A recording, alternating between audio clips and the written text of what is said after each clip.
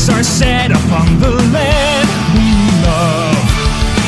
Bad vibes are the cue for me. Fight, fight, fight. I'll guard the planet like a shield for a night. So no, I won't stop fighting till it's over. Won't run away.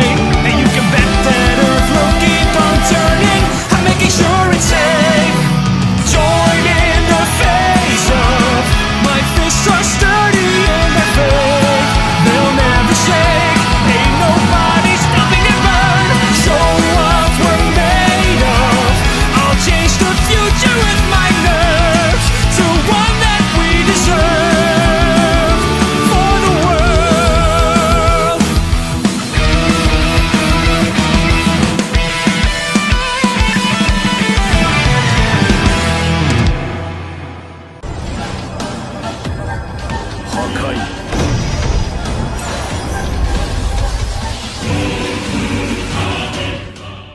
Gogeta is taken by Daishinkan and Vegito to the highest point in the entire universe, a gigantic planet that has a very peculiar appearance, with one half of the planet being identical to the planet of the gods of destruction, and the other half being identical to the planets of the Supreme Kais. As soon as he arrives at that place, Gogeta finds it a little strange, and says that he feels two very conflicting energies on that planet. Vegito explains by saying that this happens because in one half of the planet lives the Supreme Kai, who has a good and peaceful essence, and on the other side lives the God of Destruction, who has an aggressive and destructive essence. Gogeta explains that where he comes from, the worlds of Kaioshins and Hakaishins are completely separate and far from each other. Vegito is a little surprised by that, and says that this seems a bit stupid, since if a Kaioshin dies, the Hakaishin also dies, and vice versa. So it is smarter if these two gods remain close to each other.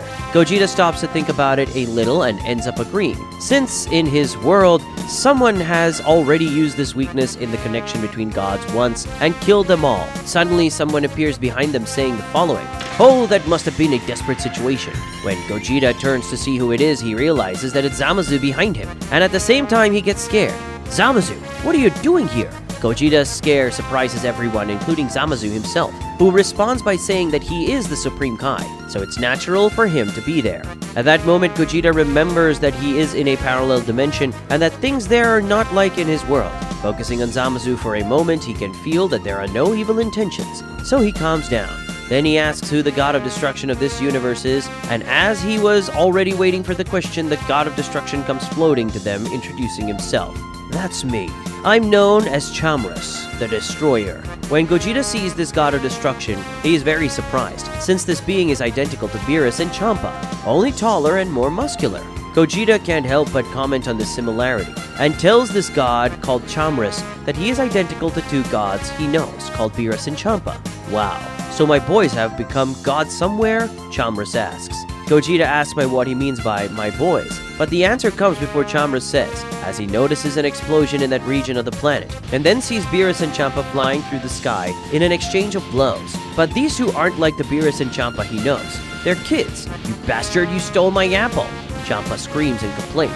"I saw it first," Beerus retorts. Chamras sighs, complaining that these two just care about eating, sleeping, and fighting all day. "Who would have thought that I would see Beerus and Champa as children? This trip is full of surprises," Gogeta thinks. But then Daishinkan draws their attention to the issue that matters most. Well, now that everyone is properly introduced, let's explain the situation a little better to Mr. Gogeta. In the castle of the God of Destruction, Chamras, Daishinkan, Gogeta, Vegito, and Zamasu meet at the table to discuss the entire situation. Daishinkan, Chamras, and Zamasu drink tea made by the Kaioshin, while Gogeta and Vegito devour a shipment of dinosaur meat. As they progress through the meal and drink, the situation is better explained. Gogeta talks about his origin and how he received a mission from an order called the Dimensional Patrol to come to this reality and help with the problems that are happening. And the others explain to Gogeta everything that is happening, which in fact had already been explained by Vegito. But the others go into more detail, including explaining a little bit about their universe. This universe they are in is completely different from the universe that Gogeta knows. Unlike Gogeta's dimension, which has a true multiverse, this dimension only has a single universe, but it is much larger than the multiverse from which Gogeta comes. It is also explained that unlike the multiverse where Gogeta comes from, this great universe only has one God of Destruction, God of Creation, and Guardian Angel, which are Chamras, Shamras, Zamasu, and Daishinkan respectively. In this reality, at the time of the God of Destruction's greatest slumber, the mortals Goku and Vegeta were called by Zamasu to fight an extremely powerful demon called Majin Buu. But Buu was so powerful that they needed to resort to the fusion technique, and to do so, they used the Potara earrings. The result was that the two ended up staying together indefinitely. Gogeta at first finds this strange to have happened, since in his reality, mortals do not remain fused eternally with the Potara fusion. But he understands that it seems that in this dimension, things are different. It is also explained to Gogeta that after the fusion, Goku and Vegeta became very powerful, so they thought it would be a good idea to train Vegito to better control his powers, and also acquire more power. Vegito was personally trained by Daishinkan and Shamras, and ended up becoming what they consider a near-perfect warrior, knowing how to balance the fighting style of an angel and a god of destruction. As a disciple of the angel and the Hakaishin, Vegito is being one of the main helpers in this disastrous situation, involving the interdimensional invasion. Suddenly, they all hear something like an alarm go off. At that moment, Vegito takes something out of his clothes, a radar similar to the Dragon Radar. "What is that?" Gogeta asks. Vegito responds that this is a radar that detects dimensional anomalies, and now something serious is happening, so he needs to go. Gogeta obviously offers to go along, and so they teleport. Shamras, Zamasu, and Daishinkan remain silent for a few moments, until finally they burst into laughter, saying that no matter the dimension, it seems that these Saiyans were always very rude. On a planet called Konat, a real massacre was taking place. A giant monster attacks the planet with great brutality, voraciously and cruelly eliminating the inhabitants. At that moment, this monster attacks the planet's main city, where it encounters resistance from the most powerful portion of the planet's army. But even in the face of the maximum resistance of the inhabitants, the demonic creature does not see a worthy challenge and crushes Konat's soldiers, as if they were mere insects in his path. Above this monster lies a man of small stature, but whose titanic evil compensates for the smallness of his body. "Go, Hero de Garn, destroy all those damn bugs," the man says, laughing. This little man is called Hoi, an extremely skilled wizard who managed to dominate the most powerful beast that existed in his dimension, and now brings terror wherever he goes. As the monster named Hero de Garn approaches the center of the planet's capital, a group of soldiers appears before him in the sky. At the head of this group are two men, one taller and one smaller. The first is called Tapion, and the second is called Minotia, who are respectively the captain and lieutenant of the planet's special forces. Captain Tapion, full of determination, shouts at the monster, "We are the Konat's elite force, and we will not let you pass." Tapion makes a sign with his hands, and then the soldiers under his command join together and fire a gigantic blast of energy at the demon. However, for Hero de Garn, this is nothing, and with a flaming breath, he swallows the soldiers' energy, and they turn them all into ashes with his flames.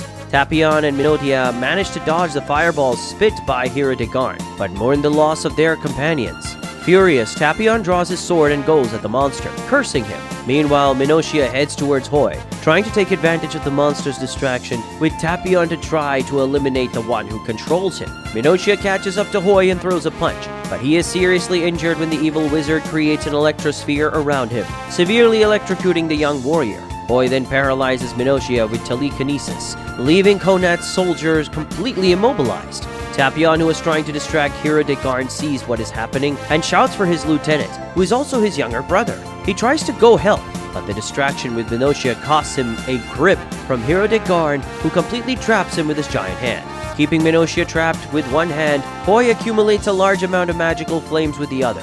It will be a deadly attack.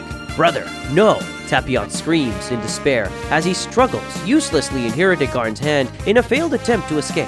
At that moment, Gogeta and Vegito arrive in Konat's sky and immediately glimpse the situation. "Looks like we're already in the middle of the action," Gogeta says as he eagerly prepares to go help. But the two are caught off guard when suddenly someone else arrives with what appears to be a teleportation technique, and that someone is Gohan. When Gogeta sees a parallel version of Gohan appears in Konat, he is surprised and asks what is happening. Vegito, on the other hand, isn't that surprised. He just smiles and says that it looks like they won't need to do anything. Suddenly, a figure passes in front of Hoi. Minotia, who was paralyzed by Hoi's magic, completely disappears from the wizard's vision. "What is that?" Hoi asks in shock. Minotia is now safe on the planet's ground. Not even he knows how he got there. It's only after a few seconds that Hoi notices Gohan standing in the sky, staring at him and Hero de Garn. The evil wizard asks who he is and how he got there. The only ones who saw what happened were Gogeta and Vegito. Gogeta comments that Gohan moved at such high speed that he was able to rescue Minoshia from Hoi, leaving him on the ground, and then return to the sky at such a high speed that no one else could see his movements. Vegito maintaining his smile as he says that Gogeta hasn't seen anything yet. Directing his attention to Hero Degar, Gohan emanates his power in the form of an aura of transparent energy surrounded by lightning, directing a defiant look at the monster. The power emanating from the Saiyan immediately attracts the attention of the giant, who was holding Tapion in his hand, but now leaves him aside to focus on the warrior who challenges him. It's Gohan who starts the fight, flying without hesitation towards the Titan before him. Hero Degar responds to the enemy's approach by opening his mouth and spitting a curtain of flames at him. But Gohan manages to avoid the flames and reach his opponent with a flying punch that would be aimed at Hero Degar's body, but ends up being avoided when the creature suddenly dissolves his body into smoke, leaving the Saiyan's blow to only hit his gaseous composition. Seeing the monster rebuild his body behind him, Gohan promptly turns to try kick the beast, but again only hits the smoke. While Hero Degar surrounds him in the form of smoke, Gohan reflects on what is happening, understanding that to defeat this monster, he needs to create an opening for a definitive attack. Hero Degar finally materializes again, grabbing Gohan with his hand in a crushing motion. Seeing that Hero Degar has captured the enemy, Hoi exhales an evil laugh, saying that Gohan arrived full of arrogance, but now he will be torn apart by Hero Degar's overwhelming strength. However, suddenly Gohan smiles and says that he's not the one who's going to be torn apart. In quick action, Gohan releases his energy in the form of an explosion that spreads around his body, receiving this blast directly from someone who he's holding. Hero Degar is unable to avoid the attack and staggers away. It is at this moment, when the monster is stunned, that Gohan takes the opportunity to quickly concentrate energy in one of his hands, and then release this energy in a punching movement. The power released by Gohan's fists manifests itself in a beam of energy that passes through Hero Degar's body, then causing a huge explosion that makes that titanic, demonic being disappear from existence, with his colossal body being reduced to nothing. After seeing his pet monster being completely obliterated like that, Hoi is left unresponsive, staring with wide eyes and mouth at what just happened. It cannot be. Hero Degar is. But Hoi doesn't even have time to despair, as Gohan appears before him with a very serious expression, asking in a threatening tone of voice if he will give up or intend to continue resisting. Looking into Gohan's eyes, Hoi realizes his seriousness and can feel that this man will eliminate him without mercy if he doesn't give up, just like he did with Hero Degar. Hoi makes a decision for his life, saying he surrenders. After seeing all this, Gogeta is stunned. Wow, that was amazing! That monster was extremely powerful, but even so, Gohan defeated him very quickly. The Gohan in my reality wouldn't even dream of defeating a monster like that, even using his most powerful transformation. And that's not all. It was clear to me that he didn't come close to using his full power. While listening to Gogeta make all these observations, Vegito lets a smile of pride expand more and more on his face. At the end, he boasts saying, "Well, I couldn't expect anything less from my son." When he hears this, Gogeta is in shock. "What? Your son?" He screams, perplexed. Isn't that Gohan that exists in your reality? Your son? Vegito asks, surprised. Gogeta says no, saying that the Gohan he knows is Goku's son. Vegito laughs at this and says that it seems like there are really many differences between their realities, but he says that they can talk about it later, and that now they should go talk to Gohan. Gohan had now landed in the city. He trapped Hoi in an energy dome and talks to Tapion and Minoshia. Tapion thanks Gohan very much, saying that if it weren't for him, Minoshia would be dead. And so would he. Minoshia adds that Gohan not only saved them, but also the entire planet, Konat, and its people. Gohan tells them that it was nothing. He just did his duty as an agent of the Galactic Patrol. Gohan looks up at the skies and sees Vegito and Gogeta watching him. He then says goodbye to Tapion and Minoshia, saying that he prefers to go before people start to gather there to thank him. Gohan arrives at Vegito and Gogeta carrying Hoi's prison dome. "Daddy," he meets Vegito when he reaches there. "That's my son." Vegito greets Gohan full of pride, but then he scolds him. "You did very well in the fight, but you could have eliminated that little worm too," he says, referring to Hoi. Hoi gets really scared when he hears this. Gohan responds to his father by saying the following: "Well, there is no reason to kill people who surrender. That is the conduct of the Galactic Patrol. Of course, if he hadn't surrendered, I would have had to eliminate him." After saying this, Gohan is suddenly overcome with great sadness, and Vegito asks what happened. Gohan tells him that not long ago, an alternative version of his mother, Chi-Chi, appeared. But this Chi-Chi was different. She was a very bad person, as well as very powerful. She didn't want to surrender, so he was forced to kill her. Even though he knew it wasn't his real mother, doing so was very hard. Vegito tells Gohan that he has to be prepared for these things, and that no matter who he sees, he cannot hesitate, or else he could end up dead. He must eliminate any enemy that poses a danger to his life, no matter who this person looks like. Gohan nods his head, signaling that he understands, although it doesn't make him feel better. But soon after, Gohan's attention ends up turning to Gogeta, who he observes for a while. He asks his father who this man is, and asks why Gogeta has a key that somewhat resembles his. Vegito says it's a slightly complicated story. At that moment, Gohan receives a call on a communication device. The call comes from a voice that Gogeta recognizes very well. Jocko. Agent Gohan, bring the prisoner here at once. Jocko commands. Of course, Commander Jocko. Gohan responds. Commander Jocko? Gogeta repeats the words of disbelief. Gohan says he should go, and invites them to come along. With nothing better to do at that moment, the two agree. Everyone disappears from there using teleportation. Vegito and Gogeta use the teleportation technique, while Gohan does this thanks to a technological device from the Galactic Patrol. But what they didn't know was that they were being watched. The angel Wad, who until now was invisible, reveals his presence. Oh, so Vegito really has a weakness. Vod comments with a smile and tone of voice full of mischief. He's talking about this to Vados, who was also invisible, and then reveals herself. Vados says that after she fought Vegito, she noticed a very powerful key similar to his in the universe, and that's how she found this man called Gohan, who is his son. Vados had told Vod before that she found Vegito's weakness, something that could help defeat him. So now she completes this reasoning by explaining to Vod that as long as Vegito fights with his body and mind in balance, he will be able to keep the powers of Ultra Instinct and Hakai active with excellence, and this way it will be much more difficult to defeat him.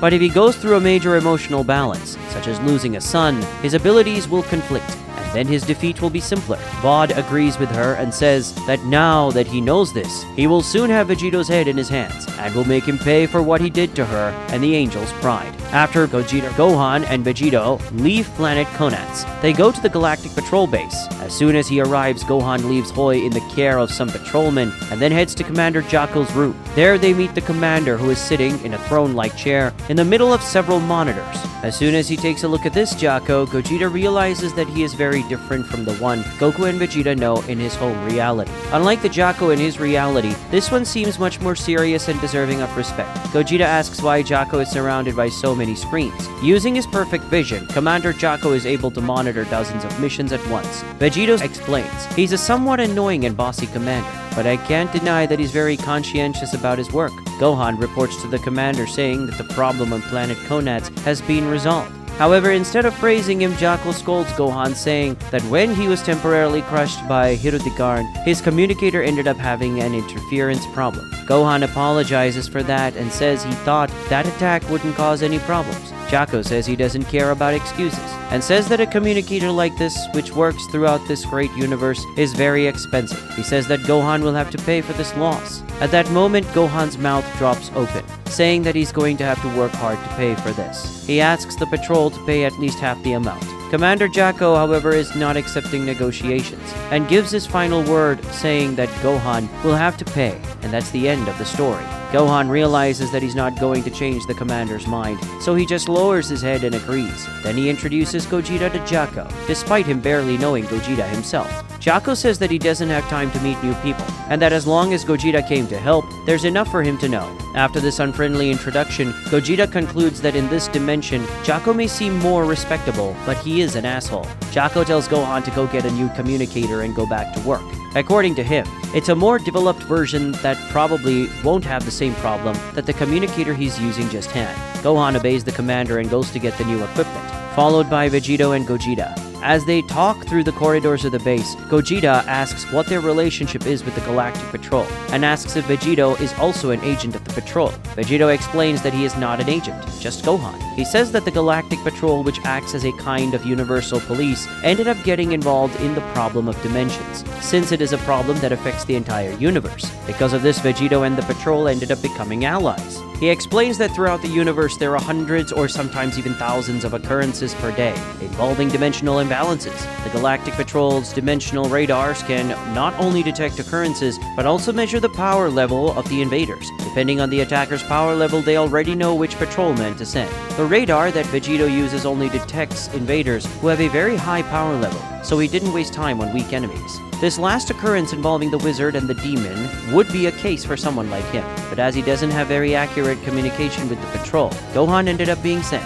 Gohan adds to the explanation by saying that he is what they call the First Ranger, that is, the best agent in the Galactic Patrol. Being the best agent, he also receives the most serious cases, so every now and then he ends up bumping into Vegito. That's a good thing, since he doesn't normally see his father much. Gogeta can understand the situation well, but he still remains curious about this dimensional radar. He comments that it is a very interesting object and is very similar to something that is used in his reality. Then he asks who created this radar. At that moment they arrive at the door of a room, and then Vegito says that he is going to meet this person. When the door of the room opens, they see a huge room full of technological artifacts, and the person in the center of this room is Bulma. Does Bulma work with the patrol too? Gogeta is surprised, although he shouldn't be at this point, since this dimension is full of surprises. Gohan says that Miss Bulma is the head of the Galactic Patrol's technology department, and she and her assistant are mainly responsible for the super advanced equipment they use. Assistant? Gogeta asks. At that moment, a teenage girl comes out from behind one of the equipment, who he immediately recognizes as Bulla. "Daddy,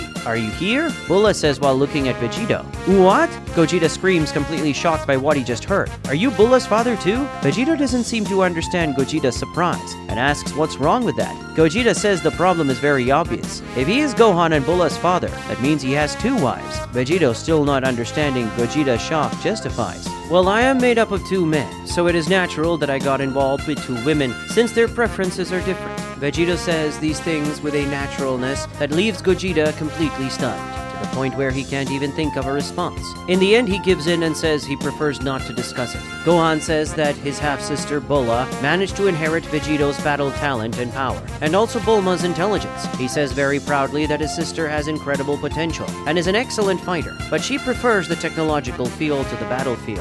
Just by taking a look at Bulla, Gogeta can already see that she really has great potential, and even though she apparently doesn't focus most of her time on fighting, she is a considerably powerful girl. Then he takes a look at Bulma, realizing that she is much smarter than Bulma from his dimension. Gogeta reflects on this for a moment and realizes that the difference between realities doesn't seem to be just in a person's scale of power. Other things like intelligence can also be very different. When Bulma asks what they were doing there, Gohan explains the situation and asks for a new communicator. While Bulla goes to get him one, Vegito takes the opportunity to explain more about who Gogeta is. And of course everyone is very curious about the whole situation. After Bulla brings Gohan a new communicator, they don't have much more time to talk, as their dimensional radars start to beep. When they look at the radars, they realize that 3 high-level incidents appeared at once. "Wow, 3 at once? This doesn't happen all the time," Gohan comments. Gogeta and Vegito decide to deal with the most dangerous occurrences, and tells Gohan to take care of the least dangerous one. After everyone agrees on what to do, the three leave.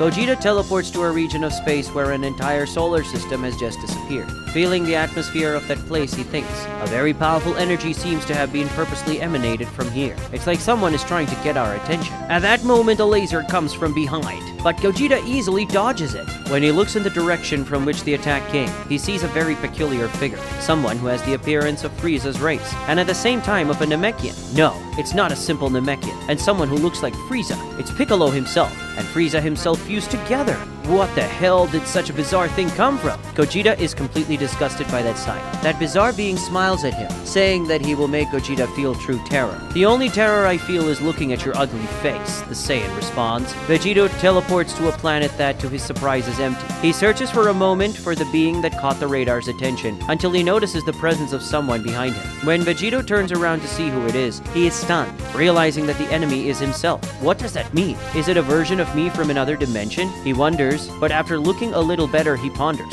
No, this guy is different. It's like he's not even alive. Is it a clone then? The clone wastes no time in attacking, firing a wave of energy that the original Vegito easily dodges, going to the sky. Despite having easily dodged this attack, Vegito recognizes it as having the capacity to hurt him, which means that this clone is not weak. Vegito's clone immediately goes after him in the sky, and so the two begin an exchange of frantic blows at such incredible speed that the only evidence that this is happening are the several impact waves resulting from the great force with which they strike. The exchange of physical blows ends when one Vegito fires a torrential wave of energy, which at the same time is responded to in the same way by the other Vegito. The meeting of these two powerful energies is an explosion of monstrous proportions. In these brief moments of combat, Vegito was already able to understand that this enemy is not just any copy. He is someone who can actually fight at his level. Through the vacuum of space, two combatants move at stratospheric speeds as their bodies collide with extraordinary violence. with each collision between them culminating in an explosive impact that makes regions at greater distances shudder. After another of several collisions, they end up arriving on an uninhabited planet.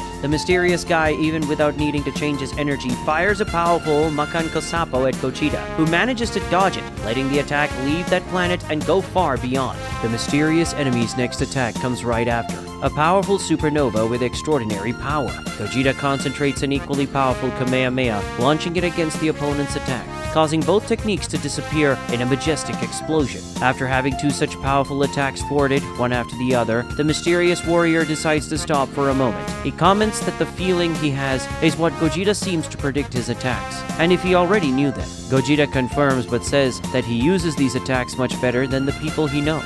It was incredible that you used a Makan Kosapo of that level, concentrating energy almost instantly. You used this ability much better than the Piccolo I know. And also the power of the globe of energy was incredible, far superior to anything the Frieza from my reality could do. But that's not all. You are a really powerful guy, even having enough power to hurt my body, at least while I don't transform. You are certainly the result of a fusion between a Piccolo and a Frieza, much more powerful than the ones I know. The enemy says, "At first I thought I would finish you off in a surprise attack, but that didn't happen. And it looks like this fight will last a little longer. In that case, I think I better introduce myself. My name is Frolo." After hearing that name, Gogeta comments, "It's a name as ugly as your appearance. I think it suits you a lot." Gogeta prepares to fight, and so does the creature called Frolo. Gohan arrives at the location of his mission, and what he finds is a giant ogre on an uninhabited planet. However, when Gohan takes a look at the ogre, he notices something strange.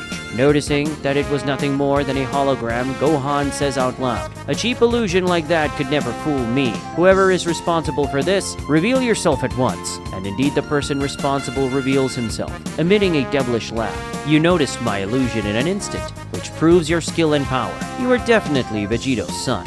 It's Vod who says this, who looks at Gohan with a sadistic look. "I already understand everything," Gohan says, after thinking for a few seconds. "You created this illusory creature while also releasing an artificial power to fool the Galactic Patrol's dimensional radar. If you had released your real power, the radar would detect a much greater power. So the one who would come would be my father, or that man called Gogeta. But instead you wanted me to come here, while you probably faked those two cases to keep them busy. Am I right?" Vod congratulates Gohan, saying that he is very smart to notice this so quickly. "Enough with this nonsense, and tell me what you want with me," the Saiyan demands to know. Vod then responds, "Simple. I will completely tear you apart, and bring your father the deepest suffering." As he stares at the enemy before him, Gohan begins to think, "This is clearly a trap to end me and harm my father. I would be an idiot if I followed this bastard's plan. The best thing I can do now is get out of here and get together with the others to think of a strategy." But suddenly, at a speed that Gohan can't keep up with, Vod moves in front of him. The Saiyan, being caught completely off guard by this movement, gets scared and tries to retreat. But the angel doesn't allow it, magically summoning his staff and using it to swallow Gohan with a powerful suction force that takes him inside the staff. From one moment to the next, Gohan finds himself in a completely different place and recognizes that he is now in another dimension. Damn! The teleportation technology that we patrollers have doesn't work for teleportation, so advanced as to change dimensions. I'm really stuck here. It doesn't take long for the owner of that dimension to appear. What do you think of this, son of Vegito? Trapped like a rat, Vod appears while making fun of Gohan. Vegito is completely engaged in combat against his clone, exchanging countless punches against him. Finding a gap in the clone's attacks, Vegito manages to land a blow that knocks him away, and then fires a sphere of white energy that travels at full speed against the clone, and disappears in a gigantic explosion in the sky. Thinking he got the attack right, Vegito smiles, but then his smile fades when he realizes that the clone escaped that energy blast and already has a giant globe of power formed. The globe of power is thrown at Vegito, who has to hold back the attack with his hands, but is carried to the ground of the planet, and his foot is increasingly buried in the ground as the strength of the globe of energy stands out in front of his. However, Vegito is determined not to let a mere clone overwhelm him. He doubles his efforts, managing to overcome the strength of that energy and push out that massive amount of power. Vegito then launches the attack back against his clone, who, in order not to be hit by his own power, destroys it with a Hakai. making that massive ball of energy disappear completely. Despite all the effort he had to make, Vegito still manages to put a smile on his face. He recognizes that this clone has the same power as him in base form, and is curious to know what the limit of this copy is. However, Vegito notices that Gohan's ki has disappeared from the universe, and he wonders worriedly what happened. But he doesn't have time to think about it, as the clone immediately comes towards him to continue the fight. Not distinguishing his anxiety about killing, Vod tells Gohan to prepare to suffer the most abominable pain. While transforming into ultimate form, Gohan takes his combat stance and challenges the angel to try. "Do you think you can deal with me, kid?" Vod shouts after a long laugh. "I see your power, and I know it is nothing compared to that of an angel." Ignoring the enemy's words, Gohan goes on the attack. The exchange of blows between the two is impressive, with both revealing a high degree of strength, speed, and skill. Despite this, Vod's advantage is clear, with the angel easily avoiding the Saiyan's attacks. "You're good, boy," the evil angel says, but still a worm compared to an angel. Unable to contain the anxiety in his heart, Vod warns his opponent, "I have no time to waste. It's time to begin the massacre."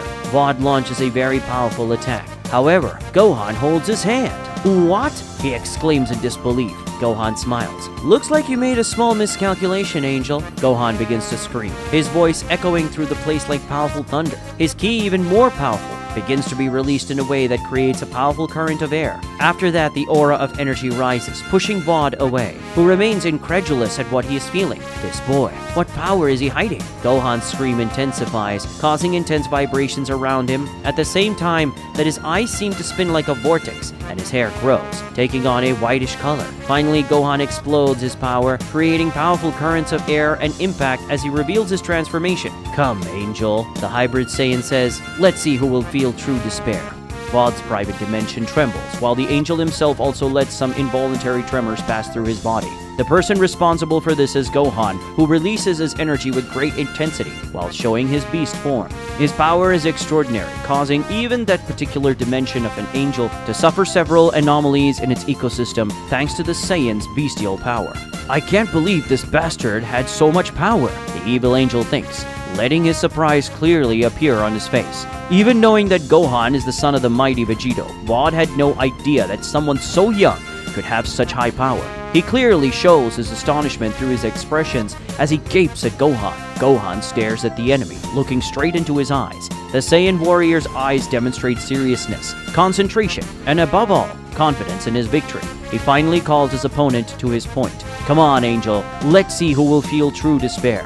Vod, who was previously cornered by surprise, now gets very angry and tells Gohan that despite having surprised him with its power, it's better not to think that he already won just because of that. The evil angel moves toward the Saiyan with a powerful start, leaving a large trail of destruction across the ground whenever he passes due to the incredible power with which he moves. Gohan does no less than that, also going against his enemy, destroying the ground wherever he goes. The two, surrounded by a powerful aura of ki, go at each other with overwhelming force. When the collision happens, an explosion of energy devastates a large region of that dimension, causing destruction that reaches a radius of countless kilometers away. Vod and Gohan remain at the center of this entire zone of destruction. One tries to overcome the other's power in a contest of strength, while they exude a powerful energy that spreads throughout the surroundings. This boy is very strong. It doesn't even compare to how he was months ago.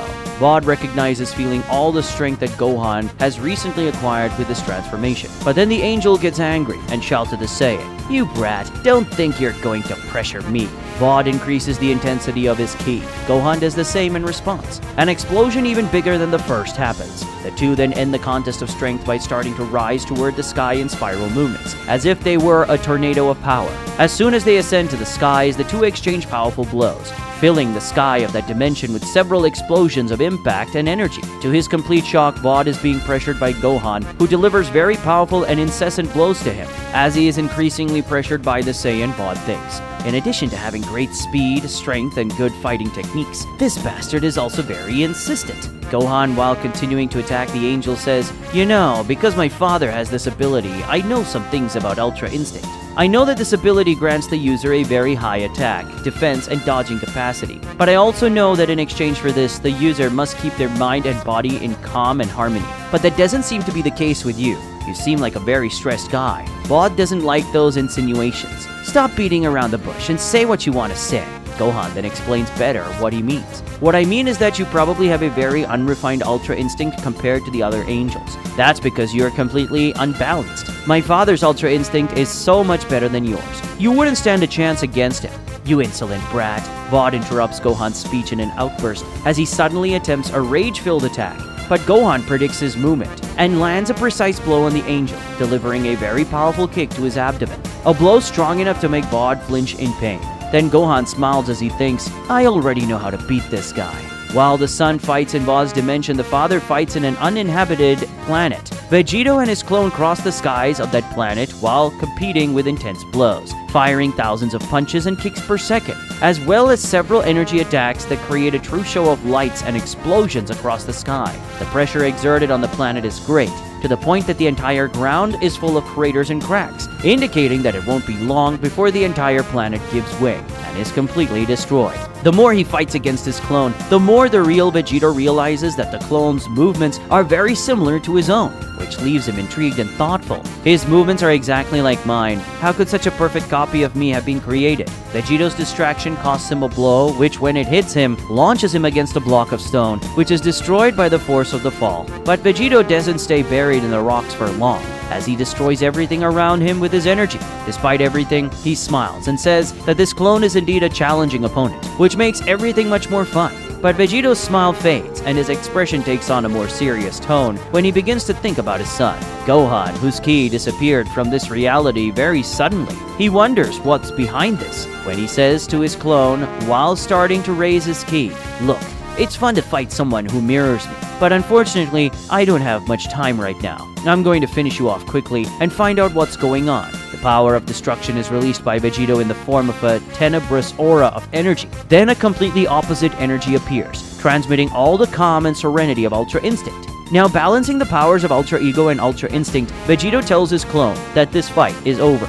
Vegito fires a majestic wave of power at his copy, who immediately retaliates with a powerful wave of energy. However, the wave of power fired by the clone is nothing compared to the destructive power of the original Vegito, who consumes his clone's attacks with ease and continues heading towards him. When the copy is achieved by Vegito's energy, a titanic explosion happens in the sky, reverberating throughout that planet and taking its entire structure to the limit. Vegito smiles, confident of his victory after the attack. However, his smile is shattered when he contemplates his perfectly alive clone. And that's not all. Now he also uses the same transformation as Vegito, balancing the power of Ultra Instinct and Ultra Ego. It cannot be. This bastard can transform like me too? Vegito sighs with impatience. Gogeta and Frolo are in the middle of a very curious exchange of blows. The two keep a reasonably large distance from each other, but they still exchange punches. They do this by stretching their arms, throwing distance punches at each other that are as strong as they are fast. Their arms look like simple figures, but they carry such great power that they cause several impact explosions to spread around them, creating several whirlpools and earthquakes on the planet they are on. Although the exchange of blows seems balanced, the truth is that Frolo is at a total disadvantage.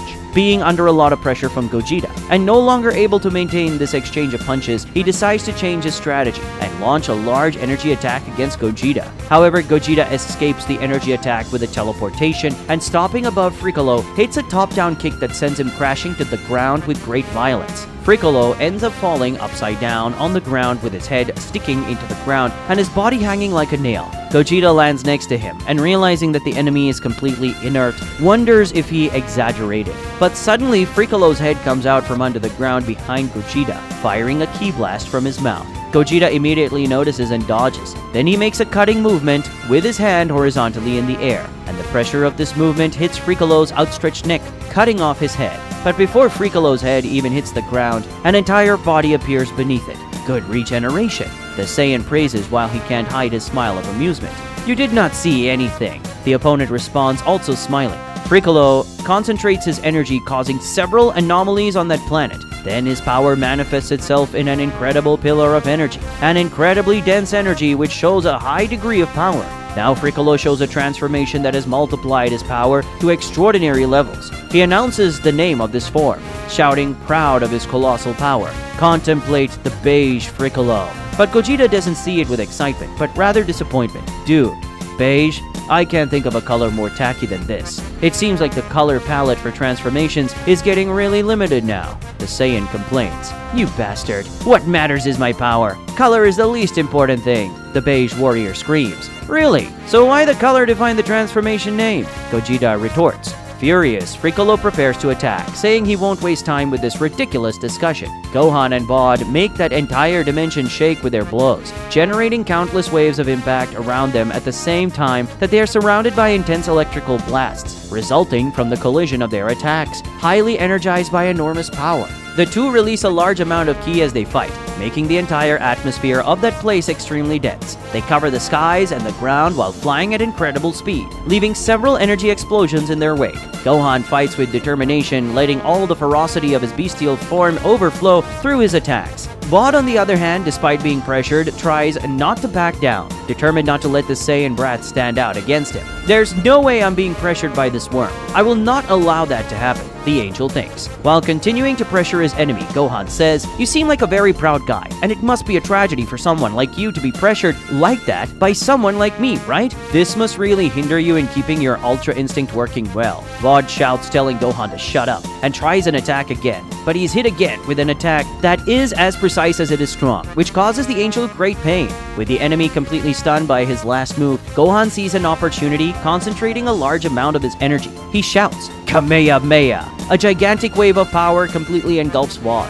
However, suddenly all this energy is dispersed when a ki explosion spreads across that place. It's the Angel's ki, which is more powerful and intense than ever. What is that? Gohan exclaims in shock. Bod's power is so intense that it burns his own skin, and combined with the furious expression on his face, it gives the Angel a demonic and frightening appearance. You bastard. Who do you think you're dealing with? I am Bod, the 15th son of Daishinkan, and I will not be defeated by a brat. Gohan immediately notices that Bod's power has increased enormously. It cannot be. I didn't imagine this guy could increase his power so much. With an incomparably greater speed, Bod advances against Gohan in a way that even in his bestial form, the Saiyan cannot react, grabbing him by the face and throwing him headfirst against the ground in a way that Gohan completely cracks even the extremely rigid ground, rigid from that angel's dimension. Then Bod throws Gohan away, leaving the Saiyan to travel a great distance while creating a line of destruction on the ground. After that, Bod rises to the sky and forms a small sphere of energy in his hand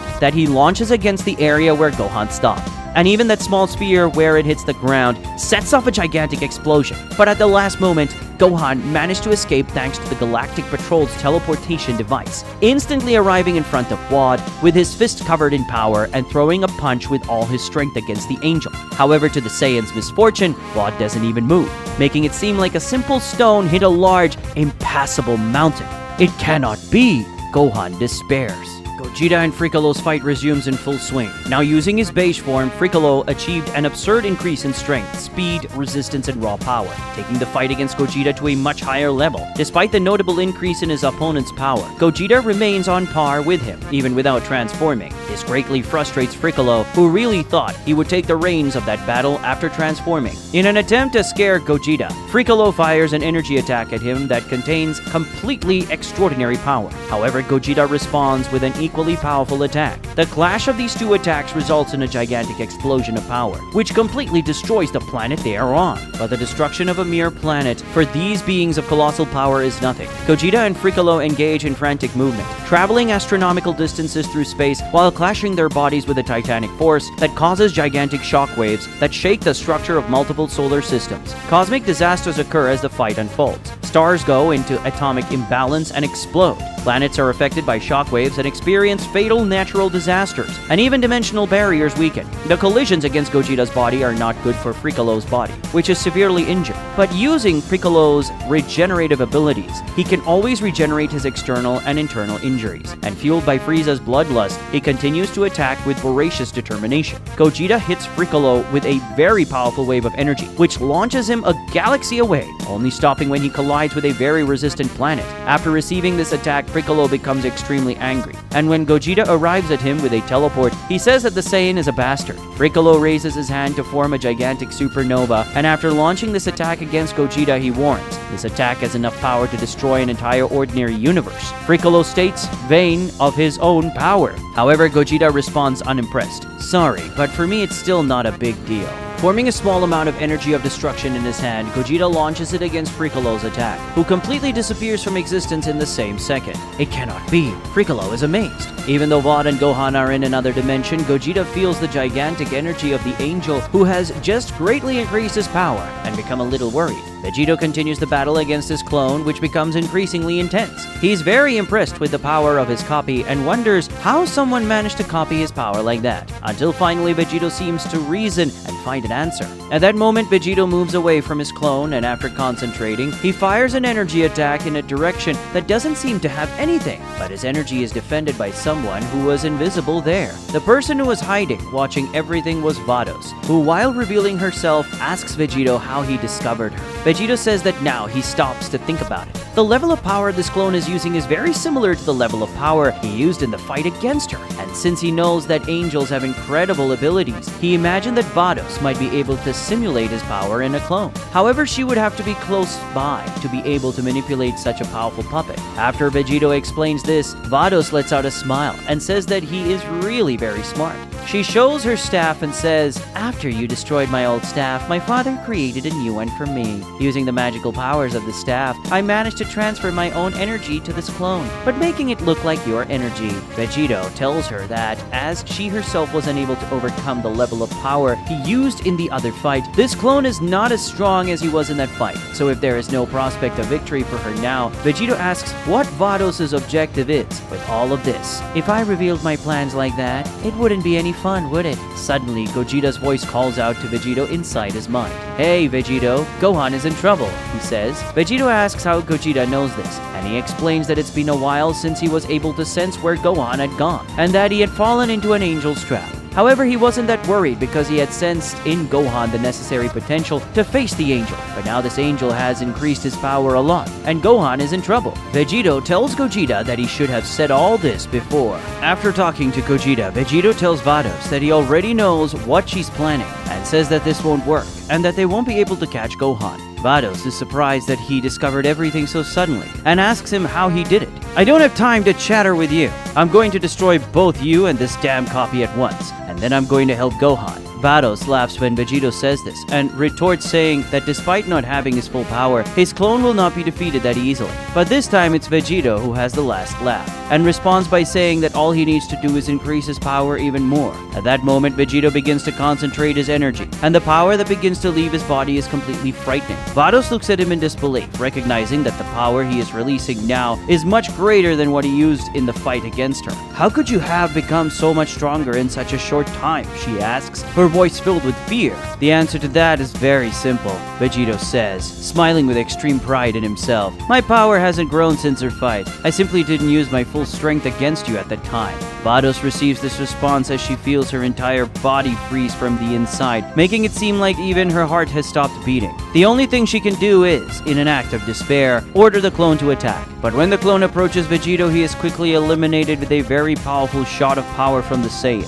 which easily makes his copy disappear completely. "It cannot be! How was he destroyed so easily?" Vados asks, stuttering. Now looking at her, Vegito responds, "The same way you will be in a few seconds." But Vados doesn't wait for the promise to be fulfilled. And then with her voice full of bitterness, she promises, "This isn't over yet, Vegito. I swear I will destroy you." After this promise, she disappears. Vegito wastes no time and immediately teleports. "Damn you, Gogeta. I will destroy you." Fricolo roars, his voice bathed in fury. The reason for his fury is that even after trying so many attacks on the Saiyan, all of his attempts are frustrated in some way. Concentrating a high amount of energy in his fist, Fricolo attacks Gogeta with a punch containing all his strength. But when this blow reaches him, Gogeta surprises him by dissolving in the form of smoke. And after floating to Fricolo's back, he recovers. "What kind of skill is this?" he asks, impressed. "Well, I saw that monster use it against Gohan, and I liked it," Gogeta responds, referring to Hero de Garn when he fought Gohan. "There's another ability of his that I saw and liked." Gogeta spits a fireball at Fricolo, who starts to be set on fire and screams wildly as he writhes in pain.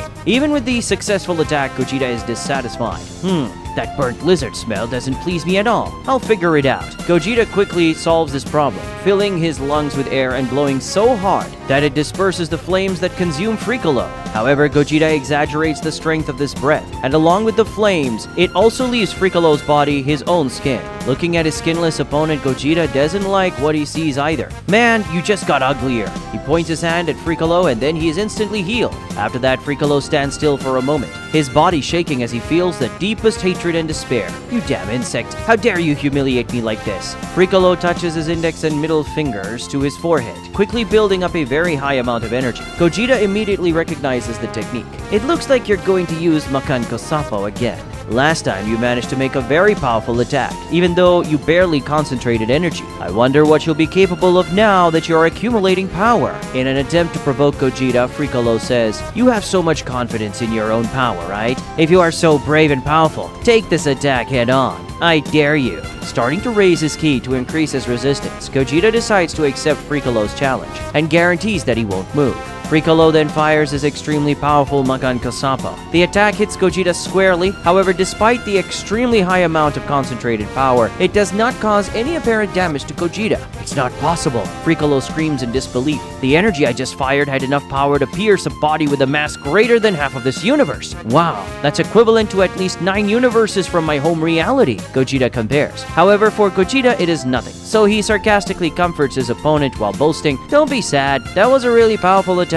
The problem is that I'm too strong." Suddenly they are interrupted when Vegito appears at Gogeta's side with an instant transmission. "Hey, where's Gohan?" the one who just arrived asks. "The angel took him to a particular dimension," Gogeta tells. Vegito remembers that when Whis trapped him in another dimension, Gogeta was able to return with a teleport, and so he asks if Gogeta can do something similar and take them to that dimension where Gohan is. "Of course, yes, my teleportation technique is very refined thanks to Shinken, as is my ability to sense ki. I can take us there in a jiffy." But Frolo doesn't like that at all and tells Gogeta not to treat him like he's trash by ignoring him like that. "Don't get involved, you worm," Vegito screams. Vegito fires a powerful shot of highly concentrated energy that, when it hits Frolo, instantly eliminates the strange warrior, who disappears without a trace during the explosion. "Hey, I was trying to have some fun with him," Gogeta complains. "Don't be ridiculous. You could kill that bug at any time. We don't have time to waste on weaklings. Take me to Gohan at once." Gogeta sighs and then agrees. Vod lifts Gohan with just one of his arms, holding him tightly by the neck.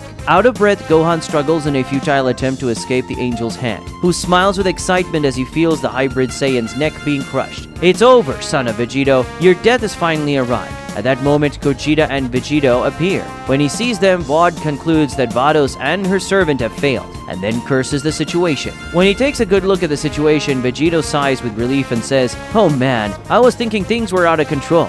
It seems like you were a little overboard, my friend Gogeta." Obviously, this surprises Gogeta and also Vod. "What do you mean? He's tearing Gohan apart," Gogeta retorts. Addressing his son, Vegito says, "Gohan, did you make your father need to come here for something like that? Hurry up and destroy this angel at once." After Vegito says this, Vod and Gogeta are very surprised. And in the case of Vod, in addition to the surprise, there is great anger too. "What are you saying, Vegito? Are you suggesting that this barely out of diapers rat can defeat me?" Showing complete confidence in what he is saying, Vegito reaffirms, "Of course I do. Your power is even lower than Vados. I'm sure Gohan can defeat you." Vod doesn't believe what he's hearing and then responds, "You're just bluffing. I don't believe what you're saying. If you don't intend to intervene, fine. I will snap your son's neck and then yours." However, Vegito's confident expression doesn't change at all. And then he responds, "If you don't believe my words, then take a look at what's before you." Vod does as he says and looks at Gohan. And when he does, he notices something he hadn't noticed before. Gohan's look has completely changed. With a much more ferocious look full of bloodlust, the Saiyan looks at the angel holding him, and then an attack comes. A slashing motion that severs Vod's hand. What does that mean? The angel screams in despair as he realizes that his hand was detached from his body. Gohan, now free, emits a terrifying scream, making that dimension vibrate while causing colossal level energy to emerge from his body. What abyssal power is this? Vod screams in shock and terror as he holds the severed area of his arm and watches Gohan's form change. Now sporting a new transformation and a completely savage bestial personality, Gohan roars as he stares down his opponent with a thirst for blood. Gogeta looks at it completely impressed and says that he had never seen Gohan use a similar power. Vegito starts to tell him that once, in one of the many training sessions he and Gohan had, his son showed this power that even he couldn't believe when he saw it. Gohan has gigantic potential to gain power, and also a monstrous rage that his gentle personality has always struggled to keep under control. But when he's pushed to his limit, his consciousness can fade, and then all his primitive instincts surface and give way to this bestial face. Vegito explains. Gogeta says that he always thought that beast form was a manifestation of Gohan's fury. In the reality you come from, maybe it is, Vegito replies. But for the Gohan of this world, which is the Gohan I know and was a progenitor of, that form is just the beginning. As his son releases an obscene amount of power at the same time as an animalistic fury, Vegito completes his speech. Now you will see Gohan's true power. Like a missile, Gohan projects his own body towards Vod in a swoop while leaving a trail of destruction in his path. Despite the shock, the angel is quick to respond, receiving Gohan with a punch while the hybrid Saiyan arrives in the same way. The collision of their fists generates an enormous impact, which destroys the entire ground around them. Despite having managed to stop Gohan's advance with his punch, Vod had to work hard to do so, which infuriates the angel. "You damn mortal, don't think you're on par with me," the angel says in a loud voice, however stuttering, indicating his uncertainty in the face of the power he has just felt collide with his fist. At the same time, Gohan and Vod disappear. A fraction of a second later, a series of flashes and waves of impact take over the place, indicating the speed and strength with which the combatants move and attack. The energy generated by the collisions of their blows gives rise to powerful electric currents that spread around, while whirlwinds also spread. Before long, a large tornado forms, surrounded by powerful electric blasts that swirl around it. From the center of this tornado come multiple impact waves, rays of light, and bursts of energy, evidence of the fierce confrontation that takes place there. Vegito and Gogeta watch everything attentively, this last one very impressed by Gohan's power. "It's incredible. This angel isn't holding back in this fight, but Gohan is still able to fight on equal terms with him." Gogeta watches. Then he asks Vegito what Gohan's training history is in this reality. Vegito says that since Gohan was very young, he trained his son to fight. And fortunately, unlike Bulla, Gohan developed a great passion for fighting. He trained hard until he became a patroller, and then trained even more to become the first patroller. Obviously, it's still a long way from happening, but I'm sure that one day this boy will surpass me. Vegito completes his speech, making his pride for his son evident in his tone. So this is the result when Gohan, in addition to having greater potential, also takes his training more seriously and lives to fight. Gogeta comments, also feeling very proud. Despite this, Gohan having no parental ties to him. Suddenly, that enormous tornado is undone thanks to a monstrous impact wave that is created in its center. The result of a colossal force blown that Gohan landed on Vod. This blow pushes him away with such surreal power that it causes Vod to alter the balance of space-time, while being displaced an absurd distance by his own dimension. Even with the angel moving at an overwhelming speed thanks to his blow, Gohan moves at an even greater speed, chasing his enemy in the form of a ray of light while preparing another, even more powerful blow. The speed with which they move makes them both for a few seconds break dimensional barriers and visit other dimensions parallel to that one. Gohan ends his pursuit of the angel with a punch containing an absurd amount of force that breaks the walls of the parallel dimensions, sending the two back to Vod's dimension. Vod is sent back to the ground of his particular dimension, opening a gigantic crater at the same time that an explosion of impact, energy, and dust is generated in a large region around it. Vod lies paralyzed on the floor, blood running profusely from his mouth and nose. At that moment, the evil angel has multiple internal injuries on his body, severely punished by the bestial Saiyan's attacks. How could I, an angel, reach this point because of a mere mortal? Vod says to himself, choking thanks to the blood that accumulates in his throat. In the form of a beam of light, Gohan lands next to him, destroying part of the ground in the process. He stares at the angel with a voracious gaze, thirsty for his blood. Curses! I, who have always trusted my strength and never liked resorting to magic, will need to use it now. What a humiliation! Vod, with great difficulty, manages to raise one of his arms, and then his staff magically appears in his hand. I will heal myself. And then, but suddenly Gohan passes him in an instant, taking the staff from his hand. Vod despairs when his staff is taken away, but then despairs even more when the Saiyan simply throws it into the air and destroys it with an ultra-powerful energy shot. No! Vod screams, completely desperate. Vegito and Gogeta appear next to him with a teleport. Vegito gloats at his enemy. If from the beginning of the fight you had fought with the help of your magic, perhaps you would have defeated Gohan, but you couldn't stand the idea of not being able to subdue a simple mortal with your raw power, could you? It seemed like an affront to your pride to need to resort to magic tricks. After all, you are an angel, and he is just a mortal boy. Vod is deeply irritated by Vegito's words. You idiot. What do you know about an angel's pride? Nothing, Vegito admits, but I know a little something about a Saiyan's pride. And I learned that our pride should never be despised. However, it also cannot hinder us in battle. The one who fights while blinded by their own pride is a warrior destined to fail. Gohan takes flight again, this time hovering above them while preparing a Kamehameha. It looks like the final blow is coming, Gogeta warns. Gogeta and Vegito move away, and then the gigantic massive energy wave is fired at the angel, who watches his death come with great despair.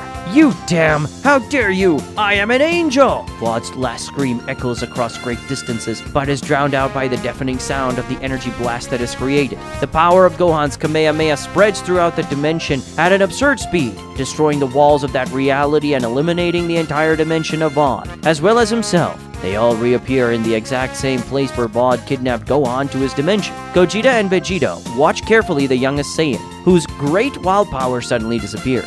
After this, he falls unconscious, already in his base form. His ki calmed down after the big energy discharge, Vegito says. Gogeta comments that Gohan fought much better than he expected, and the fact that he managed to defeat an angel is impressive. Vegito agrees, but reminds Gogeta that Vod seemed far from being among the strongest of the angels, and he was even considerably weaker than Whis and Vados, who they faced before. Apparently, his strong personality kept Vod away from a more refined mastery of Ultra Instinct, and because of his pride, he seemed to avoid magic.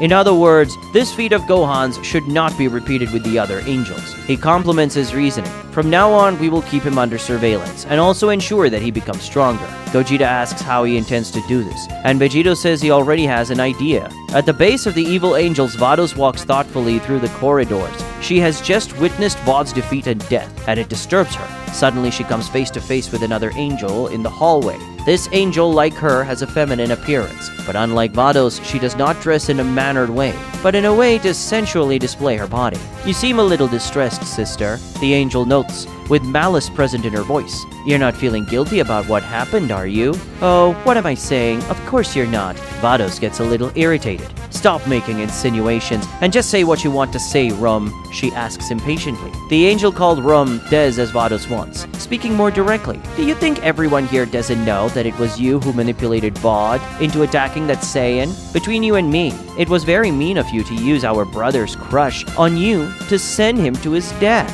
"Don't talk nonsense, Rum. It was never my intention to send Vod to his death. I couldn't imagine that the Saiyan kid was so powerful and would kill him," Rum counters. "Maybe not. But if you were completely sure of the safety of this plan, you would be the one attacking the boy. You only sent him because you feared for your life." "I'm not going to listen to accusations from you," Vados exclaims, starting to get irritated. "Besides, I've already found something better to do. And unlike you, who only knows how to complain, I'm trying to deal with the problem involving these Saiyans." Rum gets a little curious. "Tell me, sister, do you have any plans in mind?" she asks Vados. "You will soon see," Vados says mysteriously, although the smile on her face confirms Rum's suspicion. Vados walks away, leaving her sister alone. In the world of the gods, both on the half of the planet that belongs to the Supreme Kai and on the half that belongs to the god of destruction, a great commotion takes place. The planet's waters stir, strong winds appear in the form of tornadoes and whirlpools. The skies shine with the appearance of lightning and lightning bolts, while powerful sounds of thunder echo across the great planet. In the center of the planet, a true whirlwind of energy can be seen. This is the result of Gohan's great power manifestation, who releases his energy as his hair grows and turns white. He faces Vegito, who is a few meters away, also staring at him, still in base form. Vegito comments to Gohan that his control over his power has grown a little in the last few days, and he congratulates his son for that. Vegito doesn't want to waste time, so he starts to concentrate his energy, which is released with a powerful flaming aura and electrical discharges that form around him. "What do you think of this, Gohan? Do you think my Super Saiyan 2 is too much for you? In our last training, I beat you until you passed out using this transformation," Vegito asks his son in a provocative tone. Gohan remains serious, not allowing himself to be provoked. His response to Vegito is very calm and rational. "The more we fight, the more I learn. I'm sure you'll have more difficulties now than the last time." Vegito likes the answer and tells Gohan that this is the spirit he wants to see. "Here I come, Dad," Gohan warns. But to his surprise, it is Vegito who makes the first attack, extending one of his hands and firing a Big Bang attack at his son. Even though he was surprised, Gohan reacts quickly, reflexively kicking the energy fired at him, which is deflected into the sky and then leaves the planet. The counterattack is an energy sphere fired at Vegito, who is also quick to react by countering the shot with a blow. Vegito responds with another energetic attack, this time opening one of his hands, forming a small sphere of ki in each finger, and firing them all at Gohan, who raises his ki to form a protection around him, in which Vegito's attacks hit and explode. Gohan then lunges at his father, attempting a kick. Vegito manages to hold this kick, but he is surprised by the large amount of force concentrated in this blow. To avoid being carried or destabilized by Gohan's strength, Vegito concentrates the power of his Super Saiyan 2 even more. Only then he gains enough strength to maneuver his son's body, throw him towards the ground. After doing this, Vegito tells Gohan that his control over his own strength is certainly improving, and he is already able to channel his power much better compared to when they started these training. However, he states that his son still has a lot to improve. You are strong and skilled, Gohan, but you still have a long way to go to reach the ideal level of control of your energy. You end up releasing too much ki when you attack, and this ends up making your attacks easier to predict. However, Gohan is determined to evolve. He ascends to the skies again, reaching his father to begin a fierce exchange of blows. I'll improve more and more, Dad, I promise, says the bestial Saiyan. The battle between them reaches a new level, with their energies being released intensely, while large discharges and explosions of power fill the skies at the same time, as hundreds and thousands of impact waves per second, highlighting the incredible speed with which they fight. From a distance, Gogeta, Chamrus, and Daishinkan watch everything that happens. Chamrus comments that Gohan fights well, but his control over his own power doesn't even compare to Vegito. Gogeta says that if Gohan uses the same transformation he used to defeat Vod, he could give Vegito a lot more work. Daishinkan agrees but remembers that Gohan is very afraid of using that transformation, as he cannot keep his mind sane when using it, and also he cannot access that power willingly. Gogeta impatiently comments that it has been several days since the fight against Vod, and since that day, Vegito has been training Gohan whenever he can. But even so, he's not making much progress in terms of mastering that power. Daishinkan, clearly much more patient than Gogeta, says that this is the kind of thing that should be done with patience. However, when Gohan finally masters that power, it will have been worth it. Gogeta says that since Gohan stopped working for the Galactic Patrol, most of the cases that would previously go to Gohan are going to him or Vegito. And since Vegito spends almost all of his time training Gohan, in the end he is the one working the most. Chamrus then asks how Gogeta has time to stay there, watching if he has all of Gohan's work and part of Vegito's work to do. Gogeta says that luckily a replacement took Gohan's less difficult jobs. A very qualified replacement. Very qualified replacement? Chamrus repeats the words with a curious expression. Somewhere in the vast universe, a planet is attacked by an army of machines, which voraciously destroys the citizens and buildings of that people. With cannons in their hands, the robot fires at the planet's buildings and its populations, creating multiple explosions everywhere, making the entire planet look like a minefield. Soldiers from the planet's army try to defend everyone, but their weapons are useless against those machines, as the shots don't even scratch the robots, while the machines easily eliminate local warriors with their shots or physical blows. But then someone appears on the planet, and that person is Bulla. Fear not, citizens, the Galactic Patrol has arrived, she screams, filled with pride, feeling like a true superheroine. But her arrival only causes more despair in those people. The Galactic Patrol sent this skinny chick, one of the planet's inhabitants screamed. We resisted for so long, waiting for reinforcements from the patrol, and they sent this person? Another one says in agreement. Before long, everyone is screaming and crying in despair, taking away all the pride that Bulla felt just now. Oh man, I'm totally out of respect, she says to herself. Without wasting time, one of the robots attacks Bulla. By then, to the complete surprise of the people of that planet, she advances against the robot with a jump and an ultra-powerful punch. And with that single blow, she penetrates the robot's metallic armor, which seemed impenetrable to the weapons of that planet. After being pierced by Bulla's blow, the robot's internal mechanism is seriously affected, culminating in its complete destruction in an explosion. For a while, a silence of disbelief takes over that place. But later, this silence is filled with screams of joy and celebration. That's how I like it, Bulla says, that proud smile returning to her face. She transforms into Super Saiyan and then attacks those machines with confidence, easily destroying the robot, whether with physical attacks or energy attacks. As she does this, she receives cheers from the citizens, who place their hope for survival in that girl. But suddenly another machine comes to the place, which has a totally different appearance from the one Bulla's facing. As she takes a good look at this new enemy, she reflects, "I can feel this robot's power, but its air of superiority over others is noticeable. It's definitely much stronger than the machines I've faced so far." Unlike the other robots she was facing, this one can speak, and then says, "I am Wheelo, model number 1027, captain of this battle machine squadron. You undermine our mission, so you must be destroyed." Even deducing that the power of this new robot is greater than that of the others, the Saiyan patroller remains confident and says that she will tear him to pieces, as she did with the others. Wheelo number 1027 goes on the attack. Bulla anticipates and fires an energy attack at him before the enemy arrives, but to her surprise, the robot receives her wave of power head-on and manages to resist without major damage. He also launches an energy attack, but she quickly deflects it, letting it explode elsewhere. Wheelo takes advantage of the time it takes her to dodge this attack, and gets even closer to try another one. However, the girl is quick to escape the energy shot again, which only hits the ground. After that, she flies under him, leaving a blow that causes the robot to become unbalanced and fall. After knocking down the enemy, she hovers above him to launch a sequence of ki blasts at Wheelo, who receives the multiple shots defenseless. However, to Bulla's frustration, Wheelo also didn't suffer major damage from the sequence of explosion, as he protected himself with a kind of electrical energy shield, and that's why he managed to get up intact.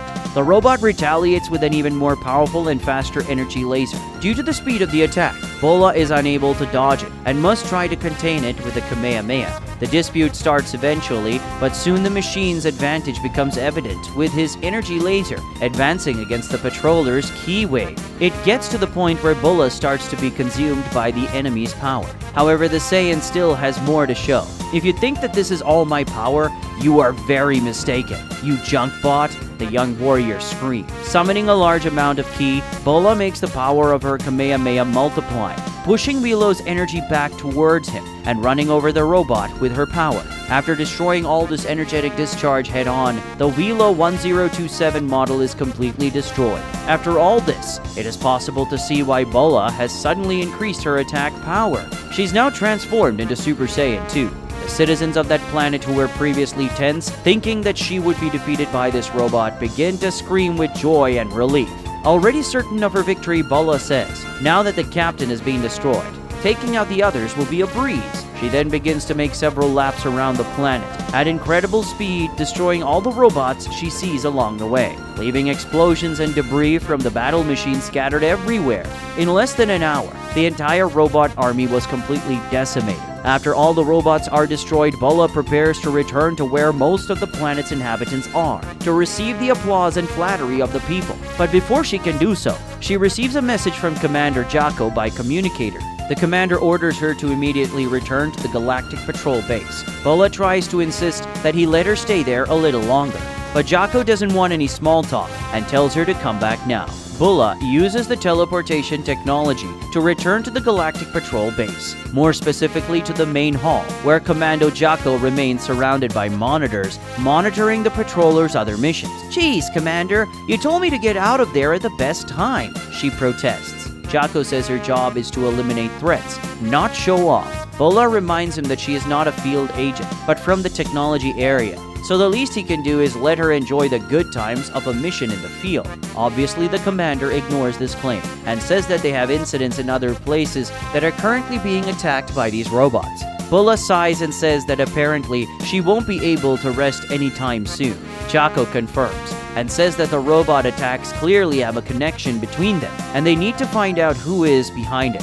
Bulla asks who he thinks is behind these attacks. He says he doesn't know, but the only certainty he has is that is someone very powerful, since not just anyone could command so many machines that are so strong. In the Fortress of the Evil Angels, Bulla's exploits against the robots are seen by someone through a hologram.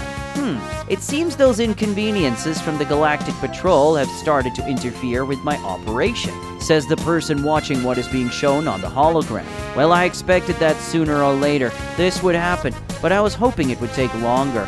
The person watching is the angel Campari, who is sitting in a chair that is being cleaned by Moscow, who in this reality is not dressed as a god of destruction and appears to be some type of domestic robot.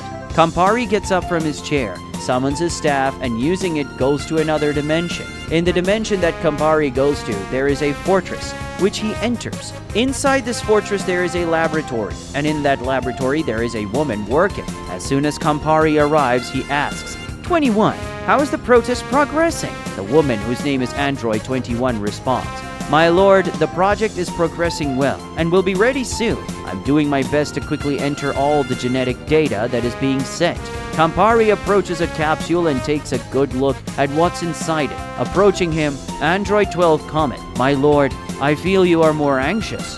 Campari justifies this by explaining that recently the Galactic Patrol started fighting his robots, and this is making it difficult to collect genetic data. Android 21 watches him with an attentive look.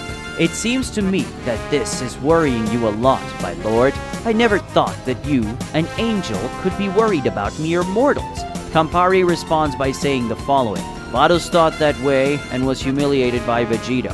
And Wad, who also underestimated mortals, was killed by that guy named Gohan. I won't make the same mistakes. When they come to me, I will have an extremely powerful ally to help me. Inside the capsule that Campari and 21 look at is the project they are working on. Campari smiles and said, when Cell Ultra is ready and fighting alongside me, no one will be able to defeat me. Days later, training in the world of the gods continues, with Gohan and Vegito engaging in increasingly intense combat. The two combatants surround that giant space, one half of which is made up of the sacred planet of the Supreme Kai, and the other half is made up of the planet of the God of Destruction. Both halves are considerably damaged due to the multiple powerful attacks they execute against each other, which end up impacting the planet. The two move in the form of flashes, leaving explosions of impact and power everywhere. At one point, one of them suffers a serious fall, going from the sky to the ground with such violence that it opens a crater on the planet. Surprisingly, the one who fell is Vegito, who is under a lot of pressure in this fight. Gohan, Beast, lands next to his father, and unlike Vegito, he doesn't show many injuries or fatigue. Vegito, who was transformed into Super Saiyan 2, returns to his base form despite everything. He's smiling and praises his son, saying that Gohan has evolved spectacularly in the last few days. Congratulations, Gohan! Your control over bestial power grew a lot, and in addition to mastering your power better, you also became stronger. A few days ago, my Super Saiyan 2 was more than enough to defeat you, but now I won't be able to pressure you with that form. Vegito concentrates his ki. The rising power of the fused warrior makes the whole world vibrate. As his hair begins to grow, electrical sparks appear around his body, and his energy reveals itself in the form of flames even more intense than before. Vegito then shows off his Super Saiyan 3, displaying his overwhelming power that shakes the entire environment. Gohan is surprised by this and asks his father, "But Dad, you don't like using this transformation because it uses a lot of energy, right?" Vegeta responds, "Well, I don't need to worry about that here, since Daishinkan can restore my energy whenever I want. Right now, what I want is for you to learn how to deal with every level of mine, including this one." Gohan says if that's how his father prefers, that's fine with him. From a certain distance, these two are watched by the Supreme Kai Zamasu, the god of destruction Chamras, the angel Daishinkan, and Gogeta. Seeing that these two were ready to increase the level of combat even further, Zamasu becomes very worried and asks, "Mr. Vegito, Mr. Gohan, please don't damage the planet anymore." This is Zamasu, who is in charge of repairing the planet after each training session by Gohan and Vegito. And considering that the level of destruction only increases with each fight, he is already getting very tired of this task. But Chamras, who is on his side, says to the Supreme Kai, "Zamasu, stop complaining. You can fix this mess later. At this moment, it is more important that this boy grows stronger to help fight the enemies."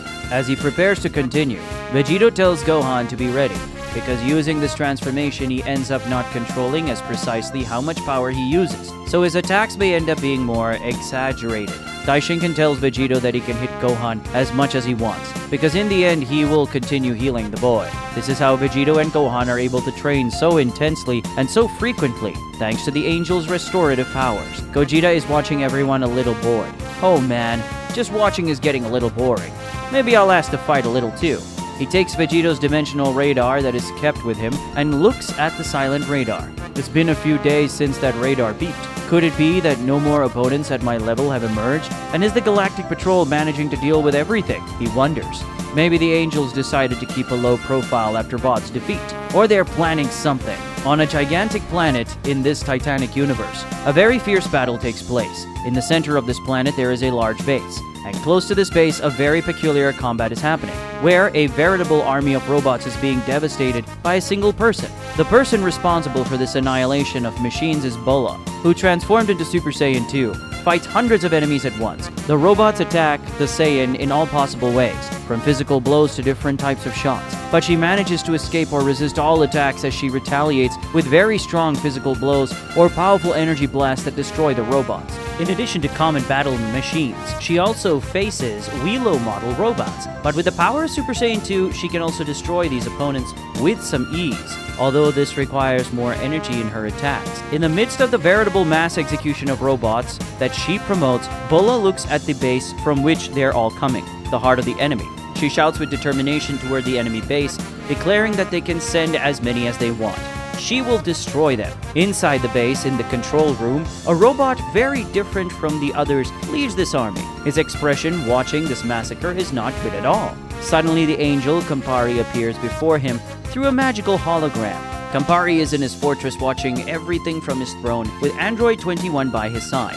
General Rildo, what is the situation? The angel asks. The machine called General Rildo is surprised by the angel's call, and is noticeably filled with fear. Despite fearing the angel's reaction, Rildo reports the situation, explaining that all their bases throughout the universe have either been attacked or are completely under attack by the Galactic Patrol, and that their armies are almost completely destroyed.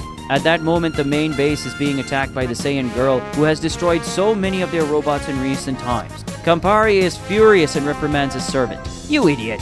You were raised to be the general of my troops. Use all the power given to you, and at least honor us by destroying this girl. Rildo lowers his head. Yes, sir. He responds, embarrassed.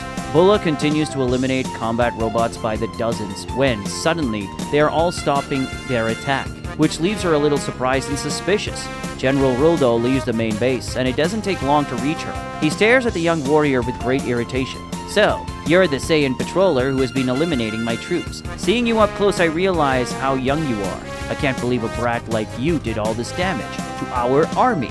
Bulla feels very proud when hearing this, as she has just discovered that she is becoming famous. Not sharing her excitement, the robot presents himself with a sudden expression. I am General Rildo, commander of the armies you have been destroying. As she displays the fiery electric aura of her Super Saiyan 2, Bulla says, so if I destroy you, the attacks will stop, right? You can try, Rildo responds. General Rildo starts at a high level, firing an extremely powerful blast of energy at Bulla, who responds with nothing less. The powers of the two clash, culminating in a gigantic explosion, whose shockwave destroys all the battle machines and Wheelo models scattered around, putting an end to that entire robotic army with a single explosion. After such a powerful explosion resulting from the clash of her and Rildo's power, Bulla realizes how powerful this robot is, and that his power is incomparable to that of other machines. Bulla understands that this fight will not be easy. General Rildo advances against Bulla with everything he has, and the two begin a fierce fight, filling the entire place with hundreds of impact waves and explosions. The result of the physical and energy attacks they launch against each other. Bulla manages to take the advantage for a moment, landing a series of blows on Rildo, who reacts by surprising Bulla by throwing his hand towards her. Bulla is hit squarely by General Rildo's hand, which hits her hard and destabilizes the girl.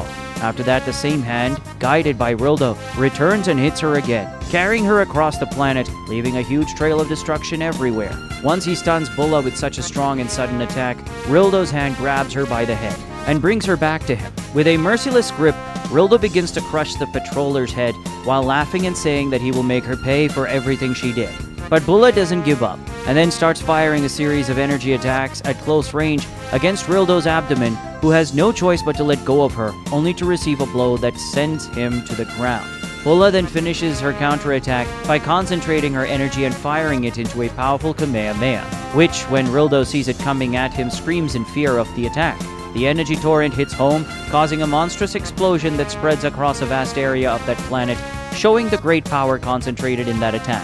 Proving to be a very resistant machine, Rildo survives that shot. However, his body shows clear signs of damage. Bulla praises him and admits that she spared no effort on the Kamehameha. She says that Rildo is certainly much more powerful than the robot she has faced so far. Even so, he won't be able to defeat her. The general disagrees and reveals to her that this is still a long way from being his full power. Rildo releases a large amount of energy, creating a powerful vortex around him, mixing energy, wind, and powerful electric discharges. His body begins to change, gaining extra layers of armor, and also a drill in one of his arms. General Rildo reveals a powerful transformation. Bulla is on alert, recognizing that her enemy's power has increased to a more worrying level. The Saiyan raises her Super Saiyan 2's ki even further, saying that it doesn't matter that Rildo has gotten stronger. She won't go back. The two then resume the fight, now increasing the intensity of their physical and energetic attacks much more, shaking the entire structure of that planet and causing a true avalanche of destruction. Bulla fires a barrage of ki attacks at Rildo, but he easily blocks it with an energy dome that forms around his body. Rildo's response comes soon after, when the robot opens his mouth and fires a beam of green energy at her, which she manages to dodge, and then sees that when this energy hits the ground, it turns everything into metal. What a strange ability, she comments when seeing what happens. Seeing that Bulla escaped this attack, the robot general extends his drill arm towards her, and makes this drill gain a gigantic proportion, causing a powerful drilling in the vast area of the planet's ground. With his drill showing piercing power enough to destroy both the metal created by him and the common ground, Bulla manages to avoid this attack too, just barely. She impressively admits that this attack was really dangerous. General Rildo fires that weird beam at her again, and Bulla, knowing that she can't be hit by it, escapes as best she can. General Rildo chases her, continuing with the shots, while the Saiyan runs away while trying to dodge. As Bulla dodges these rays, they hit the planet, and before long, that entire planet becomes a metal planet. Earth, water, mountains, trees, everything turns into metal. Bulla continues to run away from the shots. However, she starts to get tired until finally her body is hit. The thick metallic crust begins to spread across her body, and Bulla falls from the sky, reaching the ground in despair. Damn, this way I'll turn into a statue. Realizing that she has no choice, Bulla begins to concentrate her power, and now releases her Super Saiyan aura with even more intensity, with her flames extending further and the electrical blast coming even more ferociously as her hair starts to grow. The now metallic planet trembles, impressing General Rildo, who sees the metal around Bulla starting to boil. Not intending to allow Bulla to free herself, Rildo makes another attack with his drill arm, a fatal blow. But Bulla at the last moment breaks free from the metallic crust in an explosion of power. And now free, to General Rildo's complete shock, she throws a punch at him, and with his bare hand, Bulla Super Saiyan 3 shatters the robot's drill arm. In the world of the gods, Gogeta feels Bulla's energy and pays attention to this. Well, it looks like that girl is using a very high amount of power. I better watch out for that. He looks at Gohan and Vegito, where the Beast form and Super Saiyan 3 fight in an absolutely intense exchange of blows, making that entire huge planet go through unimaginable catastrophes, causing great despair in Zamasu, who will have to fix everything later. Even though Vegito greatly increased his power from Super Saiyan 2 to Super Saiyan 3 and had a lot of advantage in the fight at first, Gohan is already managing to adapt to it, proving once again his surprising evolution capacity. Seeing the way the two are so focused on each other, Gogeta thinks, it seems like Vegito is very focused on Gohan right now, so I better pay attention to the girl. Gogeta closes his eyes in an act of concentration. After witnessing an extraordinary increase in power in Bulla, General Rildo becomes very angry and complains. Damn! Where do you Saiyans get so much power from?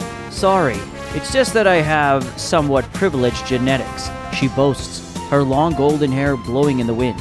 What do you mean by that? What privileged genetics are these? Rildo asks. Simple. My father is just the most powerful Saiyan in the entire universe, she responds. When he hears this, General Rildo seems to notice something. Campari, who watches everything that is happening through his magic together with Android 21, is also very attentive when Bulla says this. Is her father the most powerful Saiyan in this universe? Campari repeats what Bulla just said, intrigued. She can only be referring to Vegito, since that man called Gogeta doesn't belong to this universe. Another Android 21 deduces. Campari then gets very excited. So Vegito has a daughter too. This couldn't be more perfect. Gogeta also monitors this fight. He does this through his extremely advanced telepathic ability provided by Shinken. Using his telepathy, he can hear everything Bulla and Rildo talk about. Something similar to what King Kai does thanks to his special antennas, but with even greater effectiveness. After hearing this part of their conversation, Gogeta teleports away. Chamras and Daishinkan notice him leaving and become curious. At his base, Campari can't contain his excitement. Perfect! Vegito also has a daughter. I bet Vados and Vod didn't know that, he says ecstatic. With this girl, my plans will come true much faster. I will capture her immediately. But then Campari sees through his hologram someone arriving with a teleport at Bulla's side. Damn, it can't be! Bulla sees Gogeta arrive at her side with a teleportation and gets curious. She asks what Gogeta is doing there, since considering Rildo's power level, he is definitely not a job for Gogeta. Gogeta explains that he only intends to observe and will not intervene in the fight. Bulla likes to hear this, but she confidently says that Gogeta's curiosity won't last long, as in a few seconds this guy will be finished. Gogeta disagrees and then tells her, "Don't be hasty. From this guy's expression, I can see that he still hides power." After informing Bulla about this, he addresses General Rildo. "Hey, you still have more power, don't you? Use it at once." Bulla is surprised and asks General Rildo if this is true. But General Rildo is more worried about something else. He is unsure whether he should continue with this fight or not, as the situation changed with Gogeta's arrival. At the Evil Angel's base, Android 21 asks what Campari is going to do now. He replies very thoughtfully, "Damn, that bastard Gogeta is a very inconvenient guy. Now that he's arrived, it'll be too risky for me to go there." Campari thinks for a few more seconds, until he finally makes his decision. General Rildo remains still without knowing what to do. But not for long, as Campari speaks to his mind through telepathy, giving the following instructions. "General Rildo, listen carefully. I want you to continue the fight against this girl and discover the extent of her powers. This bastard called Gogeta has made it clear that he does not intend to intervene in the fight, and it's not like him or Vegito to lie. So for now, fight carefree." After listening to these instructions, General Rildo responds, also mentally, "Understood, sir." However, as they talk, Gogeta remains very attentive, staring at Rildo. Did he hear this conversation? After spending some time in silence, General Rildo finally gives his answer to the Saiyans. "Alright, as long as you are fair and don't fight at the same time, I will continue this battle and show my real power." Rildo points his hand at the planet's ground, which was transformed into metal by him. As the robot begins to emanate electricity, strange wires come out of the ground and wrap around his body. And at the moment, the general begins to be enveloped by a thick metallic crust. Bulla, who previously had a completely calm and confident expression, now looks at her opponent more closely, realizing that his power is increasing a lot.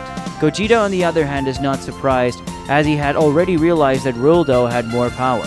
In the next second, the robot general's body takes on a completely new form, a metallic form. After being transformed, he asks, "What do you think of that Saiyan girl?"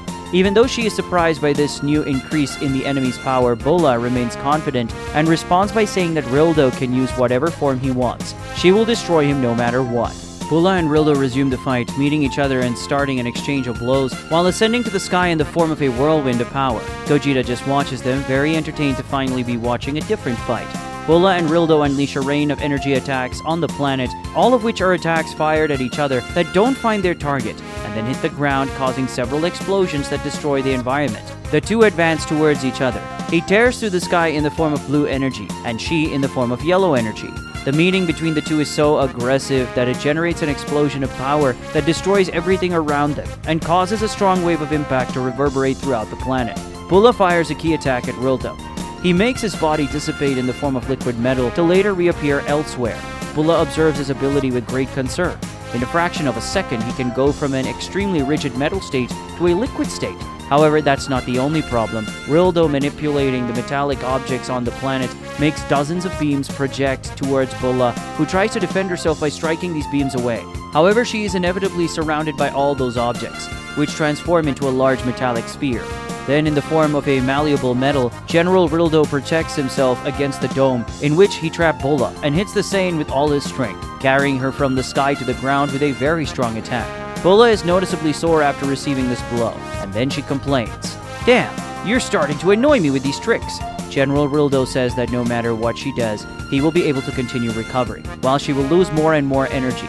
Her defeat is just a matter of time. After thinking for a moment, Bulla says, "You're right.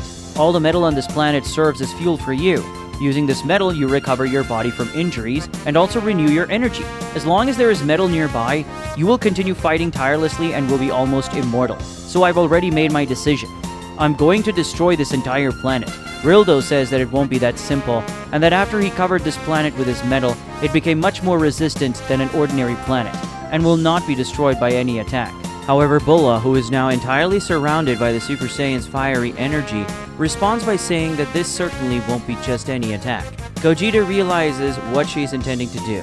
and becomes a little more serious.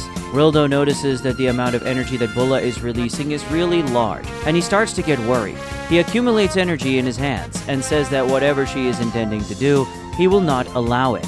But before he could stop it, Bulla shouts, "Final explosion!" The Saiyan's power is finally dispersed in a colossal explosion of pure energy, spreading far beyond where they are, completely destroying that planet taken over by General Rildo's metal and spreading across a large part of space. When the huge explosion ends, Gogeta remains standing with his arms crossed, without showing any injuries even though he was hit. Bulla, on the other hand, is breathless and injured, in addition to having regressed to base form. But the one who suffered the most was certainly General Rildo, whose body was almost completely torn to pieces. "It's not possible!" the general exclaims in complete shock. "She had enough power to destroy all that metal created by me?" The person who responds is Gogeta, who explains, "Bulla's power in Super Saiyan 3 was always superior to yours, even in your metallic form. However, she encountered two major problems in this fight. The first was dealing with your manipulation of the planet's metal, and the second was that she had to fight while continuously containing her power to avoid the excessive energy drain that Super Saiyan 3 normally provokes." "Are you saying she was more powerful than me all along?" Rildo asks in complete frustration. "Of course I do," Gogeta responds. "That's why I didn't mind letting her fight alone against you. I always knew that her combat potential was greater than yours. And also, I let her use this explosion technique because I knew her body would resist. Unlike what happened to Vegeta from my reality when he used it on Majin Buu."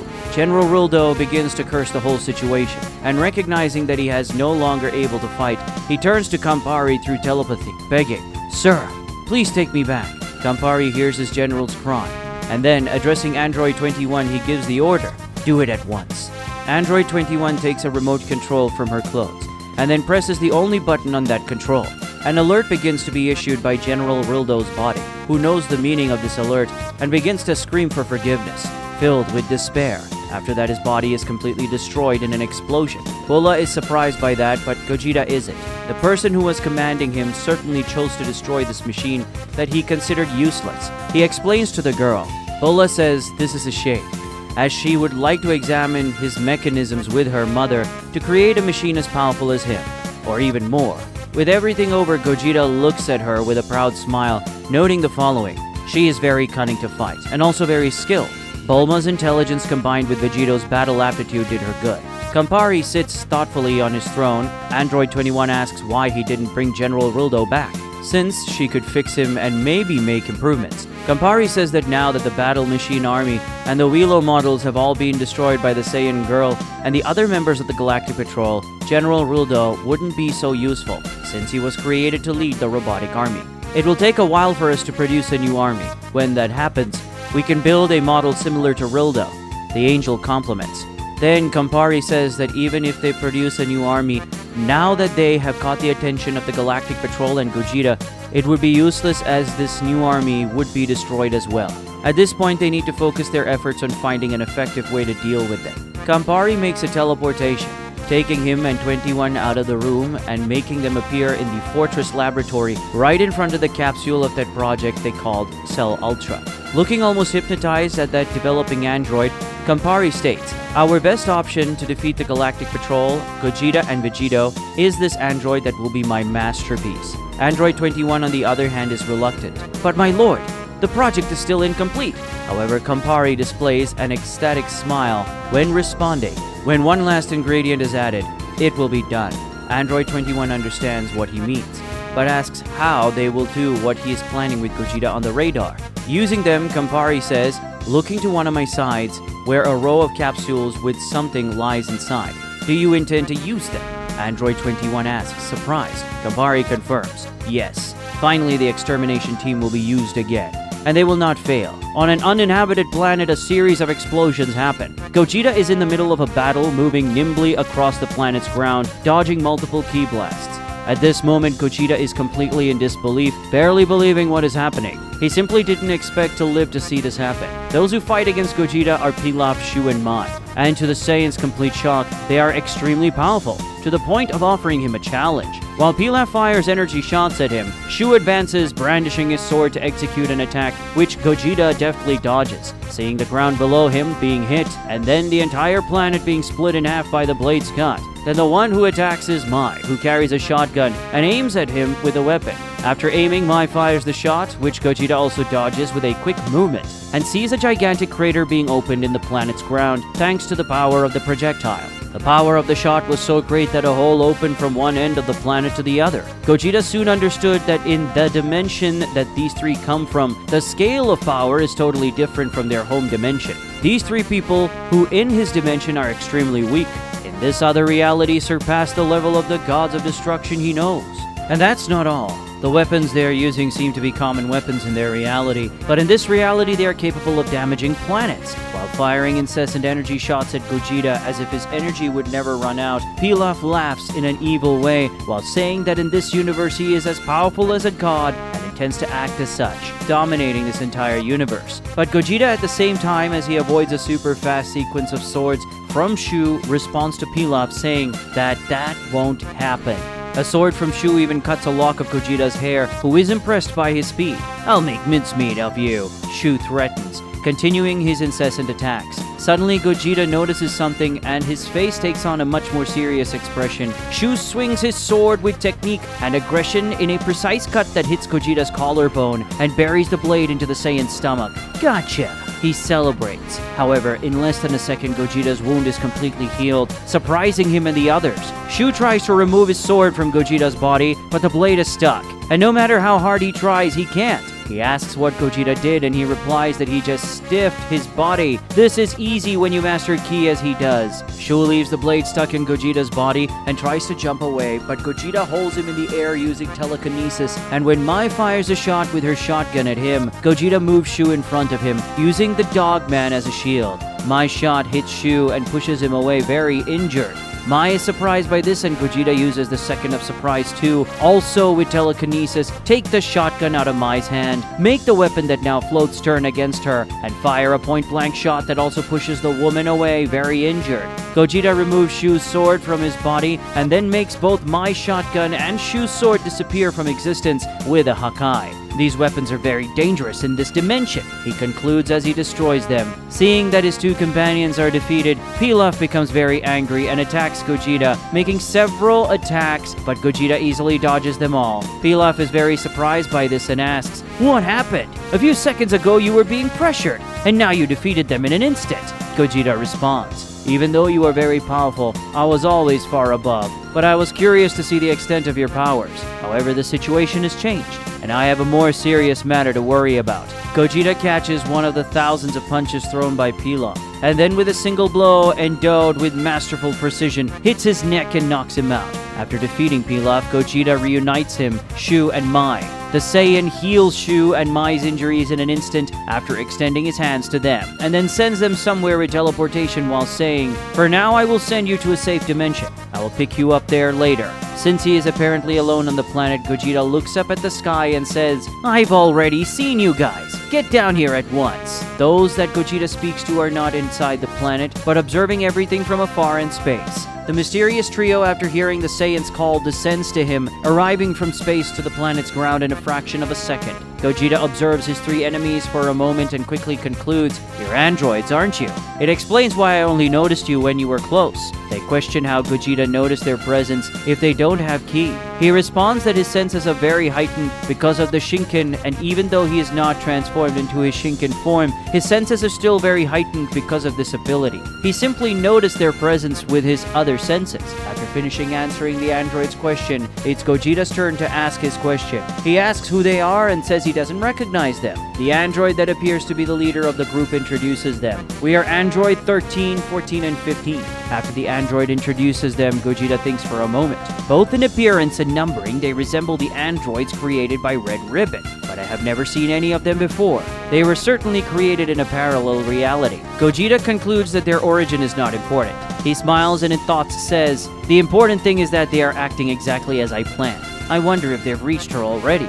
The three androids notice Gogeta smile and look at him curiously. At the Galactic Patrol base, Bulla and Bulma work on another project, which is a battle robot. Bulla is very excited about this project. When this project is finished, even a person without powers will be able to face much more powerful beings. This will make weaker patrollers able to work on more difficult missions. Bulla tells her mother that she would like to be more involved with this project, but unfortunately she can't, because Gohan hasn't finished his training yet, and she needs to replace him. Bulma says she thought Bulla enjoyed participating in the battles too.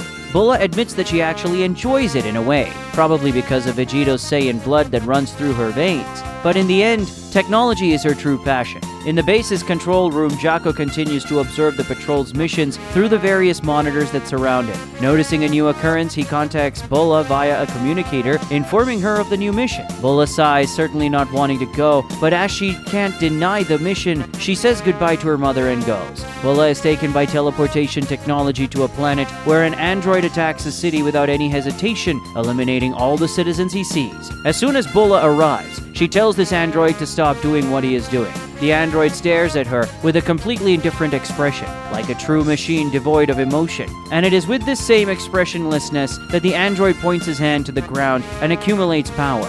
Bulla realizes what he intends to do and screams at him not to do it while moving forward to try to stop him. But she can't, and the android's energy is fired, hitting the planet's ground and then completely destroying it in a single explosion. Only Bulla and the android remain, who now float through the wreckage of the planet in the vacuum. Bulla is now very angry and asks the android why he did that.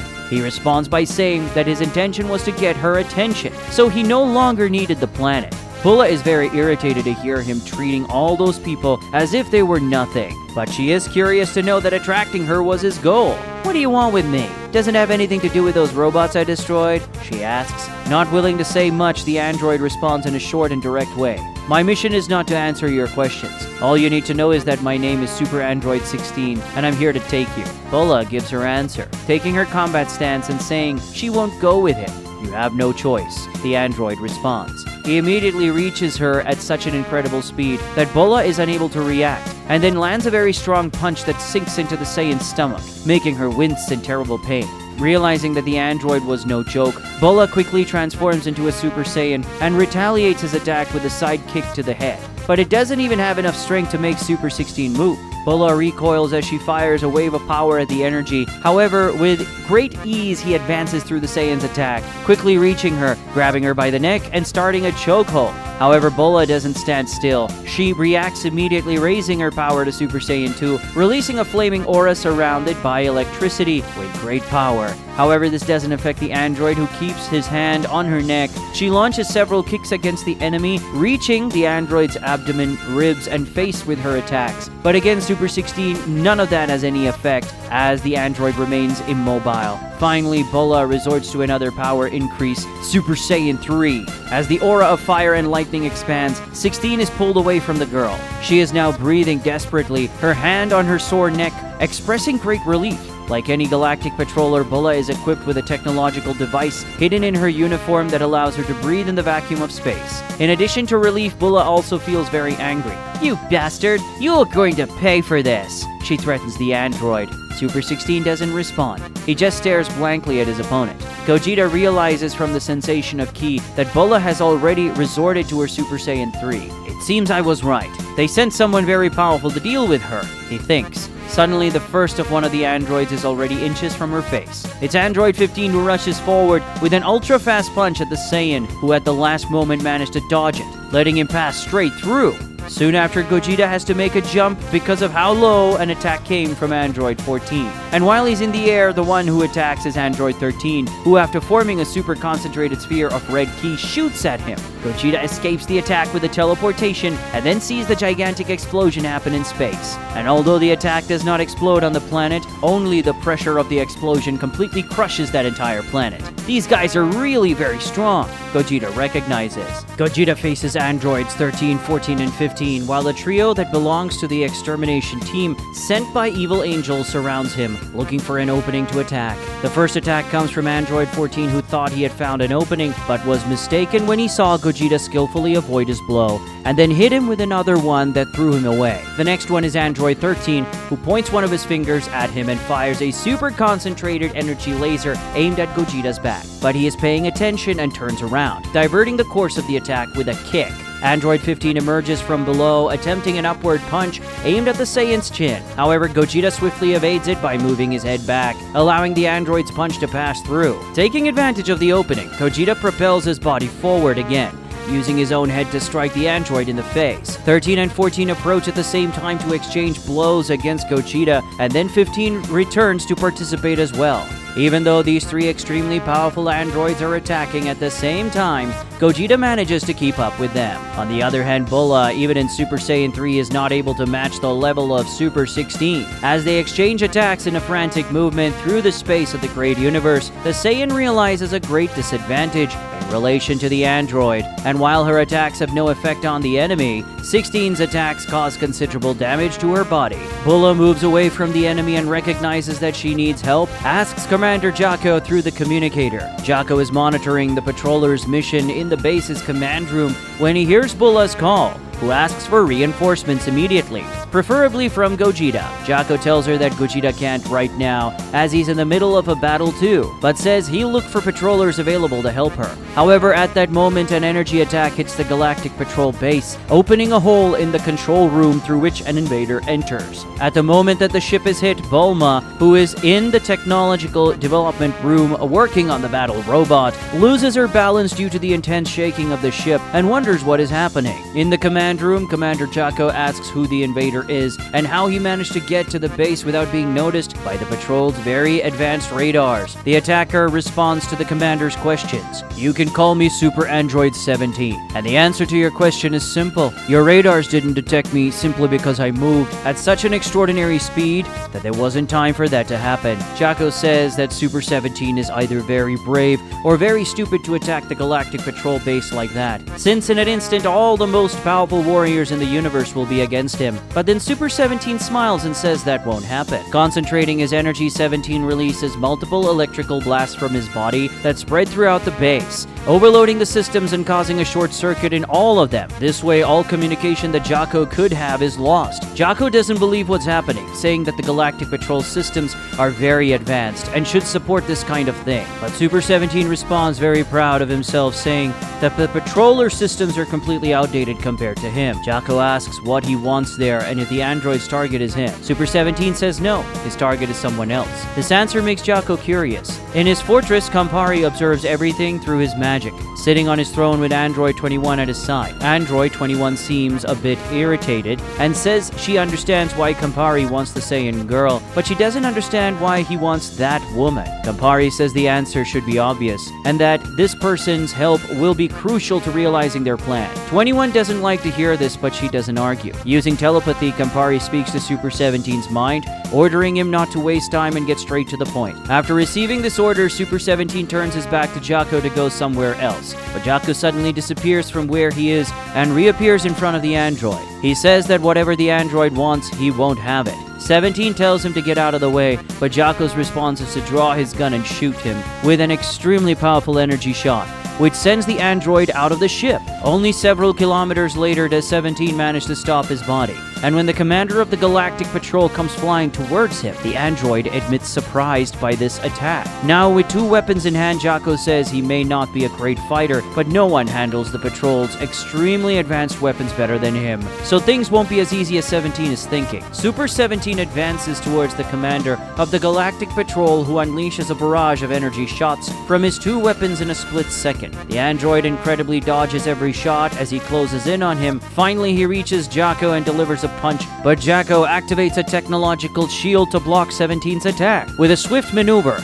the shield transforms into an electrical network, ensnaring and electrocuting the android. Jaco tells his enemy that his equipment was made by the most intelligent woman in the universe, and although he himself isn't that strong, the fact that he can use this equipment so well makes him a very high-level opponent. Only after he says these things does Jaco realize what the android wants. It's Bulma, isn't it? You want her? He questions the android. With a blast of ki, 17 destroys the technological network that trapped him and attacks the patroller again. Jaco extends both weapons to shoot at him, but 17 swiftly disarms him, taking both weapons from his hands and crushing them. After that, he attempts to grab Jaco, but Jaco quickly employs teleportation technology to conjure a stick into his hand. With the stick, he strikes the android, pushing him away. 17 gets a little impatient and says that this technology is really annoying, but that it won't save Jaco for long. Gogeta continues the fight against the trio of androids who do their best to hit the Saiyan, who despite facing all three at the same time, manages to deftly avoid their attacks. 14 and 15 come from the sides with a punch, while 13 comes from the front with a kick. But at the same time, Gogeta raises both his arms to defend the side attack and one of his knees to defend the frontal attack, thus defending himself from the three androids with a single movement. Then the enemies move away from the Saiyan. Android 13 gets very angry and tells Gogeta to give up at once, since it's 3 against 1 and he's going to lose regardless of what he does. Do you really think so?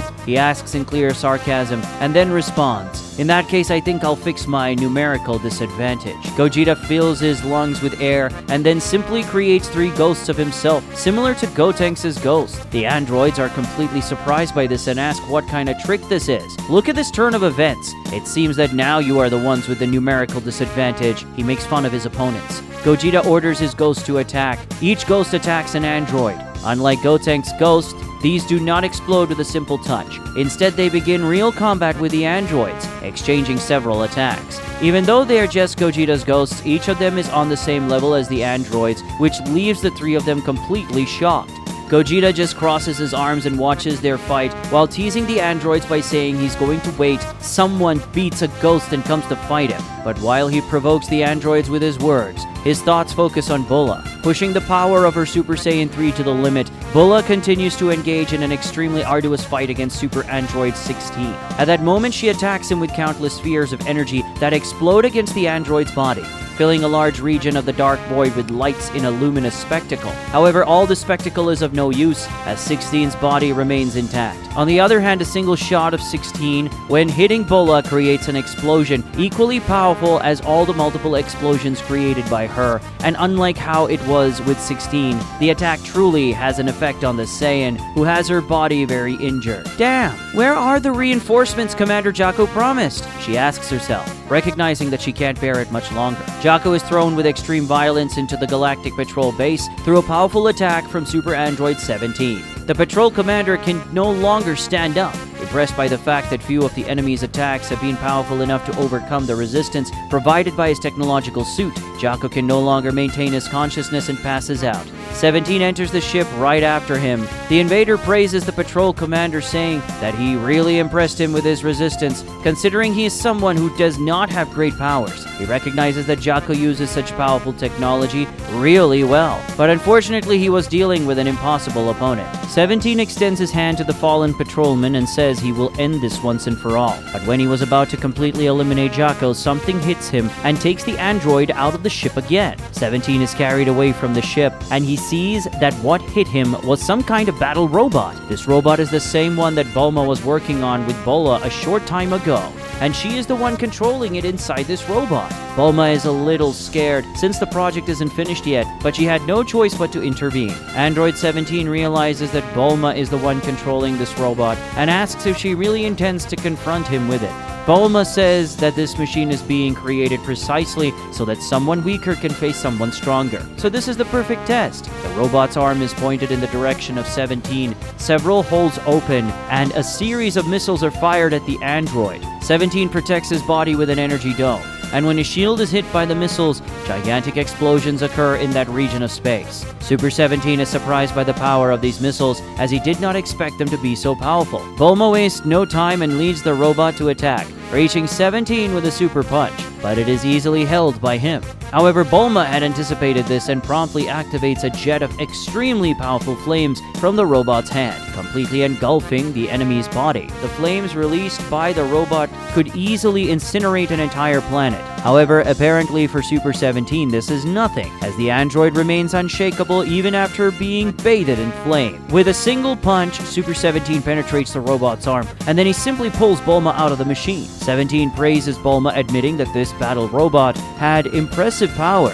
even though it is apparently a project still in development. The rumor about the great genius being the creator of the Galactic Patrol technology were true. He says, "But unfortunately for you, I'm not just anyone. And worms like you and that other guy never had a chance of defeating me. Because of the strength with which he holds her, Bulma ends up fainting. With the scientist who created the robot unconscious in his hands, the android lets it float through space like a large inanimate metallic junk. With Bulma in hand, 17 announces that his mission is complete.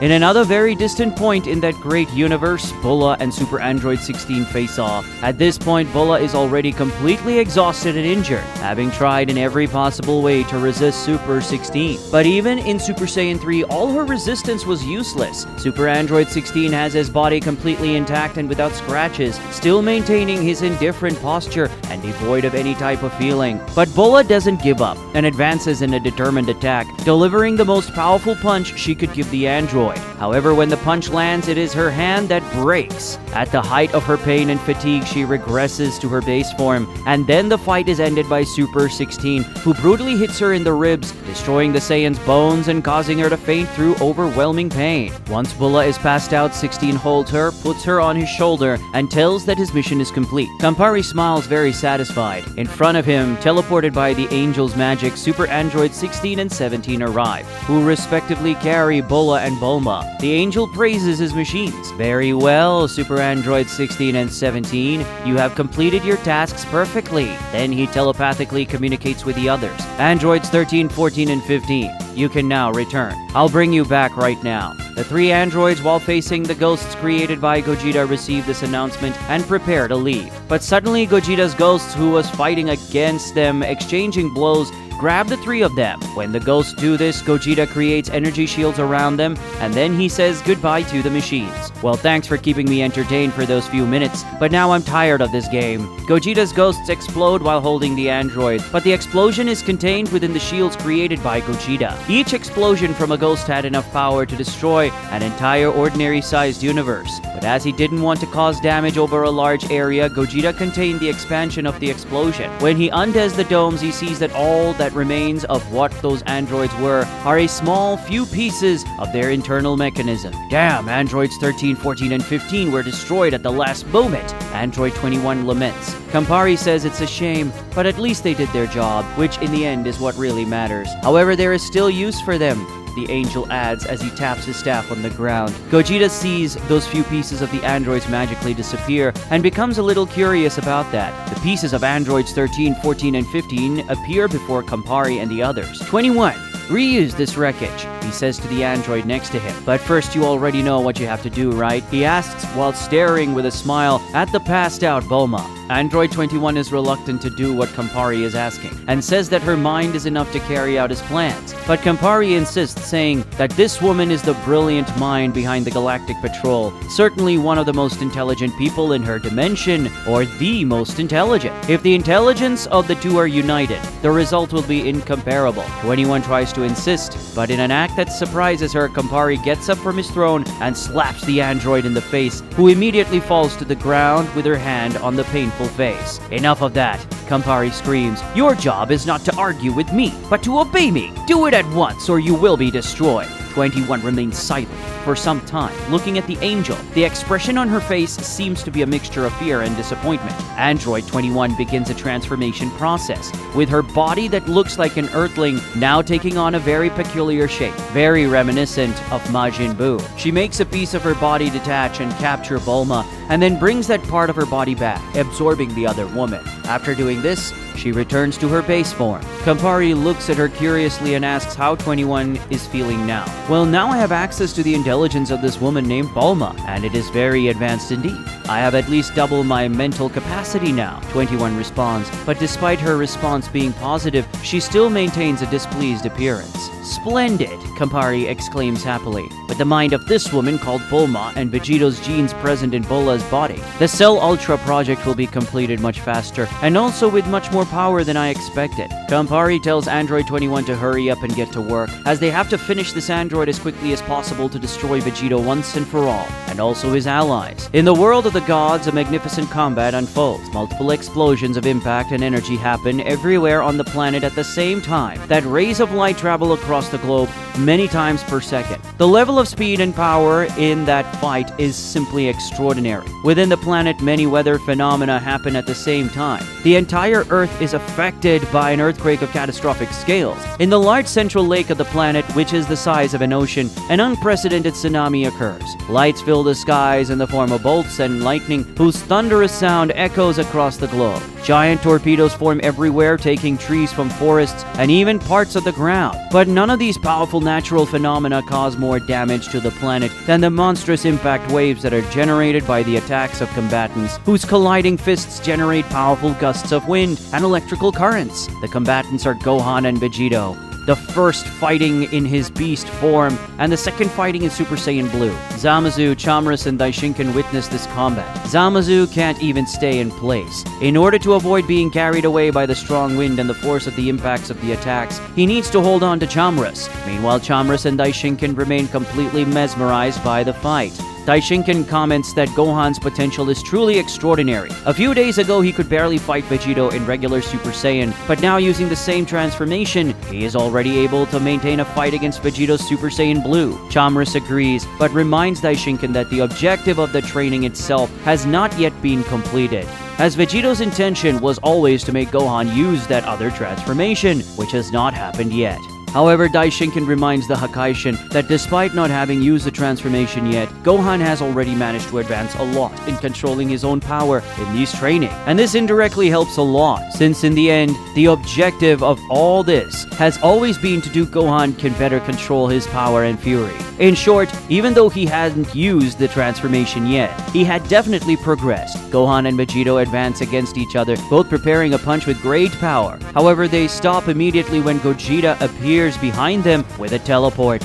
Surprised and scared, Gohan asks Gogeta not to do anything like that anymore, as he was not containing his strength and could hurt him. Gogeta laughs at this and tells Gohan that he needs to increase his power much more before he has the capacity to hurt him. Vegito asks what Gogeta wants and why he appeared like that. Gogeta says that a problem has arisen, and the two of them will definitely want to know what it is. Obviously, Gohan and Vegito are intrigued by this. While Zamasu is repairing the damage to the planet, Chamras, Daishinkan, Gogeta, Vegito, and Gohan are talking. Gogeta tells them about the robot case and how Bulla was kidnapped by a very powerful android. Obviously, Gohan and Vegito are worried about Bulla and say that they need to find out as quickly as possible what is behind this case involving the robots. But Gogeta says that they don't need to investigate anything, as he already knows who is behind all this: an angel. They ask how he knows this, and Gogeta explains everything by saying that while Bulla was fighting General Rildo, he became interested in the fight and started paying attention to her. During this fight, when Bulla said that her father was the strongest Saiyan in this universe, referring to Vegito, General Rildo became very interested, and so he realized that General Rildo knew Vegito in some way. That is, he probably had a relationship with Angel. After realizing this, Gogeta teleported to the battle site, not with the intention of fighting, as he knew that Bulla was fully capable of defeating Rildo. His intention was actually to observe the situation and confirm his suspicions. While he was near Bulla and Rildo, he managed to use his advanced telepathic abilities to overhear a mental conversation between General Rildo and his master, who really was an angel, as he suspected. It's been a few days since Bulla's fight against General Rildo. The enemy certainly took that time to wait for the dust to settle and then make his attack. They sent androids much more powerful than General Rildo to distract me, and also another android to capture Bulla. Gogeta finishes explaining. After hearing this, Vegito gets furious and grabs Gogeta by his clothes. "You bastard! You didn't even think to let me know that an angel was interested in my daughter, even after one of them tried to kill Gohan?" Vegito asks. Gogeta justifies while maintaining a calm tone. "I didn't want to interfere with your training with Gohan, nor did I want you to intervene in this situation. Furthermore, I realized from the angel's conversation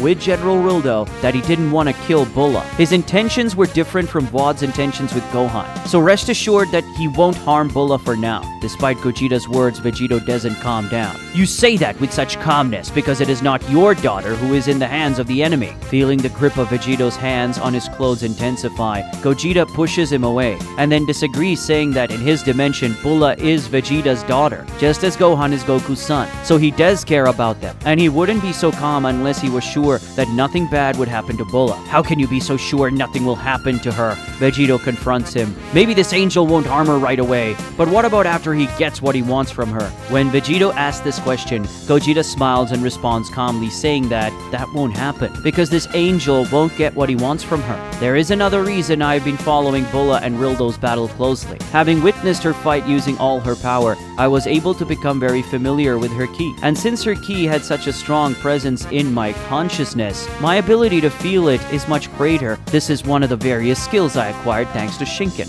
In short, I can feel Bulla's ki perfectly, even though she's in another dimension and doesn't have high ki. In other words, you can go to Bulla whenever you want. Is that it, Mr. Gogeta? Gohan asks. Gogeta confirmed. But then Vegito realizes something else and asks Gogeta with even more anger. You did that on purpose, didn't you? You knew that angel was going to kidnap Bulla and you let that happen to get to him. With a serious expression, already expecting a bad reaction, Gogeta confirmed. Vegito's ki begins to rise as absolute fury takes over his face and heart. You bastard! How dare you use my daughter as bait? But then Gogeta justifies himself. You do not realize? This angel discovered that Bulla was your daughter and seemed obsessed with her. This guy would stop at nothing to get his hands on her or kill the girl. With my plan, we can get to him and eliminate that bastard once and for all. It's better to take this risk now than to take a bigger risk later. After Gogeta says that, Chamra smiles and says that he has a very skeptical and practical way of thinking. You would make a good god of destruction, the Hakaishin says. Gogeta says that the level of mental evolution he reached thanks to Shinken makes him give more room to rationality than emotion, and makes him see things in a different way. Daishinken tells Vegito that no matter how angry he is with Gogeta, now is not the time to argue. Gohan agrees and says that the best thing they can do now is to go and rescue Bulla as quickly as possible and destroy this angel. Vegito is forced to nod.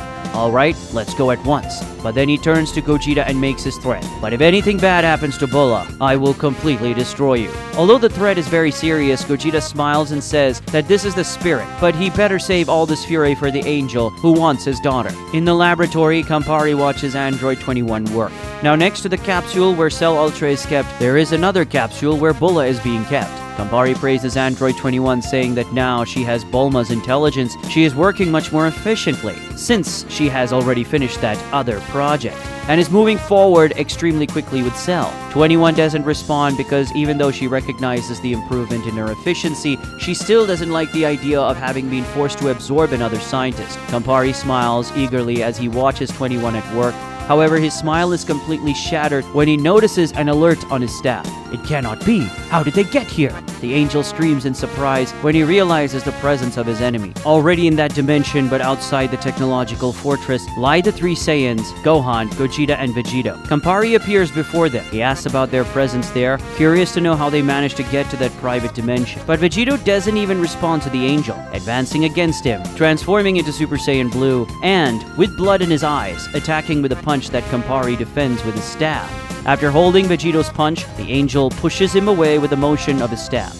He then raises his staff to block a punch from Gohan, who descends upon him in his ultimate form with a powerful blow. However, the angel effortlessly blocks the attack. Campari propels Gohan into the air and launches an energy beam at him. The beam would have hit Gohan if it weren't for Gogeta flying towards him and moving him out of harm's way. Vegito, without any patience to delay in the fight, begins to unleash his real power, invoking his special transformation that combines the powers of Ultra Ego and Ultra Instinct. Gohan, Gogeta, go after Bulla. I'm in charge of eliminating that bastard. The Saiyan who had just transformed says, staring at his opponent voraciously. But Campari says that won't happen. He slams his staff on the ground, and then Super Android 17, Super Android 16 and a previously unknown android appear at his side. Without wasting time, Super Android 16 takes a super powerful flight towards Gohan with such high speed that Gohan has no time to react and is hit in the chest by the android's two hands, which carries him away. Gogeta thinks about chasing them to help, but he immediately has to turn around to defend a punch from the mysterious android. For some reason, you look familiar, he tells the android. I'm Super Android 13, developed from androids 13, 14, and 15 solely to destroy you. The machine responds. Vegito advances against Campari again to land a flying hit on him, but Super Android 17 puts himself in front of the angel and forms an energy shield around them, making Vegito only hit the shield with his kick and then retreat. Get out of the way, you junk. I don't have the patience to face mere useless henchmen now, the Saiyan says, thirsty for the angel's blood. Campari tells Vegito that it's better not to treat Super 17 like a simple junk, or else he might regret it. After carrying Gohan away from the other Saiyans, Super Android 16 throws him against the ground of a forest and then lands next to him. Gohan gets up with a little difficulty because of the pain he feels in his chest due to the android's blow. 16 does a brief analysis of Gohan and says, your genes are similar to that girl named Bulla. If you are as strong as her, give up the fight at once. When he says this, Gohan realizes that the android in front of him now was responsible for his sister's kidnapping. He becomes furious and then unleashes the power of his beast form and charges at the enemy with full power. When Gohan reaches 16, their forearms cross, generating a monstrous impact that sweeps away all the trees in the vicinity. Gohan is completely surprised. This guy managed to stop my attack.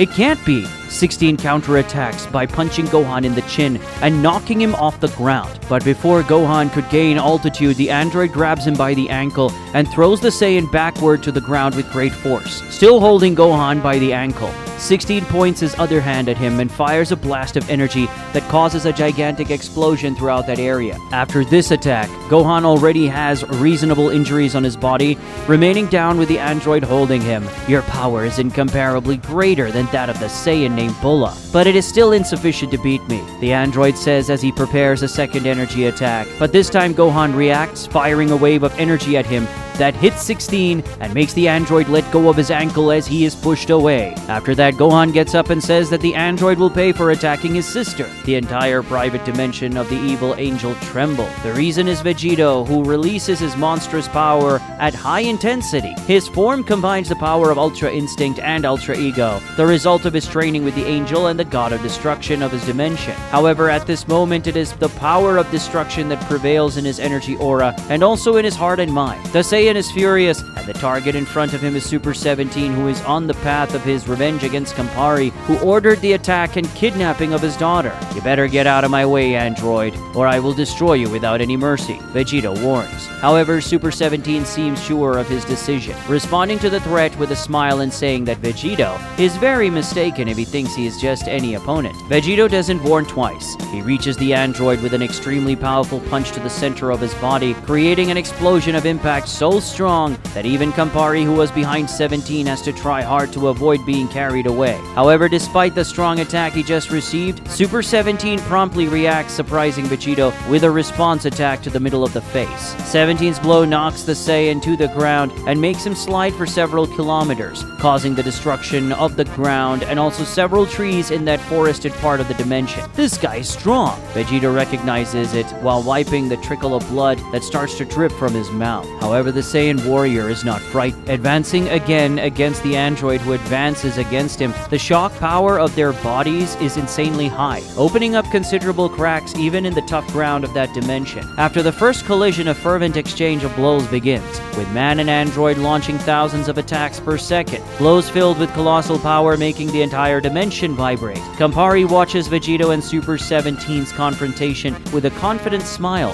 He reflects, Super 17 is certainly the strongest android of the extermination team, and also the strongest that Android 21 and I have ever created to date. His power almost matches mine, an angel. He will certainly be able to hold off Vegito for as long as necessary. Gohan and Super Android 16 also clash as they move frantically through the skies of that place, flying quickly while delivering even faster blows to each other. Gohan uses the power of his beast form, trying to direct his fury and power in such a way that it overwhelms the android's movements. In this dimension, Gohan has never met Android 16, so there's no hesitation on his part to destroy this enemy. However, despite Gohan's real desire to destroy his opponent and the fact that he is sparing no effort, Super 16 remains fully in combat, dodging, defending, and perfectly resisting the Saiyan's attack. At one point, 16 gains the advantage in the exchange of blows, overlapping Gohan's attacks with his own and forcing him to retreat through the sky as he tries to defend or dodge. After avoiding multiple attacks, Gohan inevitably ends up being hit by one, receiving an ultra-strong kick that sends him sprawling onto the ground. But 16 doesn't stop there and lands with a direct knee on Gohan's body, burying him several meters in that resistant ground and causing intense pain to the man. Then 16 removes one of his hands and after pointing his half arm at him, releases a completely overwhelming wave of power which creates multiple fissures and holes in the ground. Campari watches Gohan and Super Android 16's fight with intrigue, thinking the following: Super 16 may not be as strong as Super 17, but he is still an extremely powerful android. However, I heard that this boy named Gohan defeated Vaughn, and although Vaughn was considered one of the weakest among the angels, he was certainly more powerful than Super 16. So it's strange that the Saiyan is having such a disadvantage. Perhaps he destroyed Vaughn in a moment of distraction, as he was proud to the point of underestimating this boy. Campari convinces himself on this deduction he just made, then smiles confidently. Yes, of course. Even though he is Vegito's son, I doubt that someone so young has surpassed Vaughn's power. This boy certainly won due to that idiot's fault. Super 16 will definitely win this fight. Gogeta is distracted for a moment out of concern for Gohan, and Super Android 13 tries to take advantage of this by coming at him with a sequence of attacks, but they are all dodged by Gogeta. Seeing a chance, he counterattacks Super Android 13 with a strong blow, but to his surprise the android resists well and retaliates soon after with another blow, defended by Gogeta. It seems like you are definitely not like those three guys, Gogeta comments, referring to androids 13, 14, and 15. Indeed, I'm not, Super Android 13 responds, and then exclaims, I was created from the main parts of androids 13, 14, and 15. Therefore, I represent all their power and combat knowledge in a single system. But beyond that, the creator of these three androids had an evolution in her knowledge, so she was able to make me even more powerful than I would be if I simply added the power of those three. Dude, you talk too complicated, Gogeta complains. Just say that you are stronger than the power of those three guys combined, and you also have the same knowledge as them. Super 13 confirms this summary given by Gogeta, and adds that in addition to being stronger than those three, he knows Gogeta's combat style better, as he had their experience from that fight. Although Super Android 13's intention with these statements is to intimidate Gogeta, the effect is the opposite, as it makes him excited and says that at least this fight should be more fun. Campari watches this fight while thinking, originally 13, 14, and 15 were the least powerful of my extermination team, although they were far from being considered weak, but Super 13's power exceeds even that of Super 16, thanks to the sum of their powers of the three androids, and also to the improvements that were made by Android 21 after acquiring the intelligence of that woman called Bulma. If we had a little more time, this android could even surpass Super 17. You better not underestimate this opponent, Gogeta, or you will be eliminated. While these fights take place on the outskirts of the technological fortress, inside the fortress, Android 21 works diligently on the ultimate project. It's almost ready, she says anxiously. The battle between Vegito and Super 17 reaches a new level of intensity, with both combatants exchanging powerful blows in a chaotic dance of attacks. Each punch, kick, and blast of energy creates shockwaves that reverberate throughout the evil angel's private dimension. Super 17's eyes glow with intense red energy, which manifests into a laser beam powerful enough to open a line of destruction, the depth of an abyss even on the extremely hard ground. Fortunately, Vegito dodged that attack and responded with nothing less, releasing a torrential wave of power of destruction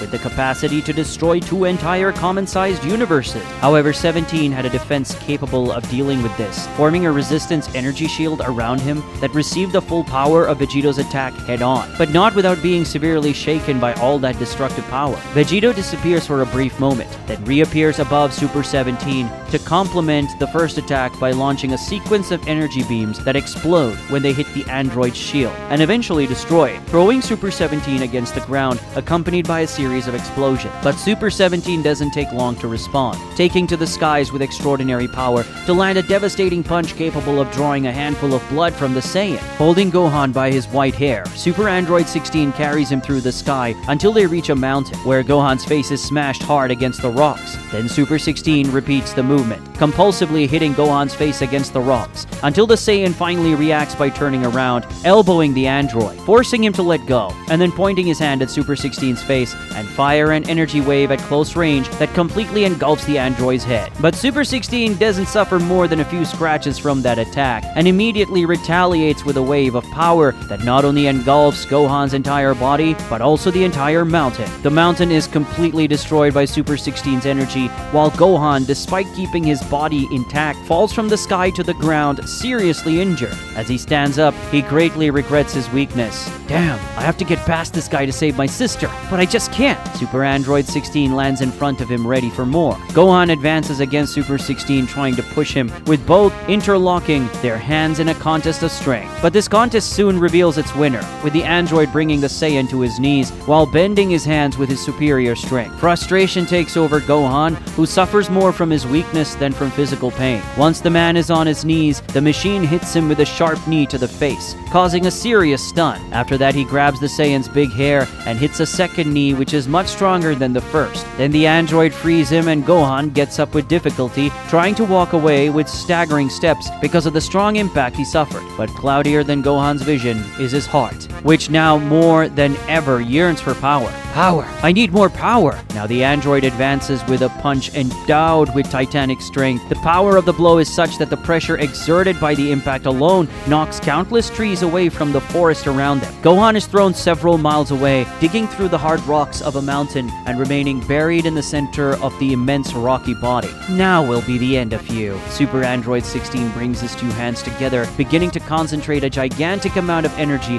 clearly preparing his final attack. However, the android stops when suddenly that entire gigantic mountain is imploded with an explosion of energy that reveals an abysmal power. A powerful air current passes through that entire place, carrying trees, rocks, and even parts of the ground. Even the powerful android has to make an effort not to be carried away by the devastating force. From the center of that storm of energetic power, Gohan is revealed, who now manifests his frightening final form, facing his enemy with a completely serious look that exudes a great thirst for blood. Gohan warns the android, "You better prepare yourself, because now you will feel a power that not even an angel could rival." While working on her supercomputer at incredible speed to complete the Cell Ultra project, Android 21 feels the entire fortress shake thanks to the insane power of the fighting taking place outside. Incredible! The entire structure of this fortress was created by Lord Campari himself, an angel. But even so, the pressure exerted by the fights taking place outside is shaking the structure of this place. But despite her astonishment, Android 21 is completely confident, as the work is almost complete. Now manifesting the power of his final form in a gigantic aura of energy, Gohan shakes the balance of the entire environment around him. Feeling that extraordinary power that suddenly appeared, Campari is completely shocked, especially after discovering that the one who possesses this power is Gohan, who until a few seconds ago he believed to be much weaker. This power can be equated to that of an angel.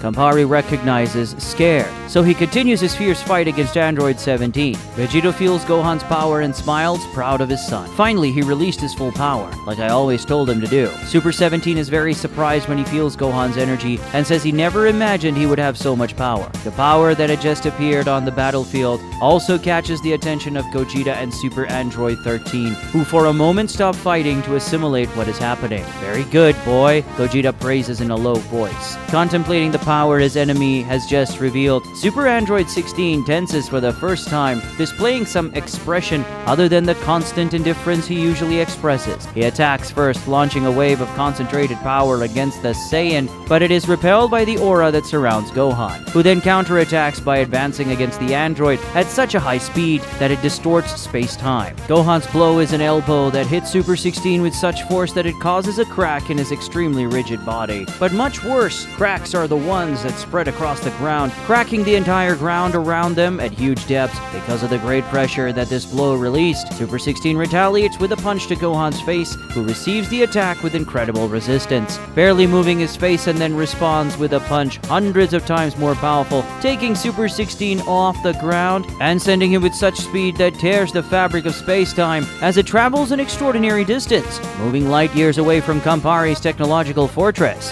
But Gohan doesn't sit still. He pursues the enemy in the form of a ray of light, reaching him in a fraction of a second, this time with a flying attack that dents the android's body even more. With his eyes wide with disbelief, Campari watches his powerful android being simply massacred by the young Saiyan, whose power he recently underestimated and despised. Super 16 is sent back to the location, hitting Campari's technological fortress, crossing it, and then falling to the ground, opening a gigantic crater in it. At this point, the android's body was already completely cracked, but it is finally destroyed once and for all when the Saiyan comes from the sky with a super powerful stomp, hitting the center of 16's body while shattering the body of that ultra-resistant battle machine as a glass that falls to the floor. The android's head is the only part of it that remains intact, spinning through the air and then rolling across the ground. Gohan approaches Super 16's head, who recognizes his superiority. "Your name is Gohan, right? I must admit that I underestimated your power, but you totally surpassed me. Congratulations." Gohan's response is to mercilessly stomp on Super 16's head, which is entirely crushed and destroyed. Gohan, who was previously overcome with fury, now seems to come to his senses. However, surprisingly, he maintains the transformation, something that didn't happen before. "I did." He celebrates. However, not everything is a reason to celebrate. Looking at the fragments of the android around him, he regrets having let himself be consumed by rage and not giving his enemy the chance to surrender. However, he knows he doesn't have time to mourn now.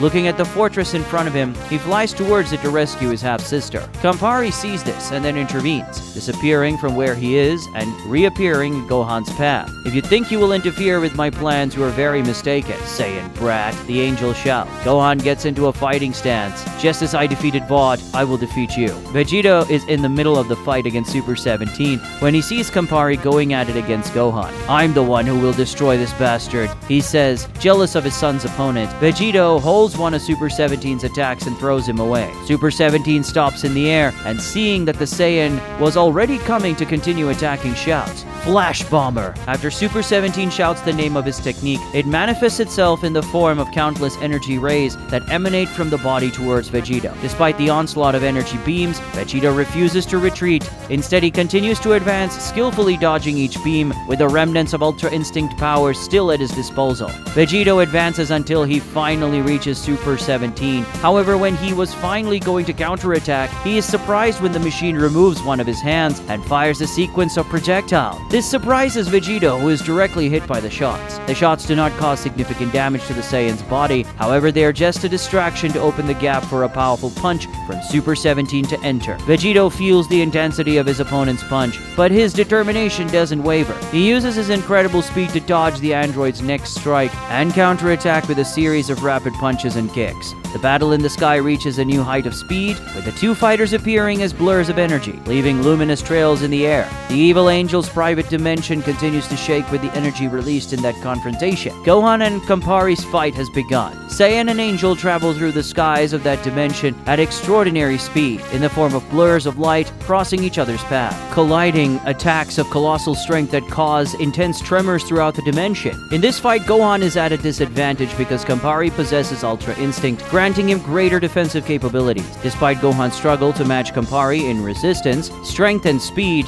the Angel still outshines him in technical skill. Holding back a punch from Gohan, Campari maneuvers him in the air and launches the Patroller Saiyan against a mountain, which is completely shattered by the power of the impact of the collision, even though it is an extremely resistant rock that is part of an Angel's private dimension. Then Campari extends his hand towards the location of the enemy's fall and releases a torrential blast of energy whose destructive power extends for several kilometers, destroying almost the entire forest close to the fortress in the center of the dimension. That attack definitely hurt Gohan, but he still didn't shy away, remaining determined to never never give up. Gohan's face shows signs of effort, but his eyes remain focused and determined. He channels his energy, raising his power to the maximum. Campari, noticing Gohan's persistence, smiles dismissively. He quickly moves towards the injured Saiyan, unleashing a series of precise and quick blows. Gohan blocks some, but is unable to avoid them all. Each impact reverberates through his body, causing intense pain. With one agile movement, Campari disappears and reappears behind Gohan, grabbing him by the neck. The evil angel smiles and whispers in the young Saiyan's ear, "Your power is truly incredible, boy. I'm not surprised that you defeated Vod. However, there is a considerably big difference between me and Vod. Since unlike the airhead, I don't let my emotions easily take control of my mind in combat, and that makes my Ultra Instinct much more accurate than his." Campari starts squeezing Gohan's neck hard, who screams in agony, "I will destroy your neck and kill you, and then Vegito will be completely out of control." Vegito's fury grows as he continues to fight with Super 17. He now sees Campari crushing his son's neck and wants to do something about it, but the android simply won't let him. At a peak of impatience, Vegito suddenly increases his speed and strength to advance with a series of attacks that punish Super 17's entire body, who receives all of the Saiyan's blows, clearly feeling them all. "You worm, get out of my way." Vegito concentrates a high amount of force in one of his hands and finishes his sequence with a punch dozens of times more powerful that launches Super 17 far away. After pushing the enemy away, Vegito puts his fingers to his forehead to teleport to Gohan and Campari, but he is surprised when Super 17 reaches a surreal peak of speed, moving from where he was to in front of him in the blink of an eye, grabbing his arm to prevent teleportation. "What speed is this?" Vegito exclaims in shock. But it's not just the speed that has increased. Vegito experiences an immense increase in the android's strength, which strikes his abdomen with such extraordinary force that it simply temporarily cracks the walls of that reality, while making the Saiyan feel all his muscles and internal organs being crushed by the pressure exerted outside and inside his body. Finally, Super 17 places one hand on his chest and unleashes a beam of energy that propels Vegito light years away, triggering an explosion of titanic proportion. This explosion possesses enough power to potentially annihilate multiple universes in one fell swoop. Gogeta exchanges blows against Super 13 while all this happens, and he is completely amazed by those last attacks from Super Android 17, noticing that his power has suddenly grown absurdly. As he continues to strangle Gohan, Campari forms a proud smile on his face as he explains that in addition to being absurdly powerful since his conception, Super Android 17 also has a special mechanism that allows him to absorb the energy of his opponents when receiving attacks, whether physical or energy attacks. This way, Super 17 can increase his power almost unlimitedly. After explaining this, Campari puts even more pressure on Gohan's neck, which is getting closer and closer to breaking. "Say goodbye to your life, son of Vegito." However, Gohan is not willing to be subdued so easily. "You scoundrel, don't think you're going to defeat me like that." He uses his remaining strength to free himself from Campari's grip, surprising the angel with a sudden release of energy that makes his hand release from his neck and pushes him away. Gohan's energy aura gains a different intensity, and his body begins to undergo some changes. His muscles swell, his speed increases, and his strength reaches an astonishing level. "You underestimate the true power of a Saiyan," Gohan proclaims, exuding ferocity in his gaze. Campari is perplexed by this, wondering if Gohan has already managed to evolve his powers and achieve another transformation in such a short period of time. No, it's definitely not a new transformation. The angel concludes after taking a better look. This power that he is releasing now belongs to the same transformation. Only before he was unable to access this power. In other words, the transformation was incomplete. Campari takes his combat stance, preparing for something more serious. In any case, the fact is that he will attack with more power now.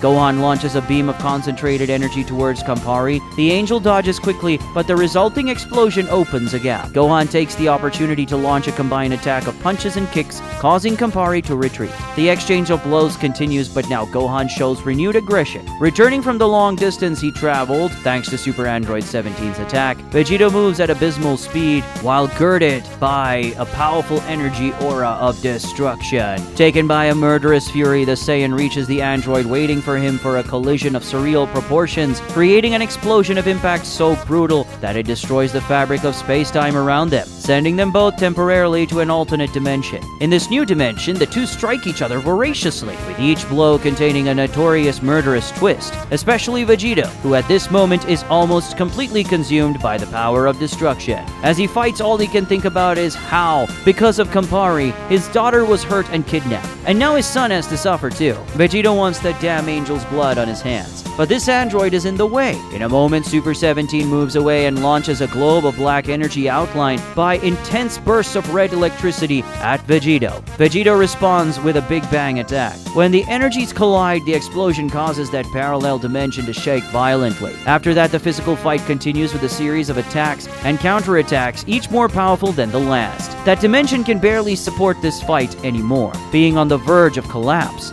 The Saiyan's attacks hit Super 17 brutally, genuinely damaging the android's body. On the other hand, the stronger the attack he receives, the more Super 17 becomes stronger. At this point, Vegito is consumed by the desire for destruction, to such an extent that he has lost all ability to use Ultra Instinct. Consequently, as he strikes Super 17, he is simultaneously struck by the enemy. With each passing second of the fight, the attacks of both combatants grow stronger and more devastating. As much as he is also suffering from this fight, Super 17 laughs and says, "You idiot. You fell for it hook, line, and sinker. Right into Lord Campari's plan. You let negative feelings consume you, and because of that, you lost one of your main abilities and became weak." Super 17 lands a solid punch on Vegito's chest, a punch that is so strong that it hits his heartbeat.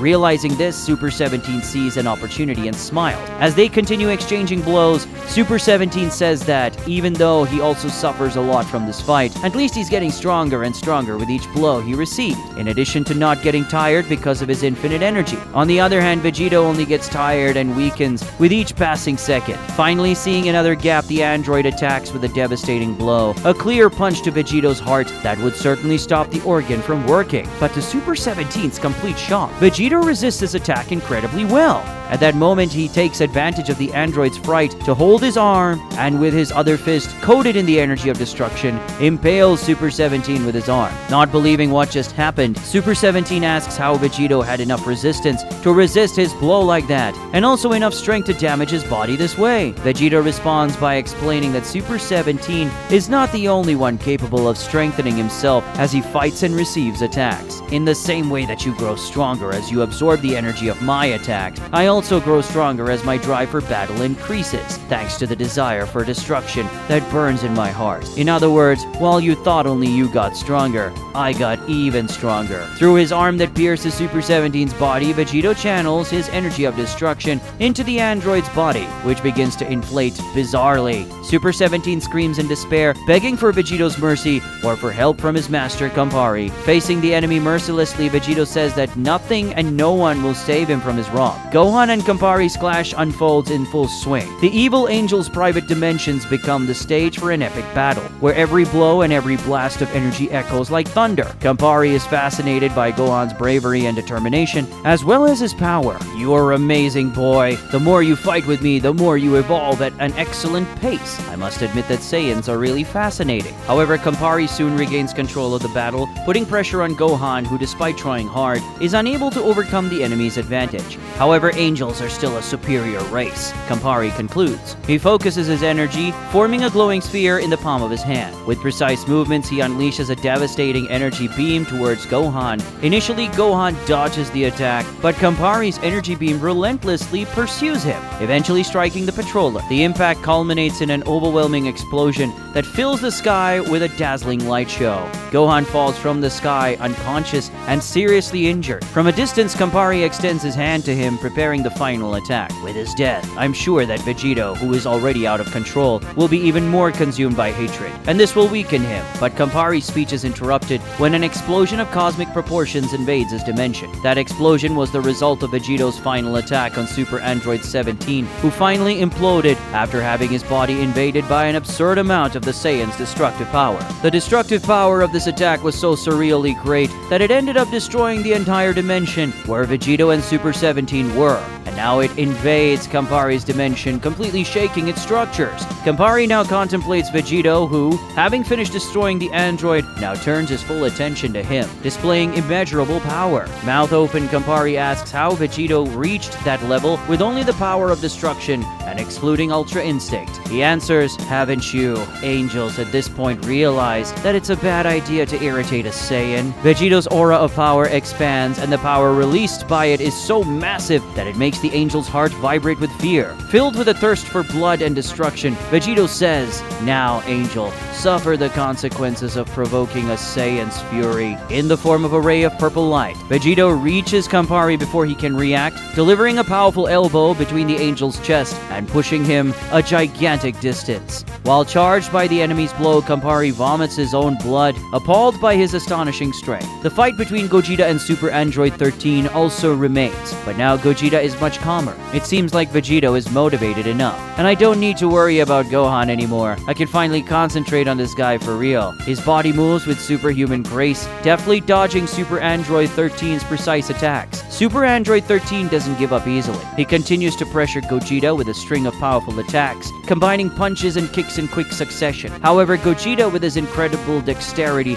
dodges each blow, demonstrating an unparalleled mastery in the art of dodging. Seeing an opportunity, Gogeta counterattacks. He unleashes a strong blow, channeling a massive amount of energy into his fist, which hits the enemy while also being felt throughout the dimension in the form of an intense tremor. However, Super Android 13 not only resists the blow, but also counterattacks almost simultaneously, proving his great resilience. The fight proceeds frantically, with each punch and kick generating waves of energy that shatter the ground and surrounding structures. Gogeta's expression becomes more serious as he realizes that Super Android 13 is a formidable opponent. The android in turn emits a mechanical laugh, revealing his deep desire to eliminate the one who was responsible for the destruction of his three predecessors. His brute strength and mechanical resistance become evident, leaving Gogeta momentarily surprised. Super 13 throws a powerful punch, which Gogeta blocks with difficulty. The impact makes the fusion warrior recoil a little, astonished by the android's great strength. Super 13 gives the opponent no room to recover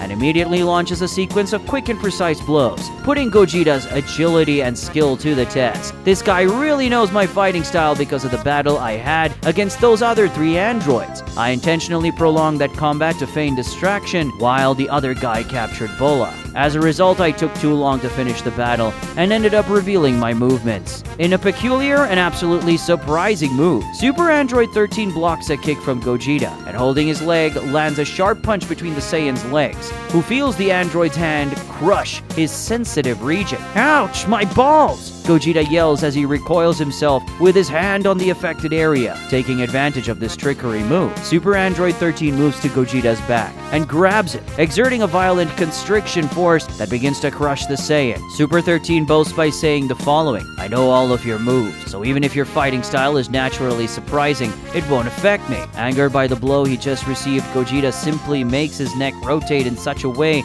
that his head ends up on his back, and then he spits a wave of energy from his mouth that hits Super 13 squarely in the face, forcing the android to free him and move away. After doing this, Gogeta uses a surprising ability where he makes 4 small portals appear around the android, and from each of these portals a hand comes out, which grabs Super 13's legs and arm. "What skill is this?" the android questions in complete surprise. Gogeta explains, "The data you have about me only refers to the battle I had against androids 13, 14, and 15. However, I have a multitude of powers and abilities that I never used in the fight, since those 3 were insignificant compared to me. Therefore, what you are able to predict is nothing compared to all my techniques." Gogeta makes a sudden movement to open his arms, and in a single pull, the 4 extra hands he created rip off Super 13's arms and legs. After that, Gogeta makes 2 larger arms appear from 2 other portals that surround Super 13 from the sides, and these two hands meet him in the middle with a double punch that crushes and shatters the android's entire body. And finally, Gogeta extends one of his hands and completely disintegrates the smallest remaining pieces, making any new reuse impossible.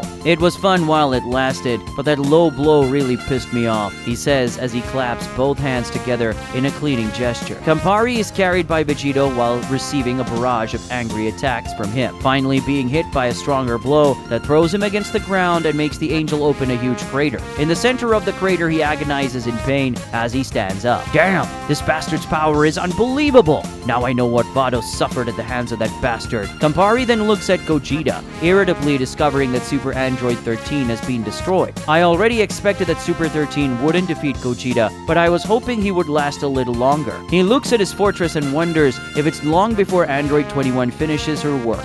Vegito lands in the crater opened by Campari, making it clear on his face that despite the many blows he has already landed on the angel, he is still far from satisfied. He keeps his gaze fixed on his opponent while telling Gogeta to go to the fortress and see what's happening. Campari gets irritated by that. He would like to stop Gogeta, but with Vegito in front of him, unfortunately he can't. Gogeta prepares to go to the fortress, which due to his stratospheric speed was less than a second away. However, he gives up going when a super powerful explosion sends that entire huge fortress flying, obviously surprising them all. Vegito despairs when he remembers his daughter. No, Bulla was there. That explosion definitely killed her. From the smoke of this explosion, a new being appeared, with the unconscious Android 21 in one of its hands, carried by the neck. Contemplating the one who had just appeared, Campari starts laughing. You poor things, you almost succeeded, I admit, but now your defeat is complete. The evil angel screams with joy. Gogeta, despite noticing the differences, knows that being very well. Cell looks down at everyone present on the battlefield, says that the time has come for all of them to feel true despair. Even after all the Saiyans' efforts and the victories they achieved on the battlefield, Campari's plans came true, and Cell Ultra finally awakened. Despite his body being very injured due to the many blows he suffered from Vegito, Campari is filled with joy when he sees the android that has just appeared.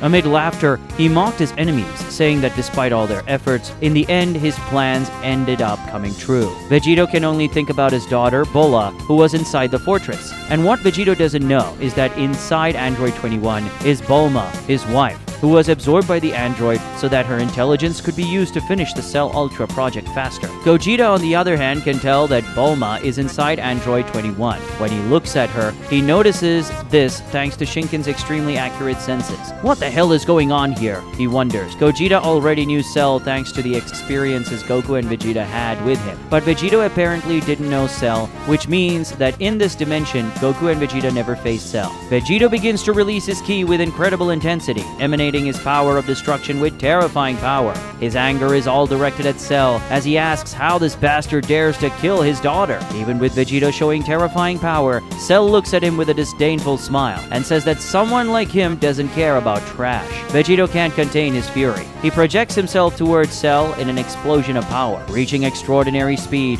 and preparing an extremely powerful punch. Wait, Vegito! Gogeta screams when he realizes something. As if Android 21 were a piece of trash, Cell throws her away and prepares to receive Vegito's attack head-on. Vegito's punch, carrying titanic power, hits Cell's forearm, generating a gigantic explosion of energy. Gogeta quickly teleports to Android 21 and grabs her to protect himself and the android with an energy shield. After the explosion, Vegito, who was previously completely blinded by his anger and not considering any consequences, now shows an expression of surprise when he sees that his punch was perfectly blocked by Cell without even generating any sign of effort on his face. Intending to provoke Vegito, Cell says that his blow wasn't bad, but that he will need much more than that. Although surprised by the enemy's strength, Vegito does not shy away. He moves away and begins to concentrate even more power, ready to continue the fight. Before Vegito makes any other move, Gogeta comes to his side carrying Android 21 on his lap. And he says that inside this woman's body are Bulma and Bulla. This information positively surprises Vegito, who now paying attention to the android, actually notices Bulma and Bulla's ki in her. Why are they inside this android? Vegito asks. Campari heads to Cell's side and then answers Vegito's question. I have a lot to thank that woman called Bulma, because it was thanks to her that Android 21 had enough intelligence to finish Cell Ultra. And not only was she able to finish Cell much faster, she also finished him even more powerful than I imagined. But after saying these things, Campari becomes thoughtful and admits, about that Saiyan girl inside 21, I frankly don't know why, since her only use would be to give your genes to Cell Ultra, so there was no reason to save her. When Campari raises this question about Bulla, Cell says that at the moment he was finished, the accumulation of energy was so great that an explosion was inevitable. But for some reason the android didn't want to allow Bulla to die, so instead of her running away, she simply absorbed the girl to keep her protected inside her body. This makes Campari curious, but Gogeta already understands everything and says that Bulma's consciousness inside the android certainly made her save Bulla. He explains it better. I've never seen this woman in my life that you call Android 21, but she seems to have similar genes to Majin Buu, and from what I know about Majin Buu's absorption technique, he also ends up acquiring part of consciousness and feeling from whom he absorbed. In other words, when she absorbed Bulma, this android ended up not only inheriting her intelligence, but some of her feelings as well. Gogeta says that he is a little curious to know more about this unknown woman, and also how an android that has Majin Buu's genes came to be. However, that can be left for later, since at this moment, they have more important things to focus on. For now, the only thing that matters is that Bulla and Bulma are safe, and also the enemies in front of us, he completes. Gogeta makes Android 21 disappear from his arms with a teleport, sending her to another dimension. Then he does the same for Gohan, pointing his hand in the direction of the area where he had fallen, defeated after the fight against Campari, and using distance teleportation to get him out of there. Vegito is very relieved to know that his daughter and wife are safe, but one thing still intrigues him a lot. The only thing that sticks in my head is the part where the angel talks about Bulla giving my genes to this guy, he says. Looking closely at Cell, Gogeta realizes that many different genes make up his structure, and it seems that among the many genetic data present in this android, Vegito's are included. It appears that the purpose of your daughter's kidnapping was to give this android your genetics, Gogeta says. This angers Vegito, who says that Campari will pay for this. Campari magically summons his staff, and using its magic, completely heals himself from all the injuries that Vegito had caused to his body. After doing this, the angel says that now Cell Ultra is ready. They can no longer stop his plans, since Cell's power surpasses even that of the angel. Looking closely at the android, Gogeta realizes that he also has angel genes. Did you give him your genes too? What is the point of this? Gogeta asks, surprised. The angel says that he doesn't need to tell them his plans, since they won't even live to see it. From one moment to the next, Cell attack. The first target is Vegito, who receives both of the android's feet in the middle of his chest, and he is pushed very far away. Next up is Gogeta, who is attacked with an ultra-powerful punch, which he blocks with both arms, but is charged with Cell's hands, pressing his arms against his chest. With Gogeta's arms pressed against his chest, Cell sees his upper body vulnerable, and he takes this chance to deliver a slashing blow to chop Gogeta's head off, but is completely surprised when Gogeta shrinks his head into the body as if he were a turtle. And Cell's astonishment is even greater when Gogeta makes his head appear from inside his own chest to shoot a wave of energy from his mouth that hits the android directly in the middle of the chest. But the person who is also impressed is Gogeta, when Cell opens a hole in his own body to let the energy wave fired by him pass straight through. At the same time that Cell's body returns to normal, Gogeta's head also returns to its place. The way you distorted your body, that's Majin Buu's ability, isn't it? Gogeta asks. Yes. Android 21's genes is also present in my body. Cell Ultra responds and then asks, but what about you? I have Saiyan genes in my body, and as far as I know, Saiyans are not capable of doing what you just did. Gogeta explains.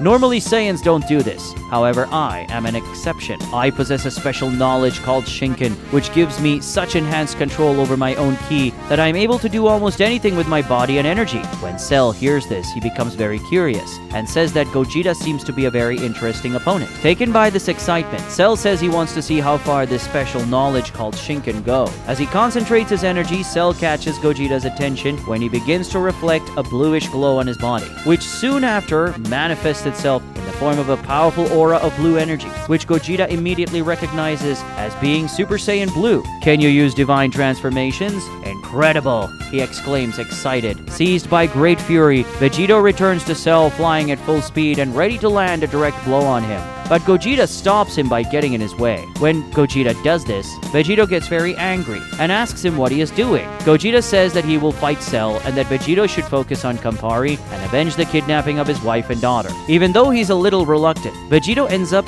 agreeing. When Vegito starts flying towards Campari, Cell tries to stop him by teleporting in front of him and throwing a punch at the Saiyan. However, Gogeta also makes a teleportation, going in front of Cell to hold his punch and then taking them both away with the teleportation. With that, Vegito heads towards the Angel with a very strong punch, but which Campari defends by interjecting with his forearm. Get ready, Angel, because I'm going to make you suffer a lot for what you did to Bulla and Bulma, the Saiyan threatened. That's what we're going to see, the Angel respond. After Campari blocked his punch, Vegito starts pressing his fist against the Angel's forearm, who despite being trembling, maintains his defense. Vegito and Campari push against each other, in the process releasing energy from their bodies that spreads throughout the environment, making that dimension shake. The Saiyan's energy taken by the power of destruction is purple in color. The Angel's energy is white. The pressure exerted by the two reaches a peak, which causes an explosion of impact that pushes both away. But soon after they return, finding themselves in an exchange of frenetic blows. Vegito's fists full of fury explode against Campari's body, who, as best he can, uses the technical smoothness of Ultra Instinct to parry the enemy's blow. But Vegito's hatred is too intense for Campari to maintain the frank exchange of attacks, so he retreats in a flash and then fires a wave of power against the enemy, who was already chasing him. Vegito is also quick to respond with a wave of power causing white and purple energy to meet and self-destruct in an explosion of cosmic scales,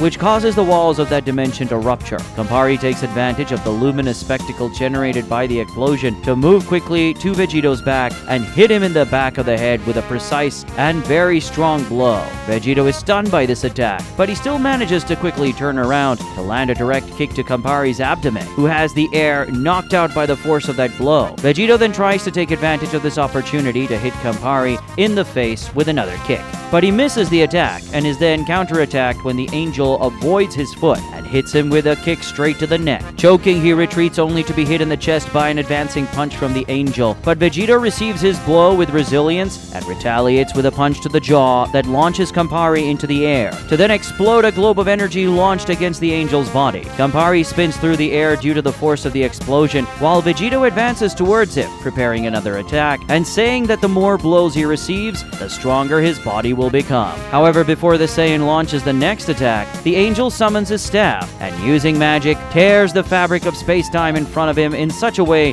that Vegito's punch enters that temporal rift instead of hitting him. Campari takes advantage of this distraction and then moves towards Vegito and hits him with a very strong kick. Don't forget, you ignorant Saiyan, an Angel has not only raw power, but also magic, he says. After Gogeta teleports him and Cell to another dimension, they waste no time and start fighting at an intense pace, each trying powerful blows against each other. Cell says that it was useless for Gogeta to take him away from Campari, as he could return there in an instant, since he also has teleportation. However, Gogeta disagrees and says that Cell's teleportation must be as effective as Vegito's instant transmission. If this is the case, Cell has a problem, as Vegito's teleportation is inferior to his, as he has this technique enhanced to the extreme by Shinken, while Vegito does not. If you doubt me, try, he challenges the android. Cell accepts the challenge, moving away from Gogeta and starting to concentrate to feel Vegito's ki and teleport to where he is. At that moment, he realizes that Gogeta is right. In fact, I'm not able to feel his ki. You brought me to a really distant dimension, didn't you? You are a cunning fox, I must admit that. However, Cell tells Gogeta that because of the Saiyan genes in his body, and also from other species, he's able to evolve very quickly. This means that perhaps he will soon be able to increase his powers and improve his teleportation. Gogeta says that he knows this very well, since in his dimension, Goku and Vegeta faced Cell and witnessed this android's incredible evolutionary capacity. That's why I took you away from the Angel, because you're a separate problem, Gogeta explains. Cell smiles and says that Gogeta is digging his own grave. Super Saiyan Blue's bright blue aura surrounds the android's body as he advances without hesitation. Gogeta stands still to receive the enemy's blow, a powerful knee that he defends with his own knee, letting a vibrational wave accompanied by large electrical blasts spread around them. Gogeta loses this dispute, being pressured by Cell's strength and pushed by the synthetic warrior, who in the form of flashes of blue energy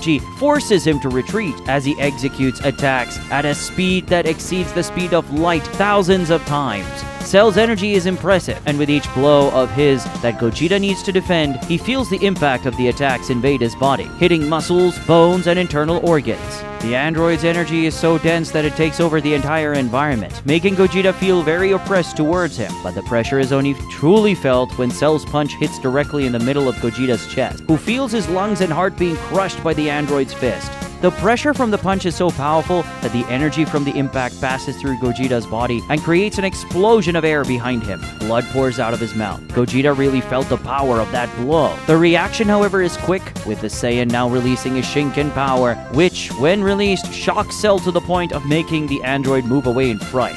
This power, for some reason I don't understand it, but I feel a great danger coming from it, Cell reveals. However, after thinking better, he says, actually, the memories present in Vegito's genes communicate something to me about this power. That's the Shinken transformation, right? It's definitely amazing. Even though he already knew what it was about, Cell was not intimidated, releasing the blue energy even more intensely. But this time with something more that impressed Gogeta. Simultaneously with the blue energy, a golden glow shines. I know that. It's Frieza's power. Gogeta recognizes it. Pointing his staff high, Campari forms a vortex of light, which, while rotating above Vegito like a gear wheel, rains down thousands of energy shots on him. With a rain of energy in the form of light falling on him, Vegito promptly responds with a final flash, soaked in the energy of destruction. The single gigantic shot of purple energy swallows the sequential shots of white energy, but Campari is incisive, this time attacking by firing several light lasers from his staff that approach Vegito, snaking through the air in a way that surrounds him. With shots coming from all sides, Vegito simply spreads his power of destruction throughout the surroundings in the form of an explosion, also getting rid of these attacks. Campari's next attempt is more successful. This time he forms a magical chain with his staff, which, when thrown against Vegito, ensnares him. Once the Saiyan is trapped in his bond, Campari creates a huge globe of pure power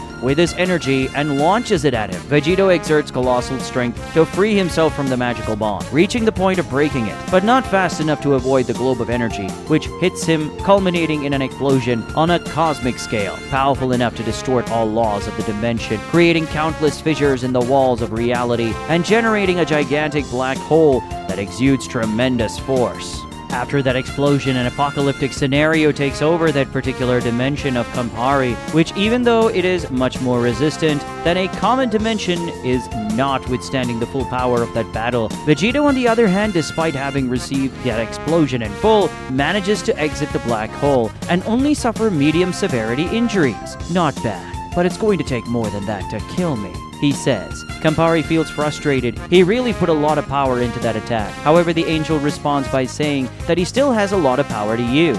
Gogeta's expression changes, now marked by surprise at the revelation of the influence of Frieza's power on Cell's improved technique.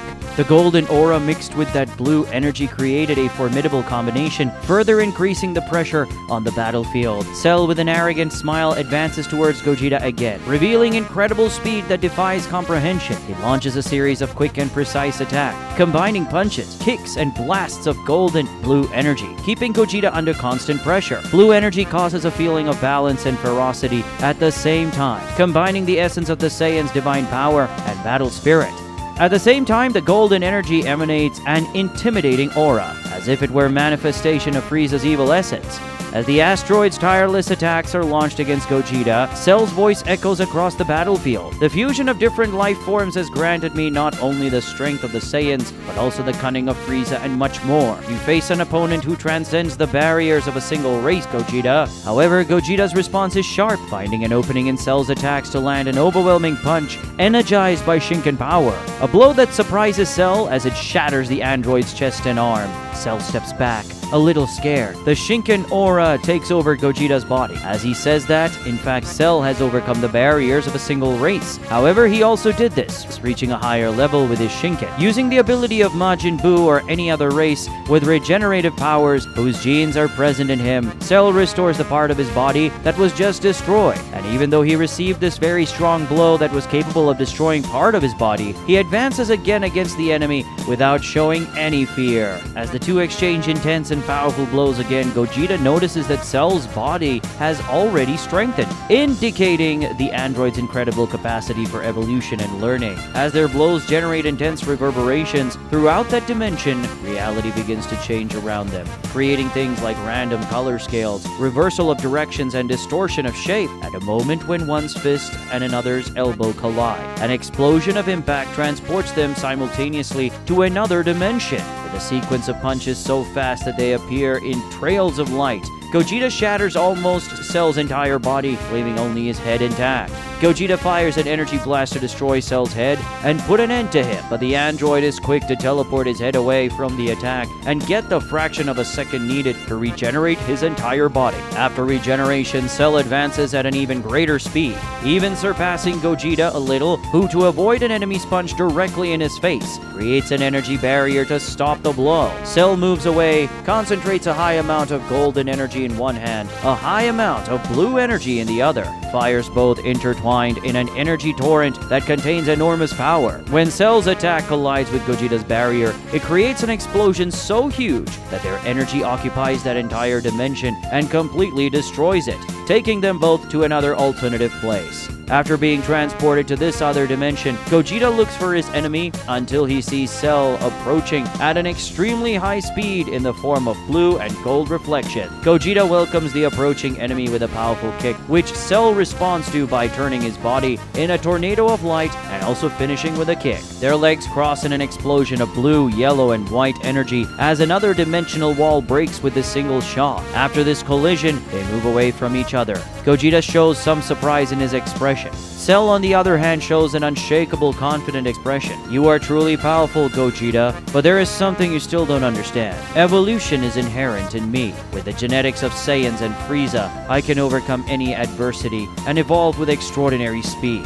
With these words, Cell unleashes an even more impressive blast of energy, causing the golden and blue aura to intensify. But now the golden aura gives way to dense black energy. Is that Frieza's black form? Gogeta wonders, impressed that Cell can already use this power. The black and blue energy begins to mix into a powerful whirlwind, revealing a frightening power on Cell's part.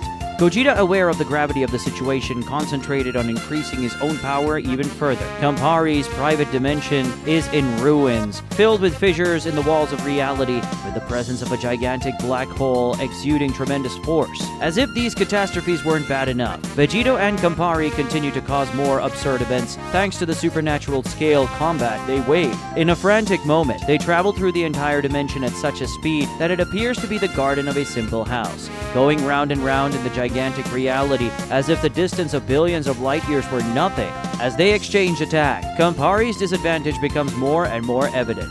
Using the incredible technical mastery of Ultra Instinct, he manages to escape many of Vegito's attacks and carry out precise and forceful counterattacks. But the problem is that Vegito, girded by the power of destruction and dominated by the warrior fury of the Saiyan race, manages to strengthen more and more, with his warrior spirit and his thirst for destruction being the only fuels needed for him to evolve more and more in battle. To try to compensate for the inferiority in the physical and energy confrontation, Campari tries to resort to magical abilities using his staff, but even this is not being as effective, as Vegito is increasingly adapting to the angel's magical techniques. Campari doesn't deal well with the disadvantage, and it starts to affect his psychology. How is this possible? The angel asks in a loud voice. You are not even using the power of Ultra Instinct. Therefore, it is incomplete. But even so, you still manage to overcome my power. How is this possible? Finally reaching the angel with a punch of overwhelming power that buries his hand in his stomach, Vegito responds, the answer is simple. I am far superior to you. After that response, Campari just goes crazy. You disgraced worm. How dare you? The angel, summoning his staff again, unexpectedly uses it to strike Vegito. Surprised by this, Vegito begins to receive blows from the angel's staff, who uses this magical and sacred object as a stick.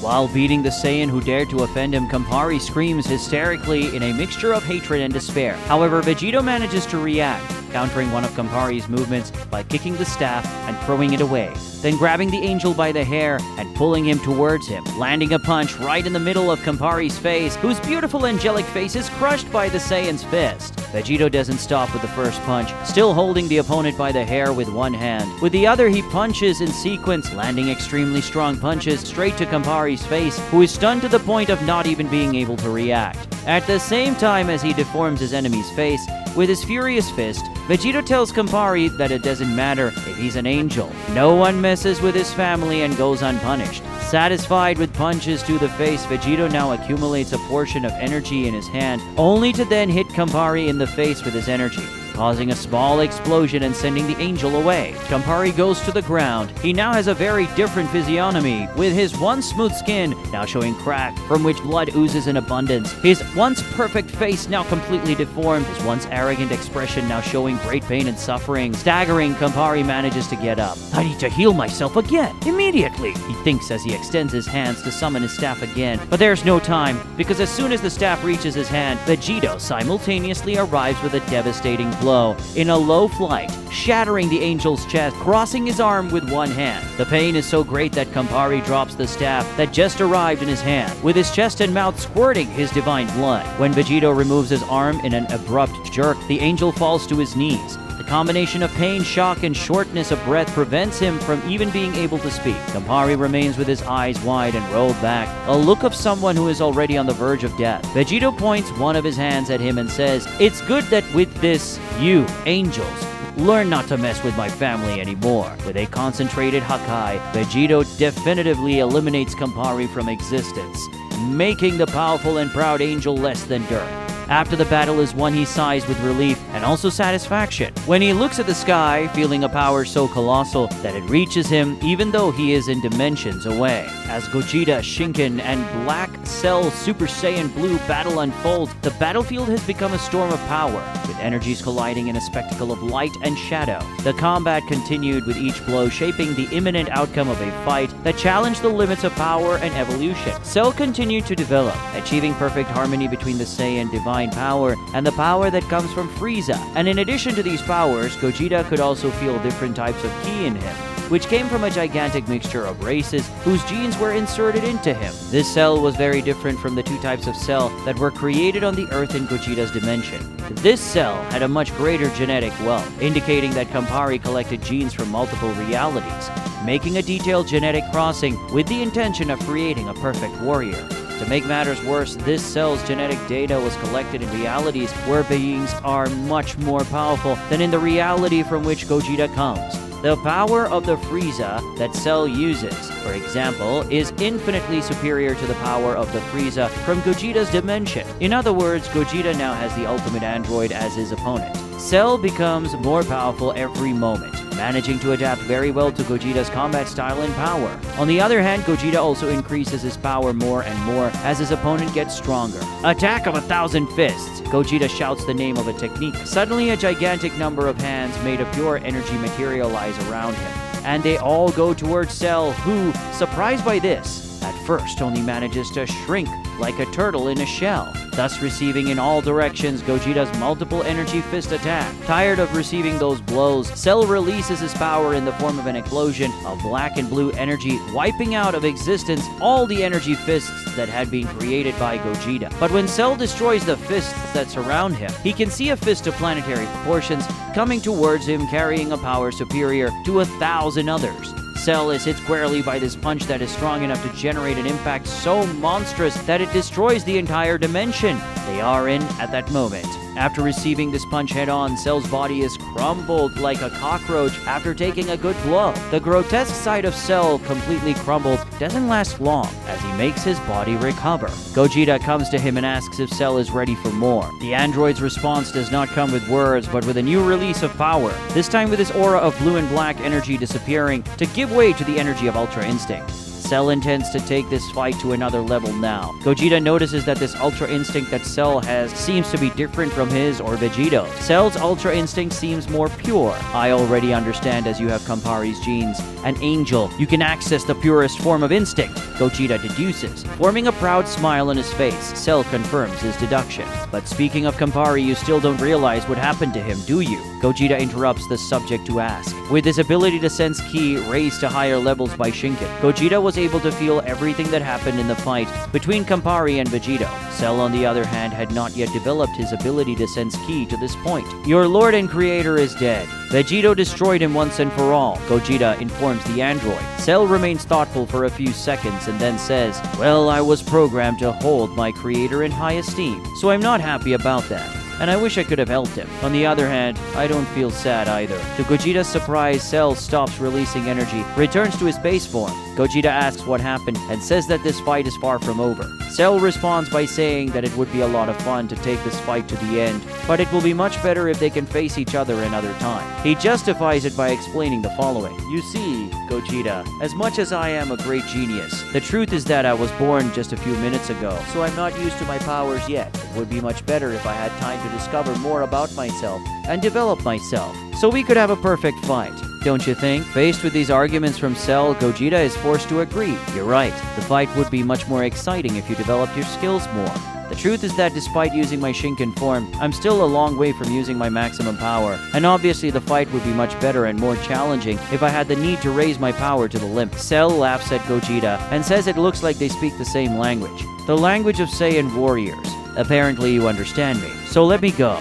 And I promise that when we fight again, I will give you the most perfect fight of your life, Cell promises. Gogeta is a little thoughtful, wondering if he should let this happen or not, until in the end he lets his passion for fighting speak louder and fulfills Cell's request, allowing him to go. Cell thanks him and says he won't regret it. Besides Gogeta, it may be that our goals coincide, and at some point we may find ourselves as allies, not enemies, Cell says, leaving a mystery in the air, and then he disappears with a teleport. Allies, huh? Gogeta reflects, intrigued on those words. After the battle, Gogeta returns to Campari's private dimension, which at this point is on the verge of total collapse. Vegito asks him what happened to Cell, and Gogeta just says that he ran away and that he couldn't stop it. Vegito is a little suspicious of this answer, since he knows about Gogeta's transcendental capabilities, but he doesn't insist on questioning. Gogeta then goes to the dimension where he sent Gohan and Android 21 to bring them back. After that, he takes them back to the great universe, more specifically to the world of the god. Using forced spirit fission,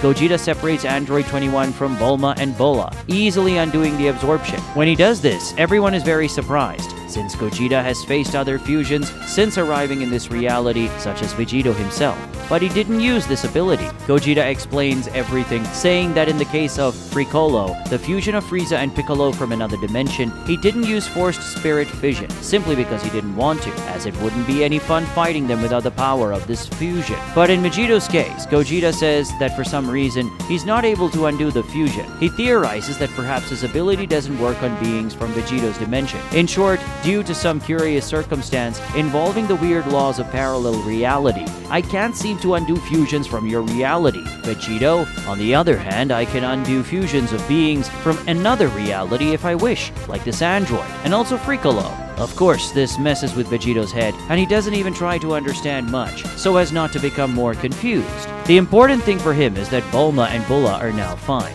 They wonder what to do with Android 21. Chamra says he will keep her trapped in his castle to try to get some information about the other angel. Nobody objects. Vegito remembers that Gogeta was able to track Bulla to Campari's private dimension because he felt her power so intensely, and then asks if he isn't able to track Vados, Whis, and Cell since he also felt their power with intensity. Gogeta says no, and explains that Cell and the angels hide their energy traces much better than Bulla, so finding them won't be that easy. Vegito is not discouraged and guarantees that at some point, these angels will falter, and that will be the time when they will all be destroyed. Gogeta agrees with him, but says that for now they can just relax a little. Because of the good progress in controlling his powers that Gohan demonstrated in the fight against Super Android 16 and Campari, Vegito decided that his son is ready to return to his work as a galactic patroller, as long as they continue training sometimes, since Gohan clearly still has a lot to improve. With Gohan's return to work, Bulla was able to come back to her duties with Bulma in the patrol's technology wing,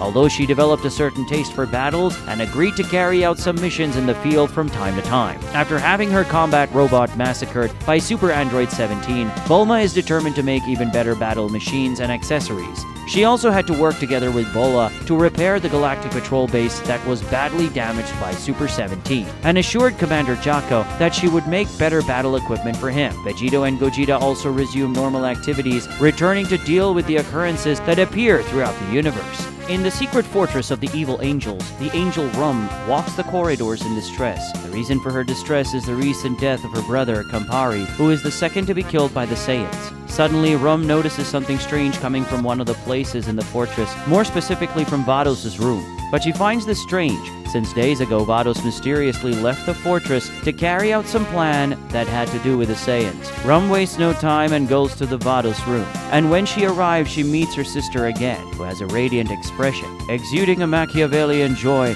that Rum hasn't seen her have for a long time. Rum asks Vados what she did after so many days away, and why she's so happy. Vados responds with a certain mischief in her voice, saying that she has met some interesting people. Rum notices that at the back of the large hall, hidden in the shadows, were the silhouettes of 3 people. She asks who these people are, and when the 3 of them take a few steps forward to get out of the shadows, Rum is very surprised by what she sees. When her sister sees her guests, Vados says that she is now sure that Vegito and his companions will be destroyed. Vegito and Gogeta are currently in the world of the gods, the world that is divided between the part of the god of creation Zamasu and the part of the god of destruction Chamras. They are on the side that belongs to the god of destruction, training his 2 sons. Gogeta is training young Beerus, while Vegito is training young Champa. The 2 Saiyans train the Hakaishin's 2 sons through light combat, but full of martial arts lessons. Chamras watches everything from a little distance, with Daishinkan by his side. The Destroyer comments that training with Vegito and Gogeta is having an effect on his children, as they are progressing much more than when they train alone or with him. Daishinkan justifies this by saying that listening to different lessons almost always helps a lot with progression. Chamras comments that in the last few days there haven't been many jobs for Gogeta and Vegito, so they are trying to find all possible ways to kill time. Daishinkan agrees and states that since Gohan has evolved his powers, he has been able to handle some cases that would naturally be given to Gogeta and Vegito, thus reducing their need. Moreover, to complicate matters further, Gohan is also receiving assistance in some cases, aid from someone who recently discovered a love for battle. A high-level battle takes place in one of the parts of the great universe. Gohan and Bulla are currently fighting on a planet against a troop of formidable warriors who not only stand out for their combat power, but also for their improved vision, with a red eye and great shooting skills. Gohan and Bulla are facing inhabitants of planet Serial from another dimension, but they don't know the members of this race. Furthermore, these Serial inhabitants are different from those in the original dimension. These Serial people are immensely stronger than those in the original dimension, and they are also bad people. Gohan and Bulla need to exchange blows with several Cerealians at the same time, which surround them, attacking from all sides. But they also need to pay attention to the snipers who lie in wait and fire when they see the chance. And Gohan and Bulla need to dodge to avoid being hit in a vital point by the energy shots. Gohan is transformed into a Super Saiyan while Bulla is transformed into Super Saiyan 2. Gohan is very tired as he has already dealt with many cases that day, and that is why he is staying in Super Saiyan to save as much energy as possible. Bulla, on the other hand, isn't as tired as Gohan, but she wants to avoid using Super Saiyan 3 because she knows she'll lose energy very quickly if she uses this transformation. The leader of these invaders from another dimension is a very peculiar Cerealian.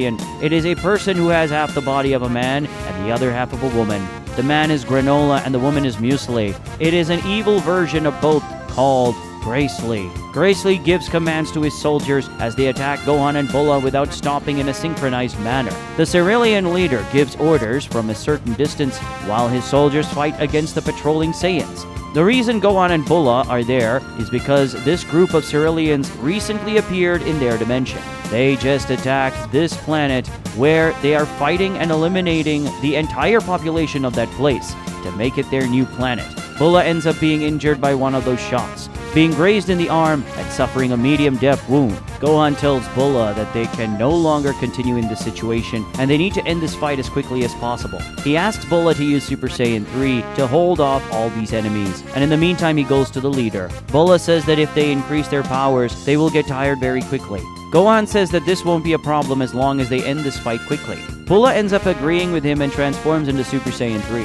When Bulla transforms, she begins to move at incredible speed across the battlefield, zigzagging between enemies and firing various attacks at them, whether physical or energy attacks. With this frantic movement, Bulla manages to copy all the enemies, and Gohan takes advantage of this distraction from the soldiers to advance against the leader, Gracely, while at the same time raising his power to beast form. Noticing Gohan's approach, Gracely points his fingers at him and begins to fire several energy shots. but they are useless in stopping the Saiyan, who reaches him with a very well-placed kick. But it is defended. After blocking Gohan's kick with both hands, Gracely, using Muesli's mouth, fires a blast of energy at Gohan, who moves in a spin to avoid this shot, going to Granola's side to try a punch, but Granola shoots a laser from his eyes that would hit a precise spot and stop Gohan's heart if he didn't escape to the side at the right time. Gracely starts a series of attacks against Gohan, who responds in kind and then even stands out against the opponent with his fast, strong, and skillful blows.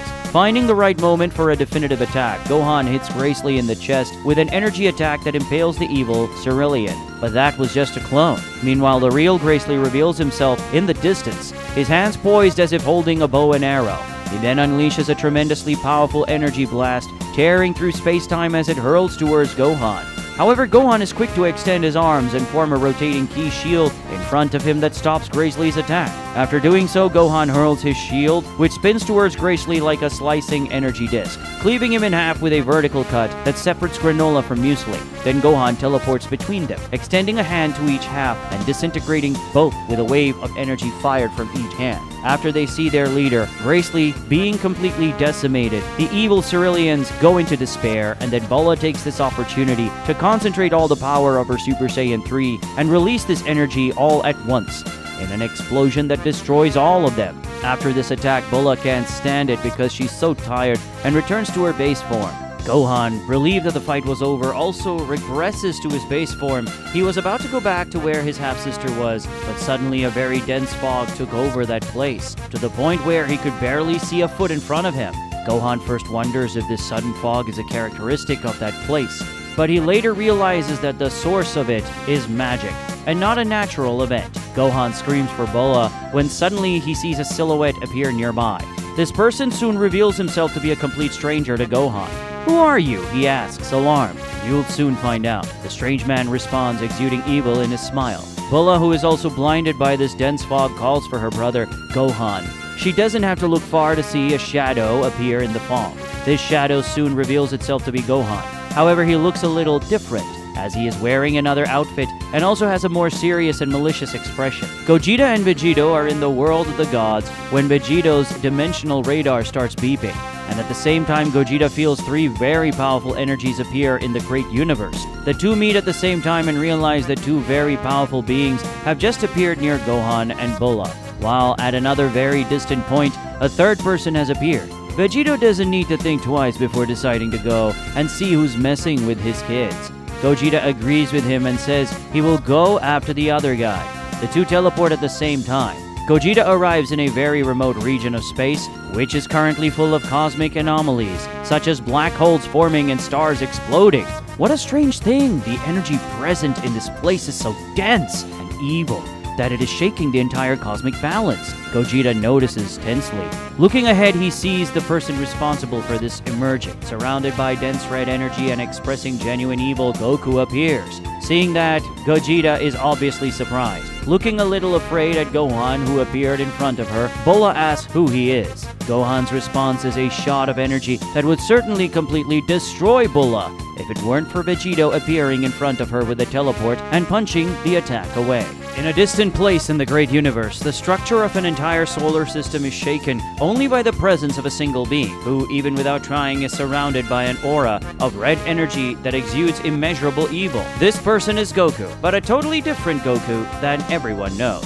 Looking closely at this Goku, Gogeta notices that he is not a fake version, like Goku Black, but a real Goku that has a completely evil nature. This Goku, whose ki is full of evil, greets Gogeta, who looks at him with great surprise. "I can feel that inside you there is someone very similar to me." The evil being comments, "Yes, I am composed by the fusion of Goku and Vegeta. My name is Gogeta." Giving Gogeta a top-to-bottom look, the alternate Goku says the following, "Well, if you are the result of a fusion of an alternate version of me and an alternate version of Vegeta, I can only conclude that the Goku and Vegeta from your dimension were very weak."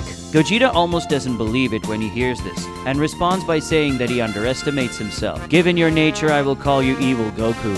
Any problems with that?" Gogeta asks the enemy while taking his combat stance. "You can call me whatever you want," the now nicknamed Evil Goku responds. After the nickname is accepted by the opponent, Gogeta says, "Let's see if you'll still find the Goku and Vegeta that make me weak after feeling my power." Gogeta discharges a wave of energy against evil Goku, who to his surprise repels this discharge of power only by raising his ki when transforming into a Super Saiyan, emanating a red aura so powerful that it makes Gogeta's energy disappear as it touches it.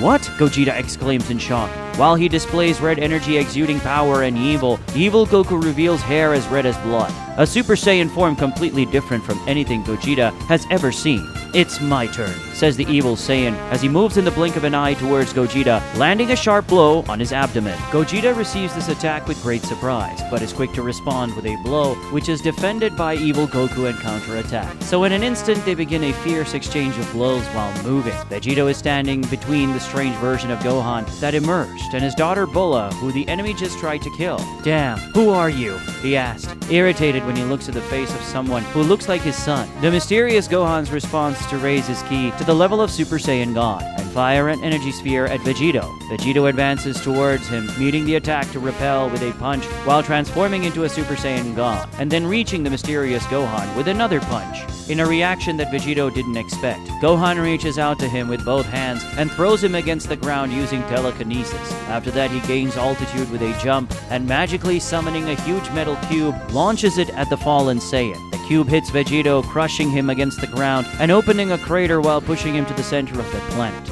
After this attack, a gigantic hole is opened in the planet's ground, through which the mysterious Gohan flies over. But this hole is filled soon after, when Vegito's energy rises in the form of a pillar of power, filling this crater and reaching Gohan in the sky. The mysterious Gohan dodges this attack that comes from the ground, and then needs to turn around to counter Vegito's attack, holding the fusion warrior by the wrist when his hand was just a few centimeters from his chest. However, Vegito opens his hand that the mysterious Gohan holds, and his energy sword comes out of his hand, piercing the enemy's body. After a huge hole is opened in his body by Vegito's key sword, the mysterious Gohan lets go of him and walks away. "How about it, haha, you scoundrel? It's harder to deal with me than attacking a little girl, right?" Vegito asks in a teasing tone. The mysterious Gohan says he didn't expect Vegito to pierce the body of someone who looked like his son so easily. Vegito responds by saying the following: "I'm not an inexperienced kid. I know very well how to differentiate my son from an enemy. I assure you that using Gohan's face won't help you at all.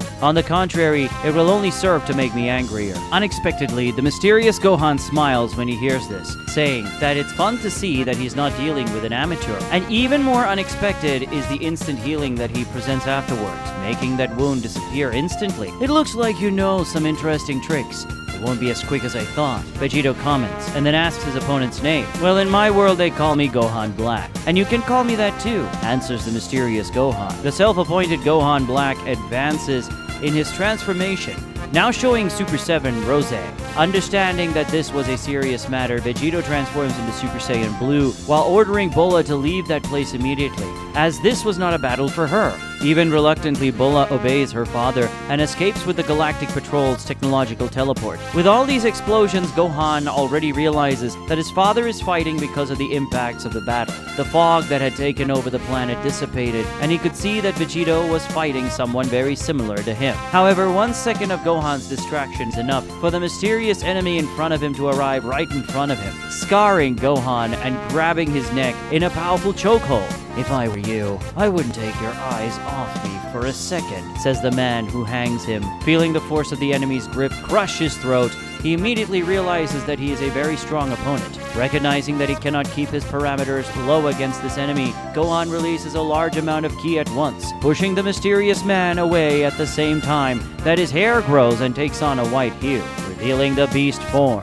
The mysterious man likes what he sees, assessing Gohan with an anxious smile and commenting that with this level of power, perhaps it could serve as a warm-up. Gohan gets a little irritated by this statement, but remains focused, just asking what this man's name is. "My name is Zyko," he answers. Gohan also says his name, but the man named Zyko says it's not necessary, since he's already heard about Gohan and the others. "If you've heard of us, then you are either crazy or stupid," Gohan shouts as he charges forward. "That's what we're going to see," Zyko responds. Their shock occurs through their fists, culminating in an explosion of energy that causes great destruction all around. Gohan loses, being thrown by Zyko's strength, and then accompanied by the enemy receiving a sequence of blows.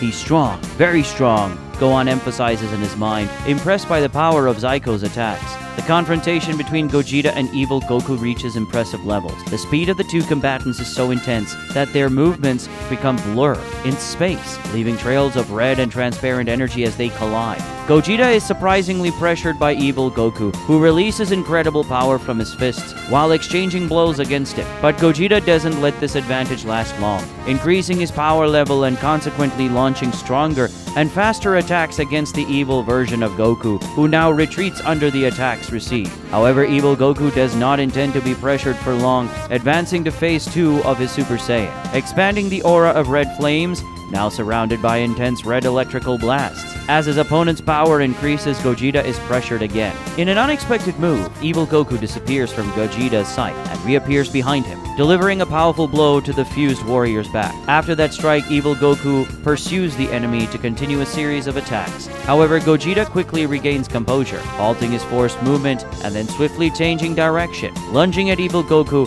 and landing a knee to his abdomen. Gogeta begins to land a barrage of punches against his opponent's face while raising his ki, giving evil Goku no room to react. Evil Goku's only option is to explode his red ki with intensity, pushing Gogeta away at the same time that his red hair increases drastically in size, reaching level 3 of his evil Super Saiyan. "I'm just getting started, Gogeta," Goku barks. Vegito watches worriedly as Gohan Black assumes the form of Super Saiyan Rose with a pink aura surrounding him. The fused warrior maintains his defensive posture, preparing for the next clash.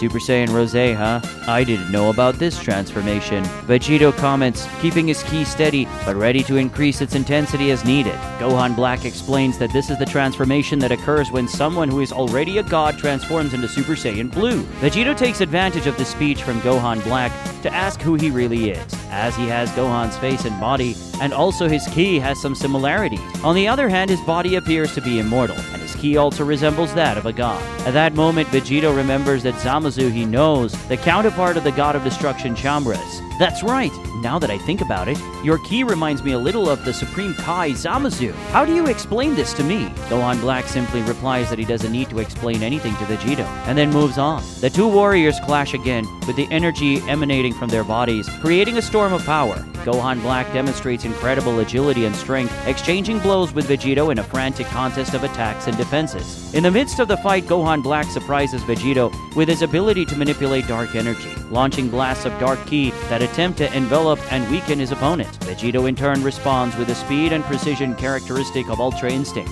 Gohan Black creates a spear of black energy and launches it towards Vegito, who, pointing his hand at this power, makes it disappear completely with a powerful Hakai. Vegito tells Gohan Black that even though his attacks are powerful, they still don't have a sufficient level of power to be a problem for his Hakai, so he will repel all the attacks that Gohan launches. Really? And what will happen if I increase my power even more? Gohan Black raises his ki once again, now reaching Beast Form Rose, becoming incomparably stronger than before. Impressive. It's much stronger than Gohan's Beast Form that I know. Vegito observes impressed. Gohan, now in Beast Form, releases a massive amount of energy, determined to face this seemingly unstoppable opponent. Zyko, despite facing a powerful opponent, maintains a confident smile as dodges Gohan's attacks with surprising agility. His movements are fluid, and his blows are precise, hitting Gohan with overwhelming force. You may be strong, Gohan, but you're still no match for me. Zyko provokes by throwing another powerful punch against Gohan. Gohan this time manages to hold his opponent's hand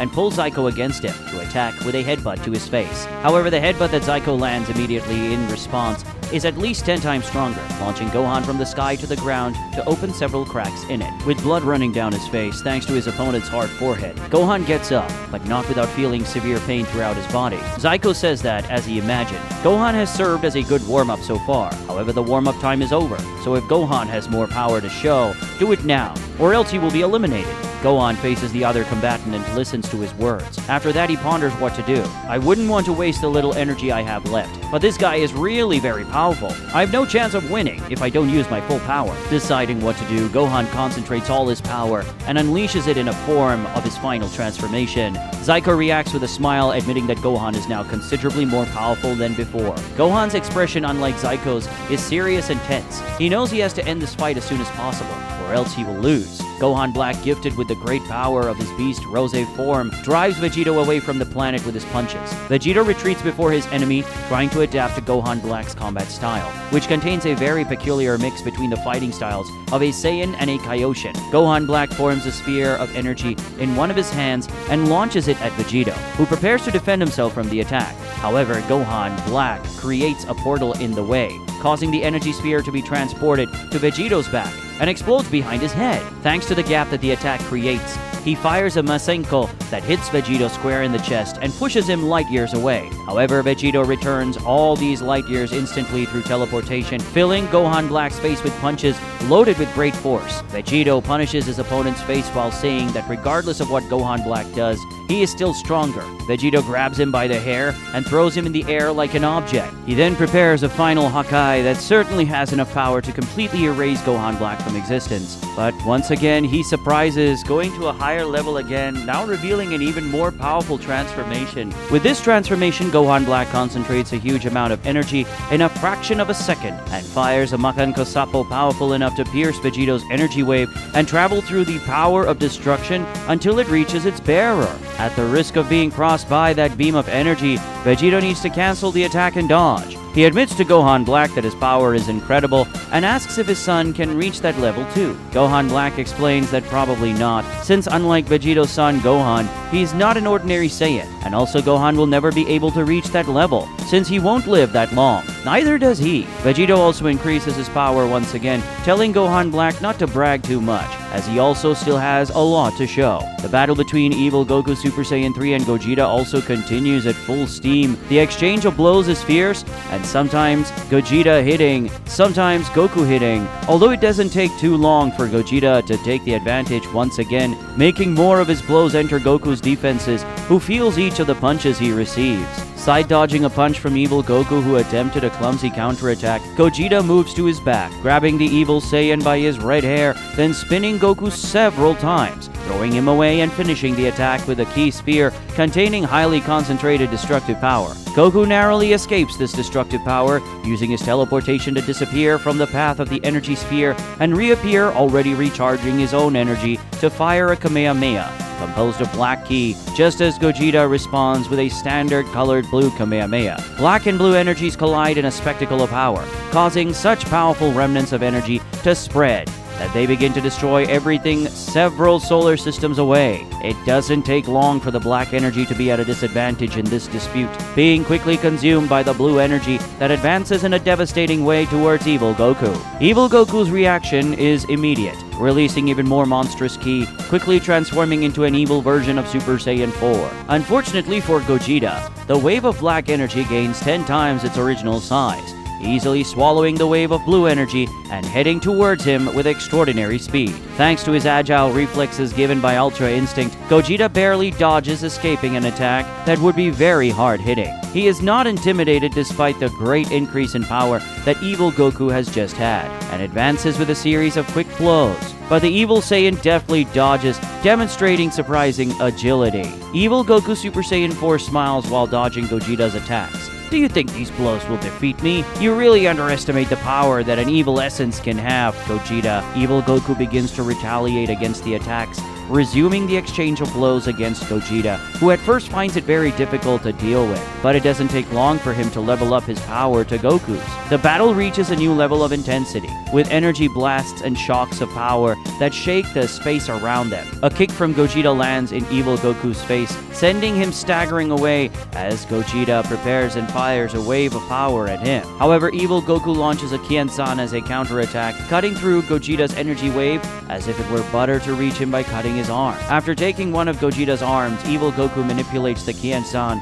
in a way that also cuts his other arm and both legs. Oh no, this is a tragedy! Gogeta screams, desperate, with his arms and legs floating inanimately in the vacuum around him. Evil Goku starts laughing, exuding malice in his laughter. The evil warrior leads the Kian-san to finally cut off Gogeta's head, but to his complete shock, one of Gogeta's arms moves to hold the Kian-san in front of his head. Evil Goku is perplexed and asks what the hell is that. Even more perplexed is when Gogeta's arms and legs magically transform into ghosts of him and teleport close to Goku in a way that surrounds him, to finally disappear in the form of an absolutely gigantic explosion that destroys a portion of the great universe that is equivalent to 4 universes of common size. Even having received that explosion that could destroy 4 common universes, evil Goku remains intact, despite some notable injuries spread across his body. He now shows some irritation, asking what kind of tricks these are, and stating that this is not a Saiyan thing. Gogeta says that Goku better stay prepared, as he can do much more than that. Evil Goku admits to being surprised, saying that he didn't expect Gogeta, one of the good guys, to cause such vast destruction like this,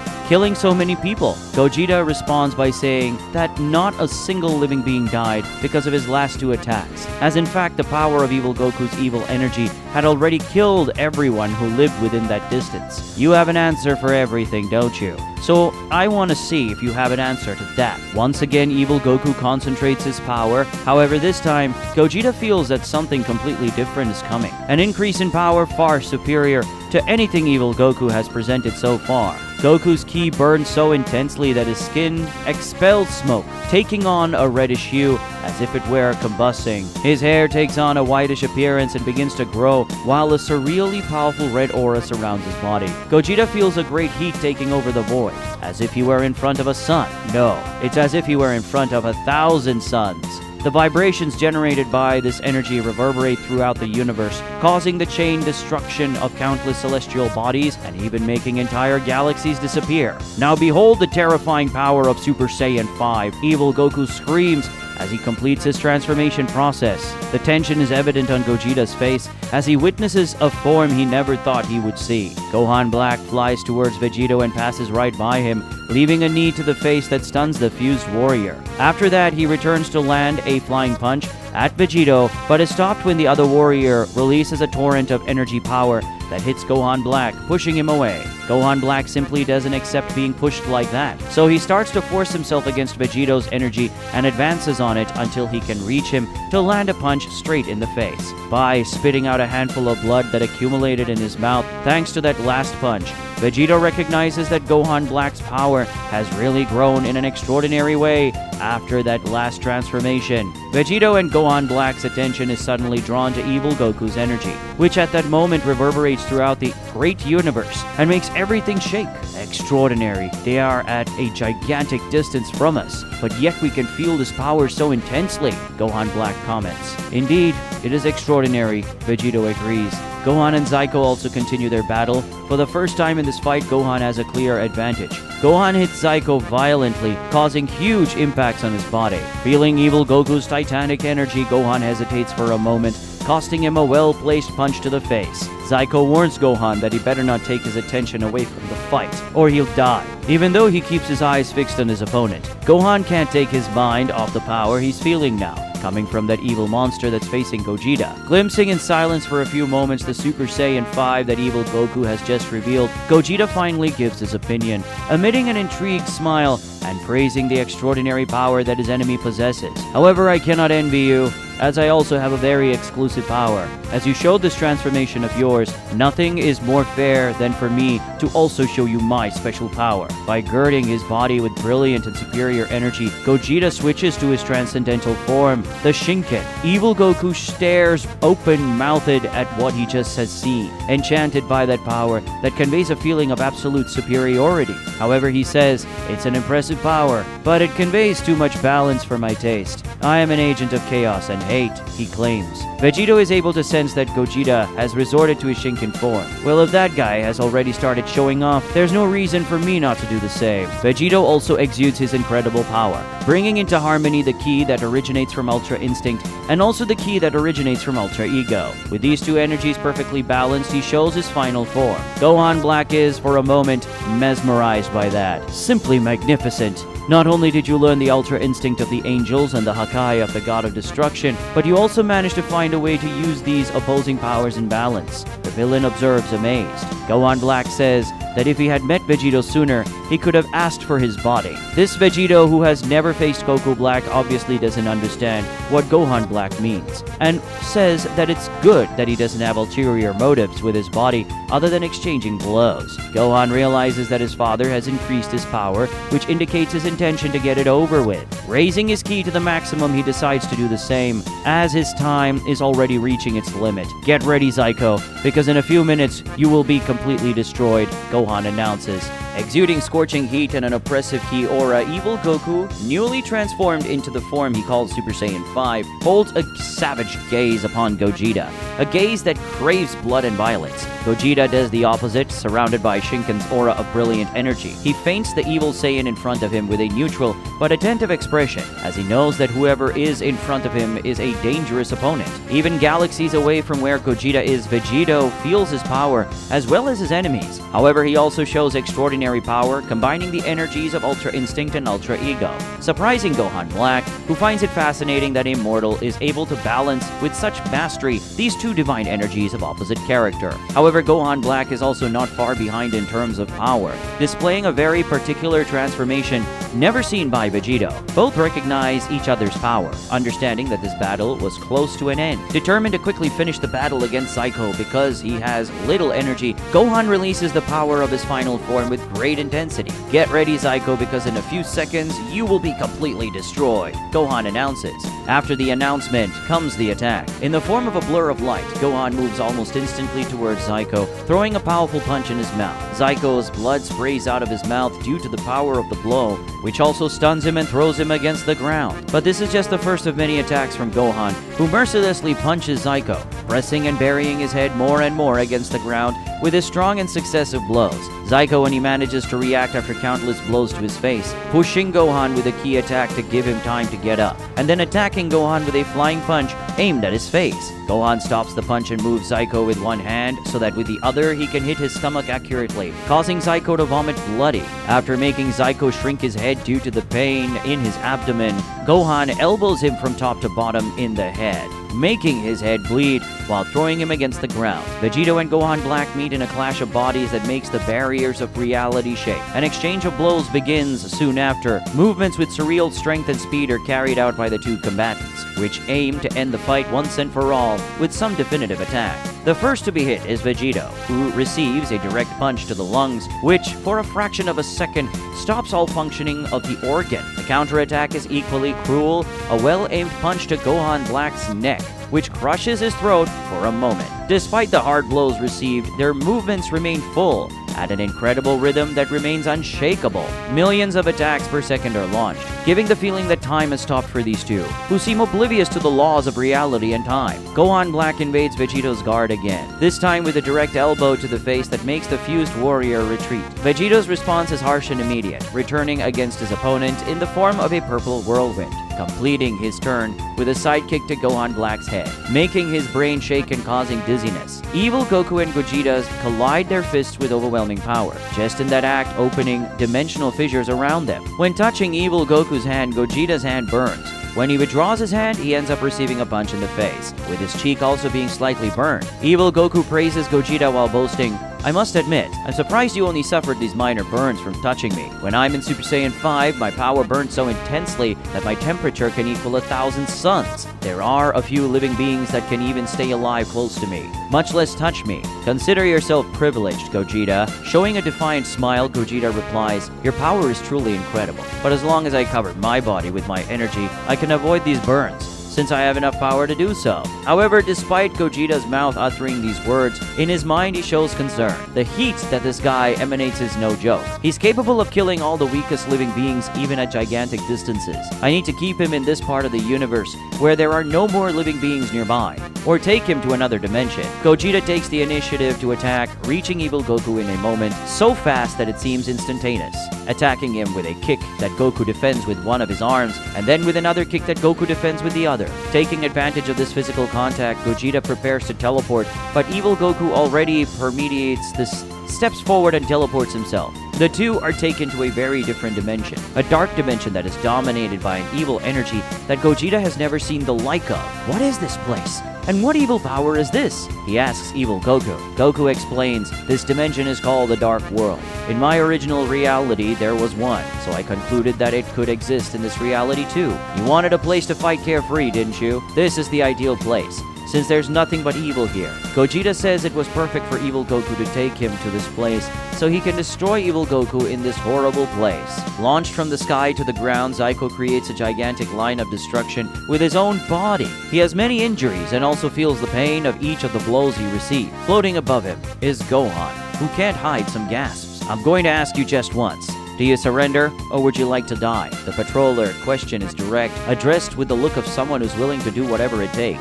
Zyko doesn't need much time to think about the answer. I would rather die than surrender in battle. Whatever, Gohan responds as he begins to prepare his Kamehameha. Even if you don't deserve it, I will give you a painless death. Just stay still and wait peacefully, then you won't suffer. However, Zyko starts laughing. Gohan asks, what's so funny? Haven't you noticed yet? Didn't you realize that in all this time, I didn't use a single transformation? This question catches Gohan off guard. All this time, Gohan thought Zyko was already transformed. Zyko begins to concentrate his energy, making Gohan's body vibrate because of the intense tremors that he begins to cause throughout reality. The energy that begins to be exhaled is completely terrifying, to the point that Gohan feels his heart being crushed inside his chest and his body is covered in chills. The walls of reality begin to be broken throughout the great universe. Dimensional portals are opened and closed. Stars explode. Planets collapse. Space-time is distorted, and other cosmic anomalies. Vegito perceives this power that has just emerged with great concern, realizing that his son's opponent is someone terrifying. Even Gohan Black is surprised, as he didn't know Zyko's true power. However, Gohan Black changes his mind after thinking better. How foolish of me to be surprised by this. After all, it is to be expected that mixing the genes of a Saiyan and an angel would bring this type of result, says the evil version of Gohan. Mixing the genes of a Saiyan and an angel? Vegito repeats these words along with a widening of his eyes. What do you mean by that? In the so-called Dark World, Gogeta and evil Goku feel Zyko's ki, which even reaches the distant parallel dimension. Gogeta is amazed by the energy he's feeling, recognizing that he has a power and contained evil even greater than evil Goku Super Saiyan 5. What does that mean? What's your relationship with that guy? Gogeta asks evil Goku, noticing a certain similarity between their powers. Goku doesn't stop smiling, showing immense pride. Go, my son, make your father proud. He screams while laughing maniacally. Gogeta pays attention to these words. Your son? With whom? The fusion asks, intrigued and concerned. Vados watches everything that happens thanks to her magic, with a wide smile on her face. Go, my son, make your mother proud. She speaks to herself, but directing her words to Zyko. Zyko now has a very different appearance. If before this person already conveyed a certain evil, he now seems to be the incarnation of demonic forces themselves. Contemplating the most absolute terror that Gohan cannot disguise, Zyko says, Behold, Super Saiyan 6. Gohan shudders as the evil terror emitted by Zyko's Super Saiyan 6 energy penetrates the deepest core of his being. Zyko feints at him with eyes full of malice, brimming with evil. After hearing from Gohan Black that Zyko is the result of mixing the genes of an angel and a Saiyan, Vegito asks what that means. Gohan Black says that Zyko is son of Vados and that Goku who is now fighting against Gogeta. In other words, he is the son of an angel and a Saiyan. This body I'm using belongs to a version of your son from another reality. This Gohan whose body I stole is the result of the union between Son Goku, a Saiyan, and a woman named Chi-Chi, an Earthling. Your son, who is also called Gohan, is the union between you, a Saiyan resulting from a fusion, and an Earthling who must also be Chi-Chi, right? Vegito confirms what he is saying. Gohan Black then continues saying, the Gohan that is your son is much more powerful than the Gohan that I am possessing was in the past, since your son has the genes of a Saiyan warrior resulting from a fusion. From what I heard, your son was even capable of defeating an angel. Vados realized the powerful result of the union of the genes of a Saiyan and an Earthling, and then she began to wonder what the result of the union between a Saiyan and an angel could be. Vegito begins to deduce what happened, and completes the story by suggesting that Vados went to another reality and got involved with evil Goku. Gohan Black confirms his deduction, and reveals that Vados has been in many realities looking for the ideal partner. When Vados met him, she considered the possibility that he was the chosen one, since he has the body of a Saiyan and the soul of a god. However, when she met evil Goku, she decided that he would be the father of her child, as she was fascinated by his evil power, which matched her evil nature. This way, they would have a son whose evil nature would surpass theirs. This is Zyko. Vegito says it hasn't been that many weeks since Vod's death, which was the last time he saw Vados. So how is Zyko already born as a grown man? Gohan Black explains that an angel has many magical devices, and things like anticipation, maturation are included. She made sure Zyko didn't need to go through the common maturation process, and then she and evil Goku tried to teach him the basics of battles. Gohan Black says that Zyko is a true prodigy, as expected from the union of an angel and a Saiyan. Even though he only had a few weeks to live, he reached extraordinary levels of power thanks to training from evil Goku and Vados, and also some Zenkai boosts. Gohan Black ends by confidently stating that Zyko has even surpassed him and evil Goku. Vegito is very worried as he knows that his son Gohan will not have enough power to deal with Zyko. He screams for his son as he prepares to fly towards him, but Gohan Black steps in front of him with his arms open, in a gesture of someone stopping him. Gohan Black says that he is Vegito's opponent, and until this fight is over, he will not allow Vegito to do anything else. Vegito reflects on the situation, understanding that he won't be able to do anything for his son while Gohan Black is still standing. And even if he started a fight against Zyko, Gohan Black would kill his son. All I can do is eliminate this guy quickly to help Gohan, Vegito concludes in his thoughts. However, he knows that this will not be an easy task, as Gohan Black is really powerful. In the dark world, the dense atmosphere permeated with evil energy surrounding Gogeta and evil Goku as they prepare for continued combat. The dark setting provides a surreal and ominous environment, with distorted shadows dancing around. Gogeta also reflects on the monstrous power he just felt now, whose owner is Zyko. He also becomes thoughtful about the fact that evil Goku referred to Zyko as his son, and asks who Goku had this son with. I don't want to answer questions, I want to fight. Evil Goku's response is firm. He fires an energy shot at Gogeta, who avoids it with a teleport that takes him in front of evil Goku to try to punch the evil opponent, who responds by striking with his elbow. The moment Gogeta's hand and evil Goku's elbow collide, a wave of energy envelopes them and spreads throughout the surroundings, making the entire dimension shake. Gogeta says that if evil Goku doesn't want to answer, it's okay. He'll destroy Goku and then go and ask Zyko directly. Gohan watches in amazement as Zyko begins to move. Zyko begins a slow walk towards Gohan, with only the heat of the energy from his feet making the ground on the planet melt as he steps. With every step Zyko takes, a new part of the ground is melted, and the terror in Gohan's heart grows. At that moment, the planet combusts in such a way that even from space it is possible to see the smoke it exhales, as if it were a barbecue of planetary proportions. Zyko's evil power extends across billions of light years, causing all weaker life that exists on several planets within this range to be simply destroyed. Even Gohan can barely stand, his shaky legs weakening more and more as Zyko approaches. But Gohan overcomes his fear, extending his two hands towards the Super Saiyan 6 warrior and shooting a barrage of energy spears at him, triggering countless explosions. Zyko, however, was not even close to being affected by these explosions, as his dense energy aura protected him. Vegito discharges a large amount of destructive power against Gohan Black, who retaliates with a Kamehameha of black energy that destroys itself along with Vegito's attack. Then Gohan Black attacks, throwing a Masenko at Vegito, who cancels his energy with an ultra-concentrated Hakai. Realizing that Zyko started to move towards Gohan, Vegito ends up getting distracted, and this ends up with a flying knee from Gohan Black right in the face.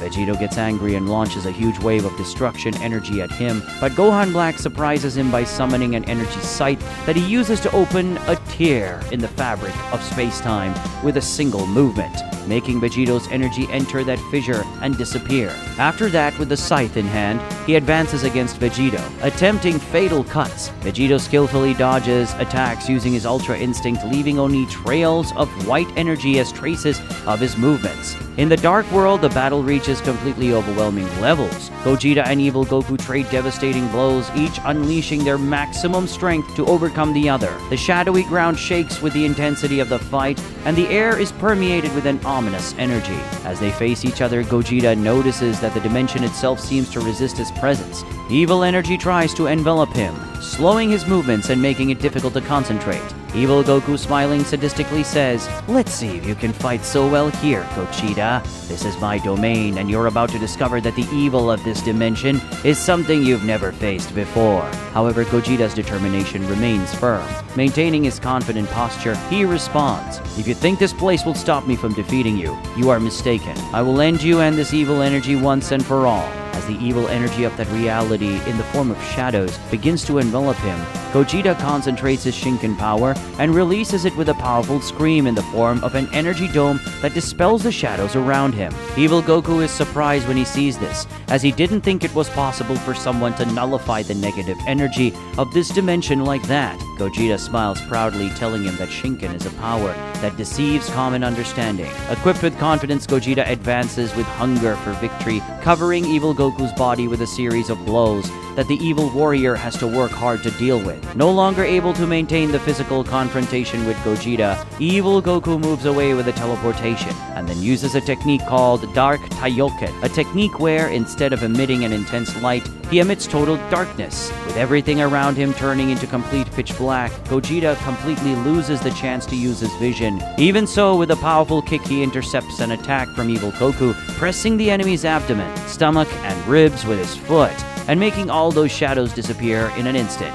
Gogeta warns his opponent that all of his senses are extremely sharpened by Shinken, so limiting his vision is useless. After explaining this, Gogeta imprisons Evil Goku's body with his telekinetic strength and brings the other Saiyan at high speed towards him, while enveloping his fist in Shinken energy. Realizing that a deadly attack would hit him if he didn't react, Evil Goku manages to free himself from Gogeta's mental grip at the last moment, and dodges the Shinken warrior's punch, whose force is so strong that it tears the entire fabric of reality in the dimension apart, creating a trail of luminous energy that extends across the entire dimension. After this dodge, Evil Goku fires a Kamehameha of black energy containing high destructive power. Gogeta repels this attack with a Kamehameha composed of the Shinken's light energy, carrying Evil Goku's power back to him, along with his own, and forcing him to cancel the shot and dodge. The Super Saiyan 5 warrior then advances against the Shinken warrior, delivering many blows with titanic strength, which are responded to equally. The speed of the two warriors is so absurd that they reach billions of blows per second,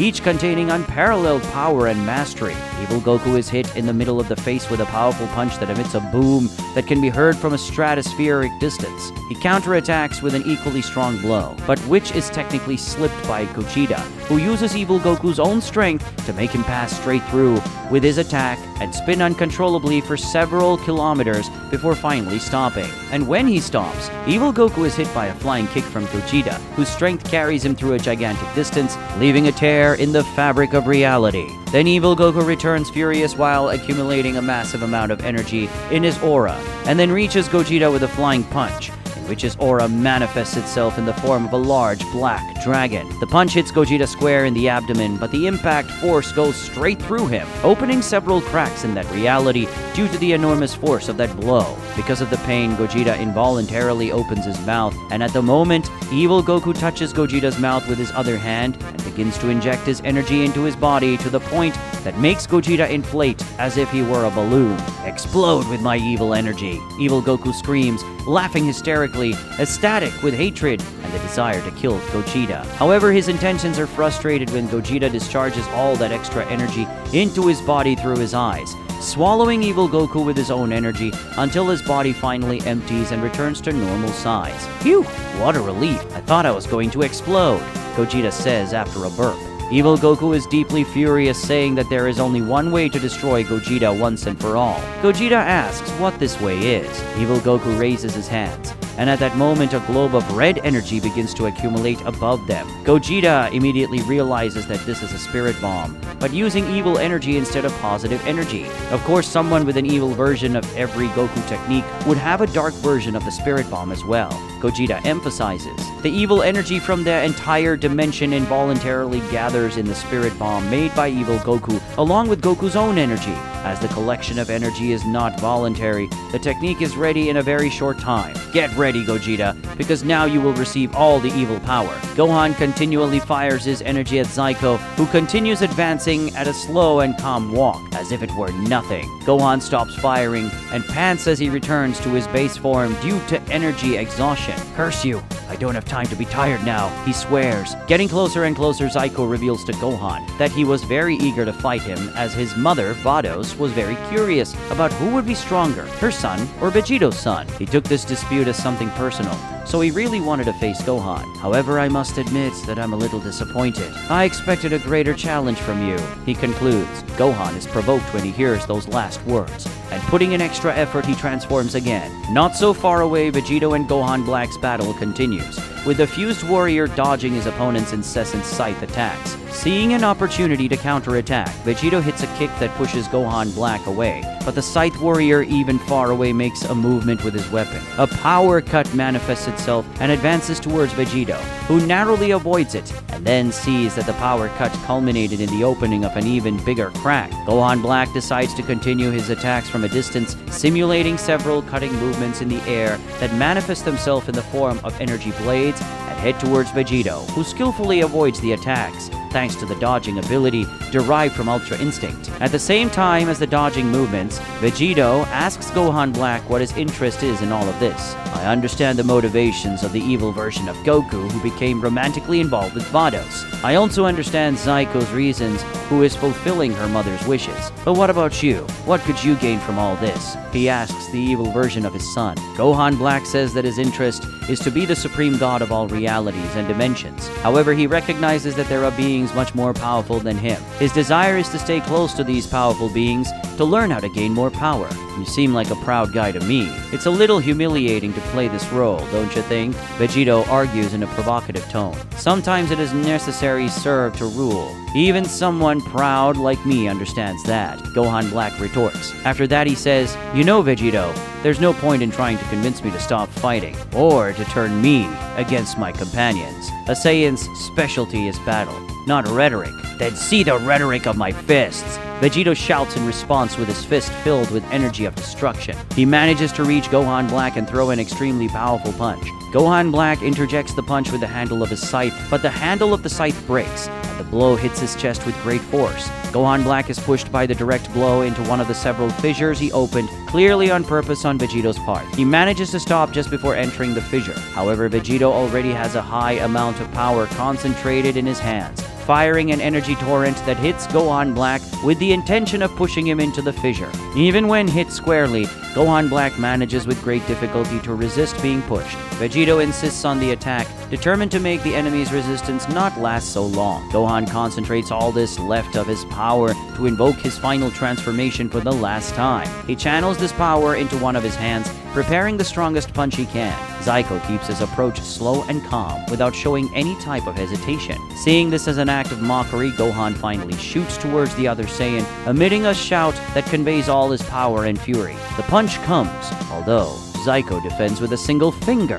What? Gohan exclaims in shock. Before he walks away, Zyko grabs his hand. The force is so great that Gohan falls to his knees at the same time, with his transformation being undone and the screams of pain involuntarily leaving his mouth. What a disappointment, Zyko says. He holds Gohan's arm with one hand and brings the other to his shoulder, and then begins to force Gohan's arm in a separating movement. Gohan screams madly, feeling what is probably the most pain he's ever imagined he would feel. First, the skin on his arm begins to open, then the ligaments begin to stretch to the point of separation, and finally, the bone is torn away. In a brutal movement, Gohan's arm is separated from his body. Kneeling down, Vegito's son screams maniacally, and next to him, standing, is the son of Vados as he raises his arms as if it were a trophy. See, my mother, your brother is being avenged, Zyko calls out. Vegito maintains his release of energy, trying to push Gohan Black into the fissure that he opened earlier with his scythe. Gohan Black is determined, managing to move further and further away from the fissure,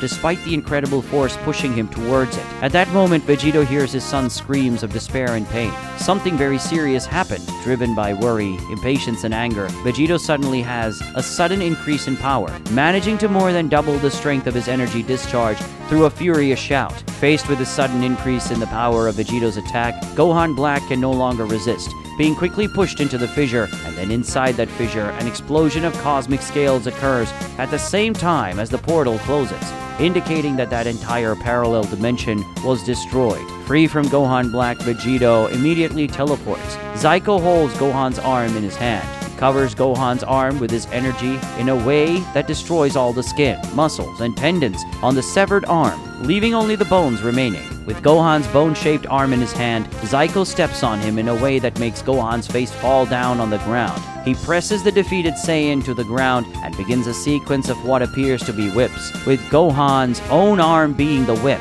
Struck by the bones of his arm, the flesh of Gohan's back is seriously punished, with his blood spraying the surroundings with each blow. Gohan screams and groans in agony, but he can't do anything as his strength is completely gone. Vegito arrives with his teleportation and promptly flies towards them to help his son. However, he did not expect the appearance of Vados, who stands between them, and extending her staff towards Vegito forms an energy dome that captures him. Vegito tries to teleport to escape, but he can't. Vados laughs and says that inside this magical prison, he cannot teleport. Vegito curses Vados. He concentrates his power and begins to exhale energy in a way that puts pressure on the prison walls in an attempt to destroy. Indeed, the prison is affected, with the energy walls beginning to crack. However, Vados does not intend to let this happen so easily, using her own energy to maintain the prison. They both try very hard, but Vados to maintain the prison and Vegito to destroy it. While this happens, Zyko continues to lash Gohan, brutally ripping open his back with the violence of his attacks. The pain is so much that Gohan almost no longer has the strength to scream, and tears start to run down his face. Seeing his son in this situation, Vegito becomes increasingly desperate,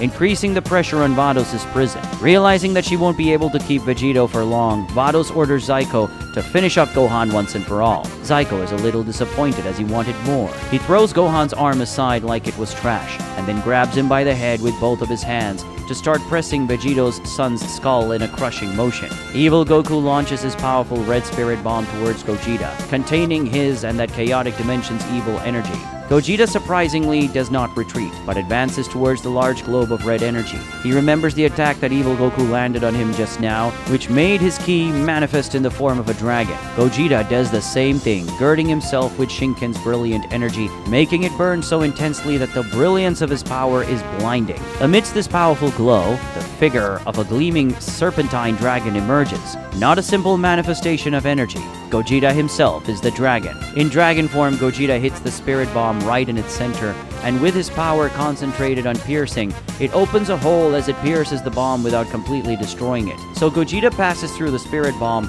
and goes towards Evil Goku, while the bomb goes towards the ground of that dimension. It cannot be! Evil Goku screams in despair and surprise when he sees that dragon of pure power coming towards him. With a single concentrated blow, Gogeta passes straight through Evil Goku's body, leaving a gigantic hole in his body. The spirit bomb reaches the ground of the dimension, causing a gigantic explosion that in an instant begins to spread in a devastating way. Leaving Evil Goku in agony and the explosion spread throughout that dimension, Gogeta teleports. Vegito desperately tries to destroy Vados' prison, who does her best to maintain it. Zyko presses on Gohan's head, slowly making his brain case give way in the form of small cracks in the skin that spill his blood as Gohan's eyes begin to roll back. Gogeta finally arrives, appearing with instant transmission next to Zyko, who notices the enemy's arrival and releases Gohan to escape a blow from Gogeta. At the same moment, Vados' prison finally explodes, letting out an abysmal amount of Vegito's power. Possessed by an indomitable hatred, Vegito advances against Vados with the intention of completely destroying her to get her out of his way, but Zyko moves slightly in front of his mother, holding back Vegito's blow, which releases enough impact force to completely tear that planet apart and extend for an enormous distance. After Zyko stops Vegito's attack, Vados comes forward to try to hit him with her staff, but Vegito prudently retreats. Gogeta goes to Vegito's side, holding Gohan in his arms. The young Saiyan even fainted because of the absurd pain he felt. Gogeta uses teleportation on him, sending Gohan to a safe place. With his eyes shining with the power of destruction fixed on Zyko, Vegito tells Gogeta that Vados' son is him. Gogeta doesn't object and says he will take care of Vados. However, they are surprised when Gohan Black and Evil Goku reappear on Vados and Zyko's side. with a teleport made by Goku. Both Gogeta and Vegito didn't expect this, as Vegito thought he would destroy Gohan Black along with that parallel dimension, and Gogeta also thought that evil Goku had died along with the Dark World. Evil Goku explains that at the last moment, despite the very serious injury he suffered, he managed to escape the explosion with an instant transmission. Gohan Black says that he is immortal, so he managed to recover even after that explosion. After that, Gohan Black was found by Evil Goku, who brought them both back with a teleport. Evil Goku is seriously injured because of Gogeta's blow, but Vados heals him in an instant with her magic. Gogeta and Vegito are worried that they are being strengthened by Zenkai, but realize that this is not the case, as their power seems to remain the same. They then conclude that, like them, these two have already reached the limit of evolution that Zenkai could provide, probably because they abused this ability. They wonder what to do now, since even though they are more powerful than Gohan Black and Evil Goku, these two are full again, while they are already a little worn out. Furthermore, now Zyko and Vados will fight them too. Vados says she doesn't intend to fight. She has a better plan. I saved you a little surprise in case it was necessary. The angel magically makes a Potara earring appear in Gohan Black's ear, and another in Evil Goku's. No! Gogeta and Vegeta exclaim almost in chorus. Before they can stop it, Evil Goku and Gohan Black are joined by the Potara earrings, giving life to a new being. Vados asks the warrior who just appeared to introduce himself to them, so he does. I am the fusion of those who are called Gohan Black and Evil Goku. My name for you will be Evil Gohan Black.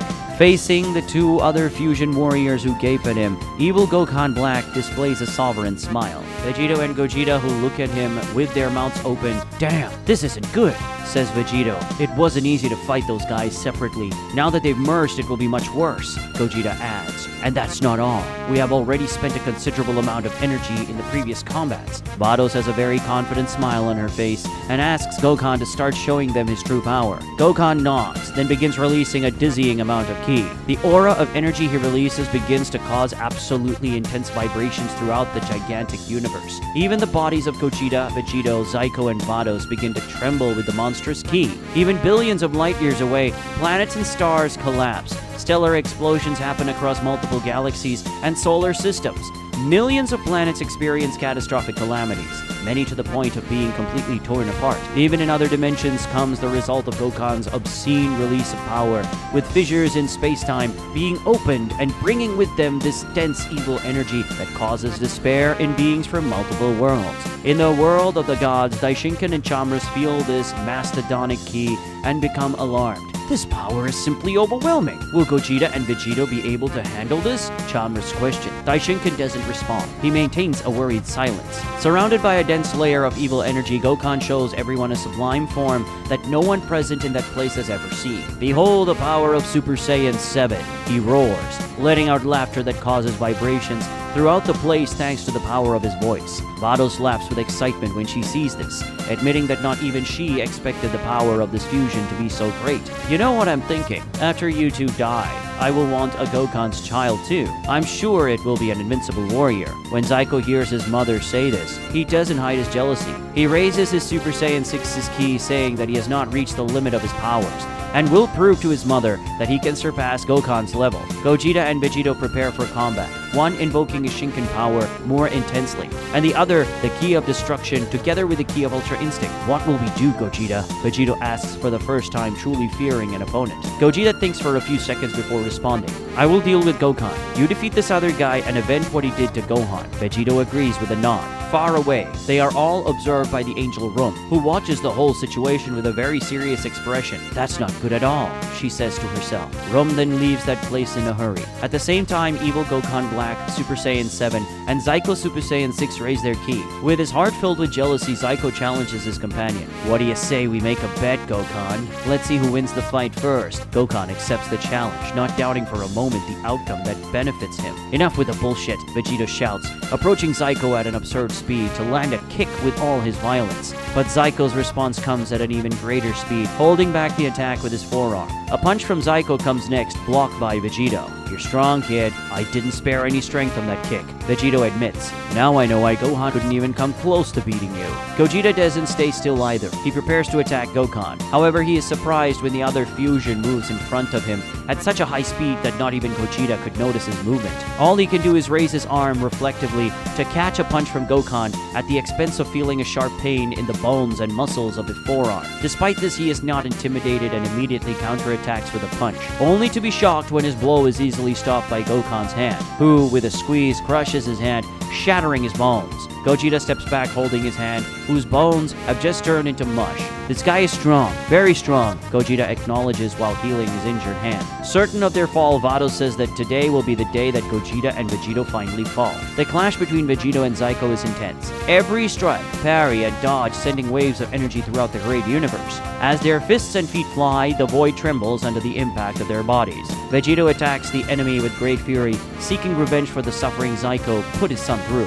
On the other hand, he cannot give in completely to hatred, because in the face of this opponent, he needs to remain cautious, given the extraordinary power of the other combatant. Zyko also gives his all to his attacks, motivated to impress his mother and fulfill the goal she so desperately wants him to achieve. He knows that Vegito humiliated Vados in the battle in the past, and he wants to make him go through a much worse humiliation. With one fluid movement, Vegito moves away, his aura radiating even greater intensity as he fires a powerful energy attack. Zyko dodges and advances, reaching Vegito with a rain of punches that forces him to retreat. Zyko abruptly stops the sequence of punches to point his hand and launch a point-blank energy attack against Vegito, who is clever in escaping with the teleportation to reappear behind the other Saiyan and attack him with his key sword in order to impale the opponent's body. Zyko, however, turns around quickly, surprising Vegito by holding his key sword in his hand. With a punch from the other hand, Zyko breaks the key sword.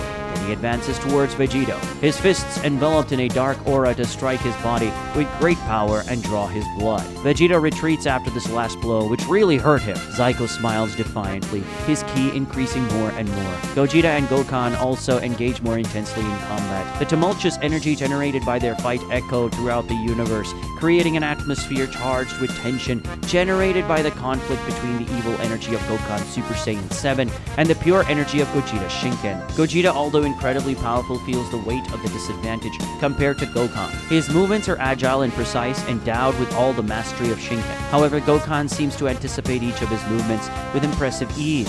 The fusion between evil Goku and Gohan Black created a warrior of unparalleled skill. Gohan, with an arrogant smile on his face, dodges Gogeta's blows with great speed before counterattacking with surprising strength. His fists find their target with relentless precision, testing the limits of Gogeta's endurance. With a quick spin, Gogeta launches himself towards Gohan, his fists enveloped in a glowing aura. He delivers a series of powerful blows. However, Gohan does not back down from the attack. With impressive skill, he blocks each blow with ease before counterattacking with ferocity. Gogeta's surprise is evident. He didn't expect to have to deal with such a formidable opponent. Gohan, for his part, shows no signs of hesitation. His eyes glow with fierce energy, his aura pulsing with terrifying power. Gohan continues to advance, his impressive speed cutting through the fabric of reality. He launches a series of quick, precise strikes, each charged with titanic force. Gogeta, despite his extraordinary resistance, feels every impact echo through his body. But Gogeta doesn't give up. With a grunt of effort, he responds to the attacks,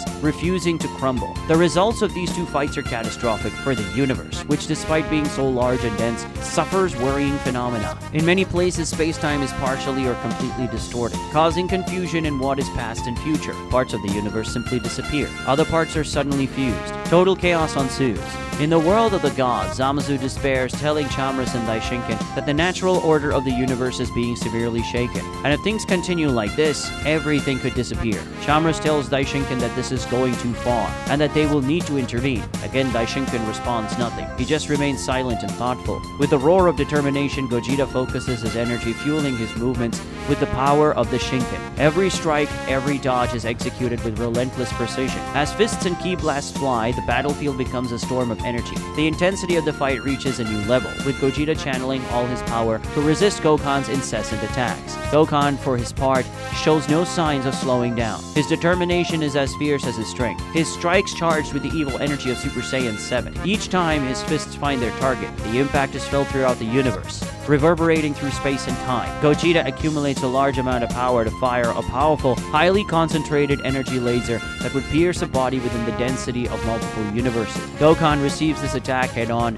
raising his ki to the point where he can hold this laser on his body without even suffering a slight punch. Gogeta is frustrated to see this attack was resisted so easily by Gohan, and begins to reflect on what to do. This guy's power is extraordinary. I don't think even I can defeat him with raw power alone. I need to find another way to win. After thinking for a moment, Gogeta finally comes up with an idea, and he makes it clear by smiling at Gohan, who is curious. Vegito and Zyko's fight continues with an ever-increasing degree of violence. Zyko's attacks, fueled by the evil power of Super Saiyan 6, are endowed with monstrous aggressiveness. On the other hand, Vegito's blows, containing a high level of destructive power, are not far behind. Armed with the desire for revenge for his son, Vegito momentarily gains the upper hand, managing to land a sequence of blows on Zyko that make the evil Saiyan feel his fury in his skin, muscles, bones, and organs. It doesn't matter how strong you are, kid. After what you did to my son, I can't allow myself to lose you too. That's why I will win no matter what. A punch hits Vegito, destabilizing him and giving Zyko the opening he needed to launch powerful attacks on his body. Punching his opponent with all his strength, Zyko responds.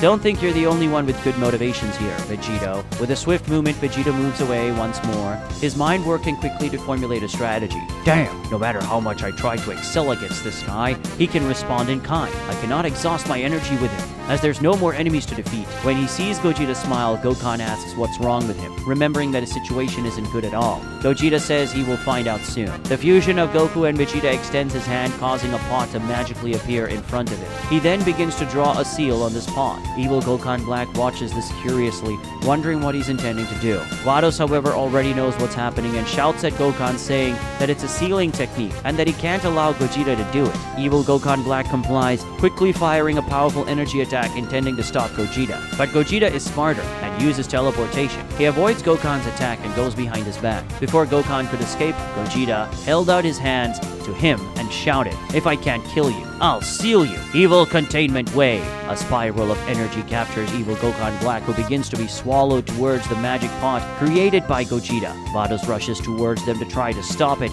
but Gogeta creates an energy shield around them that doesn't allow the angel to pass. "Now I got you, Gohan," Gogeta says.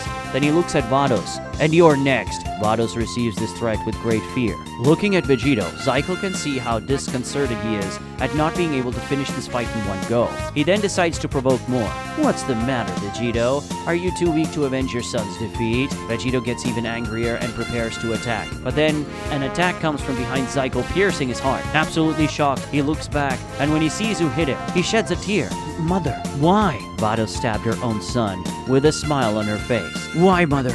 Why did you do this to me?" Zyko asks as he sees his mother's arm across his body. Vados responds by saying that she doesn't need a weak son. She removes her hand from his body, leaving a very serious wound on Zyko. However, soon after, she points her staff at him, and from one moment to the next, Zyko is completely revitalized. "No!" Vegito exclaims when he realizes what she just did. Vados then continues what she was saying. "That's why I need you to become even stronger, my son." Now understanding everything, Zyko assures his mother that he will do it. And at that moment, the son of Goku and Vados explodes his power. The energy is absolutely overwhelming, pushing Vados and Vegito away. The barrier that Gogeta made to prevent Vados from approaching while he seals Evil Gohan Black is shattered like a pile of dust after a strong wind blows. A magic pot created by Gogeta is also shattered by Zyko's energy, forcing him to cancel the Evil Containment Wave, just when he was very close to sealing Gohan. "Curse!" Gogeta swears. Zyko's power spreads throughout the colossal universe like a powerful gale, shaking the entire structure of the universe with the destiny of his ki. In the world of the gods, Zamasu falls to his knees, with all hope lost. For him, everything is already over. The entire universe is doomed. But for Zyko, that's just the beginning, revealing a new, even more frightening and tenebrous form. As an aura of pure evil power consumes him, he announces, "This is the form of the newest Super Saiyan. This is Super Saiyan 8. Vegito is shocked when he sees that. "This power is completely beyond my limits." "Damn, things just keep getting worse." Gogeta complains. Evil Gohan Black, although relieved to have been saved from sealing by the skin of his teeth, looks at Zyko with a bit of envy. This damn kid has no limits. Even though I'm a fusion, he's already managed to surpass me. Vados bursts into laughter, saying that her son is completely out of reach of Gogeta and Vegito. Their defeat is now certain. In the form of a flash, Zyko reaches Vegito at a speed far beyond his ability to react, striking the fusion warrior with a punch to the abdomen so ridiculously powerful that the internal pressure of the blow makes his entire skeleton crack from the inside, and his organs suffer multiple injuries. Vegito's blood is vomited in large quantities as he finds himself unable to launch any counterattack. Zyko captures Vegito by the neck, starting a killer choke. Vegito thinks about going to help when he is intercepted by Gohan, who grabs him from behind, saying that Gogeta's fight is against him. "Let me go!" Gogeta extends his hand to a certain place where a Kienzan is formed, and then the cutting disc of Ki simply comes towards him, and Gohan, passing through the two, are breaking them both in half. Thanks to Shinken's advanced regenerative power, Gogeta's halves come back together in an instant, and then he goes directly at Zyko to land a flying shot right on his head. Zyko's head, however, barely moves. It's not possible. Gogeta is shocked. Zyko throws Vegito at Gogeta, pushing them both away at once. Gogeta throws a Kienzan at Zyko, which to his surprise is shattered when it hits the Super Saiyan 8's body. Vegito finds his Ki sword, which hits Zyko's forehead without causing even a scratch on his skin. "Man, that's really not good," Gogeta comments. But everything can always get worse. Gohan approaches them. Or rather, the Gokans approach them. What is that? Now there are two Gokans? Vegito asks. Gogeta remembers that when Zamasu merges into his original reality, the fusion had the ability to multiply when his body was divided. It appears that the fusion of evil Goku and Gohan Black also has this ability, as Gohan Black is the union of a Gohan and a Zamasu. I knew that cutting him in two was a risk, but I didn't have much time to think, since Zyko would kill you in seconds, Gogeta justifies. Good, now we have three enemies, all of them stronger than us. What are we going to do? Vegito asks. Gogeta says the only chance of them winning is if they do that thing. Vegito doesn't like the idea and says they are already fusions. A union of two fusions is crazy. Suddenly the conversation is cut short when a Gohan appears at high speed right in the middle of them, landing a punch on each one. The other Gohan runs over Gogeta with a devastating blow, sending him flying. Vegito aims one of his hands to fire an energy attack at one of the Gokans, but Zyko intervenes, arriving in an almost instantaneous movement and grabbing his wrist so hard that it breaks. Vegito punches Zyko in the face with his other hand, giving the opportunity for Goku and Vados' son to prove once again his colossal resistance by not moving his face even an inch. Zyko lets go of Vegito's arm, who steps back feeling completely incredulous and frustrated. Vados teases the Saiyan while watching. "What's the matter, Vegito? Don't tell me my son is too strong for you." Gogeta is truly beaten by the pair of Gokans, trying in every possible way to counterattack the enemies who beat him mercilessly. At one point, Gogeta points his hand at one of the Gokans and makes him disappear with the teleportation, sending the enemy to another dimension. With a single Gokan remaining, he charges into battle, exchanging intense blows against the other fusion. However, it doesn't take long for the other Gohan to return. "That tactic won't work, Gogeta. After the fusion, Goku's teleportation ability was also greatly improved," says the evil Gohan Black, who just returned. The massacre then continues with Gogeta being targeted from all sides by enemy attacks. Gogeta teleports to escape the rain of blows, but the Gokans promptly pursue him, quickly catching up and surrounding him to continue the punishment. With one last effort, Vegito gathers his energy reserves by delivering a series of powerful blows against Zyko. Each blow contains all the remnants of his resistance, seeking to channel as much of the precision of his Ultra Instinct and his power of destruction as possible. However, Vegito's serious wounds begin to weigh on him. His movements become slower, his resistance decreasing by the second. In response, Zyko's fists fly out in a barrage of relentless blows, each hitting Vegito with deadly precision. Vegito tries to defend himself, but it's too late. Zyko's last strike hits its target with devastating force, collapsing the fusion warrior's body. Dying thanks to the countless blows he received from the two Gokans, Gogeta retreats in an almost desperate movement, gathering the last of his strength in one last Kamehameha. The Gokans simultaneously fire a wave of energy in response, easily overcoming Gogeta's Kamehameha and then hitting him in an overwhelming way. On On one side comes Vegito, pushed by Zyko's last blow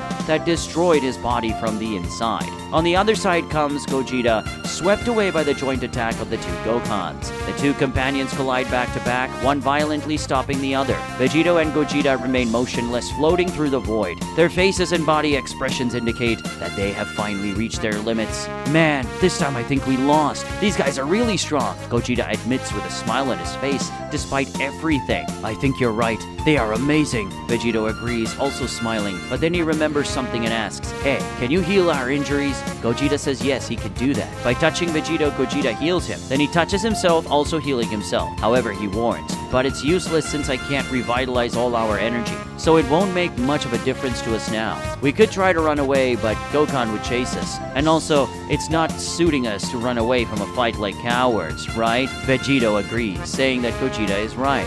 From one side come the Gokans, and from the other Zyko. They point their hands at Gogeta and Vegito, announcing that this is the end of the fight. Vados gloats over the two defeated, saying that these two will finally have the death they deserve. But suddenly a bang happens. A portal of light and shadow opens in space, generating a titanic release of energy that makes everyone present on the battlefield tremble. Vados knows the author of this colossal energy very well. She fills with tension and wonders what this person is doing there. From this portal comes none other than Daishinken, the evil Daishinken. Father, what are you doing here? Vados asks, stuttering. Daishinken looks at his daughter with obvious irritation. Then he looks askance at the others, a great contempt presence in his eyes. Zyko looks at him curiously, wondering if this being of extreme power that has just appeared is his grandfather. Gohan looks at him with fear, knowing that regardless of the reality he comes from, the Grand Priest is someone to respect. Who knew things could get even worse? Gogeta comments. Vegito looks at the evil Daishinken with a predatory look. So he's the leader of the evil angels,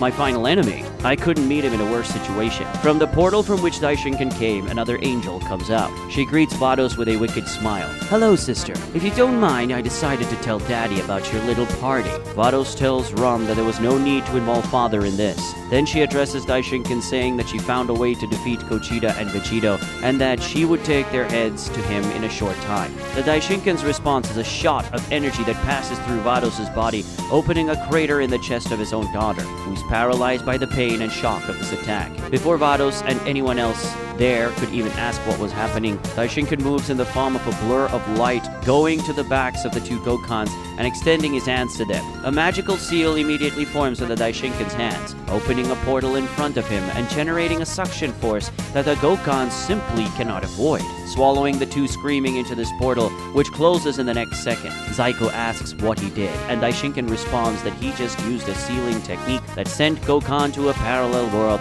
where everything that exists is frozen in time. A perfect place for an immortal and powerful enemy who knows how to teleport. Zyko asks why seal Gohan and hurt his mother, as they are all on the same side. Daishinken reveals a gigantic fury in his eyes, saying that he will never accept an aberration like Zyko, who's nothing more than a contamination of the purity of angels with other inferior creatures. This enrages Zyko, who summons his ki, while responding by saying that if Daishinken does not accept his existence, then he would try to end it. In desperation, Vados screams at her son not to do this. Zyko doesn't listen. He brings both hands together as he fires a torrential wave of energy at the evil angel. Daishinken doesn't move, letting Zyko's overwhelming power hit his body directly. However, when Zyko's energy hits the Grand Priest, it's separated by his body like butter. Daishinken moves his arm, and in a fraction of a second, all that great energy discharged from Zyko disappears. Goku and Vados' son are left open-mouthed when this happens, asking what kind of trick Daishinken used. The Father of Angels says all he had to do was stand still and move his arm.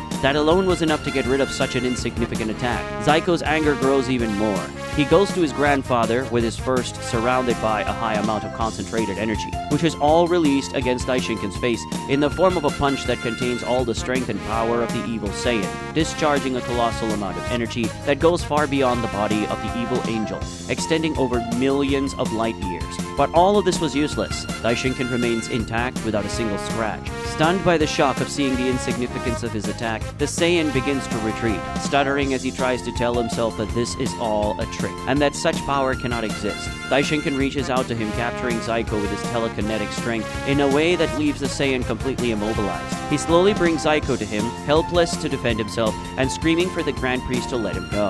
Vados screams, asking his father to stop, begging for mercy. As he makes Zyko approach, Daishinkan responds that this power that Zyko claims does not exist, does exist. This is the power of the Supreme Angel, a power that a mutt like him will never know. When the Saiyan is close enough, Daishinkan touches his chest. At that moment, an intense light radiates through Zyko's body, making him scream in pain and despair. Zyko's eyes explode, blood gushes from his mouth, nose, and ears. His skin and muscles melt away, exposing his skeleton, and finally his bones turn to dust. Vegito and Gogeta watch everything with wide eyes, disbelieved by what they're seeing. Vados cries for her son. She looks at Rum, her sister, and asks why she did that. Rum justifies it by saying that what Vados did, in addition to being sacrilege for staining the pure blood of angels with a dirty Saiyan, was also very dangerous, because who knows what could result if Zyko lived longer. Vados says that Rum wouldn't worry about something like that, and that, in fact, she did it out of pure envy for the fact that her son is so powerful. Rum's response is a sarcastic smile. Suddenly, Vados realizes that her father is already right in front of her, and that scares her. Daishinkan grabs his daughter by the neck. "How dare you bring such dishonor to us?" Vados, with her voice breaking, begs for her father's mercy, trying to justify that she just wanted to get rid of these two who are a problem for them. "So your brilliant idea was to get rid of these trash by creating a trash just like them? And worse, you have tarnished our purity for this," the Father of Angels shouts. Vados begs for forgiveness, promising that this will never happen again. Oh yes, indeed. This will not happen again. Daishinkan touches his daughter's head, and before Vados can beg for her life one more time, her body is completely torn apart. As if it were nothing, Daishinkan has just made three beings of extreme power disappear from existence. Then he turns to his next targets, Vegito and Gogeta. "Since I'm here, I'll take this opportunity and end your lives once and for all." Gogeta and Vegito are obviously filled with tension, but they don't back down. Gogeta accumulates what little is left of his Shinken power, manifested in his glowing ki aura. Vegito also evokes what remains of his power in the energetic aura that divides the ki of Ultra Instinct and Ultra Ego. Daishinkan can't believe the two of them are doing this and asks if they really think they can defeat him after everything they've seen. Gogeta responds that the Saiyans will always keep fighting, regardless of the disadvantage. Vegito agrees. However, there isn't even time for them to do anything. In the blink of an eye, Daishinkan reached them, touching their bodies and paralyzing them both. The evil angel says that they have already caused enough problems and that it's past time to put an end to this. Gogeta and Vegito try with all their might to move. The problem is that all the strength they can exert is useless in the face of Daishinkan's incredible mental pressure, which makes it seem as if the weight of multiple universes is holding them back at this moment. "Goodbye, Gogeta and Vegito," says the angel, preparing for the final attack. However, a ray of purple energy passes in front of Daishinkan, making the two Saiyans disappear from in front of him. Well, looks like you finally decided to show your face, God of Destruction," the Grand Priest comments. After getting them away from the evil angel, Chamorous holds Vegito and Gogeta in his arms. "I thought it would be appropriate to welcome someone like you in person. Anything less would be disrespectful, don't you think?" answers the God of Destruction. Daishinkan asks if Chamorous thinks he can do anything against him. The Hakaishin says no, he can't. However, he brought someone who can. When the evil Daishinkan looks back, he sees the Daishinkan of this reality standing before him. "So we finally meet. I was looking forward to meeting you," the evil angel says. "Then allow me to introduce myself." Daishinkan's greeting is a punch loaded with power toward his evil counterpart, causing an explosion of impact that pushes everyone there very far away. The evil Daishinkan caught the punch in time, and when he returned the attack, his counterpart disappeared from in front of him in a flash. The evil angel chases the benign angel. The two begin a race at the speed that defies the laws of reality, making them stop as they cover astronomical distances while exchanging blows. Their speed is so insane that the two of them can quickly travel throughout the large universe, whose size is equivalent to multiple common universes. The blow exchanged by the angels contain enough force to destroy entire universes with a single punch. However, the precision precision with which they attack is so great that each shock of their fists cancels out part of the other's strength, causing minimal damage compared to their capacity for multiversal destruction. But even with the power of the blows being greatly contained by the two supreme angels, the space around them begins to distort. Planets are torn apart, stars go out, and entire galaxies tremble with the power unleashed by their clashes. With each exchange of blows, the energy released is so vast that it creates shockwaves that propagate through the fabric of space-time, even affecting adjacent realities. Hollows are opened in the very essence of the universe as the evil and benign angels continue their battle. Both beings transcend conventional notions of time and space, their luminous forms cutting through the cosmos like meteors of pure energy. The sounds of the monstrous impacts of his blows and energy attacks resonate across multiple dimensions. The fate of the entire universe seems to hang in the balance, balancing precariously between absolute collapse and cosmic renewal. And in the center of the storm of power, the two Daishinkins continue to fight, each blow delivered with the force of a cosmic cataclysm. Their every movement unleashes a storm of power that reverberates throughout the universe. The benign Daishinkin launches a precise open palm strike, sending an expansive wave of white energy towards its evil opponent. The energy contorts and transforms into rays of light that cut through space, seeking to envelop and neutralize the evil Daishinkin. However, the evil Daishinkin does not retreat in the face of the attack. With a swift gesture, he channels his own dark energy and creates a black barrier that absorbs and dissipates the wave of white energy,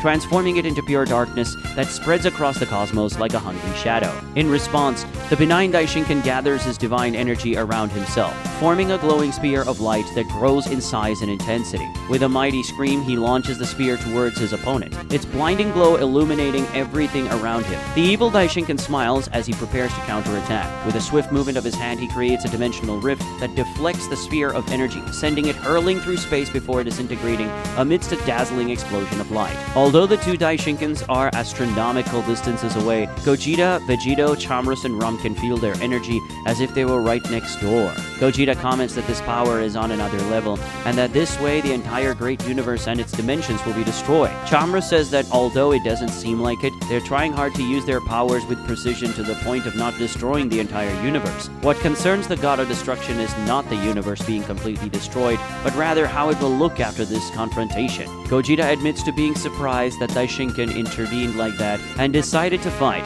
since angel rules don't allow that kind of thing. Chamrus asks what he's talking about and says there's no rule saying Daishinkin can't fight. Gogeta is taken by surprise by this and explains that in his home reality there is a very strict rule that says angels cannot directly interfere in the affairs of gods and mortals, and they are prohibited from getting involved in combat. Chamrus says that this rule does not exist in this dimension. Gogeta then asks why Daishinkin has never been involved in anything before, as someone as powerful as him could have been useful in many fights. Chamrus explains that they, the gods, find it appropriate for mortals to take charge of their lives and protect the universe rather than depending on the gods to do so. That's why he and Daishinkin trained Vegito, because he and Daishinkin believe this. They very rarely intervene in things and avoid participating in a fight as much as possible. However, given the appearance of their enemies, they made the decision not to remain silent. Gogeta ends up finding this funny and comments that the gods are really very curious people with all these strange values. Vegito takes a look at Rum and suggests that they take the opportunity to finish her off once and for all. Rum prepares to flee when she hears this, but Chamrus says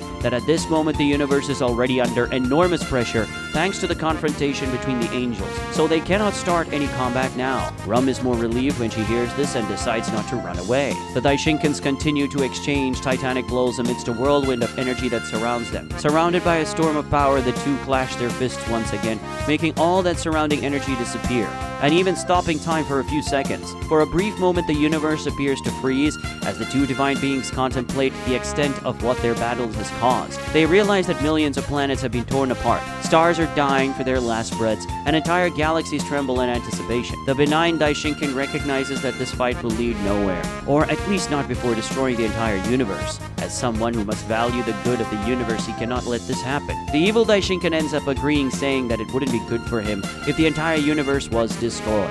In an almost instantaneous movement, they return to where the others are. The benign Daishinkan orders the evil angels to withdraw at once, and warns the evil Daishinkan never to return, or else next time he will take the battle to its final consequences. The evil Daishinkan smiles, saying that perhaps one day they will meet again and finish what they started. The father of the evil angels calls his daughter Rom to leave, and they do so, using a portal similar to the one they used to get there. The benign Daishinkan looks at Gogeta and Vegito, saying that everything is over, at least for now. After this extremely complicated confrontation involving the evil Saiyans, something changed in the hearts of Gogeta, Vegito, and Gohan. Gohan, having seen his inability before Zyko, felt absolutely frustrated at his impotence. He decided that now he will dedicate himself more than ever to training and push his limits in a way that he never did before. Gohan refuses to have his arm healed, justifying this decision by explaining that every time he misses the arm he lost, he will remember how weak he was and will feel more motivated to improve. Vegito, after seeing the power of Zyko and the evil Daishinkan,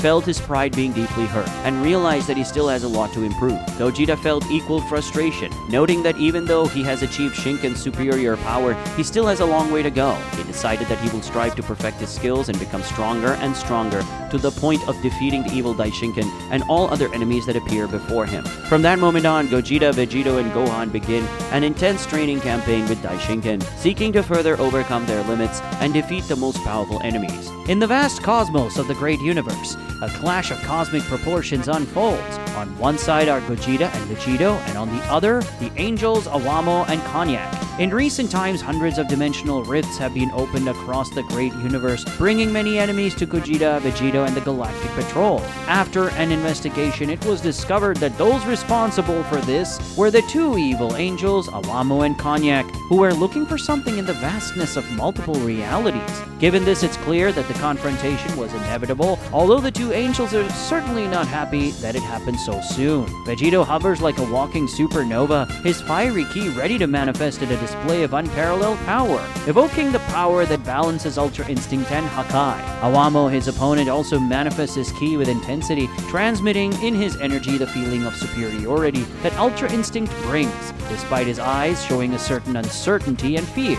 The reasons for this uncertainty can be seen in Awamo's body, which carries a much greater number of injuries resulting from the battle than Vegito, highlighting the angel's disadvantage in the fight, who faces an even more powerful Vegito due to his recent training. Damn, things weren't supposed to be like this, Awamo whispered, frustrated and scared. Another confrontation of cosmic proportions unfolds at a different point in the great universe. Gogeta spreads a storm of power, his Shinken ki radiating with an intensity greater than hundreds of suns. The angel facing him is Konat, who, judging by the various injuries present on his body and the fatigue shown on his face, is not getting the better of this confrontation against an even more perfected Gogeta due to the training he has been doing lately. Tell me at once, what were you planning on opening all those dimension rifts? Gogeta questions his enemy. Never, Konat exclaims in response. Then I will make you talk.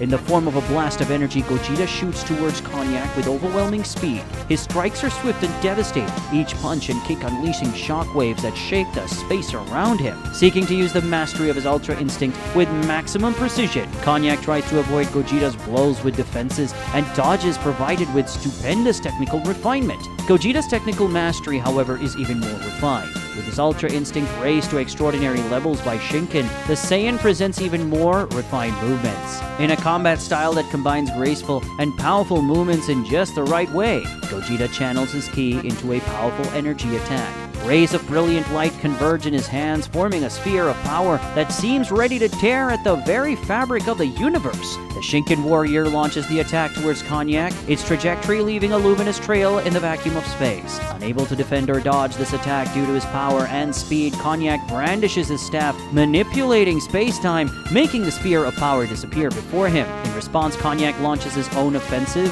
a large globe of power fired at Gogeta, who with a casual gesture undoes the attack with a simple wave of his hand, using the power of Hakai, dissipating the angelic energy as if it were nothing more than a passing breeze.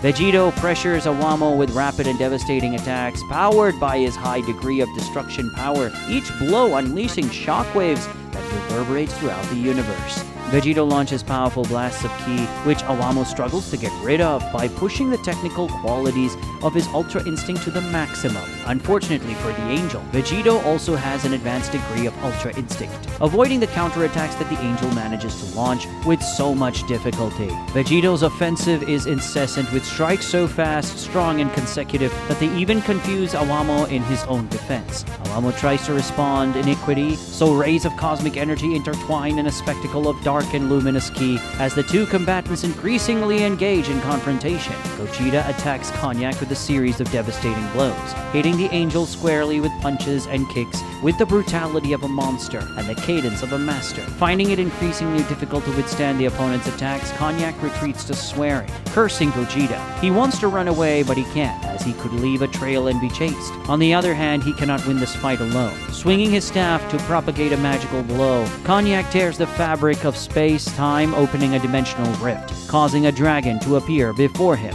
which Gogeta ends up encountering as he is advancing towards the Angel. The beast, even without any idea of what is happening, attacks Gogeta with a flaming blast fired from its mouth. For Gogeta, the heat emanated by this dragon's flames is less than the spark from a lighter, so it does no harm to his body. With an armful of vacuum, the Saiyan sweeps the great dragon out of existence, shattering the beast's body with just the pressure of moving his arm. "I need something stronger," Konyak notes. He brandishes his staff again, this time bringing from another dimension a creature similar to a reptile and another similar to an ape, both beings of gigantic proportions. But the monsters don't attack Gogeta as they are too busy docking with each other, and continue to do so while floating through the void. "Damn it!"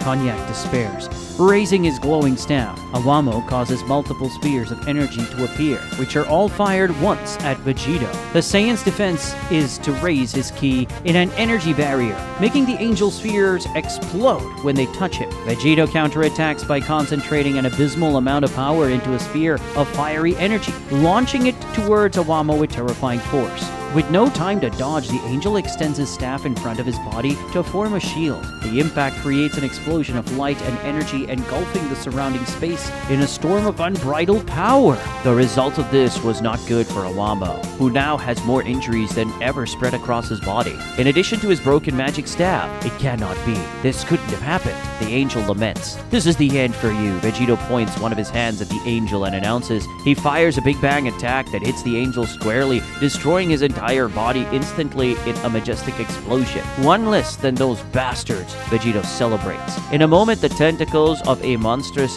and powerful space kraken imprison Gogeta. The next moment, a blast of ki released by the Saiyan completely disintegrates the creature, much to Konyak's frustration. Gogeta says this is a waste of time and Konyak should accept his death at once. "Never!" the Angel cries. Once again, Konyak opens a dimensional rift, but now Gogeta interrupts him, reaching the Angel with a teleportation to kick his staff away and pierce his chest with a punch full of power. Konyak's blood gurgles from his mouth as fear and anguish appear in his eyes of the corrupted Angel. "It's over for you," the Saiyan says. "No, I will not accept this." Konyak grabs Gogeta's arm, pierced through his body, and then in a desperate act pulls himself and Gogeta to the portal he just opened, making them both disappear from that reality. In the sky of a forest, a small wormhole opens from which a body falls at high speed and crashes against the ground, sweeping several surrounding trees with the impact of the fall. The one who just fell starts to get up. That person is old Goku, who rubs his head and looks around in confusion, wondering where he ended up. But noticing that something is different, Goku looks at himself, wondering why he came back and what happened to Gogeta. "Hey, Vegeta, the fusion broke!" he shouts, excited. However, no one responds. "Vegeta? Hey, Vegeta, where are you?" Realizing that Vegeta is not around, Goku closes his eyes to concentrate on detecting his ki. It's at that moment that he realizes that he can't feel Vegeta's ki or anyone else's. What's happening here? What place is this? Why did the fusion fall apart? And why can't I feel anyone's ki? Goku wonders.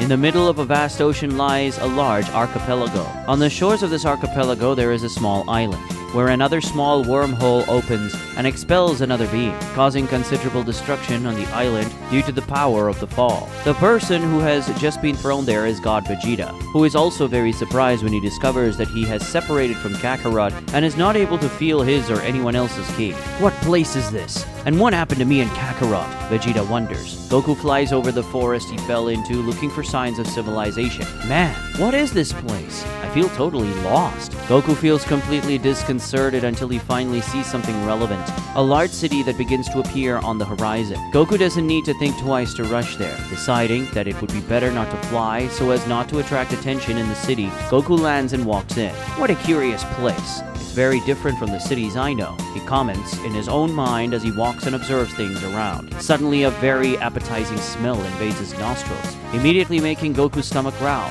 He hadn't even realized how hungry he was. Goku follows that wonderful smell until he finds a small restaurant where a man and woman are serving. "Welcome to Ramen Ichiraku," the man greets with a warm smile. Goku sits down to eat, and when he puts Ichiraku's ramen in his mouth for the first time, he can't stop anymore, devouring bowl after bowl. Seeing a more detailed view of the environment around him, Vegeta takes flight. Hovering over the island he crash-landed on. He observes the surrounding for some time until he finds a ship anchored on the island next door and decides to ask for information. Vegeta flies to the ship and lands on it, but at first he doesn't see anyone. Damn, what kind of idiot leaves a ship alone? Vegeta thinks out loud. Who are you calling an idiot? A deep voice questions. When Vegeta looks back, he sees that a man has just boarded the ship, his green hair shimmering as it reflects the sunlight. "Who are you?" Vegeta asks when he feels just by looking at this guy isn't just any person. "My name is Roronoa Zoro, and I think it would be great for you to explain why you invaded our ship." Vegeta starts to get in a bad mood.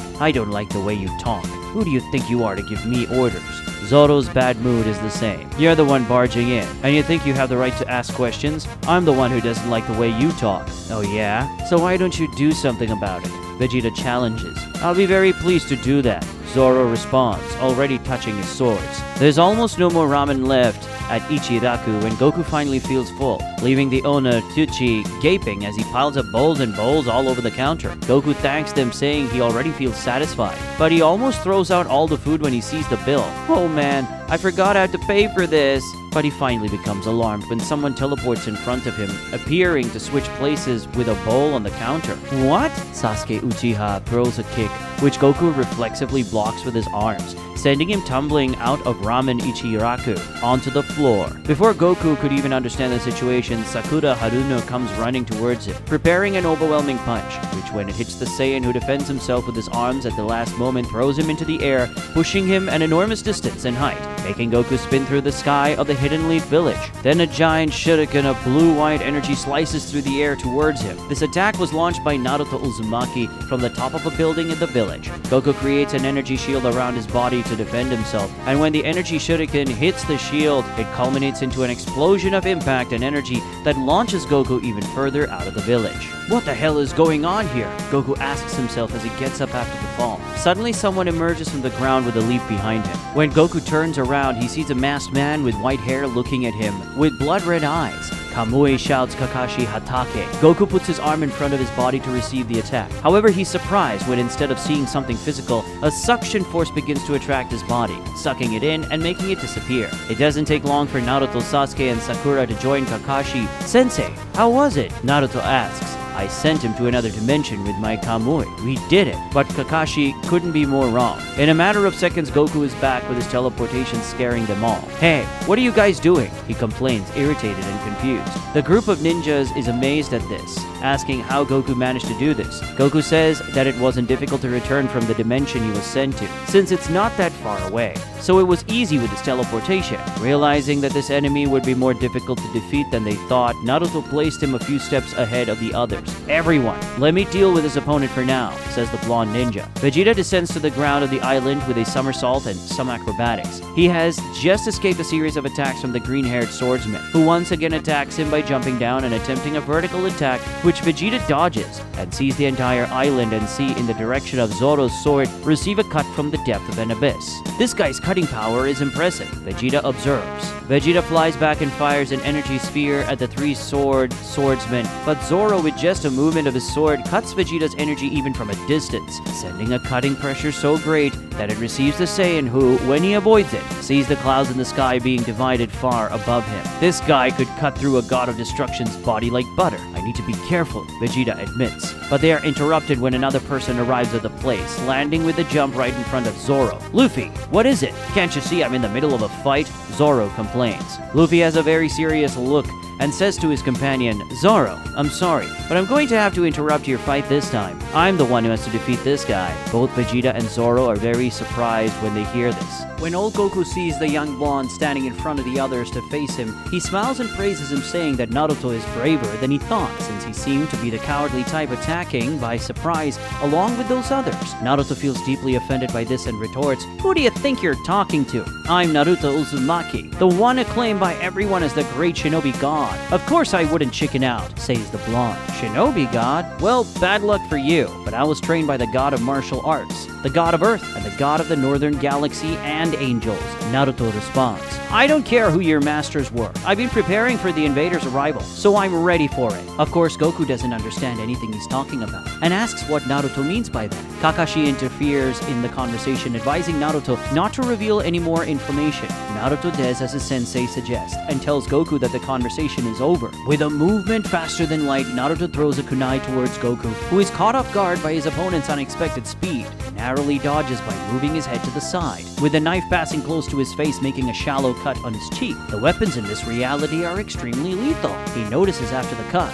Naruto makes a low jump towards Goku. The power is so great that he leaves an explosion of air behind, raising a dense curtain of dust. Goku promptly puts himself on guard to defend, blocking the punch throw at him with his forearm, resulting in an even greater explosion of impact. Goku retaliates with a low kick, but Naruto avoids the trip by doing a jump and somersault in the air, going to Goku's back. As soon as Naruto reaches the ground, a shadow clone appears next to him without any hand seal, and this clone advances against Goku, who needs to turn quickly to defend himself. A real clone? Goku is surprised when he feels a second Naruto's strong blow to his defense. Taking advantage of the proximity, the clone holds Goku. The real Naruto, more distant, without needing any scroll, summons a large shuriken and throws it towards them. The cutting weapon advances at great speed, reaching them, breaking the clone in half. Only not cutting Goku either, because at the last moment he dodged it with a jump. Naruto tries to take advantage of an opening during Goku's dodge to move forward with a blow in the air. Goku, using his refined Ultra Instinct, manages to maneuver himself in the air to avoid the ninja's accurate attack,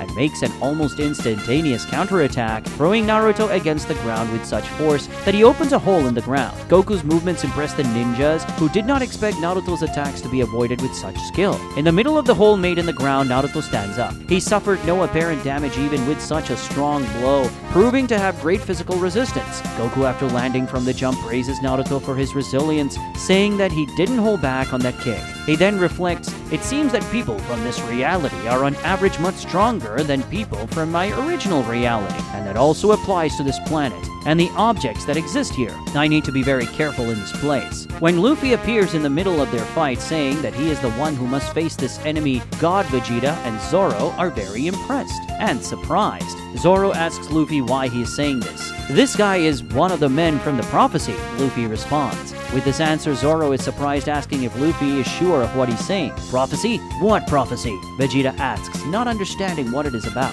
Don't pretend you don't know. Luffy roars, while, to Vegeta's surprise, he throws his arm back, stretching it for many kilometers in a split second. Gomu Gomu no! The Straw Hat starts to speak. Vegeta smiles and says, do you think you're going to hit me with an attack like that? The way you're preparing your strike, it becomes completely predictable. It's obvious that you're going to attack me in a straight line, and of course I'm going to dodge. Pistol! Luffy finishes the name of the attack, and to Vegeta's complete shock, the enemy's fists travel at an extraordinary speed, arriving almost instantly at his face, crushing the Saiyan Prince's cheek while sending blood out of his mouth. A powerful shockwave spreads around as the ground of that island cracks, and Vegeta is hurled thousands of miles away, leaving the island, creating an abyssal line in the ocean as he skims across the waters, and crashing into a mountain on another island, smashing against the great mountain. Trapped amidst the rocks of the mountain, Vegeta has blood running from his mouth, absolutely surprised by the incredible speed and strength with which the enemy attacked. Damn, what power is this? Even though I knew what his attack would be like, I just couldn't react to it. I can't use little power against that enemy. I need to raise my ki immediately. After watching, Vegeta gets punched. Zoro laughs and says that's what happens when someone underestimates the Pirate King. Vegeta sees Luffy Luffy already above the island, who is coming from an extremely powerful jump that made him travel all that distance in the blink of an eye. Gomu Gomu no! In a fraction of a second, Luffy's leg is stretched until he leaves the planet. Oh no! The rubberized leg descends with all its power towards Vegeta at such a high speed that it is enveloped by flames. Vegeta quickly raises his ki to increase his speed and escape, seeing that entire mountain being cut from top to bottom by Luffy's leg like an axe cutting through jelly. This feat impresses the Saiyans. They destroy that mountain with incredible ease. Things on this planet are not like those on the planet in my reality. They are much denser. This mountain that this guy just chopped down like it was nothing is denser than 10 planets in my reality. And that's not all. This guy seems to be just getting started. Despite that stupid face, I need to be careful with him. The fight between Goku and Naruto continues in a very fierce physical confrontation. On the one hand, Naruto uses an advanced level of taijutsu, combining a high degree of fighting skill with his great physical power, representing the dexterity of the one called the Shinobi God. On the other hand, Goku also shows all his mastery in martial arts, proving the value of the combat style of the Turtle School and that of the Angels, in addition to the various styles he has learned throughout his life as a martial artist. Naruto charges forward with a spinning kick, his legs slicing through the air towards Goku with impressive speed. Goku blocks the blow with his forearms, feeling the impact reverberate through his bones. He counterattacks with a powerful punch, which Naruto deftly dodges with an agile movement. Goku charges forward, his speed increasing as he delivers a rapid series of punches and kicks. Naruto responds with a combination of rapid strikes, his fists and feet moving like light. Goku seems to gain the upper hand as the physical confrontation continues. His decades of combat experience make a difference compared to Naruto, who even though he is a prodigy ninja, does not have half the Saiyan's lifespan, training, and combat experience. Goku's combat skills combined with the technical refinement of his Ultra Instinct prove superior to Naruto's taijutsu, who gradually begins to receive an increasing number of attacks, each one strong and precise enough to shake the ninja. Gomu Gomu no Stampa! Luffy screams as he throws his leg at Vegeta, catching the Saiyan several meters away almost instantly. Vegeta, this time with his speed increased due to his raised power level, avoids the attack by taking flight and then firing a barrage of energy balls at Luffy. "Take that, you weirdo!" the Saiyan shouts, but Luffy already knows how to deal with it. Gomu Gomu no Fusen! From one moment to the next, Luffy's body inflates like a balloon. Vegeta's ki spheres hit the body and are thrown back at the Saiyan at an even greater speed. Surprised, Vegeta protects his body with his arms, receiving a series of explosions from his own attacks. Gomu Gomu no Bullet! A punch even more powerful than the pistol is thrown at the destroyer in the sky, who is squarely hit in the abdomen and vomits his own blood. God Vegeta reacts immediately, grabbing Luffy's arm and starting to spin his body as fast and strong as a cyclone. After spinning the Pirate King multiple times, accumulating incredible strength, Vegeta throws him. Luffy travels through the air at extraordinary speed, reaching millions of kilometers per hour in less than a second, traveling over many islands and seas. The God of Destruction follows, chasing the enemy, flying extraordinarily fast, preparing a punch with overwhelming power. However, in a moment that he passes in the middle of a plateau, Luffy stretches his arms to grab the rocky walls of the plateau, using his strength and stretch to gradually stop his body, while at the same time forming something similar to the arc of a slingshot until he finally stops after stretching for multiple kilometers. Gomu Gomu no Rocket! Using the power generated by stretching his arms, Luffy throws himself towards Vegeta like a rocket of light, heading towards the opponent who was coming to attack with astronomical speed, catching him off guard. Vegeta and Luffy meet in the sky with one stopping the other. The pirate hits the Saiyan with colossal power, which added to the power with which Vegeta advanced, generates an impact so monstrous that it blows away all the clouds in the sky above them, as well as tearing apart the entire large island below them, which it had a density greater than hundreds of ordinary planets. Luffy and Vegeta fall from the sky to the wreckage of the island below. Luffy lands on his feet, and Vegeta falls. Despite the pain, Hakaishin gets up. The Pirate King praises him, saying that Vegeta is a tough guy. Vegeta also praises Luffy, saying that his ability to stretch his body is not like that of Piccolo or anyone else he has met. Luffy is truly a master at this, and although it seems simple, it is a very difficult skill to deal with. However, unfortunately for you, I'm already starting to understand how your combat style works. And you won't be able to surprise me for long, warns the Prince of Saiyans with a mischievous smile appearing on his face. As the fight between Goku and Naruto continues, the advantages seem to lean more and more towards the Saiyan side. Naruto, despite all his power and skill as a ninja, is gradually finding himself at a disadvantage compared to Goku's combat experience and prowess. The raven-haired warrior's every moment is executed with a precision and effectiveness that speaks to the years of training and battles he has faced throughout his life. Goku advances with increasingly faster and more powerful blows, his aura of transparent energy radiating as he makes the blonde ninja fumble in his own movements due to the difficulty of defending and dodging. Goku's fists find their targets with surgical precision while Naruto struggles to keep pace. His movements, although agile and powerful, appear to be no match for Goku's refined combat skill and raw strength. Each blow he deflects is followed by another, and so his defense weakens more and more.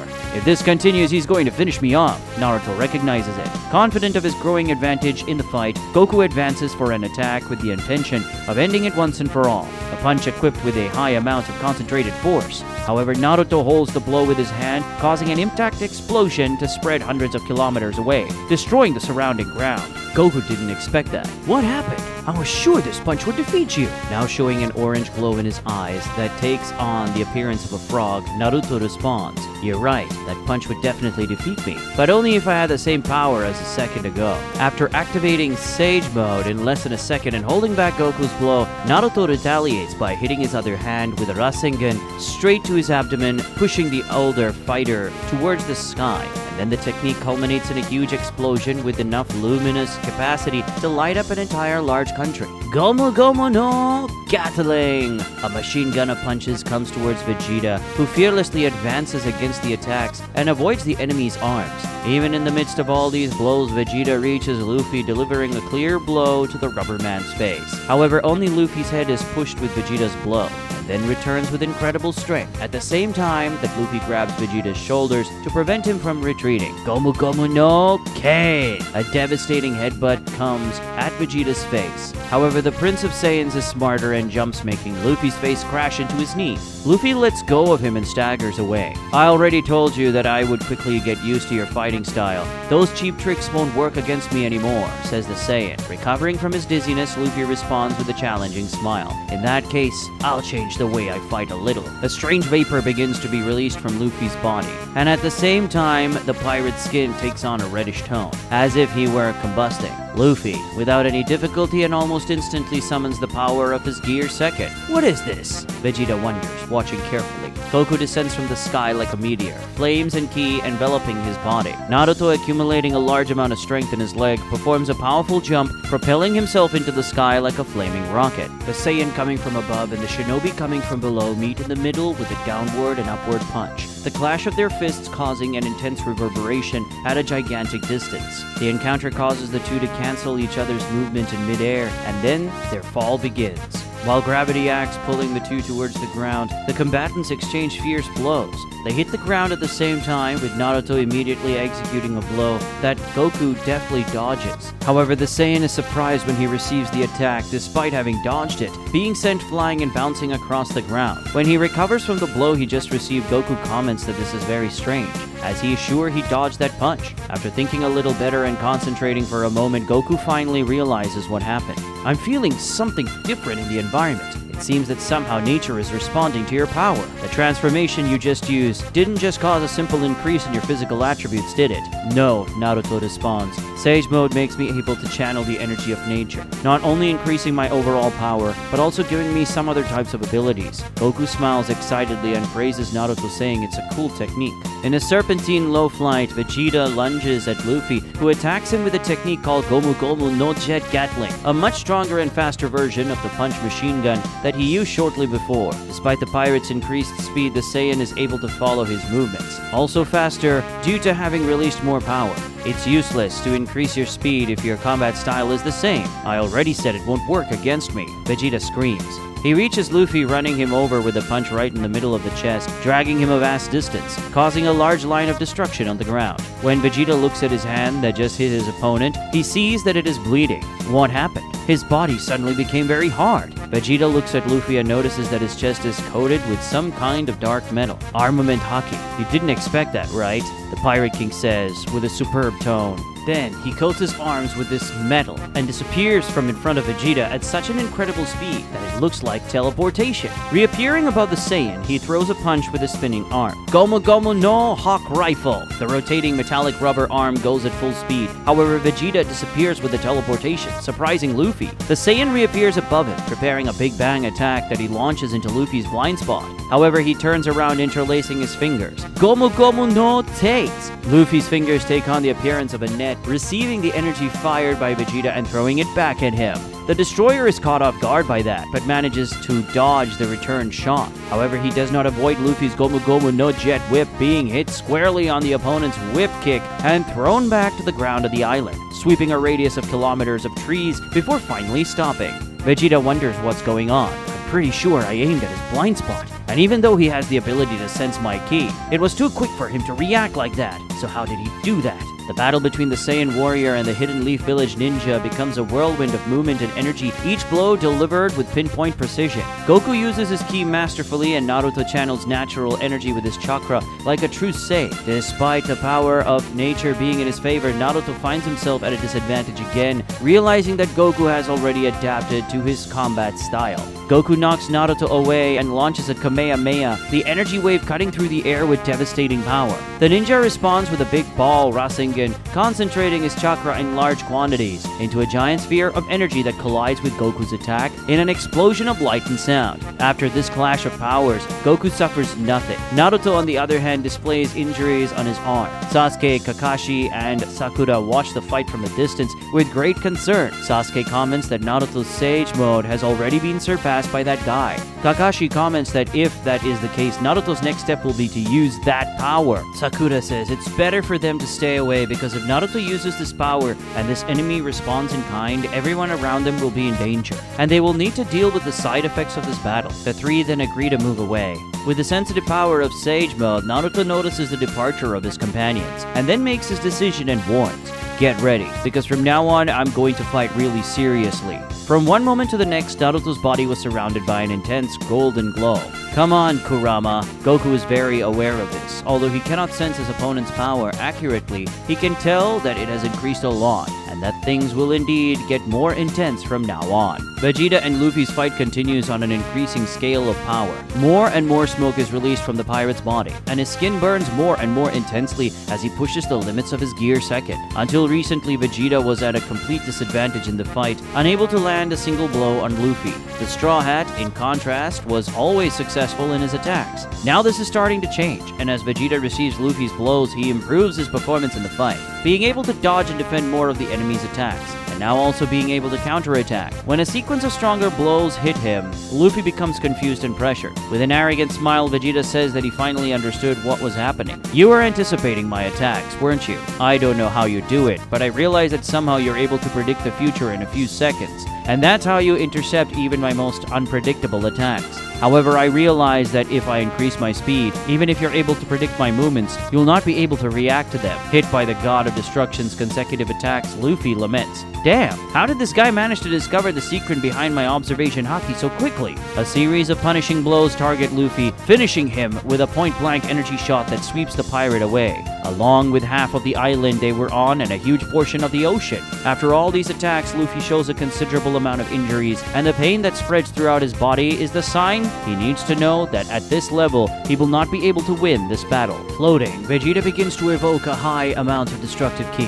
"I don't have any more time to waste with you. Time to die." The Saiyan Hakaishin gathers his energy into a large globe of destruction power, and then launches his powerful Hakai against the enemy. Luffy stands still facing the attack that comes at him, making Vegeta wonder if he has finally given up. But Luffy sure didn't give up. He raises one of his arms, making it inflate to an incredible size, and then being stiffened by armament haki, the pirate then gives his response to the Saiyan's attack. Gomu Gomu no Elephant Gun! The giant arm is fired in the direction of Vegeta's energy attack, hitting the globe with titanic force to the point of making that enormous mass of power return from where it came, like a tennis ball hit by a racket. What? Vegeta is shocked. The mass of power of destruction returns to the destroyer with a speed much greater than it was released by him. Without options, Vegeta quickly extends his hands towards the globe, and before being hit by his own energy, he makes it disappear. This required some effort from the panting god of destruction. "You damn brat, what is this skill now?" "I call it Gear 3rd, Luffy responds, proud of his own skill. In the form of flashes of energy, Goku and Naruto clash through thousands of blows per second. The Konoha ninja imbued with powerful golden energy and the Earth Saiyan enveloped by a dense layer of transparent ki, both leaving traces of their energy as they engage in a duel of blows whose power shakes the entire environment around them. Even this planet having a resistance that is equivalent to several universes.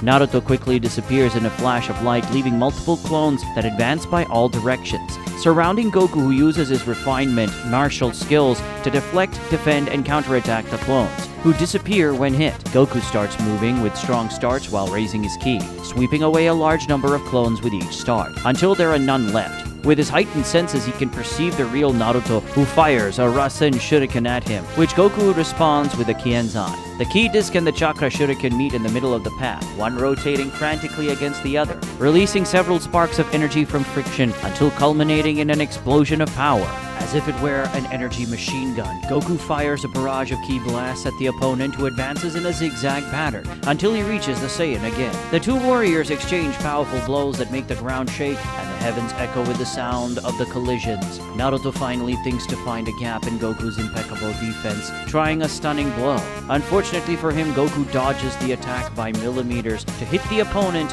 with an even stronger counterattack, which creates a shockwave that spreads across the battlefield, throwing debris into the air and shaking the earth beneath his feet at the same time that sends Naruto a gigantic distance, destroying everything in front of his body. Ground, rocks, trees, mountains, nothing remains intact when the shinobi god thrown by the old Saiyan collides with it. Did I win? Goku wonders, trying to see what happened to the ninja, who ended up very far away. He has his answer when he sees the figure of a giant nine-tailed fox appear on the horizon, formed by Naruto's unmistakable energy.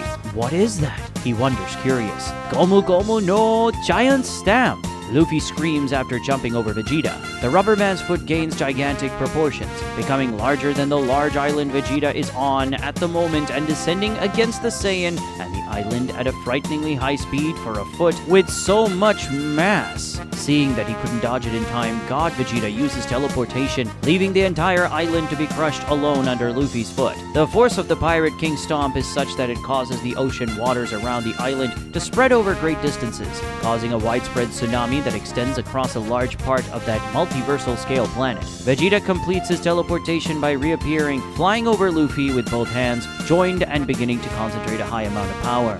Final Flash! The god of destruction attacks with a massive wave of energy. You won't be able to dodge this in the air, but Luffy doesn't intend to dodge. Gomu Gomu no Gigant Fusen! Becoming a gigantic ball of air, Luffy receives the shot directly into his body, being extended hundreds of kilometers by Vegeta's energy torrent. I will go through your body. Vegeta continues to release more and more energy with the intention of making Luffy's body stretch as much as possible until it finally gives way.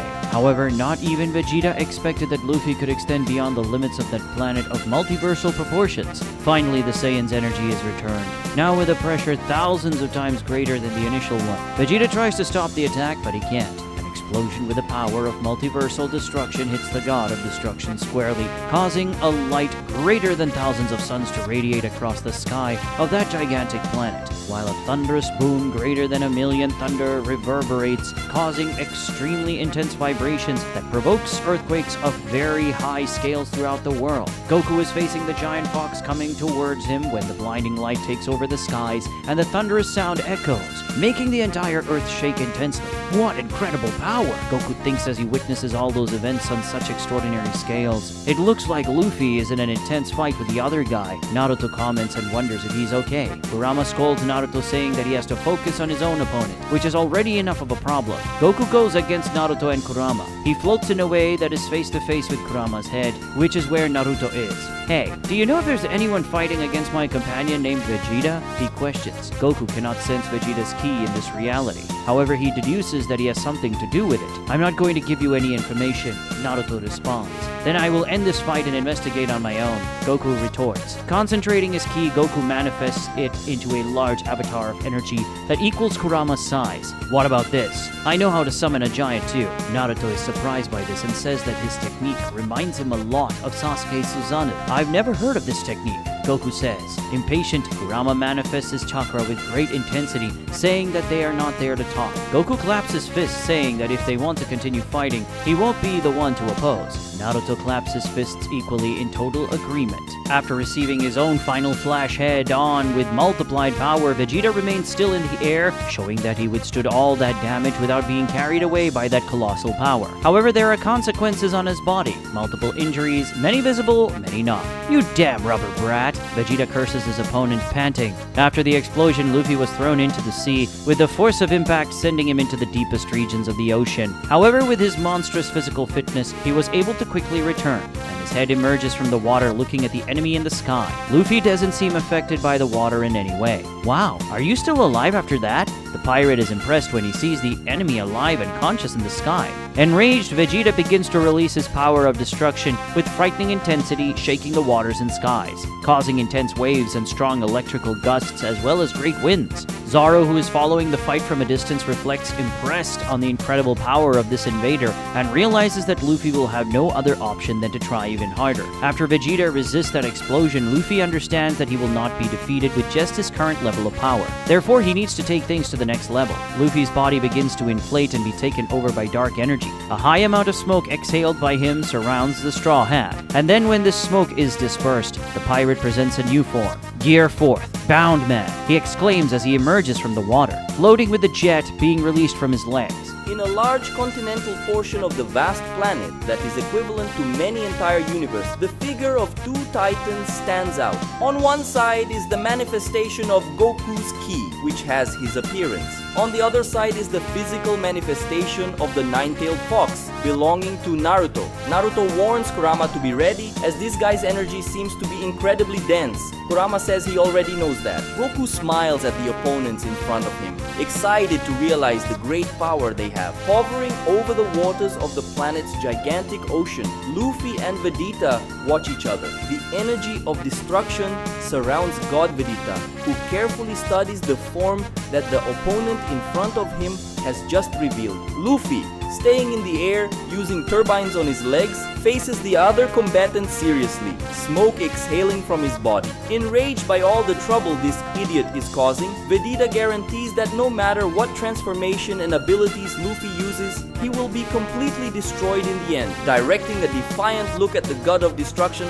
the Pirate King tells him to stop talking and get it done. And so Vegeta does, raising his ki to fly with high power and advance against the pirate. Luffy doesn't shy away, and releasing a high concentrated steam from his legs, he goes against the destroyer. Vegeta envelops his fist with the power of destruction, preparing a destructive punch. Luffy strongly contracts one of his arms, accumulating all the power he can for an ultra strong punch. The two meet, clashing their fists, generating an extraordinary impact force that opens a true abyss in that gigantic ocean below them. Vegeta strongly feels the impact of Luffy's blow, with his body vibrating from his hand to his toes. This guy's strength has increased absurdly, the Saiyan notices. Luffy, however, feels the oppression of destruction ki because of the clash with Vegeta's hand. This guy's energy, it's like he's going to tear me to pieces. Kurama is the first to attack, throwing an armful at Goku's ki avatar, which dodges in time. The pressure of Kurama's giant arm passing through the air causes a strong wind,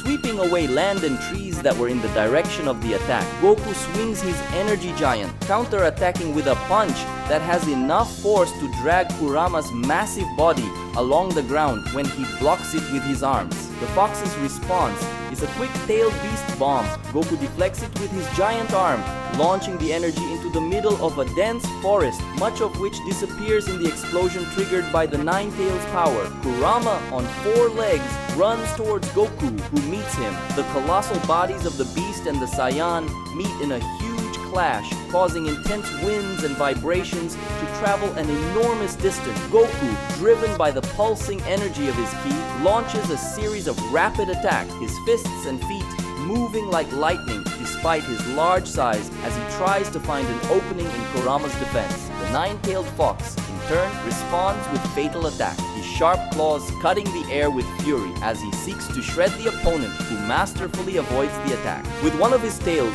Kurama hits a group of trees in the forest, pulling them out of the ground and launching towards Goku, who, with his giant hands, deflects them all with punches. Kurama takes advantage of the Saiyan's distraction with the trees to advance with a sequence of chopping attacks using his claws. However, the Colossus of Ki, provided by the incredible abilities of Ultra Instinct, dodges all of the tailed beast's attacks and then retaliates with blows that sequentially target the monster's body. But Kurama is not easily defeated. With a furious roar, he releases his chakra into the surroundings with enough pressure to make even the Titan Goku be pushed away. Once gaining a certain distance from him, Kurama simulates physical attacks in the air, launching immense chakra claws that seek Goku from a distance. However, Goku maneuvers that enormous body of energy with unparalleled mastery, making that cyclopean body perfectly replicate the fluid and agile movements of Ultra Instinct to escape all chakra claws. And then it's Goku's turn to attack, simulating a barrage of punches from a distance, sending shockwaves through the air that find their target repeatedly, wreaking havoc on the fox's body. The fox stretches all of his 9 tails at once in an attempt to grab Goku, who manages to escape using his teleportation and get closer to resume the direct physical confrontation. Seeing Kurama being pressured by the Ki Giant's blows, Naruto decides to act, jumping from the fox to attack Goku directly. Goku doesn't even wait, also jumping against the ninja, with the two meeting in the air and starting a frank exchange of blows. Thus, a confrontation takes place between the Colossi and the smaller ones, both resulting in major catastrophes in the region due to the excessive power of these beings. Naruto suddenly creates a battalion of shadow clones that surround Goku in the air, all preparing a Rasen Shuriken for a combined attack of devastating proportion. However, Goku escapes the siege using his teleportation, reappearing in a position above Naruto and his clones with a globe of power the size of a spirit bomb prepared. When Goku throws this energy, just hitting a single clone will trigger a gigantic explosion in the sky that wipes all copies of Naruto from existence, also pushing the shinobi god away. Kurama comes to Naruto's aid, ceasing his exchange of blows with the Ki avatar to prevent Naruto from moving away and resting him back on his head. Absolutely furious and impatient, Kurama says he is tired of this fight and will put an end to it. The 9-tailed fox accumulates an obscene amount of his chakra in his mouth, foreshadowing an extremely powerful and deadly shot. Goku hurries to return to his energy avatar, preparing himself for what's to come. Kurama fires his chakra in the form of a majestic wave of energy that rushes towards the Saiyan faster than light. However, Goku is also fast, throwing a Kamehameha of gigantic proportions. The titanic waves of Ki and chakra collide in a spectacle of power, culminating in an explosion of mastodontic scales. From the hidden leaf village, the large explosion can be seen, and also its shockwave approaching the village with overwhelming pressure. From the village wall, Kakashi, Sakura, and Sasuke see this. The white-haired ninja acts quickly, creating a large wall of mud, which acts as a barrier for the entire village. Touching this wall, Sasuke gives it the chakra layer of his Susanoo. In this way, the village is safe. Sakura says that this is already going too far, and that she never imagined that this enemy could be so strong as to make Naruto reach this point. Kakashi, equally worried, says that if things continue like this, the entire world could be destroyed. The great ocean is flown over by two figures who leave as traces of their movements only flashes. Figures, blinding explosions of light and impact waves that stir up the waters. Vegeta and Luffy fight voraciously, firing powerful attacks at each other, armed with the power of destruction and the dark energy of armament haki added to the strength of Gear 4. The more battle time passes, the more surprised Vegeta becomes. The reason for the god of destruction's surprise is that no matter how much he increases the intensity of his power of destruction, Luffy's body does not seem to be affected. Luffy, realizing earlier that it was dangerous for his body to remain in contact with that sinister purple energy, enveloped his body with the energy of armament haki, a technique called emission. With this layer of energy surrounding him, Luffy gains a layer of protection against Vegeta's destructive power. In addition to using emission to protect his own body against Hakai and being able to strike Vegeta without touching him directly, Luffy also uses the most advanced stage of armament Haki, called internal destruction. Using this technique, the Straw Hat makes the energy of his attacks penetrate deep into Vegeta's body, who feels each blow damage his interior in internal explosions of impact that create fissures and small tears in his bones, muscles, and vital organs. In addition to being difficult to resist and defend the enemy's attacks, Vegeta also has difficulty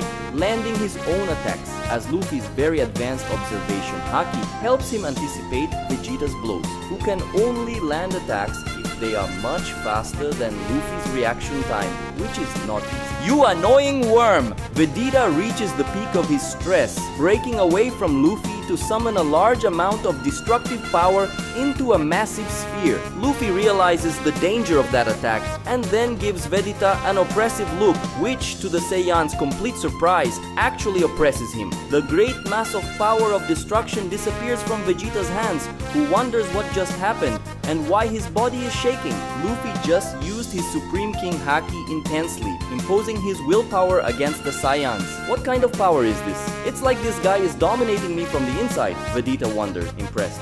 After the large explosion resulting from the shocks of chakra and ki energies, Kurama's form collapsed around Naruto, and Goku's key avatar also vanished. The two are at the center of a zone of destruction created by the energy dispute that just occurred. Between the two, without a doubt, the one who suffered the most is Naruto. Goku praises him, saying that Naruto is very strong, despite being so young. Naruto also praises him, saying that Goku exceeded his expectations. There's no way, I'll need to use my full power against you. So you still have more power? Amazing! Goku is both surprised and excited. Yes, I have one more form to use, and it's not just any transformation. The power I'm going to use now is the one that gave me the title of Shinobi God. Naruto's chakra grows in intensity, propelling a frantic beam of light that even dazzles Goku's eyes, who observes an exponential increase in the ninja's power. This is my 6 paths sage mode. This is the true power of the Shinobi God, Naruto announces, his face with a seriousness that Goku hadn't seen until now. You look like a different person now. I'm sure your power has increased a lot, the older warrior comments. What I feel coming from you is something simply transcendental. There is no better word to describe it. Naruto says that Goku is very observant. Since you were able to notice this, you should already know that things are going to get desperate for you from now on. How about giving up this fight and surrendering at once? When he hears this, Goku laughs, as if I were going to give up at the best time. You know, you are not the only one who has a transformation that can be called transcendental. After capturing Naruto's curiosity with his words, Goku begins to concentrate, soon beginning to release an energy very different from what Naruto was seeing until now. Before long, his appearance is changed and the Saiyan shows a new look. I present to you the Shinken form, Goku announces. Naruto's eyes stare at this transformation, as if he were hypnotized, even though he is not able to accurately feel that strange energy that the invader of his world possesses.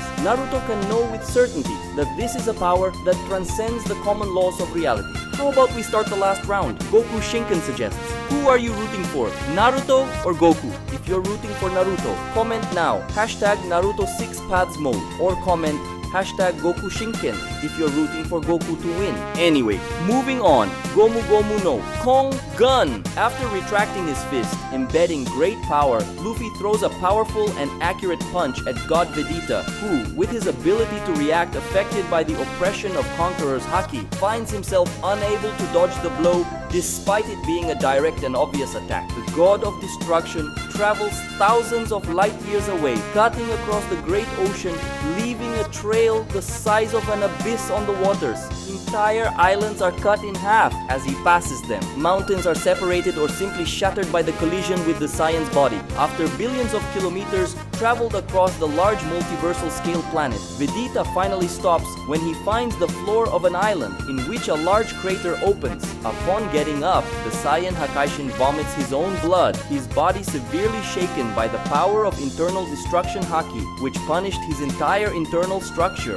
Damn, the mental power this bastard can exert is unreal. It's as if an energy greater than that of multiple universes is pressing down on my body. Luffy lands on the island. His eyes remain fixed and serious on the opponent, exuding an absurdly high oppression. Vegeta thinks about attacking, but falls to his knees when Supreme King Haki increases in intensity. It's over for you. Stay on the ground and surrender. Stay down. Surrender. Vegeta repeats the words with indignation. You worm.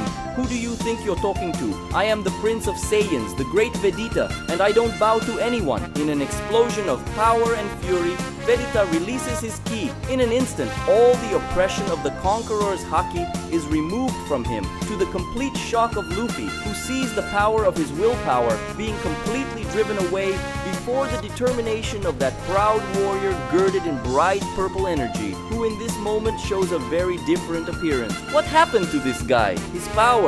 I don't know how to explain it, but his power seems to come from another world now. Vegeta Shinken faces his enemy with fury, but also with pride. You better be prepared, rubber brat, because now I'm going to tear you apart. After hearing Vegeta saying he's going to tear him apart, Luffy, despite feeling a certain fear for realizing that his opponent has just shown a power that seems to have made him transcend normality, also becomes enraged and adopts a defiant stance, warning the Saiyan it's better not to underestimate him. Gomu Gomu no, Leo Bazooka! Luffy advances against Vegeta, contracting his two arms to release a double punch with extreme power, hitting the Saiyan's chest, generating such overwhelming power that it causes great destruction in the surrounding scenery, dividing the entire island into several parts that now float separately in the sea. Vegeta, however, receives this blow with a resilience that scares Luffy, making the Pirate King retreat when he realizes that the enemy was hit like that and barely moved. What is that? How did you take this hit and act like it was nothing? Vegeta says that his power has increased on a gigantic scale, so his physical resistance is now at a level far beyond. Luffy, however, argues that even if Vegeta's body had become more resistant externally, the power of his internal destruction Haki should have destroyed him from the inside, given the force that was used and the energy that was emitted in that blow. That's right, I forgot to tell you about this internal damage you were causing to my body. It won't work on me anymore. It's useless. Luffy is surprised and asks what he means by that. You were releasing a strange energy from your body and making it somehow penetrate mine to cause me internal damage. Isn't that right? It's a very efficient technique, I have to admit. However, unfortunately for you, Shinken increases my destructive capabilities to extreme levels, and I can even cause destruction to what is inside my own body. What I did now was simply use my power of destruction to destroy your energy the moment it invaded my body, before it even had time to do me any harm. Luffy is shocked when he hears this. Did you destroy the energy of my Haki inside your body? How is this possible? Smiling arrogantly, Vegeta responds by saying that from now on, Luffy will ask himself that question often. Goku Shinken and Naruto 6 Path Sage Mode study each other attentively, both recognizing the other as an enemy who, in his own way, has reached a transcendental stage of power and who, therefore, must be respected. In the form of a ray of light, Goku disappears from Naruto's front. The shinobi, with his senses heightened by the Supreme Sage Mode, easily finds the Saiyan hovering above him in the sky. With his hands aimed at the ninja below, Goku rains energy blasts on him from which it seems impossible for Naruto to escape. In fact, Naruto doesn't escape. He just points his hand up and exclaims, "Shinra Tensei!" Thanks to a powerful magnetic force emitted by him, Goku's shots are returned with double the power, forcing the Shinken warrior to use the transcendental abilities of his Ultra Instinct to dodge his own attacks. Naruto points his hand to the sky and fires a barrage of missiles, which quickly reach Goku and chase him when the Saiyan begins to dodge. Fortunately, his speed and skill are unparalleled, allowing him to move spectacularly through the skies, avoiding shots while exploding the projectiles with his energy. After that, Goku moves in the blink of an eye to Naruto's back to fire a strong wave of energy that the ninja repels by extending his hands and sucking out all the energy. What annoying skills this guy has, Goku complains.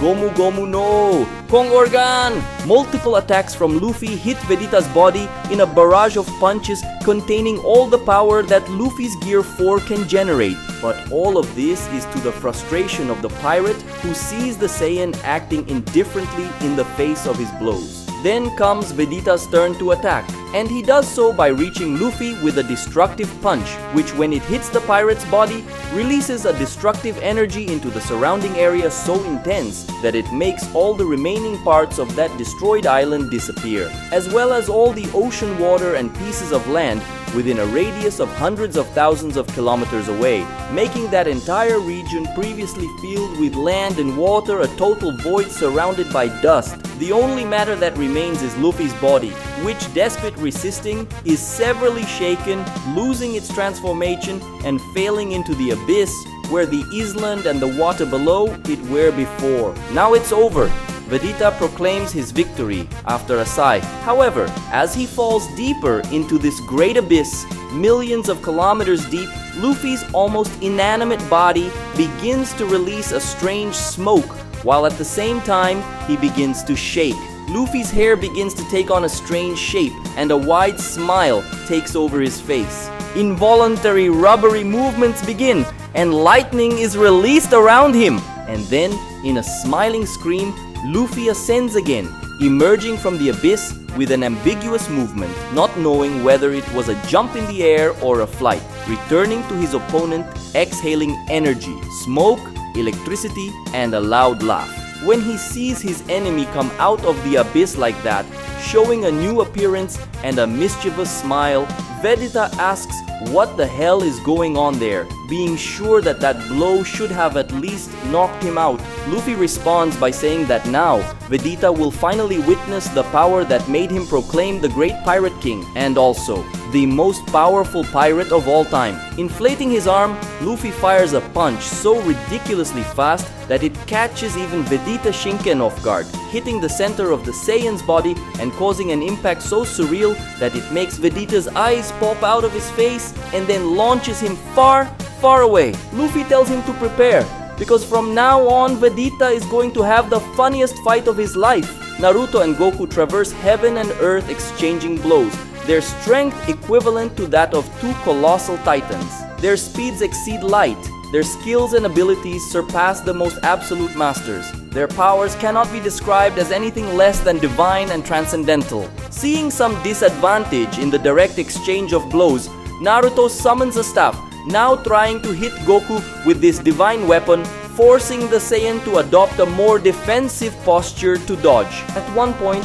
Goku lets Naruto hit the ground with his staff as he dodges, and witnesses a fissure the size of an abyss open beneath them, making the ground more resistant than hundreds of planets look like jelly struck by a knife. Man, this thing is dangerous. Goku gets a little scared. Choosing to keep his distance, Goku moves back and launches a small sphere at Naruto, but which has a high amount of concentrated energy. Using his staff, Naruto summons a truth-seeking ball, and throwing this sphere against Goku's energy makes it completely disappear from existence in an instant.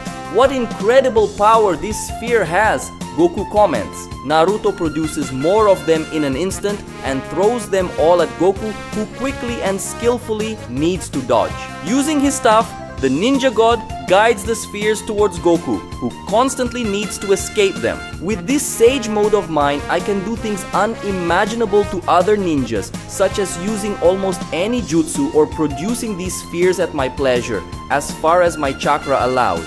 You can escape these, but I can produce much more, to the point that not even you can escape anymore. Goku says that in that case, he will need to try a little harder. Girding his fists with highly concentrated Shinken energy, Goku begins to launch attacks against the truth-seeking balls, which explode upon contact with this energy. Impossible. These spheres should be able to disintegrate anything, Naruto says, in disbelief at what he sees. It seems that my Shinken energy can transcend the elements you construct these balls with, Goku explains. Annoyed, Naruto asks if what Goku is trying to say is that his powers transcend his. We'll soon find out, right? The Saiyan's response comes with a provocative smile. Thrown against a continental portion, Vegeta opens a gigantic crater in the continent, resulting from the impact with his body thrown by Luffy's overwhelming strength. Rising once again, even more injured, the God of Destruction curses his opponent,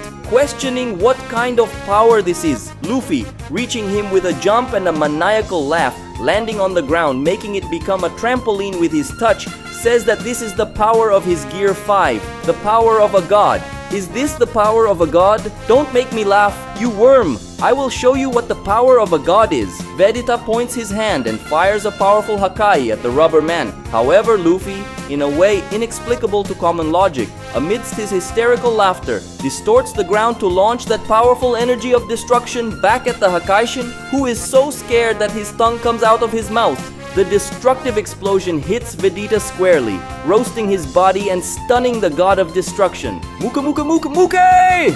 Luffy inflates his body and, laughing, lands a sequence of punches on Vegeta, who receives all the attacks in disbelief until a stronger blow hits him squarely, throwing the destroyer into the sky, straight into outer space. But Luffy goes after him. Setting his legs spinning at extraordinary speed, he literally runs through the skies and space, catching up to Vegeta in the vacuum and even surpassing the Hakaishin. And then a punch comes, so strong that it launches Vegeta back to the gigantic planet with such monstrous power that it makes the Saiyan god fall in the form of a meteor, crushing the earth and opening a colossal crater. Vegeta staggers to his feet, so stunned that he sees birds circling his head. "Get out, you stupid birds!" The grumpy Saiyan screams as he scares away the birds. But even more stunned is Vegeta when he sees a real Titan tearing through the clouds in the sky, landing next to him. Luffy now shows monstrous size. Gomu Gomu no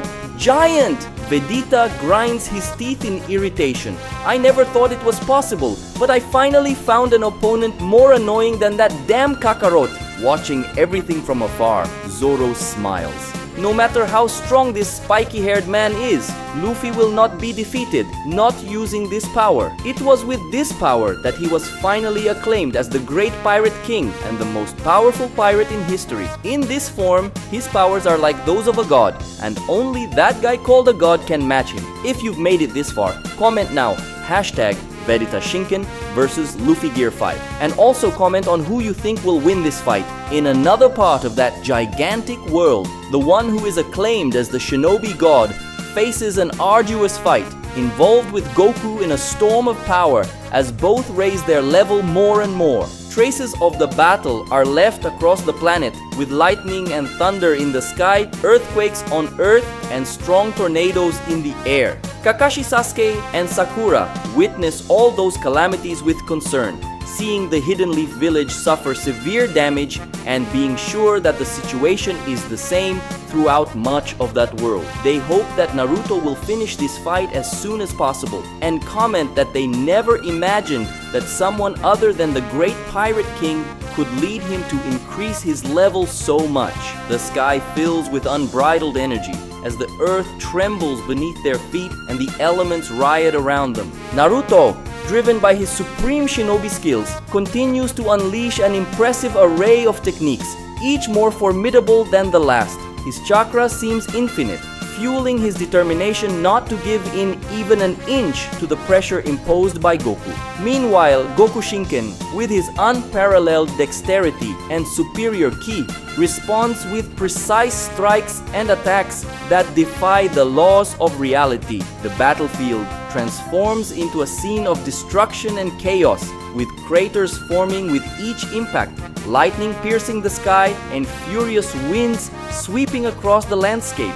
Both warriors are enveloped by an aura that radiates power, making even those farthest away feel the tremors of their titanic fight. Neither of them is willing to give in. Each blow exchanged is like the clash of two worlds colliding. Naruto launches a series of Rasen shurikens at Goku, each one from a different natural element, and having enough power to destroy entire common solar systems. But for Goku, this is nothing. Radiating his Shinken power, he creates a tornado of energy that sweeps all the Rasengans away. The answer comes in the form of a massive Kamehameha, from which Naruto defends himself by erecting a wall of mud the size of a mountain, with enough built-in chakra to withstand an attack capable of destroying an entire universe. The fight between the Pirate King and the God of Destruction continues with the giant Luffy making a series of attacks against God Vegeta that the Saiyan needs to dodge with great skill and speed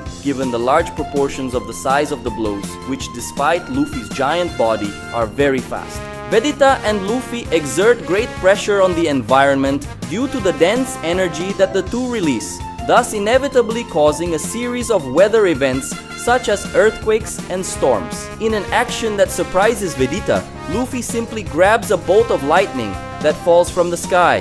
Gomu Gomu no Kaminari! Incredibly changing the entire natural aspect of lightning by transforming electricity into rubber. Luffy uses the natural element to strike Vegeta as if it were an electric baton and then launch it at him in an explosion of light and electricity. Toasted and in disbelief, Vegeta wonders what the hell this guy's power is. With a colossal enemy before him, God Vegeta finds it appropriate to attack with something equally colossal, raising his hands to form a titanic globe of destruction power and hurl it at Luffy.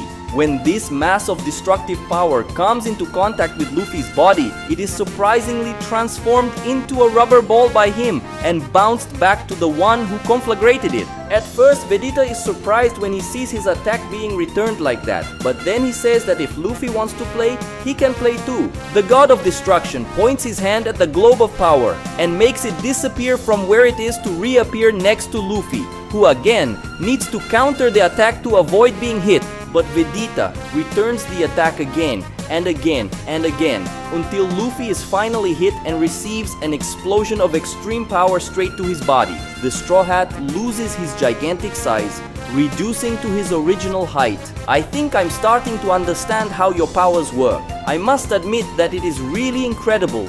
But if I play your game, I will be able to handle your fighting style, Vegeta says, confidently. Naruto and Goku stare at each other breathlessly. All around them, only destruction can be seen. Enough of this! I will finish you off in my next attack, says the shinobi god. Naruto takes flight, ascending into the sky with extraordinary speed, reaching the stratosphere. Goku, already realizing what he wants to do, follows the ninja.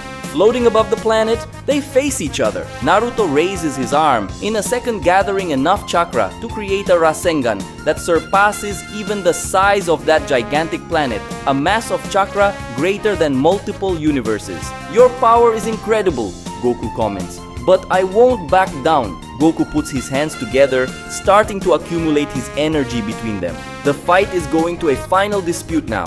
What will win? Kamehameha or Rasengan? Comment #GokuShinken if you support Goku and #Naruto 6 Paths Sage Mode if you support Naruto. Knocked down by a blow from Vegeta, Luffy rolls across the ground, which takes on a rubbery appearance as he touches it, making the pirate bounce as if on a trampoline before returning to the Saiyan god to attempt a counterattack. However, Vegeta uses telekinesis to stop Luffy's advance.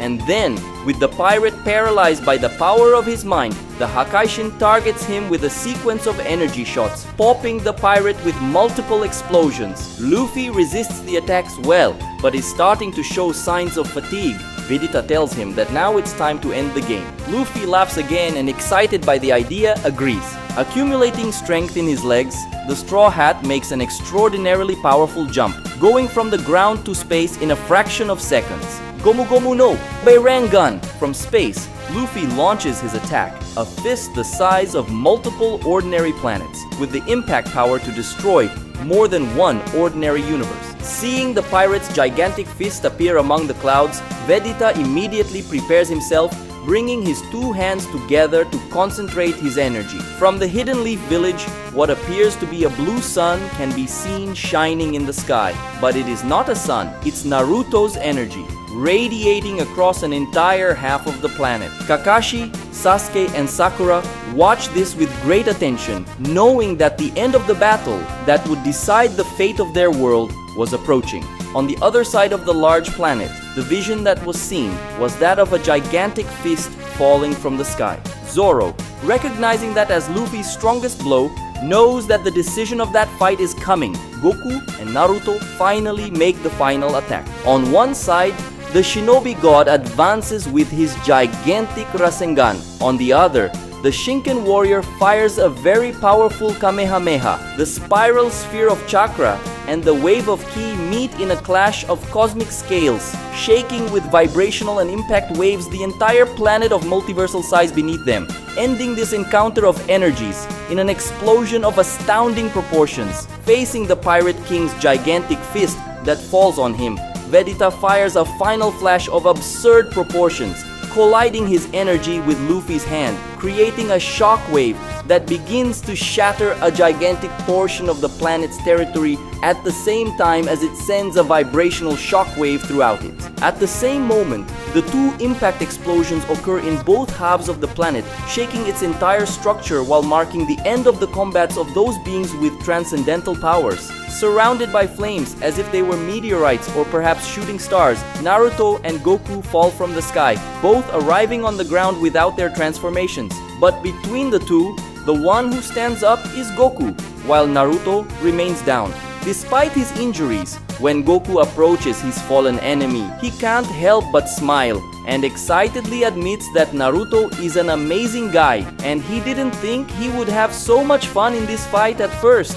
Naruto is very frustrated by this defeat and admits that Goku is even more powerful than he thought he would be. Hey, I ended up not asking what your name is. Naruto realizes, oh yeah, that's right. Only now does Goku notice this, and with a friendly smile, he waves his hand and introduces himself. Hi, I'm Goku.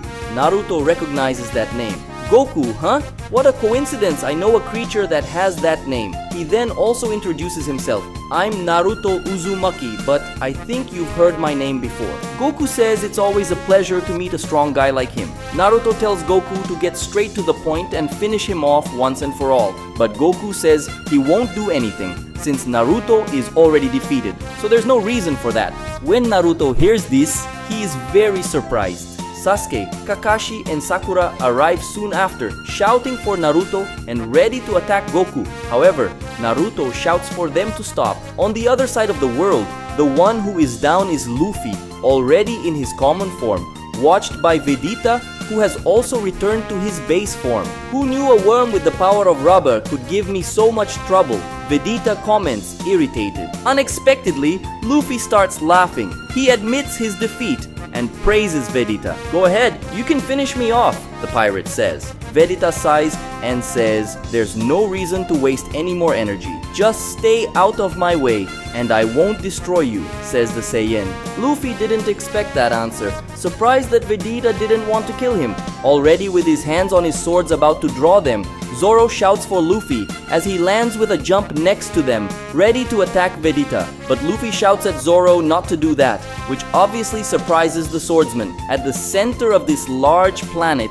is the world capital, a gigantic city from which the entire world is governed. In that city, there is a large floating castle where the one who rules the whole world lives, the angel Konat, who, sitting on his throne, watches a transmission of the battles that have just taken place through a large crystal ball. Konat is not happy with the outcome of these two clashes. In the end, not even those two were able to defeat those damn Saiyans, even though the fusion was undone. I better get ready. Konat is suddenly struck by severe pain in his chest, to the point of making him groan and agonize. Damn Gogeta! He curses. After the battle, Naruto, Kakashi, and Sakura take Goku back to the village, where they enjoy Ichiraku's ramen while they clean up the whole situation. A few minutes after the fight, Naruto was already fully healed thanks to the powers of the Bijus, and Goku also used his divine powers to recover. Now they eat amicably, watched by Kakashi, Sasuke, and Sakura, who are a little surprised to see the two getting along so well. Goku explained to them everything that happened, from how he accidentally left his original reality until now, and asks how Naruto and the others knew about his arrival, since Naruto said before that he prepared for Goku's arrival. The ninjas explain that a few months ago, a being appeared in the same way as Goku. This being presented himself as an angel who came to bring peace to this world that lived in chaos. Goku finds it strange that Konyak arrived in this reality so long before him, since Gogeta fell into that temporal rift at the same time as him. Well, this stuff about different realities and space-time distortions is really confusing, he comments, refusing to ask any deep questions about it. Naruto explains that the angel was seriously injured when he arrived. The angel said that his arrival precedes the arrival of an extremely dangerous and evil being who would bring destruction to this world. Therefore, everyone should be prepared. Goku asked why they so easily believed in a guy who arrived out of nowhere. Naruto says they believe in prophecies. Furthermore, Konyak showed extraordinary powers and did something that everyone in that world thought impossible. He brought peace between the ninjas and the pirates. Peace between ninjas and pirates? Goku repeats, curious. After the tough fight against the god of destruction, in which he ended up defeated, Luffy realized that Vegeta does not have an evil essence, and took him to his ship with Zoro so they could talk better. Luffy also explained to Vegeta about the appearance of the angel Konyak a few months ago and about the prophecy that this angel brought. And when Vegeta asked why they believed a stranger, Luffy also told about peace between the ninjas and the pirates, something the whole world had longed for centuries. You call yourselves pirates, right? So who are these ninjas and why were you fighting? Vegeta asks.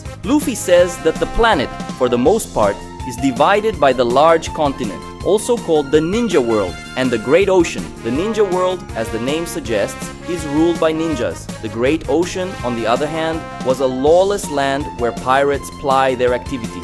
For a long time, ninjas and pirates lived at war, as ninjas wanted to protect their continent from pirates and also bring laws to the Great Ocean, while pirates wanted to be free to do whatever they want in the Great Ocean, and many also wanted to carry out some actions on the continent. These conflicts lasted for many generations and were reaching their peak in this generation. Luffy, who was proclaimed Pirate King, was the main combatant on the pirate side, while another guy, who was called the Shinobi God, was the main representative of the ninjas. The fight between him and the Shinobi God was inevitable, and it ended up happening. However, the price for that was that the entire world was being destroyed. The war between the ninjas and the pirate was bringing the world to its end. However, a miracle occurred when the angel Konyak appeared right in the middle of their battle, preventing the two from making the worst happen. In addition to being powerful enough to stop the strongest ninja and pirate in the world, Konyak was also wise and led them to an understanding.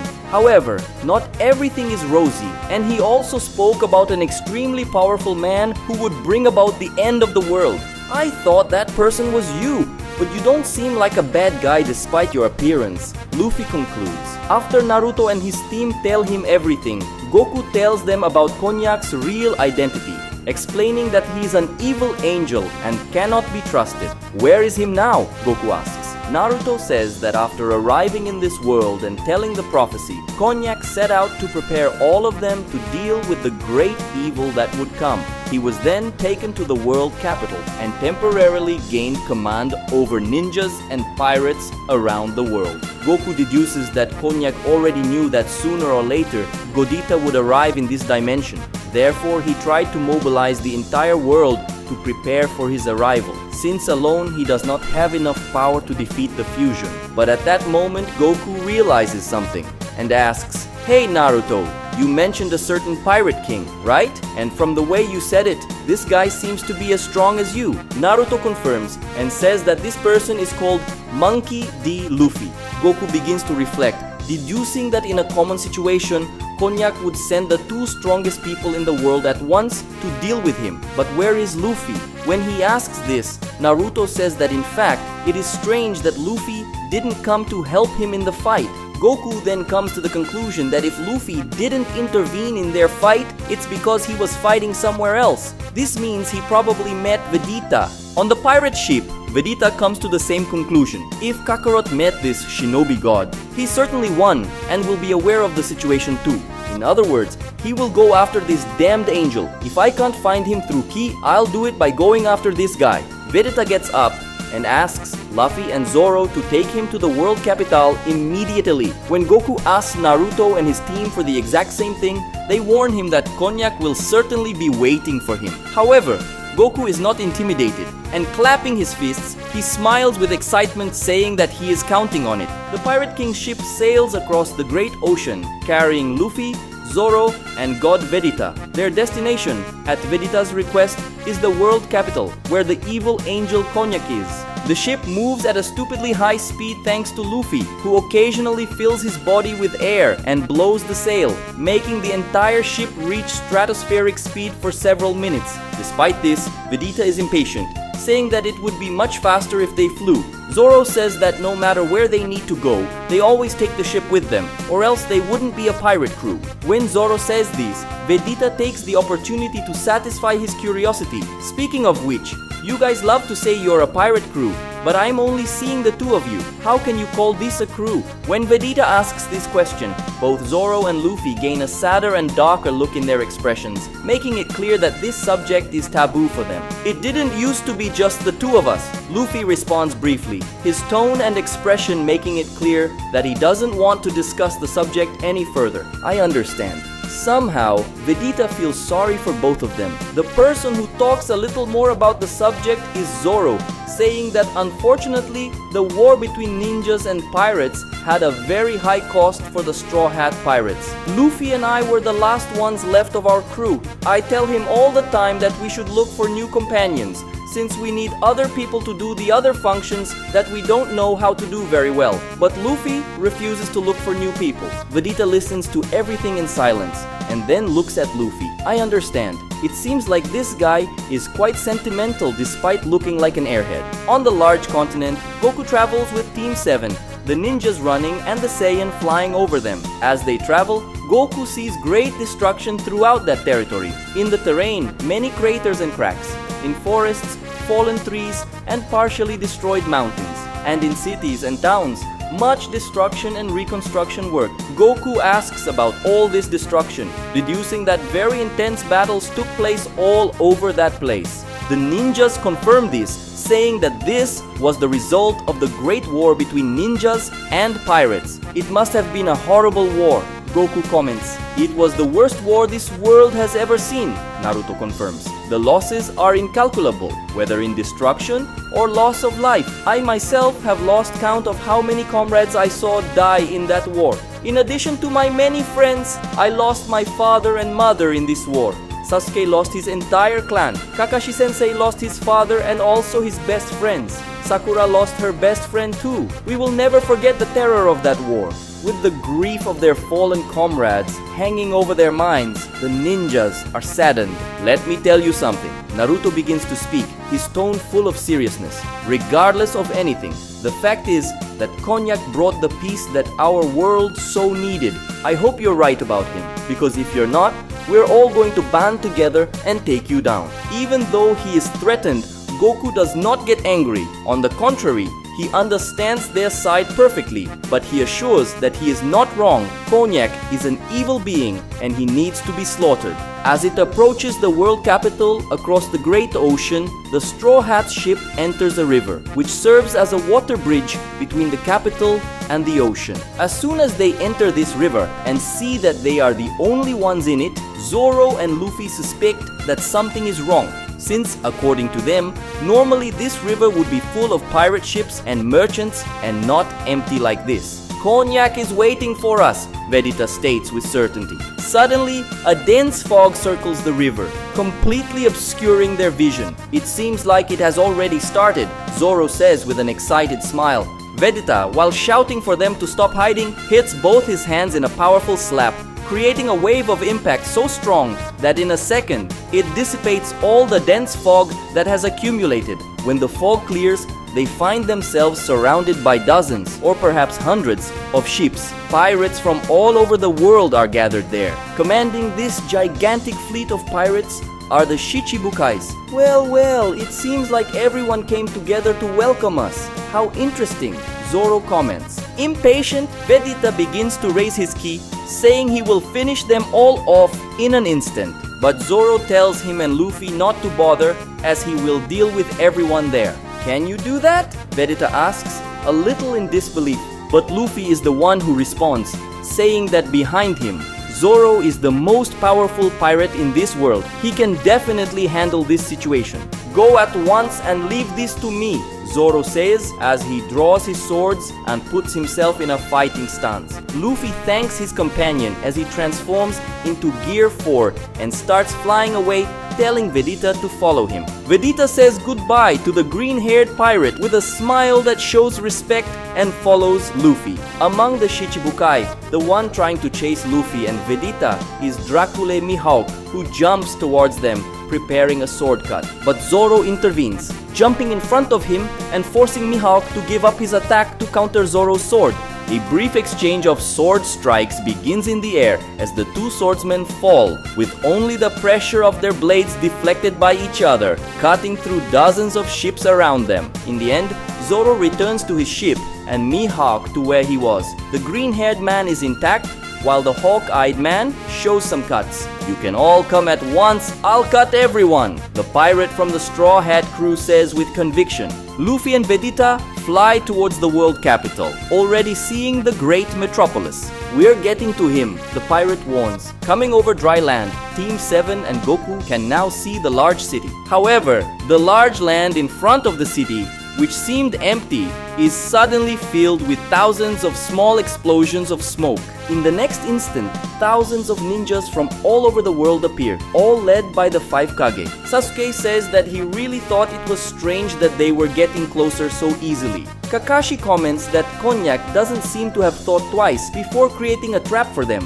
which in a way confirms his cunning nature. Sakura agrees and says that Goku might actually be right about him. All the ninjas in that army that formed in front of the city are extremely disappointed with Team 7, especially with Naruto, considered a great hero by all of them. Among everyone, the one who speaks is Tsunade, the Hokage, who asks what they are thinking about helping this invader. Naruto responds by saying that things are not what they seem, and they have good reasons for doing so. But the Raikage is furious, saying that there can be no good reason for this, and that they are nothing more than traitors. Goku tells Naruto that it is useless to try to talk to them, as Konyak has already manipulated their minds. Sasuke puts himself in front of everyone, saying that if there is no way to talk, then he will find a way to hold them all. Kakashi and Sakura come to his side soon after, saying they will help and that Naruto should take Goku to Konyak. Goku is surprised by their attitude and asks if they could really deal with so many people. Naruto, on the other hand, is very confident and responds that he's sure they can handle it. Naruto then transforms into Six Paths Sage mode and, starting to fly, calls Goku to continue their way. Goku does so and they fly away. The other ninjas think about intervening, but Kakashi and Sasuke activate their Susanos to get everyone's attention at the same time that Sakura summons Katsuyu. When Team 7 prepares for battle, that entire shinobi army trembles, knowing they are about to face the most powerful ninja team in the world. As they fly through the world capital, Vegeta and Luffy are attacked by troops upon troops of ninjas, pirates, marines and samurai who try in every way to reach them in the sky. But Vegeta and Luffy fend them off and knock them out with the Saiyan's energy blasts and the pirates' long-range attacks. At one point, they are reached by a series of shots, which are fired by Don Krieg. They also need to dodge several kunais and shurikens, which are thrown by Tenten. "Don't irritate me, you annoying worms," Vegeta shouts as he fires an energy blast at them. Despite trying to defend himself with his shield, Don Krieg has his entire suit destroyed by the God of Destruction's ki blast, being absolutely defeated. The same happens with Tenten, who cannot defend or dodge. Then Arlong jumps at them with his teeth prepared to bite Luffy. "Gomu Gomu no! Kongan! Luffy hits the fishman square in the face, throwing him back where he came from, but with a gigantic force that completely knocks him out. Propelled into the sky by a jet of smoke released from his lower part, Smoker comes, ready to hit Vegeta. Get out of my way! Accumulating great strength in his hand, Vegeta fires a strong punch into the air, generating a wave of force so powerful that it sweeps the Marine out of his way, throwing him far away. The next one to look for them in the sky is Kaido, who in the form of a large dragon snakes through the air towards Luffy. Gomu, no, King Kongan! The Pirate King lands an extremely powerful blow on the dragon, knocking him to the ground. Luffy and Vegeta find themselves getting closer and closer to the floating castle in the center of the great world capital, where the angel resides. Almost there, Luffy warns. Also getting closer and closer to the floating castle are Naruto and Goku, being forced to deal with an army of ninjas, pirates, marines, and samurai beneath them. But an enemy also approaches from the sky, Deidara, who flying on his clay bird launches dozens of explosives at them. Goku, however, quickly deals with this, using his telekinetic strength to push Deidara's explosives back at him at the moment of the explosion, making the blonde ninja's own art defeat him. Suddenly, Goku and Naruto see two flashes of red energy ascend into the sky. They, however, are not flying but rising into the sky thanks to the propulsion of a powerful jump that they performed thanks to the titanic strength of their legs. These people are Might Guy and Rock Lee, who, after activating all their inner gates, attack the enemies in the sky with all the power they have. However, not even all the power of these two means anything to the great shinobi god, who flies towards them, colliding his body with theirs. This single shock throws Guy and Lee back to the ground, opening a gigantic crater in the city and putting the two great taijutsu masters out of combat. Then, Naruto performs the multiple shadow clone jutsu, evoking with his chakra dozens of clones that fall in droves from the sky to fight the enemies that pile up below them. Each clone of mine is enough to defeat dozens or hundreds of them, so we won't need to worry anymore, Naruto says. Getting closer and closer to the floating castle, Goku smiles, knowing that his target is getting closer. However, his smile fades when he sees on the wall of the castle that hangs over the sky two men. Who are these guys? Goku asks. Just by looking, he already recognizes that they are not ordinary opponents. These are two of the most powerful ninjas in history, Madara Uchiha and Hashirama Senju. Naruto introduces them. Damn, more people to slow us down, Goku complains. However, Naruto tells Goku to move on, and that he will deal with these two. Goku asks if he's sure, as they seem pretty strong. Naruto says, yes, he's sure. I'll catch up with you as soon as possible, the blonde ninja says. Goku then moves on, and when Madara and Hashirama think about following him, Naruto interjects, sorry, but I can't let you pass. Hashirama, very saddened, says he is disappointed, asking how he went from the hero of the ninja world to a defender of an enemy. I don't expect you to understand me now, but believe me, I'm doing what's right, he answers. Vegeta and Luffy approach the castle at full speed when they notice on the wall a group of enemies lurking, waiting for them. What is it now? Vegeta looks grumpily at the opponents that appear. Luffy explains that these are the admirals, very powerful people. Damn! I don't want to waste any more time with these bugs, the Prince of Saiyans shouts. Luffy then tells Vegeta to move on. He will deal with these enemies alone and meet him later. Vegeta nods his head in agreement and then continues flying towards the castle like an energy cannon, breaking through the fortress walls. Luffy hovers on the castle wall facing the admirals, saying with an excited smile that this is going to be fun. Destroying wall by wall of the large floating fort, Vegeta finally reaches its center, the main hall where Konyak is sitting on the throne. To Vegeta's surprise, Kakarot is already there. He just arrived. Hey Vegeta, I knew you would come. He salutes his companion. Kakarot, since when have you been here? I can't believe you got there before me. Don't be upset about that. I arrived just now. Konyak rises from his throne, saying that it doesn't matter who arrived first, he will kill them both. Goku and Vegeta leave the discussion for later. After all, the fight against a formidable enemy is about to begin. At the same time, the Saiyan duo raises their ki to a higher level, evoking the transcendental power of the Shinken. The ultimate fight is about to begin. Looking at the Shinken transformation of old Goku and God Vegeta, Konat smiles. He says that when Gogeta showed this transformation, he felt great fear, but now he doesn't feel that anymore. You're not Gogeta, you're just two worms, the angel teases. What did you say, you bug? Vegeta exclaims, his energy of destruction rising in anger. In the blink of an eye, Konat is already between them, surprising them both with his speed. That's exactly what you heard. The angel responds. Startled, Vegeta rushes to try strike the angel, but Konat skillfully diverts the flow of his blow and manipulates Vegeta's body to throw him against Goku. Goku dodges the companion thrown at him in time, but is unable to dodge it when Konat takes advantage of this distraction to land an attack. Goku and Vegeta are thrown out of the floating castle. Vegeta, we have to do the fusion now, Goku says in a hurry. Don't be stupid, Kakarot. The last time we fused, we ran the risk of being united forever. Luckily, we were separated for some reason when we got here. I won't take that risk again. I prefer death. Goku ends up agreeing with him. I think you're right. It is better to die as ourselves than live as someone else. When we fused last time, we did it because Cumber threatened our reality. So we did it for our friends and family. We don't need to do this now. The two are reached by the evil angel, who comes out of the castle towards them in the form of a flash of energy.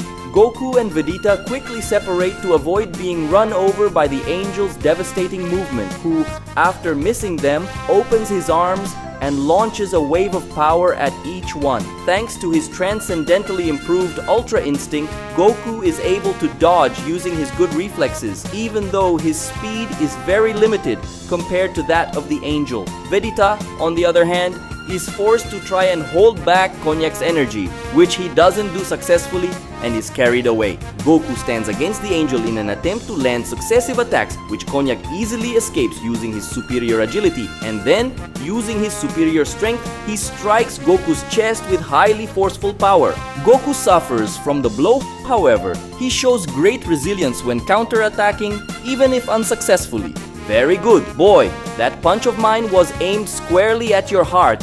It would be a mortal blow. However, you managed to avoid the fatal point at the last moment. Even with much lower power, you can still react to my attacks thanks to this extraordinary ability called Shinken. However, Goku doesn't feel extraordinary, seeing all of his moves that he puts so much effort into being so easily avoided by the evil angel. Approaching again, accumulating a high amount of destructive power, Vegeta shouts for Kakarot to move away, and then launches a powerful blast of concentrated destructive energy. Konat is impressed by the power of Vegeta's attack and avoids it by disappearing from where he is and then reappearing behind Vegeta as quickly as a teleportation. Your attack power is incredible thanks to the Shinken that enhances your destructive power. God of Destruction, even though I'm more powerful than you, I don't feel comfortable resisting a direct attack from you. Vegeta delivers several blows to the angel, and Goku approaches to join him. Even though the two Shinken warriors attack at the same time, the evil angel manages to avoid each blow. As the fight continues, Konat gradually changes his mind about the things he said to Goku and Vegeta at the beginning of the fight, and now praises the opponents he previously despised. You two are amazing, I must admit that. It's no surprise that your fusion results in a warrior as extraordinary as Gogeta. However, it's like I said before. At the same time, Konat hits Goku and Vegeta with a blow that knocks bloody vomit out of both of their mouths. You're not Gogeta, and you're not as strong as him, the evil angel says. But Vegeta grabs the angel's arm and replies, we don't need to be as strong as Gogeta, just stronger than you. Extending his other hand, he releases a wave of energy at close range into Konat's chest, dragging the evil angel across the sky. After receiving this attack, Konat is unable to avoid placing his hands on his chest, showing agony at the damage received. Vegeta smiles when he sees the angel's obvious discomfort with his attack. You're all talk, you stupid angel. You're not as powerful as you made out to be. Goku thinks of something, and then he says to Vegeta, Wait, Vegeta, this is really strange. Even though it's not as strong as him, this angel has enough power to maintain a fight against Gogeta for some time. This means that he is much more powerful than us and should not have been hurt by an attack like that. Vegeta asks what Kakarot means by that and argues that the angel was clearly injured by his attack. That's true. However, I noticed that he hasn't used his magic staff until now. I remember he lost his staff in the fight against Gogeta, which means he doesn't have it anymore. Furthermore, in the fight against Gogeta, he was also seriously injured right at the point you hit just now.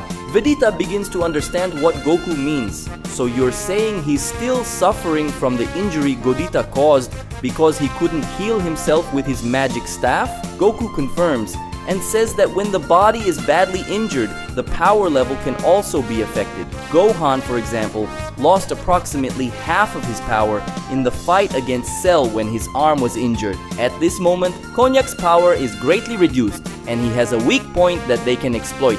Vegeta starts to think better and concludes that perhaps this is the reason he didn't personally go and deal with them before. This injury is making it difficult for him to fight, and that's why he preferred to send those two in the hope that we would be defeated without him having to risk himself.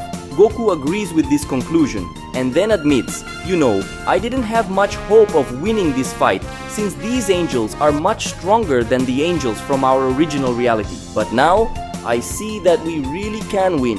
Konyak gets angry when he hears this. He admits that yes, he hasn't fully recovered from the wound inflicted by Gogeta, and he also can't use all of his magical angel powers. However, he claims that he remains superior to them even with his power reduced. Goku and Vegeta raise their Shinken-ki even higher. Determined to win, in the form of purple and silver flashes, they advance against Konyak, which, in the form of a ray of white light, meets them. The clash of these bodies culminates in an explosion of light that radiates across the skies of the world capital, causing the entire gigantic city to be illuminated and shaken by the surreal power of those fighting in the skies. Ninjas, marines, samurai, and pirates are amazed at the vibrational forces that permeate their bodies and the entire structure of the city, for a moment looking mesmerized at the confrontation taking place above. All that can be seen by them are figures, flashes, and explosions of impact or energy. Every now and then, a portion of the fighter's energy falls from the sky, bringing with it explosions that completely destroy parts of the city, causing panic and despair. Goku and Vegeta determinedly attack the evil angel, who despite his previous injury, always responds with superiority. Finding a gap between the two's attacks, Konyak targets the Saiyan duo with a series of blows, which Goku and Vegeta receive with great suffering. Unable to continue the physical confrontation, they retreat. Damn it, Kakarot. What's the point of this bastard having a weak point if we can't hit him? Vegeta complains. Goku becomes thoughtful, realizing that although Konyak is an angel and therefore has a very well developed Ultra Instinct, he does not seem to just be reacting instinctively to their attacks, but rather predicting. When Goku says this, Vegeta thinks of something. Hey Kakarot, maybe there's another reason why this bastard sent those two to fight us. He was already waiting for us, which means he knew we were coming. In other words, he was watching us, so he saw us fight. This trickster saw our movements and techniques and is using it to his advantage. Goku agrees with Vegeta and accuses Konyak of cheating. Do you really want to talk about cheating in a 2-on-1 fight? The angel retorts. Now speaking more quietly, Goku says to Vegeta, but regardless of the reason, the fact is that this guy, in addition to being more powerful than us and having Ultra Instinct, can, in a certain way, predict what we are going to do. We won't be able to beat him on our own. Vegeta asks what Kakarot suggests they do. Goku says that if they could count on the help of others, maybe there is a chance. The problem is that they are busy fighting each other. Vegeta doesn't like this idea, saying it would be humiliating to drag even more people into this fight. Enough of this talk, Kakarot. I will defeat this bastard with my own strength. The god of destruction attacks the angel. Wait, Vegeta, don't be hasty. Goku goes right away to help. They resume the exchange of blows against Konyak, at a disadvantage even though they fight together. At that moment, Goku has an idea, so he starts to question Konyak. Hey, tell me something. how do you intend to return to the reality we came from? Konyak says he has no idea how to do this, and that he will try to figure out a way to get back. On the other hand, it's not a bad idea to stay in that place, since he's become a kind of leader for those idiots. So you intend to stay here deceiving and enslaving these people? Wasn't tricking them into turning them against Vegeta and me enough? Goku asks. Konyak says there's no reason not to use these suckers anymore. After all, there are always uses for good pawns. After the angel says these things, Goku smiles and tells him to look down. At first he doesn't understand, but when Konyak looks towards the city below them, he realizes that everyone there has already stopped fighting and is looking up at the sky with an indignant expression on their faces. Konyak asks what happened, and then Goku tells him that he used his telepathic power, enhanced by Shinken, to transmit the angel's speeches to everyone in the city. Now everyone knows your real intentions. Your mask has fallen. Goku celebrates. You bastard! Konyak curses the Saiyan, hitting him hard and pushing Goku away. Then he also strikes and pushes Vegeta away. From the city below, everyone is scandalized by what they have just heard and immediately prepares to begin the offensive against the evil angel who deceived them. The first to take initiative are Naruto and Luffy, who no longer need to deal with that entire army to cover Goku and Vegeta. They fly towards the angel to join the battle against him. However, Konyak thinks quickly and extends his arms to create a large dome of energy in the sky, isolating him, Goku, and Vegeta. Naruto and Luffy are prevented from advancing. They try to attack the dome to get through, but the power of that energy shield is greater than theirs, so it's useless. That will keep the others away, at least for now, the angel thinks. With a mischievous smile, Goku gloats that Konyak can keep others away with this protection, but he will need to spend a considerable amount of energy to maintain it. In other words, another disadvantage has just emerged. Come on, Vegeta, let's attack him with everything we have now, old Goku calls out, while increasing the intensity of his ki. I don't need you to tell me that, Kakarot, God Vegeta responds, also summoning more power. Emanating power, the Saiyan duo once again attack, this time forcing the evil angel to retreat, pressured by the power exuded by the Saiyans and also by his own expenditure of power. However, Konyak still gains the upper hand, narrowly avoiding Goku and Vegeta's attacks and retaliating surgically, landing blunt blows on both of them. Goku and Vegeta are once again forced to retreat in frustration. Vegeta complains, saying that even though Konyak's power is greatly reduced, the precision of his Ultra Instinct, combined with the ability to predict their attacks, still gives the advantage to the angel. At that moment, Goku has an idea and starts to smile, saying he already knows what to do. He flies towards Konyak, who is preparing for whatever the Saiyan's attack is. However, Goku does what he didn't expect, Shadow Clone Technique. To the Angel's complete surprise, several real Goku clones form around him and begin attacking at the same time, with multiple Gokus around him, all attacking with mastery thanks to the abilities of Ultra Instinct. Konyak ends up being confused and surprised, starting to receive blows from multiple Shinken warriors. Goku explains that although Naruto has different techniques than him, the ways in which they are done are not that different. With Shinken, he acquires a heightened ability to manipulate ki, so he is capable of doing these things as long as he concentrates. Suffering blows from all sides, Konyak becomes enraged and releases his ki in an explosion of energy that hits and dissipates all of Goku's clones. But the original Goku resists the push of the angel's energy and charges forward with a punch. Konyak dodges at the last moment. However, he is surprised when Goku's attack hits his face even though his fist misses.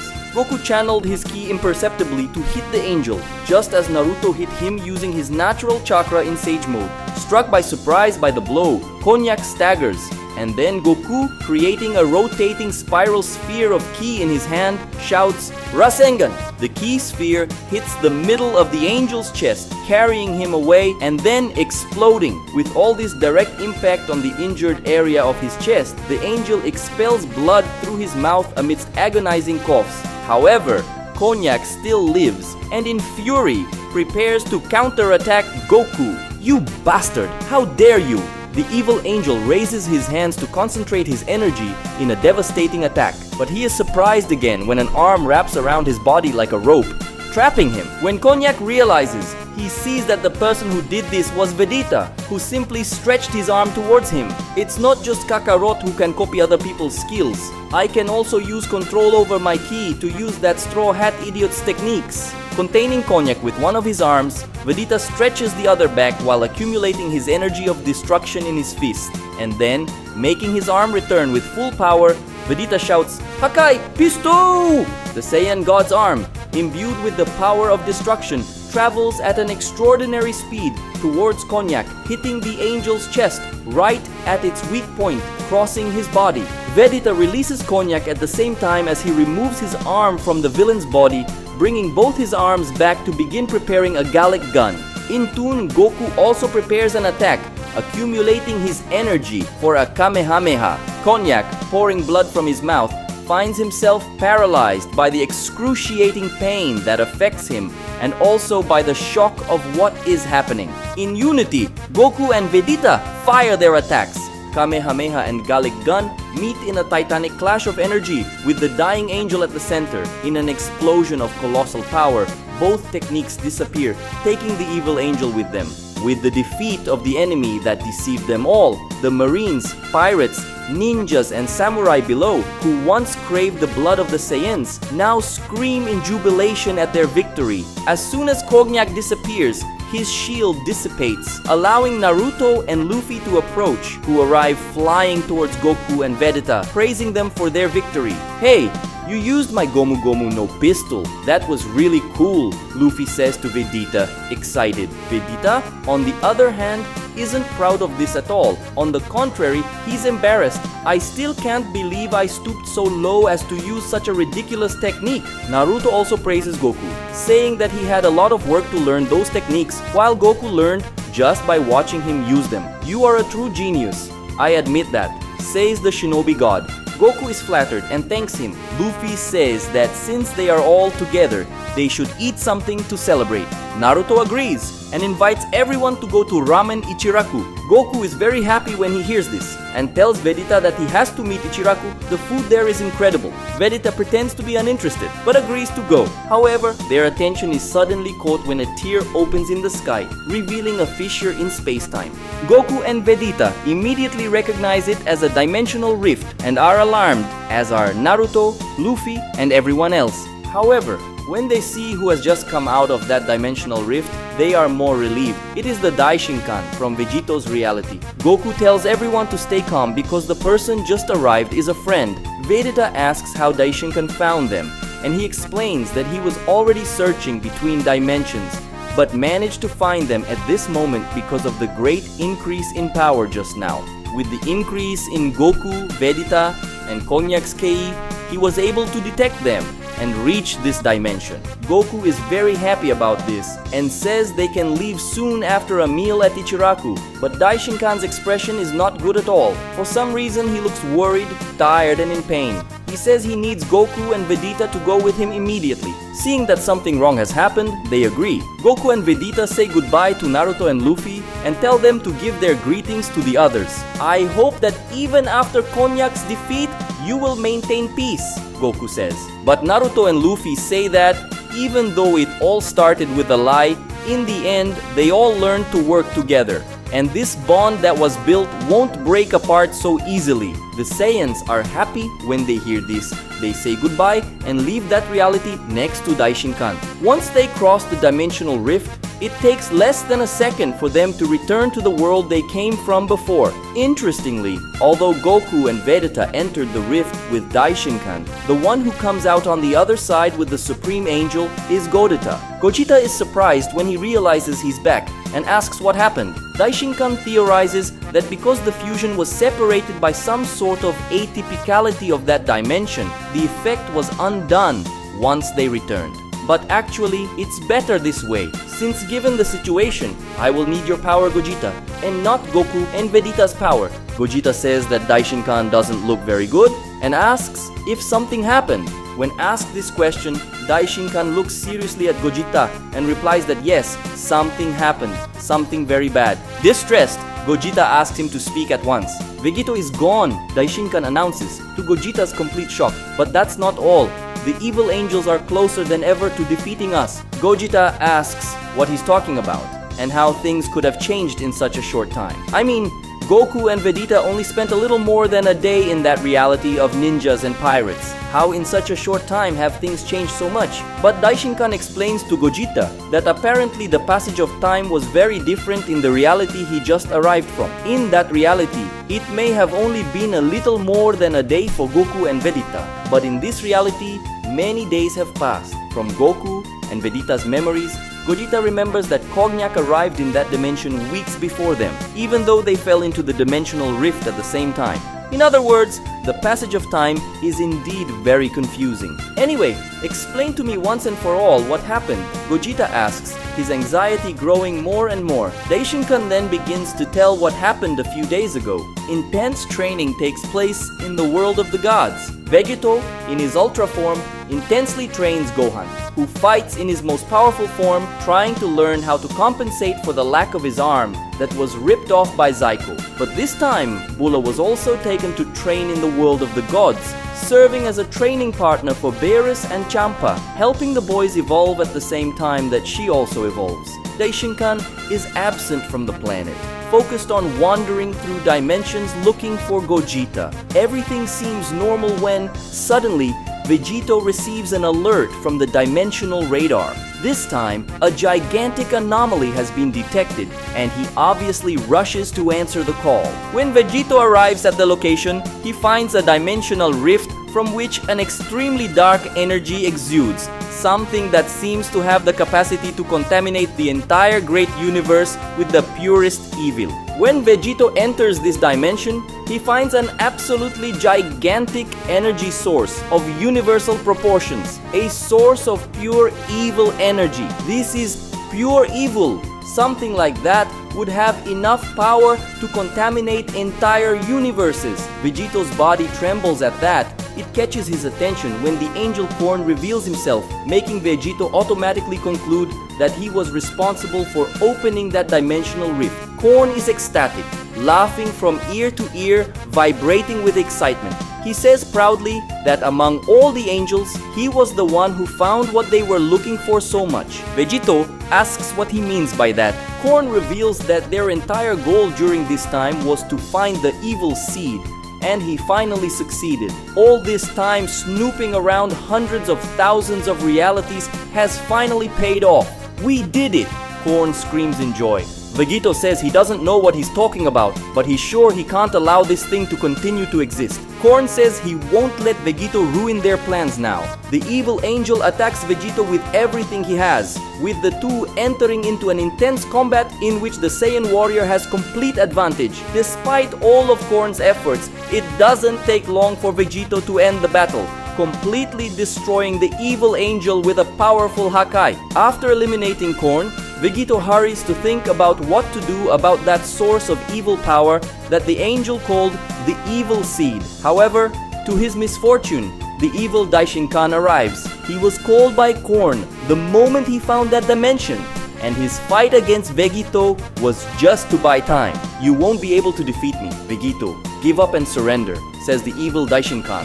Vegito ponders for a moment. It's true, I can't defeat you, but I can destroy this thing. Vegito turns to the evil seed, quickly accumulating an absurd amount of destruction power in his hands, ready to launch his most powerful Hakai. However, the leader of the evil angels is faster, advancing on the Saiyan's back and impaling his body with his arm. You haven't thought about it very well, have you, Vegito? Daishinkan asks, penetrating his arm more and more into Vegito's body in a torturous way. First, you alone would never have enough power to destroy such a great and pure source of power. Second, you should never turn your back on me. However, Vegito smiles and responds saying that at least he also got the time he wanted. The evil Daishinkan asks what Vegito means by that, but he dies before he can answer. After concentrating for a while, the evil angel notices the presence of someone outside the dimensional rift.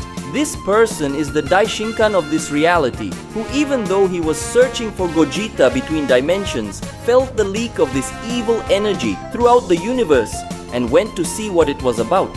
the benign Daishinkan is startled to realize what the evil angels have just encountered and immediately realizes their objective. I see, so that's the main reason they came here, and also why they mess with alternative realities so much. He concludes, the angel of the great universe knows that he cannot let his evil enemies dominate this source of energy, so he immediately takes action, extending his hands towards that dimensional rift from which the evil power leaks and beginning to release monstrous energy as he begins sucking that dimension into himself. Inside that dimension, the evil Daishinkan becomes restless, realizing too late what is happening. Damn you! He shouts to his counterpart who is outside. In an extraordinary act that demonstrates a unique sealing power and strong bodily resistance, the Daishinkan of the great universe simply seals that entire dimension and the evil seed within his own body in the form of a magical seal that forms in the middle of his chest. Returning to the present time,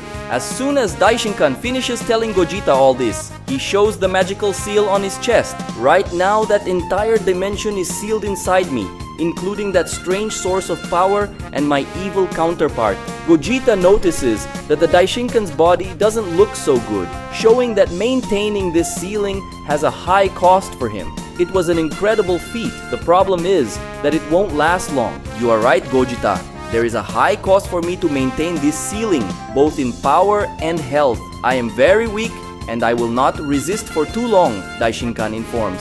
Gogeta then asks what they are going to do. At that moment, Daishinkan realizes something that the Saiyan still cannot and suggests that they talk about it at another time. In the next second, 4 flashes of light appear fast as a teleport surrounding them, which turn out to be 4 evil angels: Sour, Kukatail, Whis, and Mojito. Whis, who appears to be the one leading the group, says, "You finally appeared, Daishinkan. We were anxiously waiting for you to come out of the hideout, and it seems you congratulated us by bringing Gogeta too." Realizing that they are in trouble, Gogeta takes his fighting stance and transforms into his Shinken form, preparing for the worst. "You finally appeared, Daishinkan. We were anxiously waiting for you to come out of hiding, and it seems you congratulated us by bringing Gogeta too," says Evil Whis, leading 3 more evil angels who have just surrounded Gogeta and Daishinkan. Whis, Kukatail, Sour, and Mojito show off their evil smiles, not hiding their voracious intentions towards the two. Realizing that they are in trouble, Gogeta takes his fighting stance and transforms into his Shinken form, preparing for the worst. "Come on, you rats!" he challenges his enemies. Beside him, Daishinkan places his hand on his chest, unable to hide the excruciating pain he feels. Gogeta asks him what's happening. Daishinkan explains that the power of the evil seed sealed within him resonates with the evil nature of these angels. Being around them definitely doesn't make it easier to contain all that evil trapped inside. The 4 evil angels begin to raise their energies, their key auras radiating light and heat through the void. "Damn, it looks like he won't be able to help me much here," Gogeta says tensely to himself as he prepares for the angels' attack. The first to move is Kukatail, rushing towards Gogeta, trying to land a clear blow on the Saiyan, who thwarts his attack by teleporting to surprise Sour with an attack. Despite the scare of being suddenly attacked, Sour deftly dodges, using the extremely sharp reflexes of his Ultra Instinct, quickly retaliating against Gogeta's attack, who also uses the attributes of his Ultra Instinct to dodge, then also needing to escape an attack from energy fired by Mojito. Whis tries to take advantage of the Saiyan's distraction to attempt a fatal blow through a blind spot on his back. The Shinken warrior, endowed with an excellent perceptive capacity, is able to turn around to defend the angel's attack and then maneuver his body to launch Whis against Sour, who also comes to attack. Sour manages to dodge his brother thrown at him, but is unable to avoid Gogeta's attack that comes shortly after, with the enemy's foot hitting his angelic face squarely. Kukatail goes against Gogeta by launching a sequence of attacks, one blow followed by another, all containing all of the angel's speed, strength, and skill. However, Kukatail is just a distraction so that Mojito advances towards Daishinkan, preparing a blow from which it seems that the benign angel will not be able to defend himself because of the paralyzing pain he feels. Gogeta is quick to rescue him, pointing one hand at Kukatail, who attacks him, and then the other at Daishinkan. making the two angels exchange places with the teleportation. So Daishinkan appears safe next to Gogeta,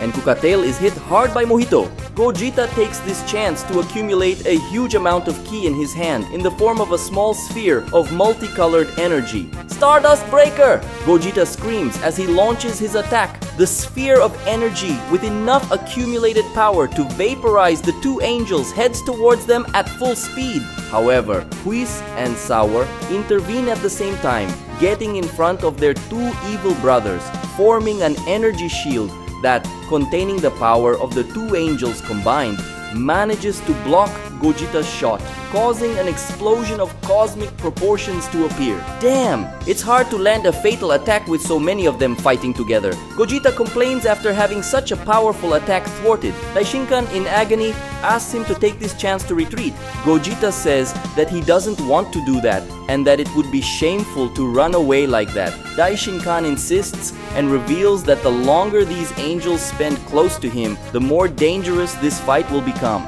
Finally, he tells Gogeta that this is not an escape, but a strategic retreat. Furthermore, this fight has not been fair from the beginning. The sigh given by Gogeta reveals his withdrawal from that discussion. Okay, let's take advantage of all this light and energy released across the environment to escape without leaving a trace. With a teleportation, they escape from there. When the spectacle of light and energy generated by Gogeta's Stardust Breaker blast against Whis and Sour's shield finally ends, the angels notice that their enemies are no longer there. They try to sense their ki to chase them. Unfortunately for the evil angels, their trails is gone. Kukatail curses this situation, lamenting that they missed another opportunity to eliminate these bastards once and for all. Calm down, brother, Whis says. You got a good look at that angel, didn't you? He is getting worse and worse, and soon he will no longer be able to contain our father or the evil seed.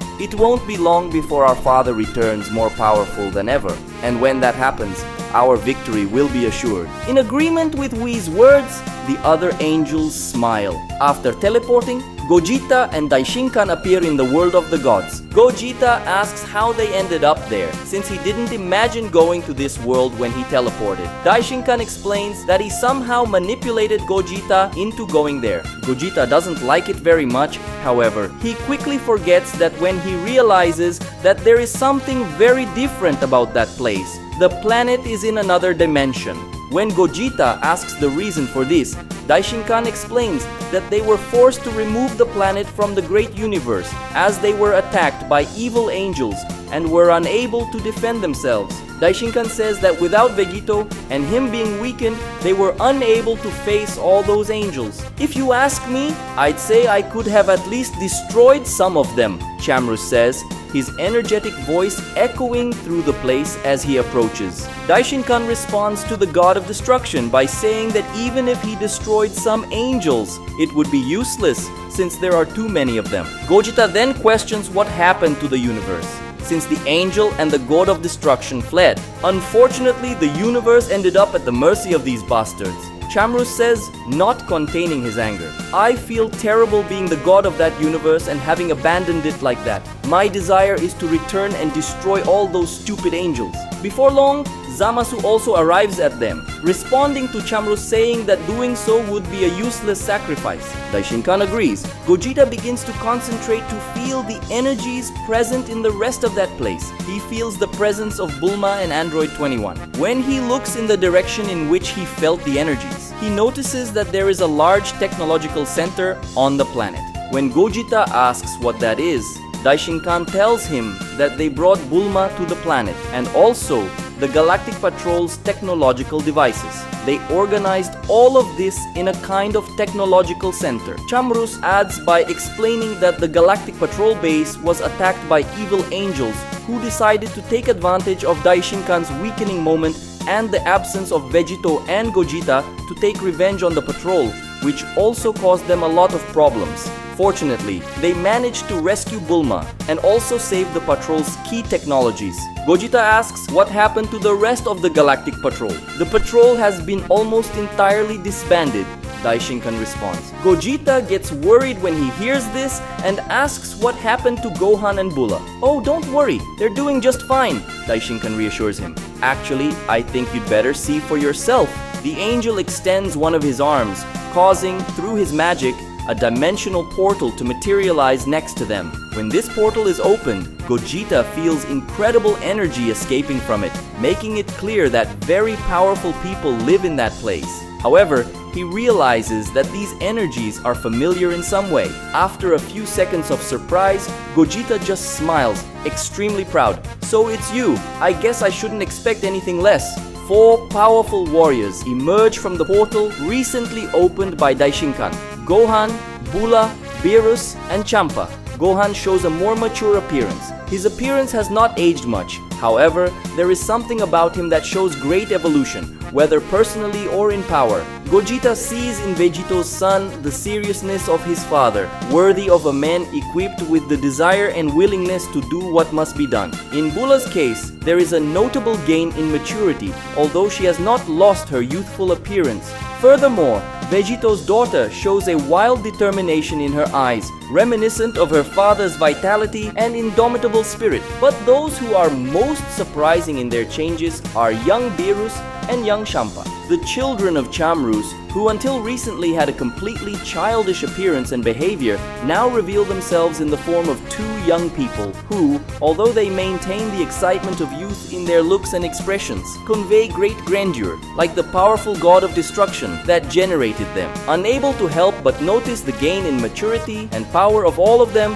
Gogeta immediately realizes what happened. I understand. You sent them to a dimension where time passes more slowly, didn't you? Like a time chamber. Daishinkan says that he doesn't know what this thing called time chamber is. But yes, he sent them to a dimension where time passes more slowly. He says that since Vegito was killed and he was weakened by the sealing of the evil Daishinkan and the evil seed, extremely arduous training was started with the younger ones, since Chamrus, even though very powerful, will not be able to deal with this threat alone. Gohan and Bulla greet Gogeta, saying that it has been years since they last saw each other. Beerus and Champa do the same, and claim that they will soon be strong enough to overcome Gogeta. Gogeta likes to see their excitement, but warns them that they still have a lot of training to do before they can achieve that. Daishinkan invites Gogeta to go to the planet's technological center so they can talk better, and he agrees. When they arrive at the technology center, they see Bulma and Android 21 working at full speed. When Bulla sees Bulma, she gives her mother a big hug, her heart full of longing. For Bulma, it hasn't been that long since she's seen her daughter, while for Bulla, it's been years. Gohan is a little saddened when he sees this, remembering his mother, who he also hasn't seen in a while. Daishinkan says that Bulma and Android 21 are working on powerful machines and technologies to help in the fight against the angels.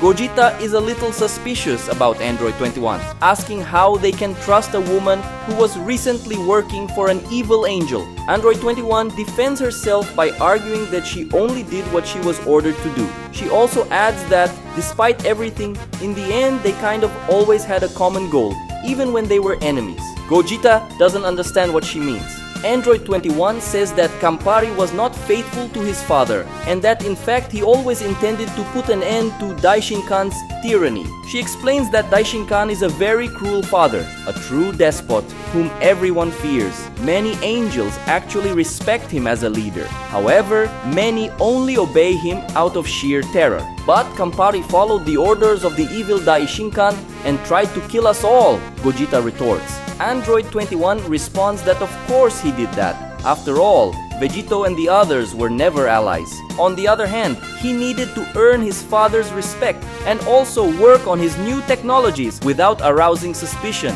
However, Campari's objective in building his androids was never only to destroy Vegito and the others, but also his own father and brothers who opposed it. Among all the androids we built, Campari's greatest hope was in Cell Ultra, Android 21 reveals.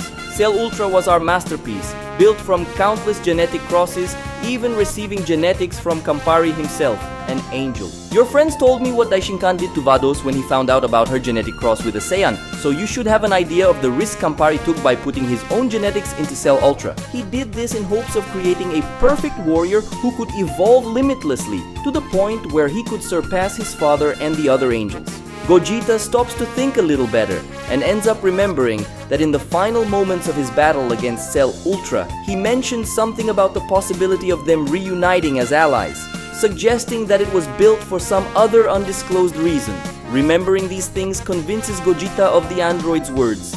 Suddenly, a strong pain hits Daishinkan, who, amidst contained groans, reminds everyone that they don't have much time. Gogeta asks what their plan is, pointing out that just building androids, developing new technologies and training the youngest will not be enough to defeat all the evil angels, especially if the evil Daishinkan is released.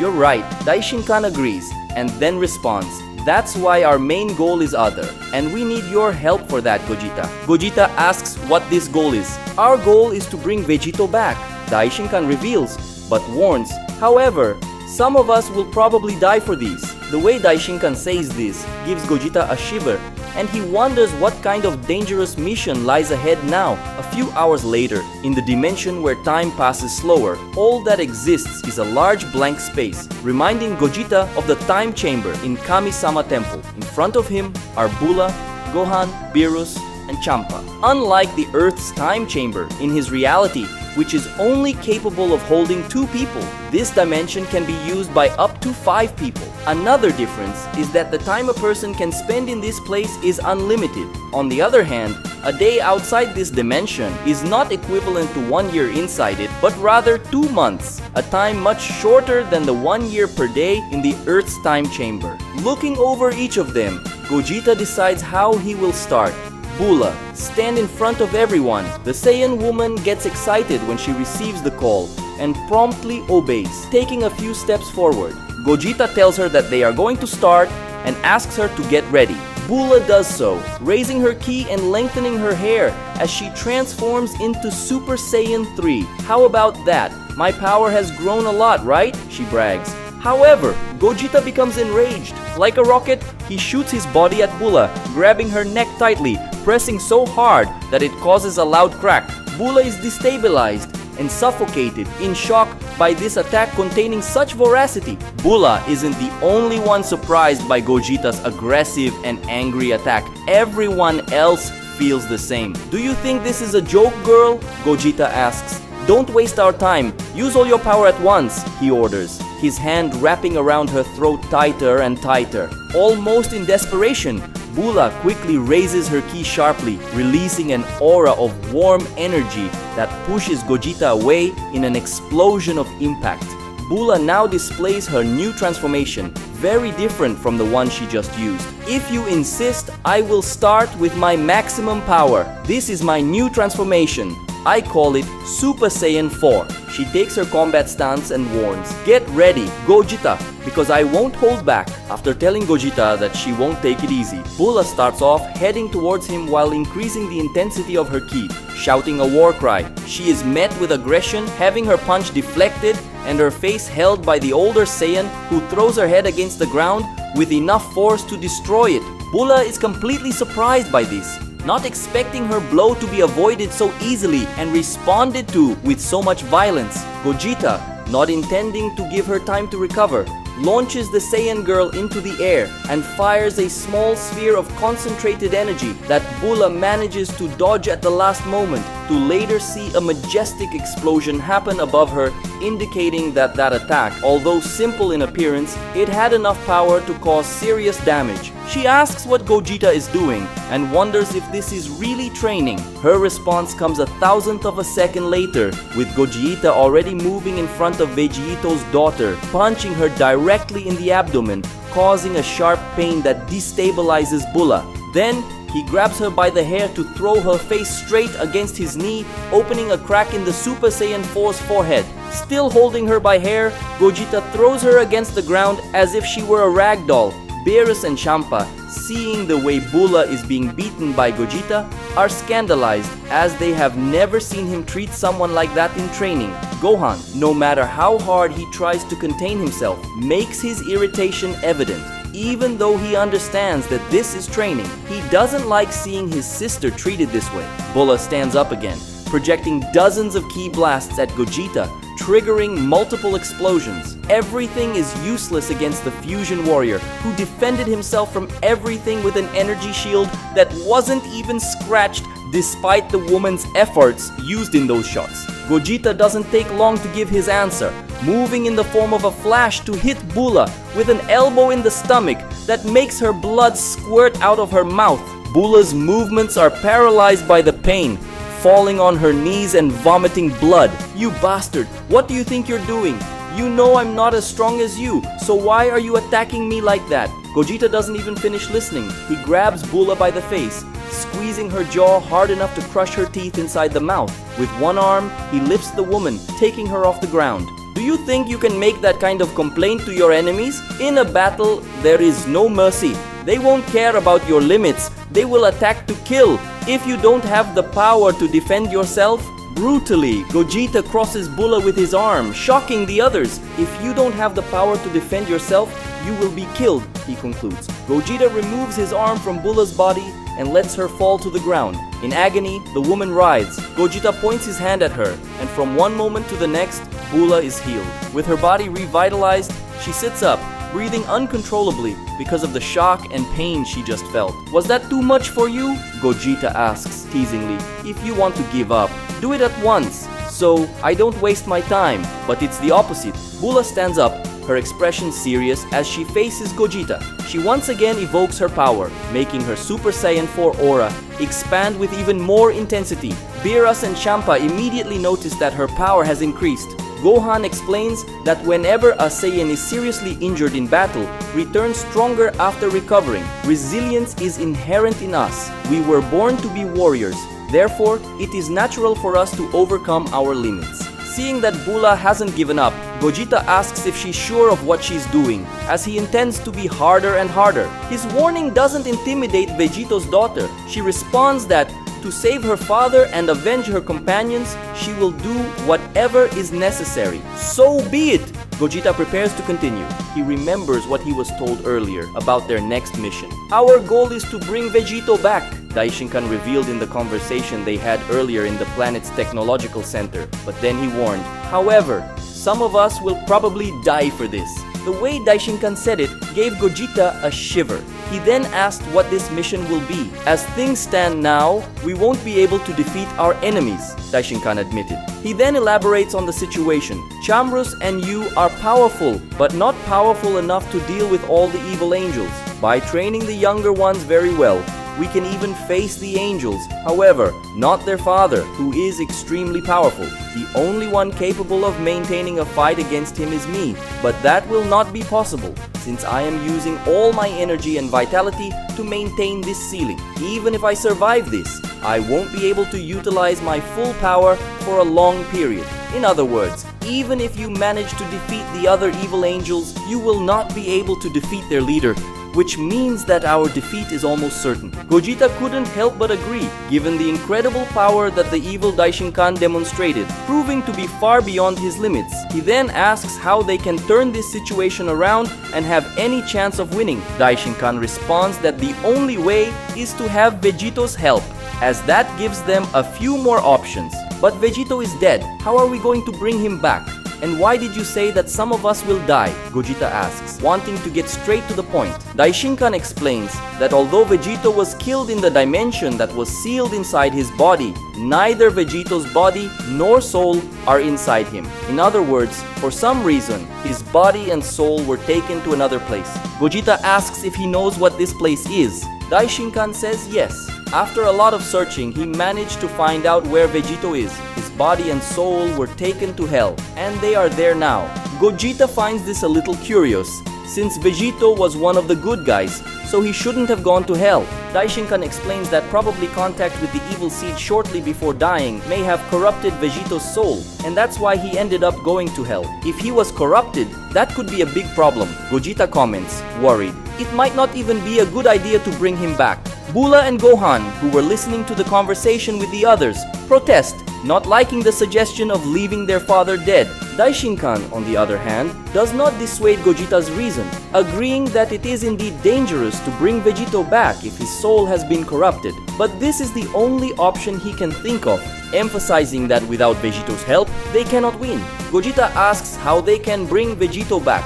Should we ask King Yema? He suggests. To his surprise, no one there knows who this King Yema is, indicating that in this reality, the process of life after death is a little different. In this reality, there is no intermediary who controls the passage of worlds, or at least no one who is physically accessible. All of this is done by immaterial beings, whose nature even the gods are unaware of. Gogeta asks what they will do then. Chamrus responds, saying that they will need to go to hell and get Vegito out of there. Gogeta says that shouldn't be a problem. But Daishinkan disagrees with him and warns that obviously the evil angels know that they are going to try something like this, and that's why they remain on standby, watching hell so that no one gets to Vegito. In short, if we want to bring Vegito back, we are going to need to face all the evil angels left. And not only that, they will possibly bring servants to help, in addition to all the natural difficulties of a place like hell. The Supreme Angel compliments. I understand. This indeed won't be easy. Gogeta agrees. Chamrus says that's why they're doing everything they can to prepare others. His children, Gohan and Bulla, have incredible potential, in addition to the powerful machines that Bulma and Android 21 are capable of creating. Daishinkan gets straight to the point, asking Gogeta to train them. Chamrus is a very powerful god, but he is not a good master. I am normally a good instructor. However, my health is not helping, so I ask you, Gogeta, to prepare them for the battle to come. Gogeta doesn't like this idea, arguing that taking them into battle against the angels is crazy. Not even Gohan can barely stand a fight against an angel. He beat Vod, but he had considerably below average power. The others have even less chance. It will be a massacre.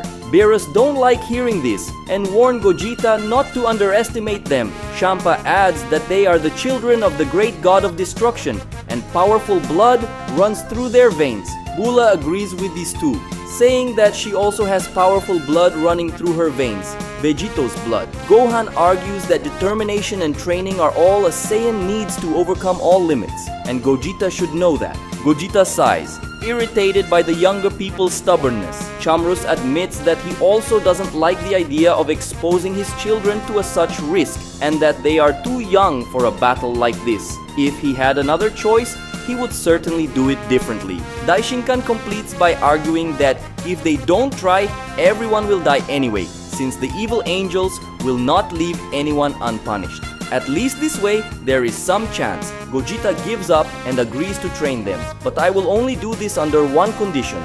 If I can prove that they are not capable and make them give up, we will not take them. Everyone agreed. While remembering all that conversation they had earlier, Gogeta now deals with Beerus and Champa, massacring the children of the god of destruction in combat. At this moment, Champa is already on the ground. His arms and legs are broken, making him unable to get up. Beerus is strangled by the Saiyan, who mercilessly crushes his throat.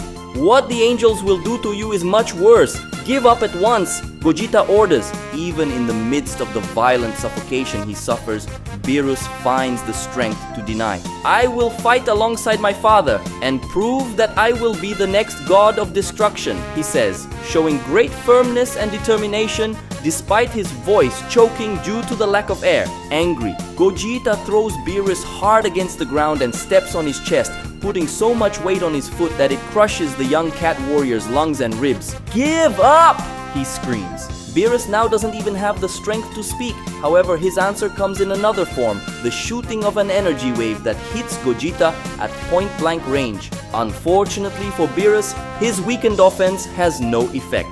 Damn, he says in a fragile voice before passing out. Gohan approaches Gogeta saying he is next. Gogeta kicks Beerus to Champa's side and turns to Gohan. Champa, suffering greatly from his broken bones, asks if Gogeta won't heal them. Wait and suffer a little, Gogeta responds. Take advantage of this time and decide to give up once and for all. Champa becomes very angry and desperate, shouting for Gogeta to cure them at once, like he did with Bulla. Gogeta ignores it, focusing only on Gohan, who looks at him in a way that makes it clear he won't hold back. Gohan focuses his energy, releasing it through an aura of intense ki as he reveals the evolved form of his bestial transformation. Your power has grown considerably since I last saw you, Gogeta says. Gogeta also transforms, revealing his Shinken form. Bulla, now as a spectator, is very attentive, as it is the first time she has seen the Shinken form, being fascinated by that majestic appearance and that power so transcendental that she cannot even understand. Even Champa, who was previously screaming, madly demanding to be cured, is silent in the face of what he sees. Gohan gives Gogeta his bestial look, not intending to back down even in the face of Shinken. In the world of the gods, Chamrus is levitating in one of the planet's fields in a meditation posture. He releases intense purple electrical sparks from his body, causing a strong shudder on the planet. A little further away, Daishinkan and Zamasu watch. Zamasu comments that he has never seen Chamrus so focused on concentrating his power. This proves his concern because of this whole situation. Daishinkan says that he is taking advantage of Gogeta, going to train others so he can train a little himself. Zamasu wonders if Chamrus can get even stronger. I think this a little difficult, as I believe that Lord Chamrus has reached the peak of his power, answers the angel. The point is that he hasn't used his maximum power for so long that now he needs to meditate to rediscover how to use all his energy. In other words, what Chamrus is doing now is relearning how to control all of his power with total mastery. This will be crucial in the battle to come. I understand, but what about the others? Do you think Gogeta will handle them? Daishinkan says he's sure so. During the time he was in their universe, Gogeta ended up building a friendly relationship with all of them. He truly cares about these kids and will do his best to prepare them, even if that preparation is hard and painful. In fact, it is being painful for Gohan, who at this moment lies kneeling in front of Gogeta with his only remaining arm making an L in the hands of the older Saiyan who mercilessly broke it. This is watched by Bulla, with her heart burning with the desire to go and help her brother, and also for Beerus and Champa, who are still down and in agony because they weren't healed by Gogeta. Gohan screams in pain, remembering the trauma he went through at Zyko's hands. Gogeta already knows how much this situation shakes him and teases, "You remember what Zyko did to you, don't you? You are still weak and powerless, just like that time. Give up now, and then you won't have to go through this again." Gohan doesn't let himself fall apart. On the contrary, his desire for power burns more intensely, ordering Gogeta to shut up, while at the same time causing an even greater amount of energy to leave his body, causing Gogeta to move away. It seems that strong emotions are fueling his gain in power. As expected of Gohan, Gogeta observes in thought. Gohan attacks. Unable to use his arm, he uses only his legs, unleashing a sequence of kicks against Gogeta so quick and skillful that his arm barely seems to be missed. Of course, none of this is enough against Gogeta, who with his Shinken form is capable of handling anything Gohan can do. "Time to end this!" Gogeta exclaims. Moving to Gohan's back after a successful dodge, he hits the young Saiyan squarely behind the neck. His blow is so aggressive that it breaks Gohan's spine, causing him to collapse to the ground, completely paralyzed. Gohan immediately regresses to base form.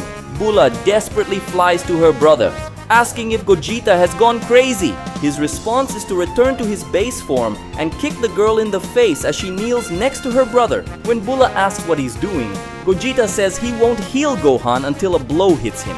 Bulla says he's crazy and that her brother could end up dying. "Then you better hurry," he retorts. Pointing his hands at the fallen Beerus and Champa, he heals them both. "You two can help."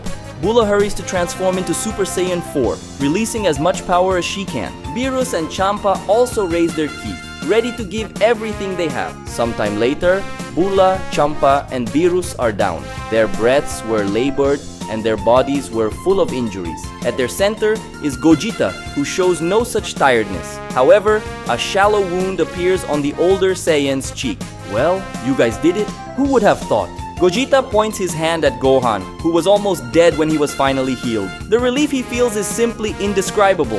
Gogeta gives them all a warning. This was just our first day of training. Daishinkan gave us 9 days of training in Great Universe time, which gives us 18 months in this place. Every day of these 18 months will be like this or worse. The good news is that giving up is always an option. So, what do you say? Gohan, Bulla, Beerus and Champa stand up. They don't respond with words, but with their looks of those who yearn for more power. Gogeta couldn't help but smile. Amidst an agonizing wait and arduous training, time passed. More specifically, 18 months in the training dimension and 9 days in the Great Universe. Groaning, Daishinkan falls to his knees in the planet's fields. His body, previously perfectly clear, now shows several cracks across the skin, making it look like it will give way at any moment. Zamasu approaches to help the angel, wondering how much longer he will be able to endure. Daishinkan says that his limit is finally approaching, which means it's time to act. Chamrus approaches. He shows a lot of seriousness in his features, indicating total focus on what is to come. Lord Chamrus, so have you finally finished your meditation? For all these days you didn't even move, Zamasu comments. Chamrus says he's finally ready. I'm happy to know that you've managed to perfectly master your full power again, Lord Chamrus, Daishinkan says, smiling despite the intense pain that affects him. And also, you're not the only one who's ready. Extending one of his hands into the air, Daishinkan makes a dimensional portal open, and from this portal come Gogeta, Gohan, Bulla, Beerus and Champa. Taking a good look at all of them, Chamrus is satisfied, noticing an extraordinary evolution in everyone. But they're not the only ones who are ready. 2 trails of light emerge from the planet's technological center, heading towards them at high speed. It's Android 21 and Bulma, the latter dressed in clearly highly advanced robotic armor. Mom, this is amazing, says Bulla, who, as a scientist, is mesmerized by seeing this technological marvel displayed by her mother. Taking a good look at Android 21, Gogeta comments, you also seem to have changed in some way. You haven't spent all this time just building things, have you? Android 21 praises his insight, confirming his suspicion by saying that she and Bulma also took advantage of this time to make improvements to her. But of course, more important than that, we built our own army, Bulma brags. Leaving the technological center and filling the planet's skies, an army of robots reveals itself. Commanding them, the remade extermination team, composed of Super Android 17, Super Android 16, and Super Android 13. In this reality, these androids were never human, so their bodies were recreated even though the originals were completely destroyed. Excited, Bulma says that this is the most powerful army of machines in existence. Gogeta pumps his fists. Come on, let's make all hell shake. In the vast hell of the Great Universe, a dimension dominated by chaos, a portal opens. From this portal come Gogeta, Chamrus, Gohan, Bulla, Beerus and Champa. Soon after, Android 21 and Bulma leave, accompanied by the extermination team. And lastly, they are accompanied by the large army of robots. So this is hell here. I expected something scarier, Gogeta says. So get ready, because things are about to get more tense, Chamrus responds. It doesn't take long for the remaining 12 angels to appear before them, accompanied by an army of diverse creatures, including demons, monsters, beasts, and other types of people, living or dead. They are led by Whis, who gives them a sarcastic welcome. So let's start, Gogeta suggests. Almost in unity, everyone begins to raise their kiss, making hell shake. In the next second, a chaotic battle begins. Figures and flashes of light are seen everywhere, a result of the extraordinary speed with which the angels and warriors move. Energy shots are fired from all directions, culminating in explosions of the most diverse proportions, resulting from the force with which the combatants strike each other. Impact explosions of all sizes and intensities can be felt. Thanks to the extremely high amount of ki emanated, an agonizing pressure is generated over the entire place. The most intense and important war this great universe has ever seen has begun.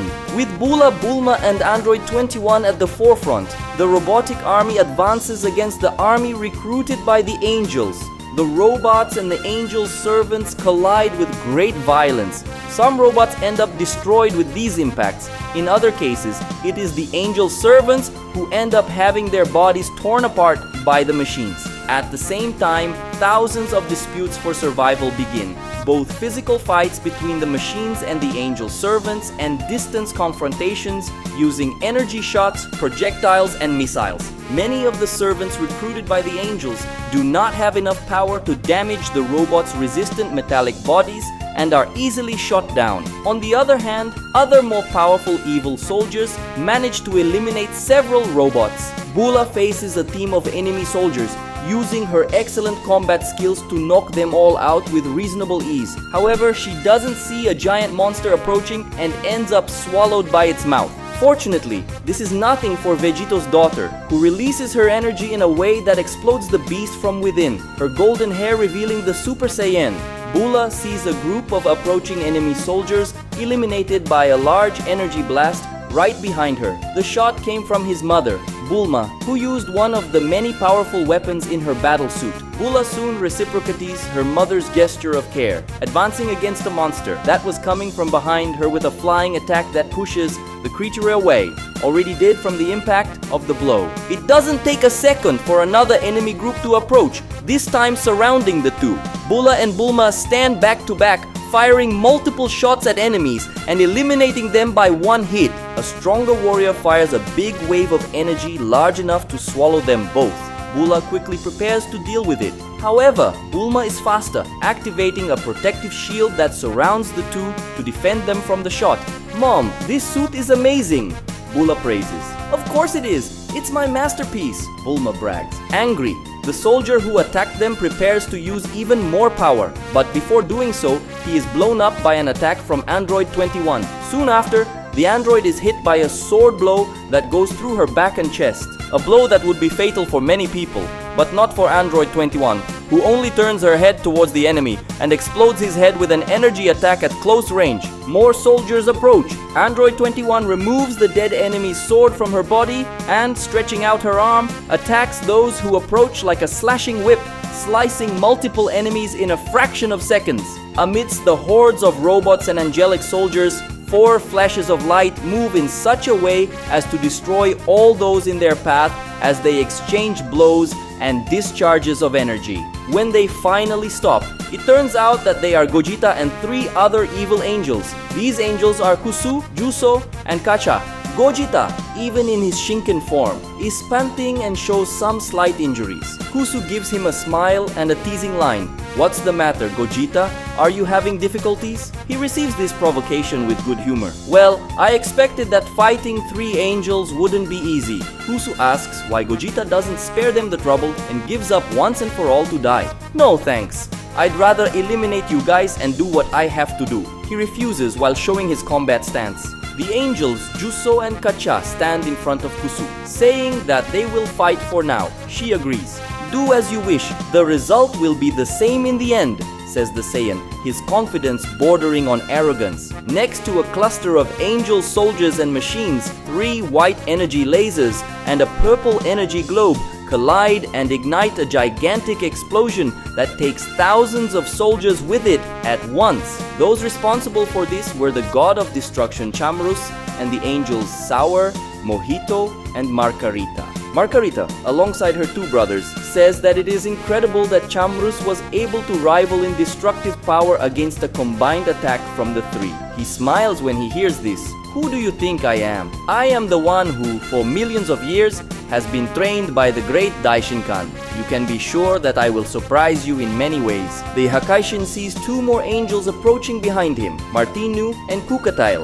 "I hope no one minds us joining you," says Kukatail sarcastically. Chamrus responds confidently and confrontationally. "The more the merrier. It's a good thing I don't need to waste time chasing you on the battlefield." The god of destruction of the great universe now finds himself surrounded by 5 evil angels. A 6th angel rushes towards the destroyer. His name is Drom, but Drom can't get to his siblings as Super Android 17 moves in front of him, blocking his path. "I think he has enough opponents, don't you?" Drom recognizes the android. "You are one of Campari's creations, aren't you? I heard that your power was almost on par with his."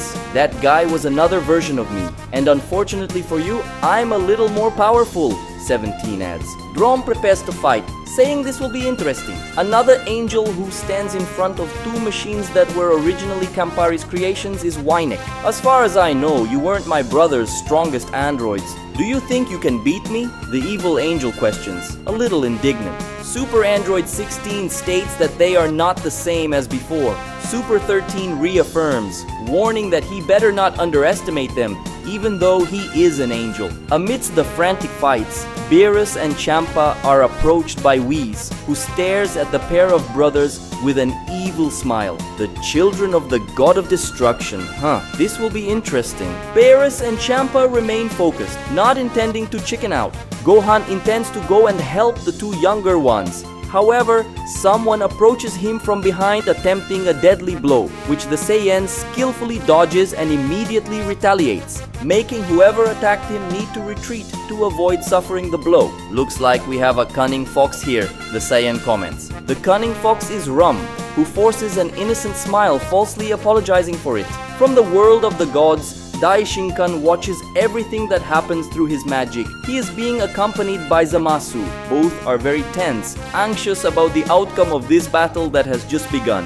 In agony from the sharp pain caused by all that energy that desperately wants to leave his body, Daishinkan vehemently hopes that Gogeta and the others can complete this mission as quickly as possible. Like a flaming trail amidst the enemy hordes, Bulla wipes out soldier after soldier subordinate to the evil angels, destroying the servants of evil with her blows and energy blasts. Not far from her, a large explosion kills a few dozen more opponents. The author of this attack is Bulma, who masterfully uses the weapons of her extremely advanced technological suit. Bulma is surrounded by a troop of enemies who shoot blasts and energy balls everywhere, giving no escape. However, Bulma's technological suit has a resistant force field which stops all attacks. Furthermore, the energy of the attacks accumulates in the force field, which, when it reaches its limit, is dissipated in the form of a large explosion of impact that shatters all enemies around her. Another group of enemies surrounds Android 21, also firing dozens of shots at the android simultaneously. Unlike Bulma, 21 does not defend herself, and her body is torn apart. But this was already part of the android's plan, who uses the pieces of her body to imprison her enemies and then reconstitute herself with the powers of all of them added to hers. Gogeta is stunned when he witnesses a scene he never imagined. In front of him, an angel has just magically summoned a large barrel of drink and gets drunk on all this alcohol. Kacha, after consuming a large quantity of a high alcohol drink, makes the empty barrel disappear. With a puffy belch and flushed cheeks, he announces that he is ready to fight. On his side, the angel Juso, with a solemn personality that contrasts with the slovenly personality of his alcoholic brother, feels deeply uncomfortable with Kasha's attitude, saying that it is a shame for an angel to be seen like this. Behind them, intending to observe the fight, Kusu is impatient and tells them to start at once. Kacha is the first to obey, rushing towards Gogeta, attempting a clumsy punch which the Saiyan easily dodges. However, when Gogeta tries to counterattack, he is surprised to see his attack being dodged by a dying movement from the angel, followed by a counterattack that, despite being clumsy, hits Gogeta squarely and hard. Gogeta retreats due to the surprise and pain of the attack, recognizing in this brief physical confrontation that Kacha is a dangerous opponent despite his appearance. Advancing in the form of a dragon of light, Juzo attacks Gogeta with an extremely powerful flying attack from which the Saiyan warrior narrowly escapes, realizing with this single blow the incredible attack power of this angel. Gogeta quickly counterattacks with a barrage of energy spheres. Juso, using incredibly fluid movements, deflects all of Gogeta's energy spheres using minimal force. He then responds by making a punch in the air, releasing a blast of white energy from his fist that takes the shape of a dragon and snakes towards Gogeta. Gogeta meets the attack, but uses the agile and fluid movements of his Ultra Instinct to dodge the dragon as he approaches Juso, managing to reach the evil angel by launching a series of attacks. Juso surprisingly manages to defend himself from Gogeta's blows, showing an impeccable command of martial arts. Kacha arrives soon after, surrounding Gogeta with his brother. On one side, an angel attacks with highly skilled movements. On the other, an angel attacks with completely clumsy but strangely precise movements. In the center, Gogeta tries to defend himself and counterattack as best he can. Chamrus is also surrounded by angels. Unlike Gogeta, the Great Universe's God of Destruction faces 5 enemies at once.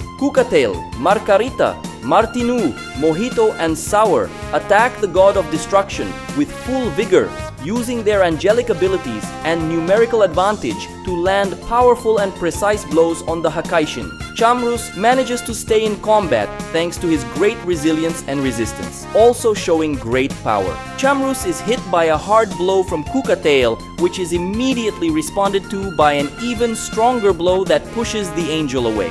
Then comes an attack from behind by Margarita, who is shooed away when the destroyer turns around with an even more powerful counterattack. Then a blast of energy from Martinu and Sour hits him at the same time on both sides, countered by a double shot of energy from Chamrus, which swallows the energies of the 2 angels and hits them. And when Mojito comes forward preparing a blow, Chamrus uses his great brute strength to block a devastating punch from the angel, who, after being stopped, is knocked away by a blow from the destroyer. In a synchronized attack, Kukatail, Sour, Margarita, and Mojito summon their magic staffs and throw magic ropes at the opponent, which ensnare Chamrus's arms and legs. Martinu, concentrating all her angelic energy in one of her fists, flies towards him to launch a blow containing her full power. When Martinu is very close, Chamrus opens his mouth to blast her with a large amount of destruction energy,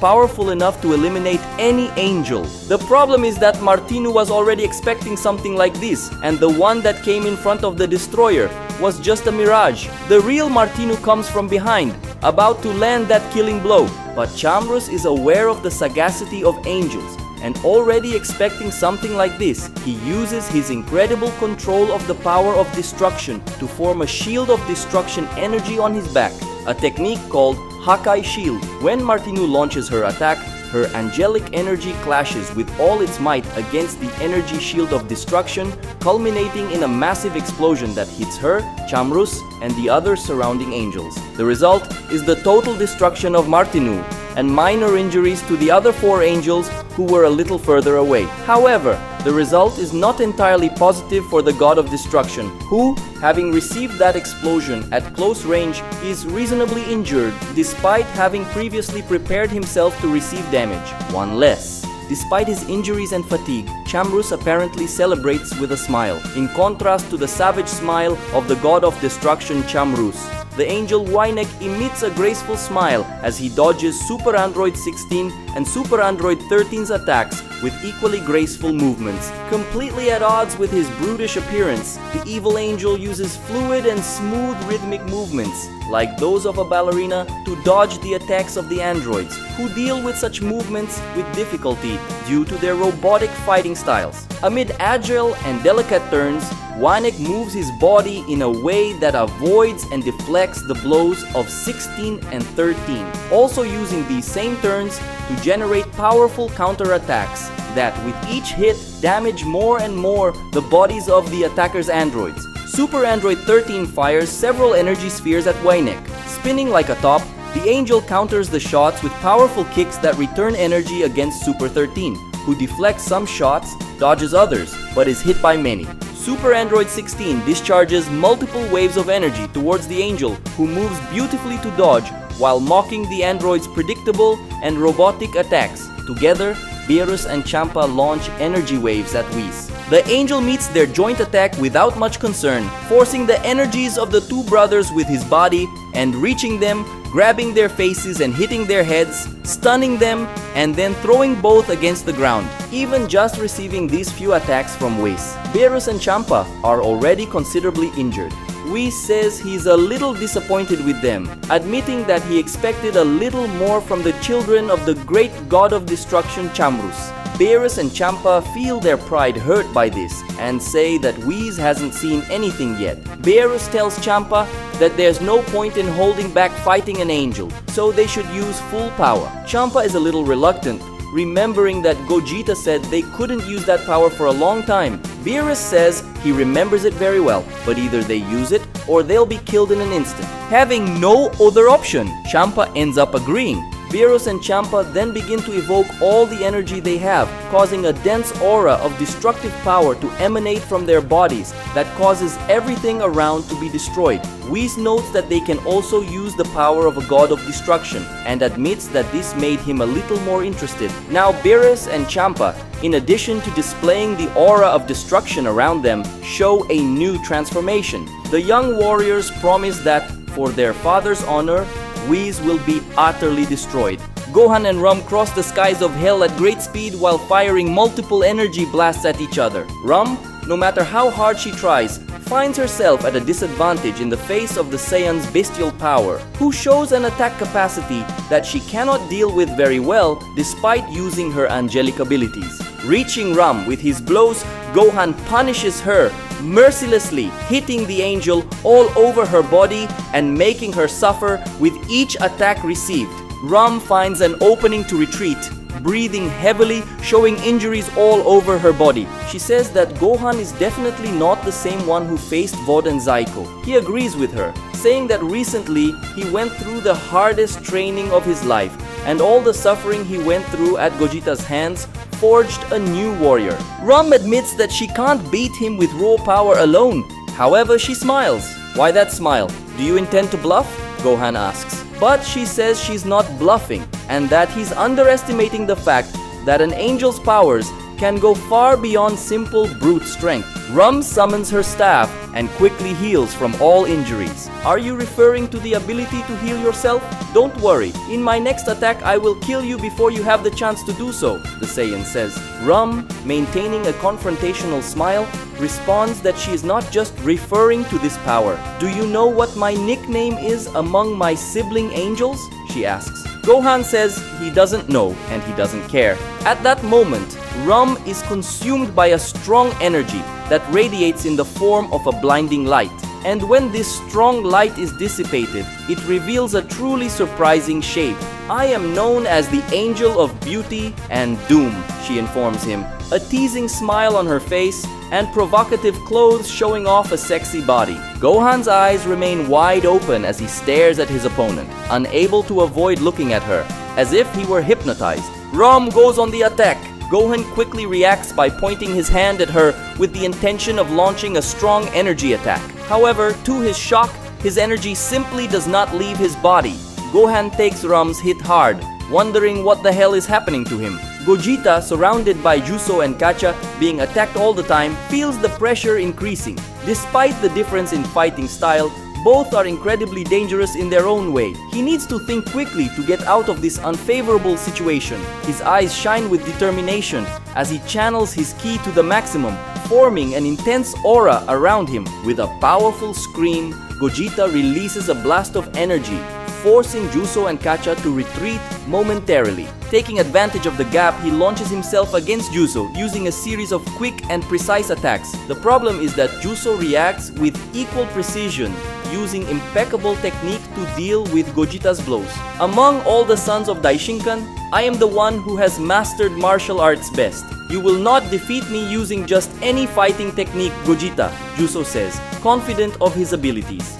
Juso advances against Gogeta using highly skilled and precise strikes. Gogeta dodges with difficulty, but Juso is relentless. His martial skills are at an extremely high level, and Gogeta realizes that the angel's every movement is calculated to be lethal. Each blow is dodged by Gogeta by the skin of his teeth, and he feels the weight of the fight increasing. Suddenly, Kacha, with his unpredictable approach, returns to the fight, staggering in a seemingly uncoordinated but surprisingly efficient manner. A clumsy punch hits Gogeta square in the face, followed by a kick that sends him staggering back. Gogeta finds himself at an impasse. His enemies are two angels who, in addition to being very powerful, are extremely skilled. If I raise my ki even higher and use more power, I can beat them. However, this would require a high expenditure of energy, and I will certainly have tough battles ahead, which means that I cannot exhaust myself too much in this fight. But how can I beat them without using more power?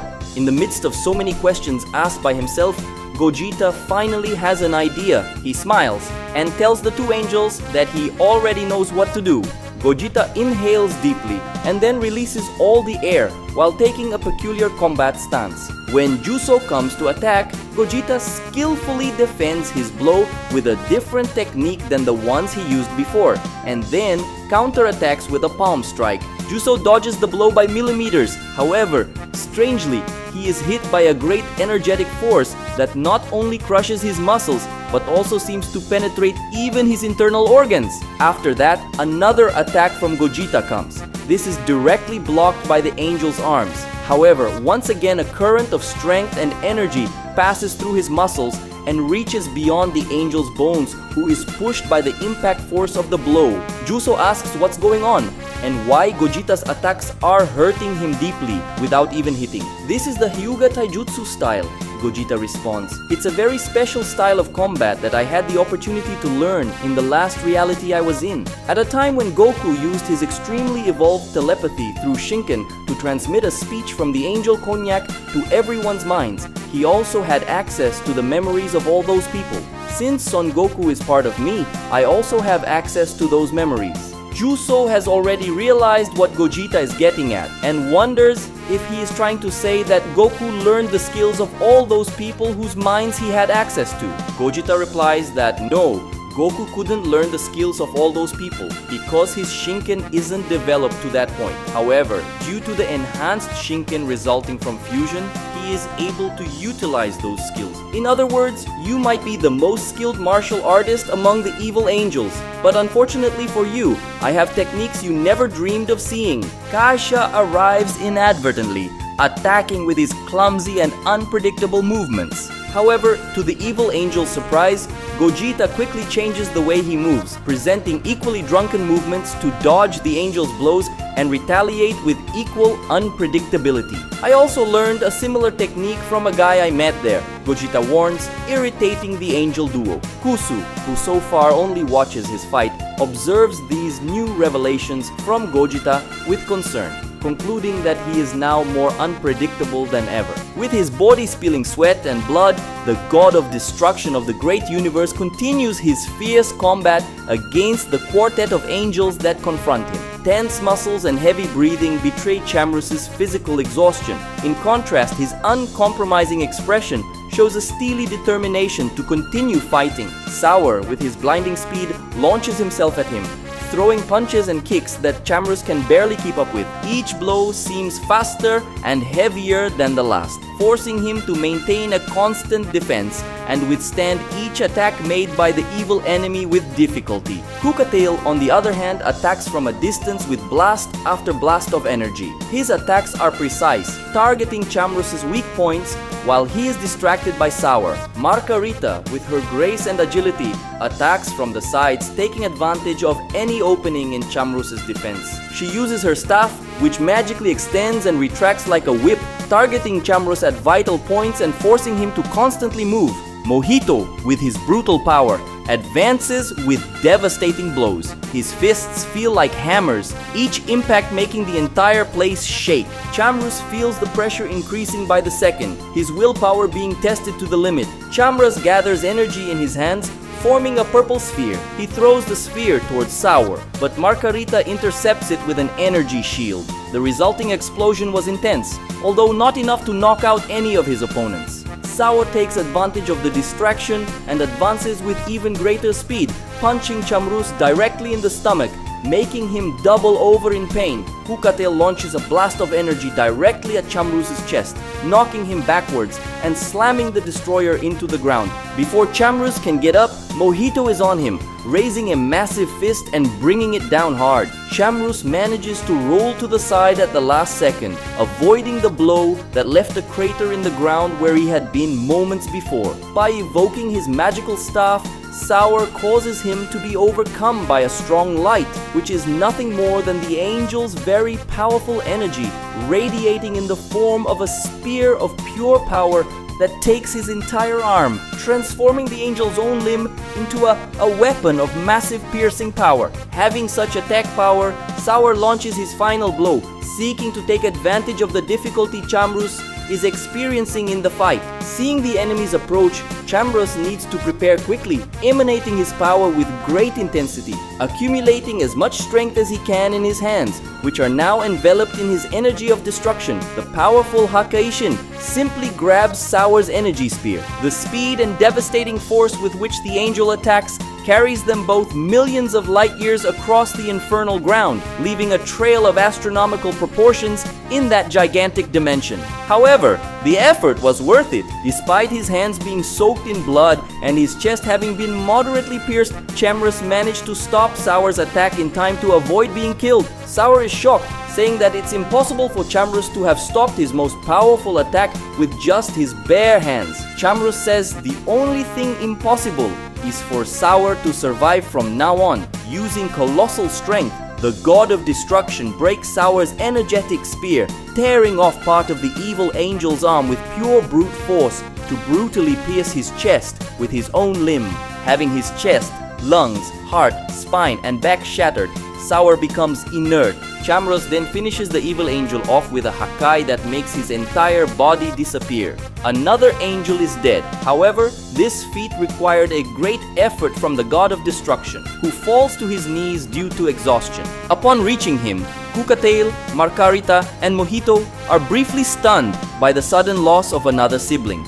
This hesitation, however small, gives Chambrus a brief moment of respite and renewed hope of victory. Breathing heavily, Chambrus rises once more, still finding himself surrounded by enemies. Using his prodigious combat skill, Juso attacks Gogeta with all the martial arts prowess an angel can display. The problem is that Gogeta now proves himself at a level beyond, adding all the mastery of Ultra Instinct enhanced by Shinken to the style of the Hyuga clan, countering each blow from the evil angel with even more forceful blows that damage the enemy internally. Kacha also becomes frustrated in front of Gogeta, seeing his drunken style being surpassed by even more flashy movements from the Saiyan, who combines all of the drunken Rock Lee's instinctive ability with his Ultra Instinct, culminating in highly instinctive and unpredictable movements with which the angel can't compete. Cursing Gogeta, Juso orders his brother to move away while doing the same thing,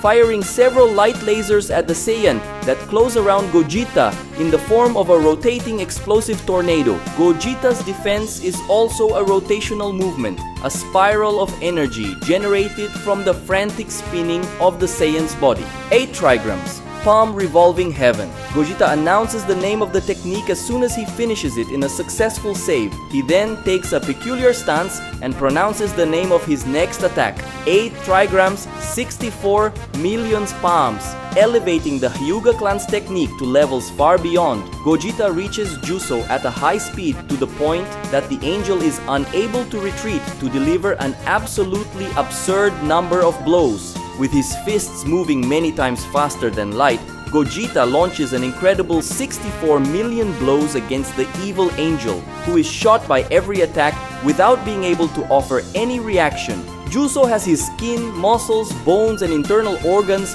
destroyed in the face of Gogeta's endless attacks, which begin to literally tear his extremely resistant angelic body apart. When he reaches the last blow, Gogeta hits Juso's head, which is all he has left, and is completely destroyed in the palm of the Saiyan's hand. Kacha takes the opportunity to attack from behind. Unfortunately for the angel, he is unsuccessful, being hit by a kick from Gogeta and thrown into the air. After throwing the angel into the air, Gogeta disappears at high speed and reappears on his back, tying Kacha's entire body with his arms. And then, Gogeta begins to spin frantically, taking the form of a tornado of light that hurtles towards the ground. The clash between the tornado of power and the infernal ground is monstrous, generating an explosion of impact and energy so overwhelming that it makes that entire dimension rattle and creates a colossal crater in the ground. At the bottom of this crater of abyssal proportions, Gogeta remains intact,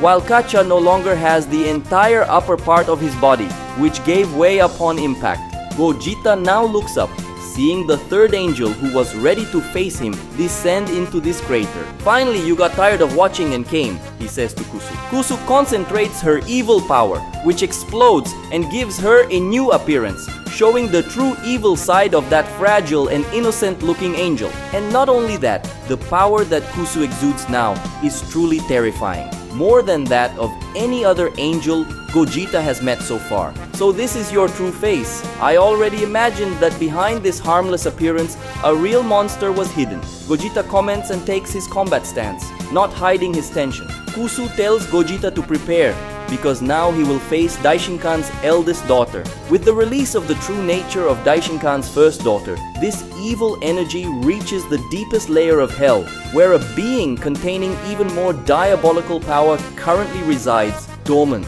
Aroused by such evil in the form of power, this beast of darkness opens its eyes. After revealing her special transformation that shows his true face and evil energy, Kusu warns Gogeta to prepare, because now he will face Daishinkan's firstborn daughter. Gogeta does as she says, positioning himself for combat. However, instead of showing fear or tension, he smiles with excitement, telling her to do her worst. Kusu, with a malevolent smile, raises her hand and a dark aura begins to surround her, growing in intensity. Dark energy pulses around her, transforming the environment. With a quick movement, Kusu disappears from sight, suddenly appearing behind Gogeta. He, however, already anticipates the movement and turns around in time to block the attack with his forearm. The impact is overwhelming, causing an explosion of energy that momentarily knocks them away. Gogeta, wasting no time, launches a ki blast towards Kusu, who deftly dodges it, moving in for a counterattack.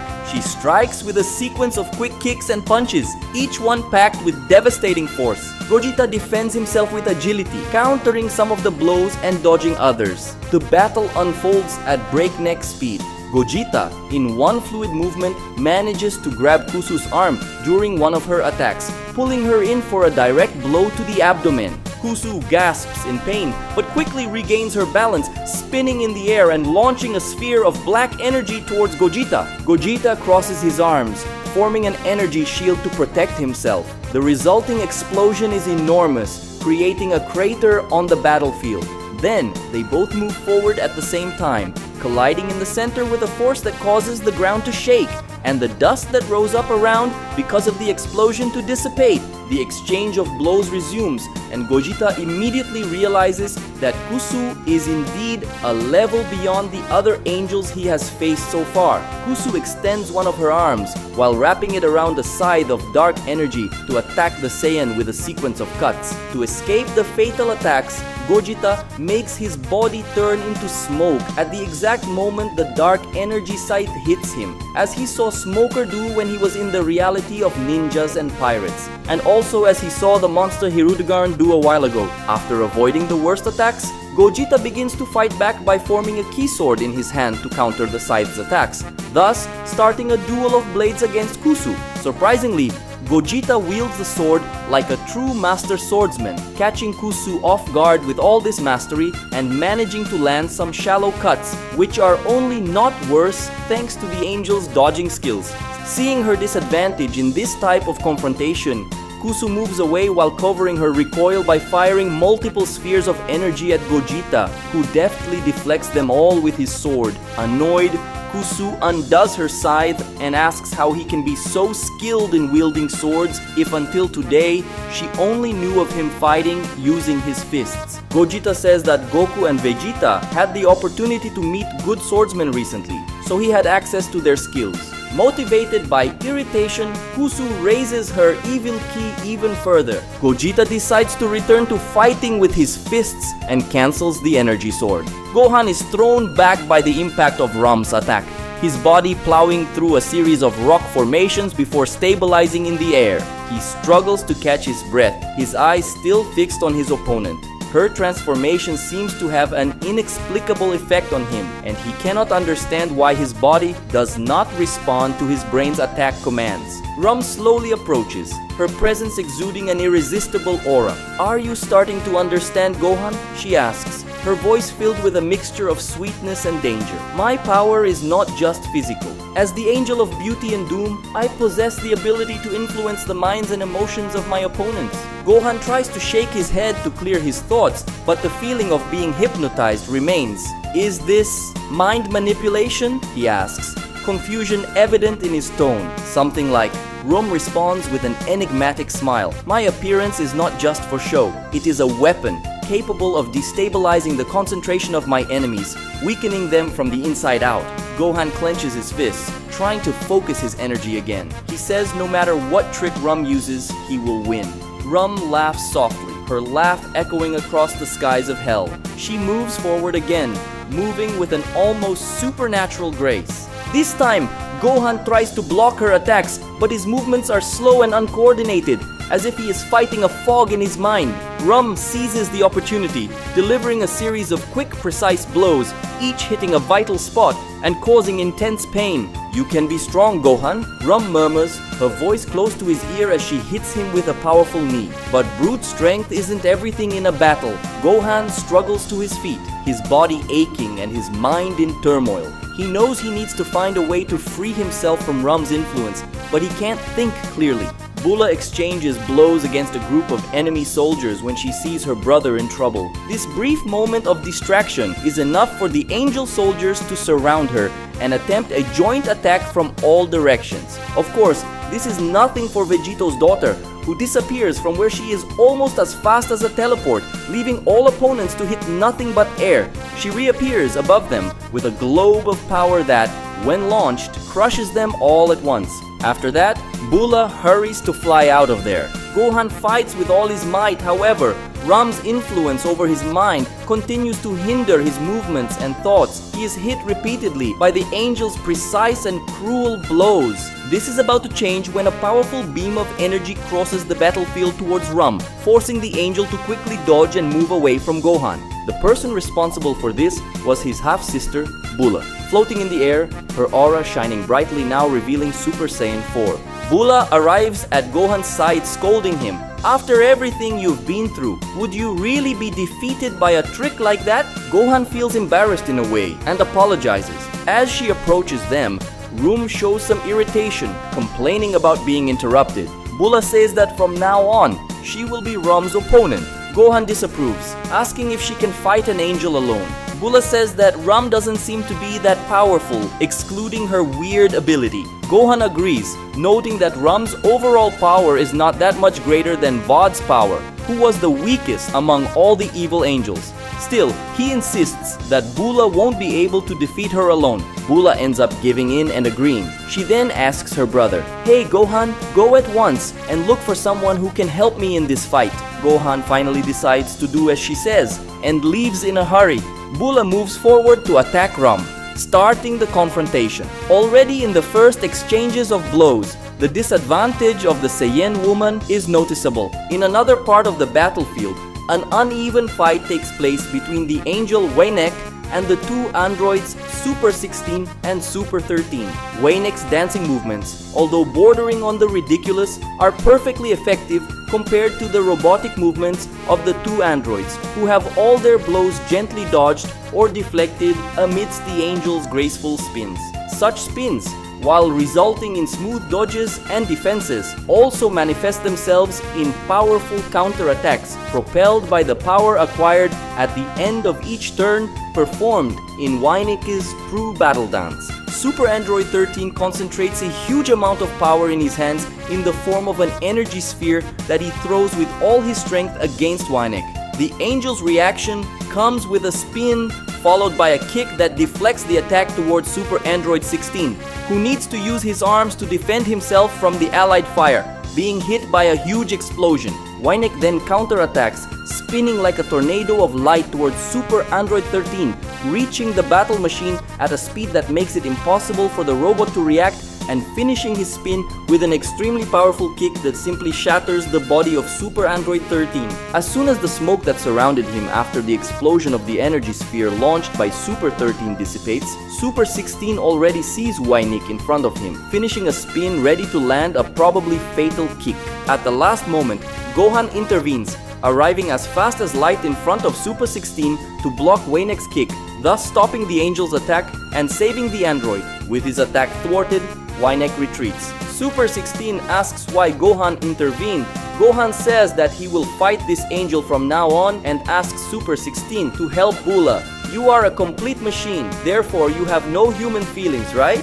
You are perfect to help Bulla against Rum. The more blows are exchanged, the more Bulla finds it difficult to continue the fight, having all of her attacks avoided by Rum while most of her counterattacks hit her. At one point, Rum escapes a blow from Bulla and almost instantly moves to her back, grabbing her in a very suggestive hug. With the enemy's touch, Bulla momentarily feels her body weaken, and this weakening becomes more pronounced as Rum brings her face closer to the Saiyan's ear, speaking softly in her ear with the intention of bewitching her. Rum says Bulla must have thought she would resist her power because she is a woman. If this is the case, she could not be more wrong, as her charms work regardless, as they have direct power over human feelings. Unfortunately for her, Bulla counters by exploding her ki in a way that pushes the evil angel back.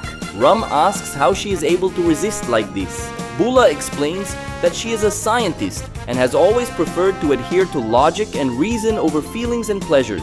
Even though it's not easy for her, her mind is somehow conditioned to resist this kind of thing.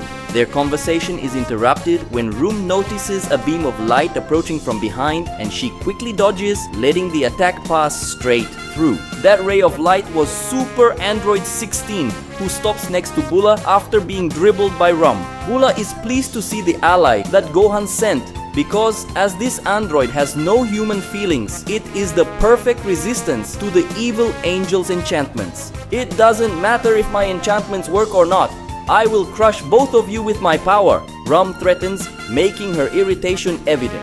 Bulla and 16 stand ready. She says she never imagined fighting side by side with Super 16, as his old version gave her a hard time when they faced each other in the past. Well, it doesn't matter now. Let's put an end to this slut angel, the Saiyan woman concludes. The vigor of the fight between Gogeta and Kusu only increases.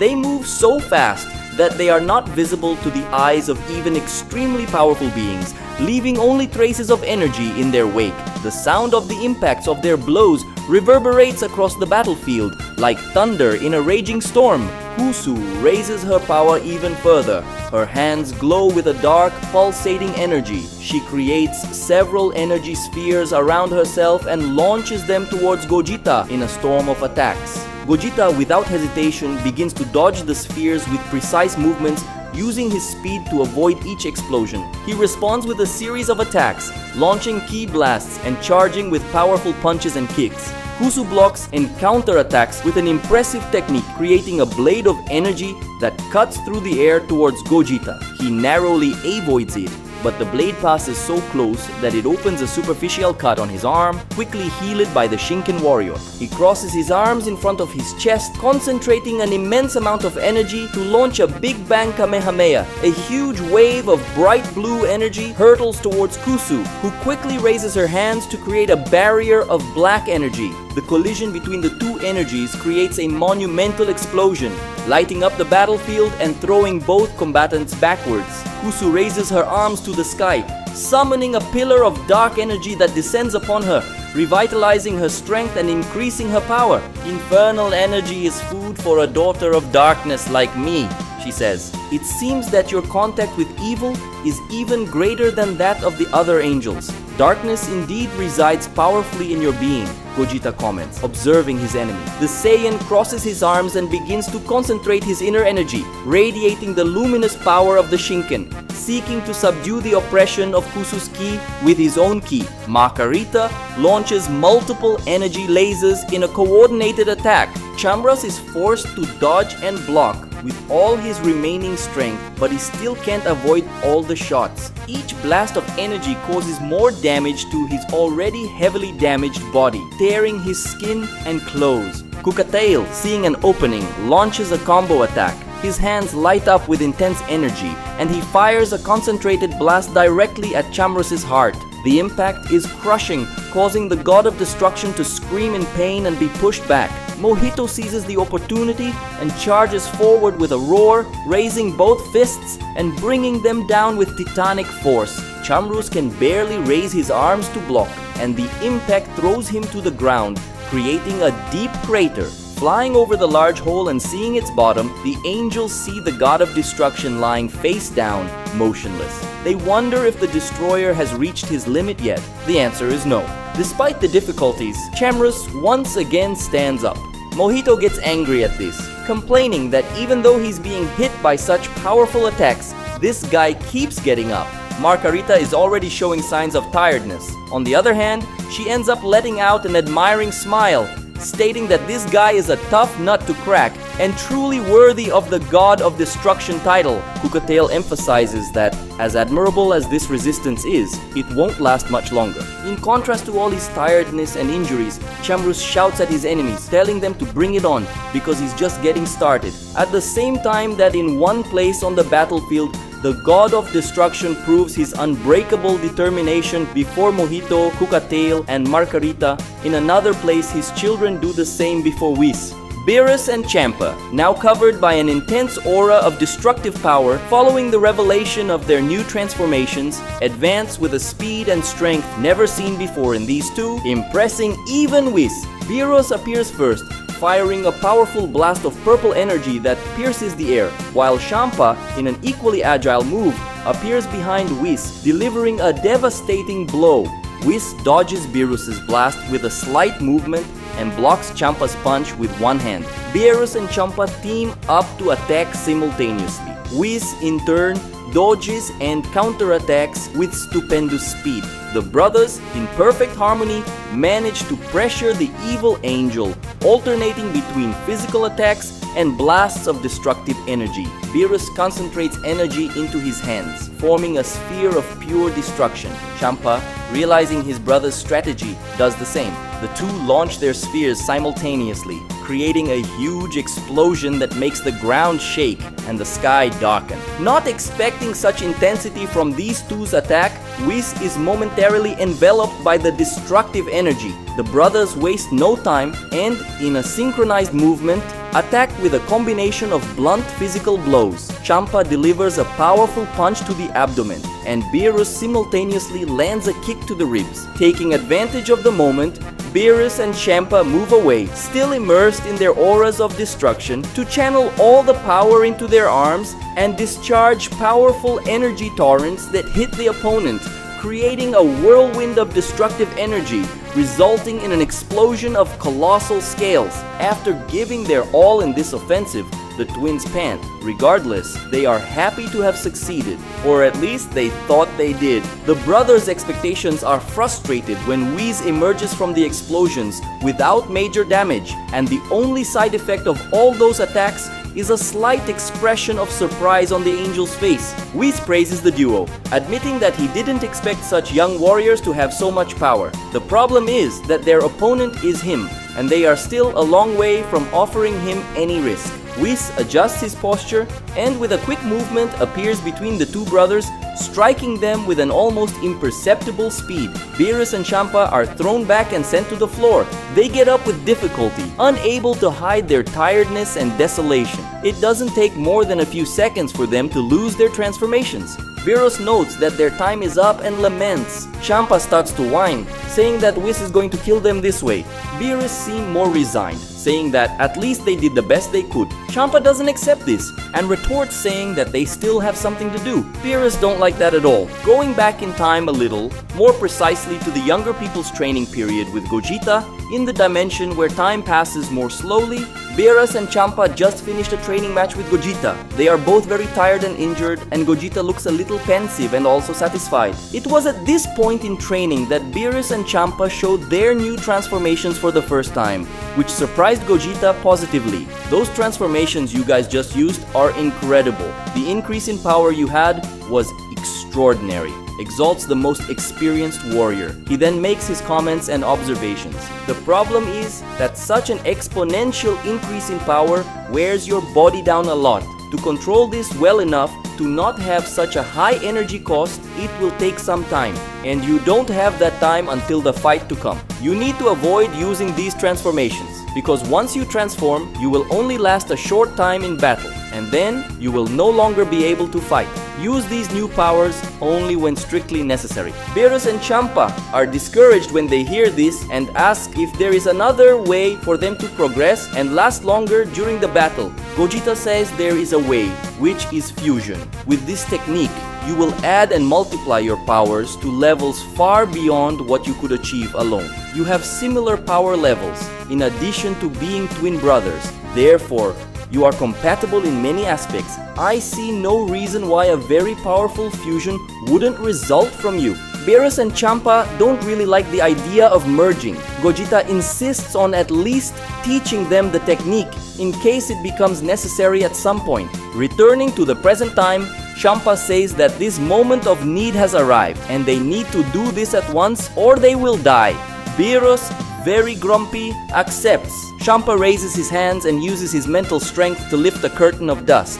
Whis asks why they are doing this and warns that they won't be able to escape him. He extends one of his hands and releases a blast of power against the boys. However, he is amazed to see his energy being completely repelled by a true hurricane of power that expands. Startled, Whis quickly realizes that a being of great power has just been born in that place. Not only Whis realizes this, but everyone present on that immense battlefield. A new being that masters the energy of destruction appears, and he names himself Shamperus. Whis is on alert with the appearance of this new opponent, putting himself in a combat stance again, this time with a much more serious look. Bulla advances against Rum, launching a series of quick punches and kicks, none of which hit the evil angel, who proves to be superior in technique and agility. Super Android 16 takes advantage of the gap left by Bulla's movements and fires a powerful beam of energy towards Rum.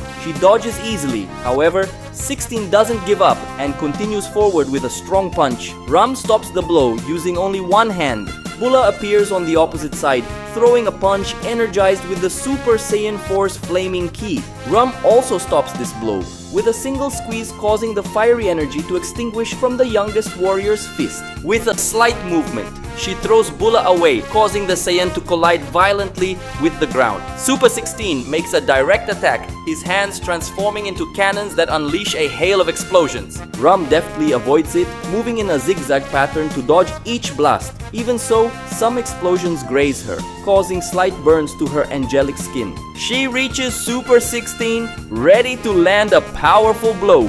Bulla intervenes, taking to the skies with a strong upward punch that Rum needs to dodge by retreating from her attempted attack against Super 16. Taking advantage of this opportunity, Super 16 fires an energy blast from his arm cannons, directing it directly at Rum. She tries to dodge, but the proximity of the attack makes it impossible to avoid completely. The beam hits her shoulder, making her scream in pain and rage. Bulla follows with a spinning kick, hitting the side of Rum's head and sending her staggering away. Powering up one of his arms to the maximum, Super 16 lunges with an extremely powerful punch, which Rum is unable to block without being knocked off balance by the impact of the blow. Bulla wastes no time and, exploiting the opening, discharges a powerful wave of energy directly into Rum's chest. The evil angel is thrown backwards, sliding across the floor. She slowly gets up and is startled to see blood running from her mouth. Rum is visibly shaken at the sight of her own blood, questioning how these worms dare harm her beautiful body. Angry, she approaches with impressive speed, focusing on Bulla. Super 16 interferes, placing himself in front of the ally, trying a series of energy blasts against the enemy. Rum dodges with supernatural agility until she finally comes to Super 16 with furious counterattacks, saying that if he insists, she will finish him first. Bulla tries to intervene, launching a wave of ki to divert Rum's attention, but the angel moves quickly, dodging Bulla's attack and continuing her offensive against Super 16. Rum then gathers power in her hands, creating a pulsating black sphere. Before Super 16 can react, she throws the sphere straight at his chest. The explosion is intense, involving Super 16. He is thrown back, Falling to his knees, his metallic body visibly damaged. Sparks fly from his joints.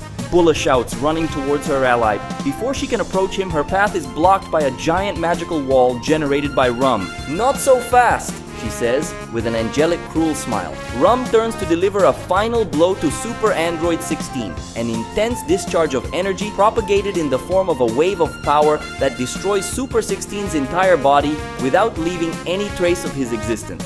Bulla curses Rum, who responds with a satisfied expression and states that she's the next. In the world of the gods, intense pain affects Daishinkan, punishing his body to the point that his skin cracks more and more, causing the angel to scream and moan in agony beside him. Zamasu no longer knows what to do. Daishinkan says that they need to end this as quickly as possible, since soon the evil energy of the evil seed will begin to leak intensely from his body. Zamasu says that unfortunately, this doesn't seem to be close to the end, much less with a resolution in their favor. "If it continues like this, I will need to do that thing," says the god of creation of the great universe, referring to something that, from his expression, he certainly does not want to do. Rum dodges a punch from Bulla and lands a violent kick to her stomach, making the Saiyan double over in pain. Before Bulla can recover, Rum grabs her by the hair and slams her into the ground with brutal force. When Bulla tries to get up,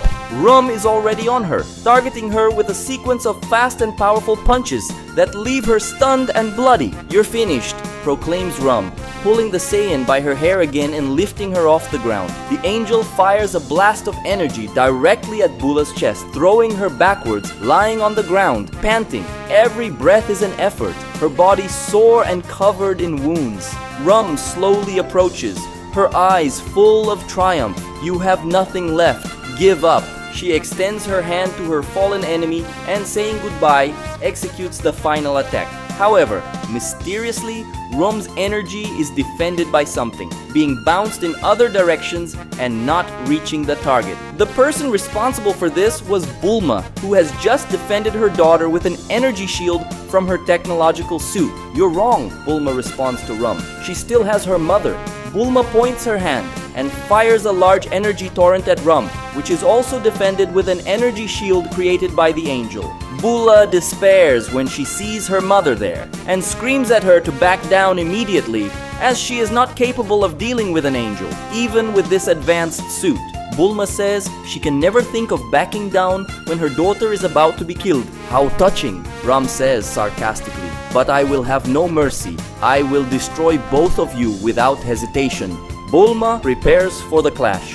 "You will not touch my daughter, you vulgar woman." "Vulgar woman!" Rum repeats what was said to her, indignant. Bulma projects herself against Rum, propelled by powerful jets of energy released by her suit's boots, while through the suit's hands, she fires several energized attacks. Rum deflects each of the shots with her bare hands until when Bulma reaches her, she uses her forearm to stop a punch from the woman, which, thanks to the power of the technological suit, surprises the angel with its power. Bulla tries her best to stay on her feet, only to fall to her knees the next moment, her willpower overwhelmed by the various wounds and injuries all over her body. Unable to do anything for her mother by herself, she makes her voice echo across the battlefield in a scream, calling for someone's help.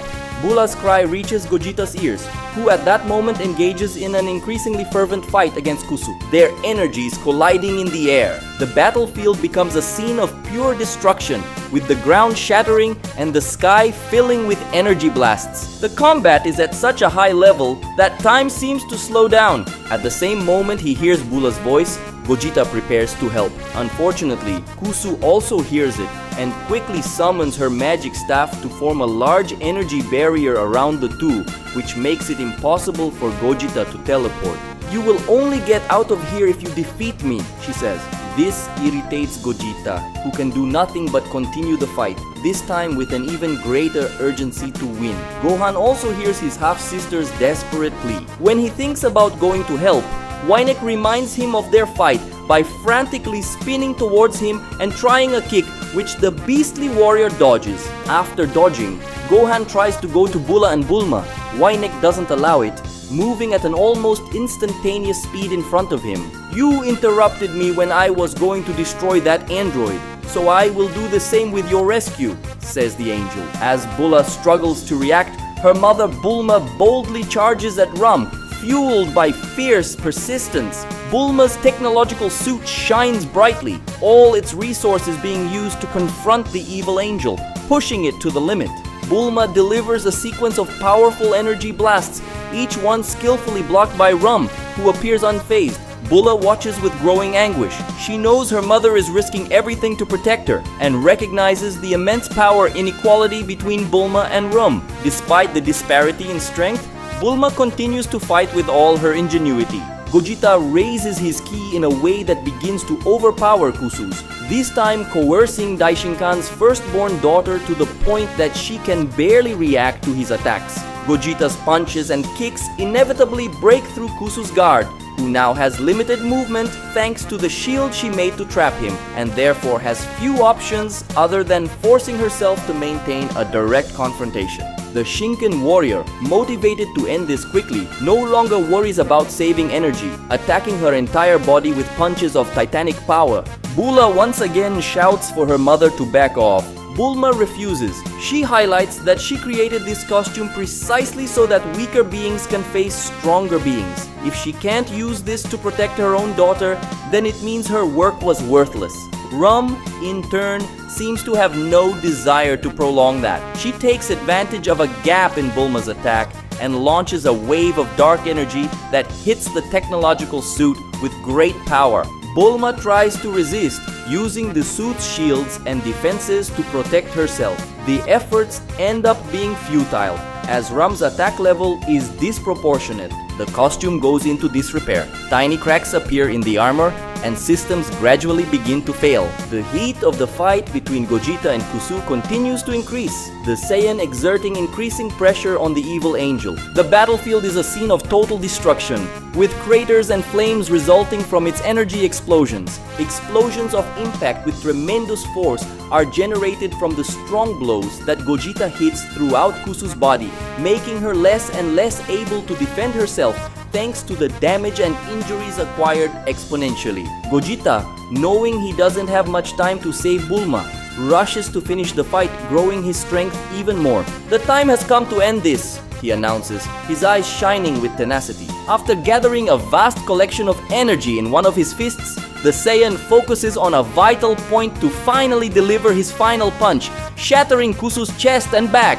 She feels the crushing pressure of the blow and screams in frustration and pain as her barrier crumbles. "It's over," says the Shinken warrior. "Not yet," she opposes. Kusu quickly makes her magic staff appear in her hand, evoking the staff's power to go back in time a few seconds. And then, when Gogeta is about to punch her, Kusu dodges millimeters to the Saiyan's complete shock. Next, she aims at an opening left at the time of the punch to cross Gogeta's body using the magic staff. "I got you, Gogeta!" She smiles euphorically. The smile doesn't last long, because in the next second, Gogeta's body falls apart like a mirage, scaring Kusu. The scare is even greater when he appears behind her, once again crossing her body with his arm. With her fragilized voice and choking on the blood spilling from her mouth, Kusu asks what he did. Gogeta says that the moment he realized she went back in time, he used Hit's time skip to advance a few thousandths of a second in time to avoid the counterattack and also leave an after image in the present to distract her. "You fought very well, but it's over," he says. Kusu doesn't give up. She uses her last strength to hold Gogeta's arm and begins to concentrate her energy very quickly. Daishinkan's eldest daughter says that if she dies, at least she will take him with her, and Gogeta better not try to escape, because this explosion, if not contained, will spread throughout hell and kill his friends. Seeing that this isn't a bluff, and also not having time to react otherwise, all Gogeta can do is create a barrier around him and Kusu. A thousandth of a second later, Daishinkan's first daughter self-destructs, releasing overwhelming power, which ends up being contained in Gogeta's barrier, which disappears shortly afterwards. Bulma struggles with all her strength to stay upright. Despite this, she is clearly in trouble in the face of the relentless strength of an angel. Bulla, helplessly watching the fight, feels a lump in her throat because she can't do anything. Rum finally increases the vehemence of her attacks, She concentrates even more power into one last devastating blow, finally breaking through the last defenses of Bulma's suit. The dark energy completely surrounds Bulma, beginning to shatter the armor that protects her. Bulla screams in horror as the armor breaks apart due to the energy that surrounds it. Bulma's face is revealed. Her expression is sad as she looks at her daughter with watery eyes. She apologizes to Bulla for not being able to protect her until the end, but asks that her daughter survive no matter what. Before long, Bulma's body is consumed and disappears in an explosion. Bulla can't even scream. She just stares open-mouthed, intense tears streaming down her face. A funereal silence falls, except for the crackle of debris and smoke that hangs in the air. She was very brave, but in the end it was stupid to face me like that when she was so weak. Rum breaks the silence by praising and then criticizing the one she just killed. Afterwards, she looks at Bulla, telling her that she will be next. Bulla ignores everything the angel says, just staring in astonishment at the place where her mother disappeared from existence. Gogeta arrives next to her with a teleport. He apologizes, explaining that he had to contain Kusu's outburst and then heal for having received all that at point-blank range. Bulla also ignores Gogeta. She gets up with difficulty, her legs shaking and hatred burning in her heart. Bulla feels an overwhelming pain in her chest, an intense mix of grief and anger that begins to boil inside her. The sight of her mother being consumed by Rum's dark energy sets her heart on fire with relentless fury. Something starts to change. Bulla's aura flickers and grows, pulsing with an energy that intensifies by the second. Bulma's daughter's pain and fury turn into a scream of pure agony and rage. Her ki explodes in a wave of tremendous energy, lighting up the battlefield. Her hair stands up and begins to grow, stretching almost to the height of her knees, while a white and silver color surrounds them. Her skin takes on a reddish hue, and eyes take on a vibrant red glow. A bright and powerful aura radiates from her body, reflecting a strength that surpasses anything she has ever displayed before. Power emanates from her in waves, causing the ground to shake and the air to vibrate around her. The impetuosity of her transformation is palpable, a manifestation of the absolute power she now possesses. Bulla, Vegito's daughter, shows the world her Super Saiyan 5. "You're going to pay for this, Rum!" the Saiyan screams, her voice reverberating with newfound power and ravenous determination. Rum takes a step back, surprised and alarmed by the transformation of her opponent that she previously thought was finished. The Saiyan, now in her most powerful form, is an imposing and terrifying sight, a symbol of pure strength and indomitable will. She knows she has to fight to the end, not only for herself, but also for her mother's sacrifice. Beside her, Gogeta remembers that in the last few days of their training period, Bulla, in a moment of extreme exertion, quickly showed this form by accident. He knew that if she manifested this power on the battlefield, he could rest assured. "I will leave this opponent in your hands," he says. "Thanks," she says.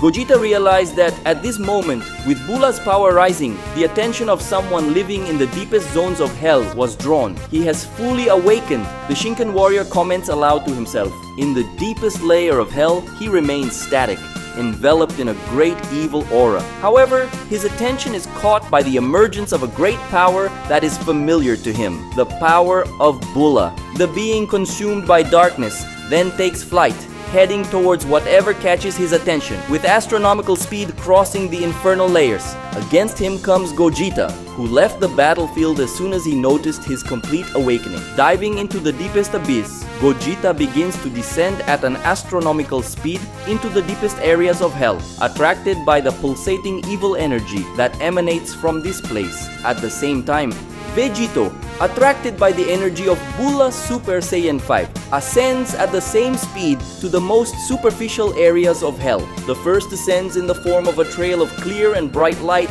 that radiates thanks to the Shinken power. The second rises in the form of a whirlwind of red and black light, propagated by the evil power that surrounds him. In just a few seconds, both travel a cosmic distance, inevitably meeting halfway. The encounter takes place with a clash of bodies that generates an absurd impact force, making that entire region of hell shake. After the shock, They separate, each going one side. Gogeta can now get a good look at his companion, obviously noticing the sudden change in appearance. Vegito, who previously had a good expression despite being an uncompromising warrior, now appears completely evil, consumed by darkness. Gogeta confirms what he and Daishinkan already feared. Vegito is no longer the same. His mind, heart, and even power have been corrupted. I hope it is still possible to recover your essence, my friend. If not, I'm sorry, but I will have to eliminate you. Vegito seems to have some reasoning and understands what he is being told. He smiles when he hears those words, seeming to doubt Gogeta's capacity to do so. Vegito is the first to make a move. Firing an energy attack, Gogeta disappears in a dodge and reappears in front of him ready to throw a punch. Vegito quickly reacts to defend the blow that comes straight at him when he discovers that it is a mirage of Gogeta, who appears above him, already discharging a large Kamehameha. Vegito dodges at the last moment while launching a small sphere of energy. When Gogeta thinks about dodging, this small sphere of power turns into a large globe.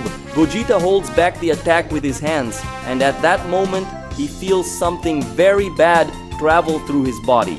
Damn, this evil power wants to consume me too.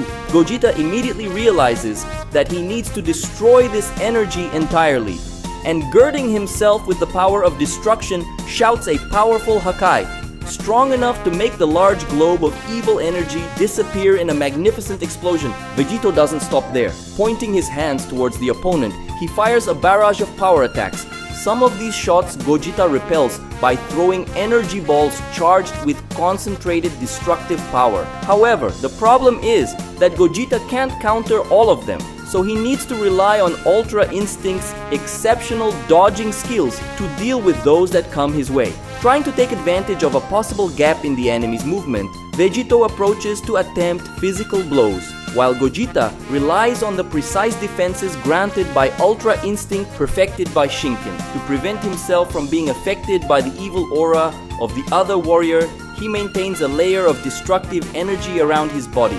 Only with these few seconds, Gogeta can already foresee an extremely dangerous fight. The impact waves and energy remnants from the fight between the two Saiyans reverberate throughout hell, even being felt on the battlefield. Both the army of evil angels and the army of machines from the great universe feel the side effects of the battle taking place in the deepest areas of that infernal dimension. Some battle machines break down and stop functioning. Others have their systems collapse and explode, and others, although they still work, do not do so perfectly. On the other hand, soldiers of evil angels who have weaker bodies do not deal well with the pressure exerted by the environment. Some suddenly collapse and die, others are so ill that they can no longer continue fighting, and some manage to stay in combat, however, not at full performance. Android 21, who is currently dealing with an entire enemy troop, watches all this with concern, because if that fight becomes more intense, they will all be in danger. With the power of her Super Saiyan 5 emanating in an intense aura of ki, Bulla can feel her father's energy, even though it is very different from what she knew. Vegito's daughter wonders what happened to him, worried about the change in her father's energy. Rum laughs. She points out the irony in all this, as Vegito fought them for a long time, saying they were evil and disgusting beings. Now he is perhaps even more evil than them. She asks if Bulla and the others, who call themselves fighters against evil, will have the courage to eliminate this evil too. The Saiyan woman becomes enraged, reminding Ram that she will not get away with what she did to her mother. Bulla points one of her hands and discharges a large wave of ki towards Ram, who is impressed by the speed of this shot and quickly creates a wall of energy in front of her. The energetic torrent collides powerfully against the wall, which, to Ram's surprise, begins to crack soon after. Ram realizes the danger and escapes, letting his energy defense be overwhelmed by her opponent's attack. However, it is not just Bulla's energetic power that is impressive. Her speed also surprises the evil angel, who only sees the Saiyan in front of her too late. A punch from Bulla hits her abdomen, knocking the air out of the angel. Ram retreats, sore and irritated. Bulla warns that this is just the beginning of her pain. Gohan retreats as he dodges a series of spinning attacks from omnic. He feels with great concern and sadness the evil power that comes from his father, while the angel teases him by saying that he is impressed by such evil emitted by Vegito, claiming to surpass even theirs. Gohan loses his temper and shuts Weinik up by punching him. Champerus, the newborn fusion of Beerus and Champa, raises his ki to absurd levels. He glares fiercely at Whis, like a predator does at its prey. Whis doesn't like the way he is looked at, accusing his opponent of arrogance for thinking he can look at him as an equal. Champerus prepares to attack, but it is Whis who attacks first, making a cutting movement with his hand in the air that generates several blades of light energy. The blades head towards Champerus, who concentrates to release a dense Kiora, powerful enough to shatter Whis' blades. Whis is perplexed to see his angelic energy being repelled like this by these brats. Champerus advances against the angel, who meets him. One man's knee and another's elbow collide in an explosion of impact. Unexpectedly, Whis gets the worst of this dispute, being forced to retreat as Champerus attacks. Chambrus crosses the skies amid an intense fight against Margarita, Cucatail, and Mojito. He fiercely exchanges blows against the trio of angels, despite his body covered in wounds and apparent fatigue. Incredibly, the god of destruction's biggest concern is not the critical state of his fight, but what happens in the others. First, he finds himself in a conflict of feelings about the fusion of Beerus and Champa, as he is happy and relieved that the boys can finally fight on equal terms against Whis. At the same time, he is deeply uncomfortable with the idea that his children no longer exist, but a new version of them. Furthermore, Chamrus feels Vegito's abysmal energy, which brings him fear about what this new evil being could cause and frustration that their plan has probably gone awry. Even far from hell, in the world of the gods, Vegito's diabolical power can be felt. Daishinkan, very familiar with that energy as it inhabits his body at that moment, comments that the power of the evil seed corrupted and dominated Vegito. He has become a true child of darkness, a soul deeply tainted by evil power. Zamasu asks if it's possible to reverse this and make Vegito go back to what he was before. Daishinkan says that maybe Gogeta can do it. The problem is that he probably won't be able to win this fight. When he hears Daishinkan say this, Zamasu is terrified and asks what makes him say such a thing with such confidence, since Gogeta is doing well in the fight despite the difficulties. Vegito advances with insane speed, delivering a series of punches and kicks that are defended by Gogeta with mastery despite difficulty. Vegito's evil energy seems to pulse stronger with each blow, making the air around him vibrate with intensity. Gogeta, aware of the danger this fight represents, decides to counterattack with a combination of quick and precise blows, followed by a powerful wave of energy. Vegito absorbs the impact with a sadistic smile, his pupils glowing an intense red. Wasting no time, Vegito raises his power, his body emitting a black aura that distorts the space around him. An immense sphere of energy filled with evil power forms and is launched towards Gogeta. The latter, aware of the danger, channels his Shinken power and fires a big bang attack to intercept. The two energies collide midway, creating an explosion of titanic proportions that illuminates that entire region of hell. Once again raising his ki to achieve a momentary increase in speed, Gogeta surprises Vegito with an advancing punch that hits the corrupted Saiyan squarely. Once his fist presses against Vegito's body, Gogeta channels his energy in such a way that he creates an explosion from his fist, generating a monstrous impact force both externally and internally on Vegito's body. The corrupted warrior is violently thrown against a mountain of demonic rocks. The structure collapses upon impact, burying him under the rubble. After that blow, he will no longer be able to fight fully, Gogeta thinks. A burst of energy sends rocks flying in all directions. Vegito emerges from the rubble, his energetic aura more intense than ever. What is that? Gogeta is amazed. Vegito raises his arms and begins to accumulate an immense amount of power. Gogeta watches with concern, feeling the growing pressure of evil energy around him. Vegito shouts. His voice echoes across the infernal immensities as his body is enveloped by a blinding black light. When the light dissipates, a new transformation is revealed, and as Vegito shows off his new appearance, an intense red glow surrounds him, the ultimate manifestation of his evil power. It's not possible!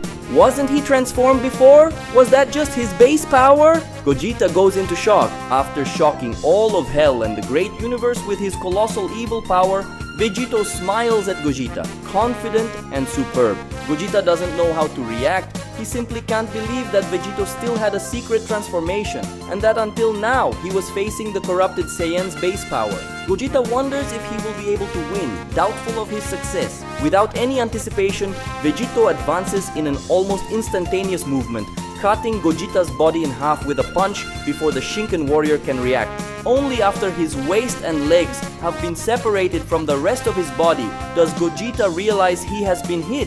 Using his regenerative ability, he puts his body back together and immediately needs to dodge an energy shot from Vegito. Gogeta manages to avoid the fatal damage, but not without losing one of his arms. Damn, the difference in powers is so much that even his simple attacks can destroy my body. The Shinken warrior notices, worried. Vegito seems to understand his frustration and laughs at it. Armed with the thunderous power of her Super Saiyan 5, Bulla humiliates Rum, carrying her through the skies and the ground of hell, punishing the evil angel's body with merciless blows. Rum tries to defend herself, however Bulla's attacks are insurmountable for her. With each impact, the evil angel's confidence evaporates, realizing her inferiority more and more. Rum's body, which she was so proud of for its beauty, is covered in injuries. Her face, once of unparalleled marvel, is now deformed by the Saiyan warrior's fists. Bulla violently throws her against the ground, creating a crater on impact. Before Rum can get up, Bulla is on top of her, pressing her knee into the angel's breasts and her arms to the ground. Rum curses Bulla for ruining her beauty. The Saiyan woman responds that this is nothing compared to what the angel took from her. She lets go of Rum's arms, only to shatter her face with dozens of punches with great speed and strength. Bulla does this while letting tears fall from her eyes, telling Rum that her mother was everything to her. She was her closest family, her teacher, friend, and heroine. Having lashed Rum's face enough, Bulla lifts her up again, only to hurl her against a nearby mountain. The impact is so strong that the mountain begins to collapse, and Rum is buried under the rubble. Bulla gives no quarter and, with a quick movement, fires a blast of energy that explodes the mountain, revealing a weakened and bloodied Rum. The Saiyan lands softly on the ground and slowly walks towards her fallen opponent. Rum tries to get up, but her efforts are in vain. She is completely exhausted and humiliated by the mortal's crushing strength, letting her feelings of grief surface through her power. Bulla raises her hand, accumulating a massive amount of energy. Rum, fallen and helpless, watches the scene with wide eyes, unable to believe her imminent defeat. "This is for my mother," she says. Bulla fires a gigantic sphere of energy directly towards Rum. The explosion that follows is deafening, illuminating the battlefield in intense light.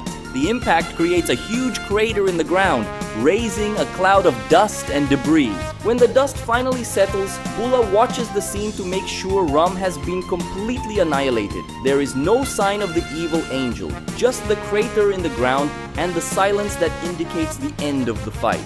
Bulla lets out a sigh of relief, her energies finally calming down. She closes her eyes for a moment and falls into a sitting position, returning to her base form. The excruciating pain of grief takes over the young warrior, who, being able to better feel the growing agony in her heart, bursts into tears.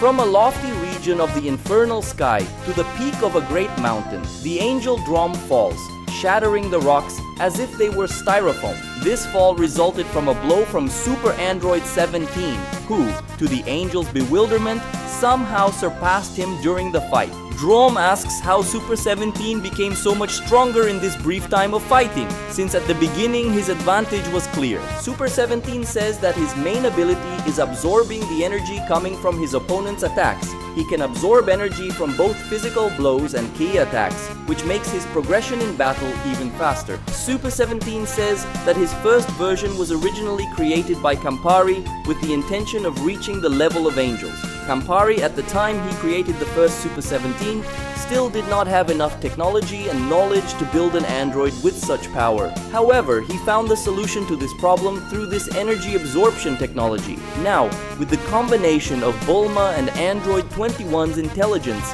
a new version of Super 17 has been created, this time with enough capacity to not only match powers with an angel, but also surpass it. Drom becomes enraged when he hears this filthy android say he can surpass the level of angels. Suddenly, he begins to emanate a sinister amount of power, which comes along with scorching heat. Drom's scolding ki quickly manifests itself in the form of flames, even to the point of roasting his own angelic skin. Super 17 wonders what is going on. What he didn't know is that Drom's anger is the main fuel that makes his ki burn with increasing intensity. Enveloped by this fiery power, Drom shoots his own body in a flaming jet towards Super Android 17, reaching the enemy machine with a fiery punch that Super 17 is unable to avoid and instinctively needs to contain with his arms. This is just the first of a barrage of dozens of blows from the angry angel. As Super 17 has to deal with such attacks and absorb the angel's energy, he feels his body on fire.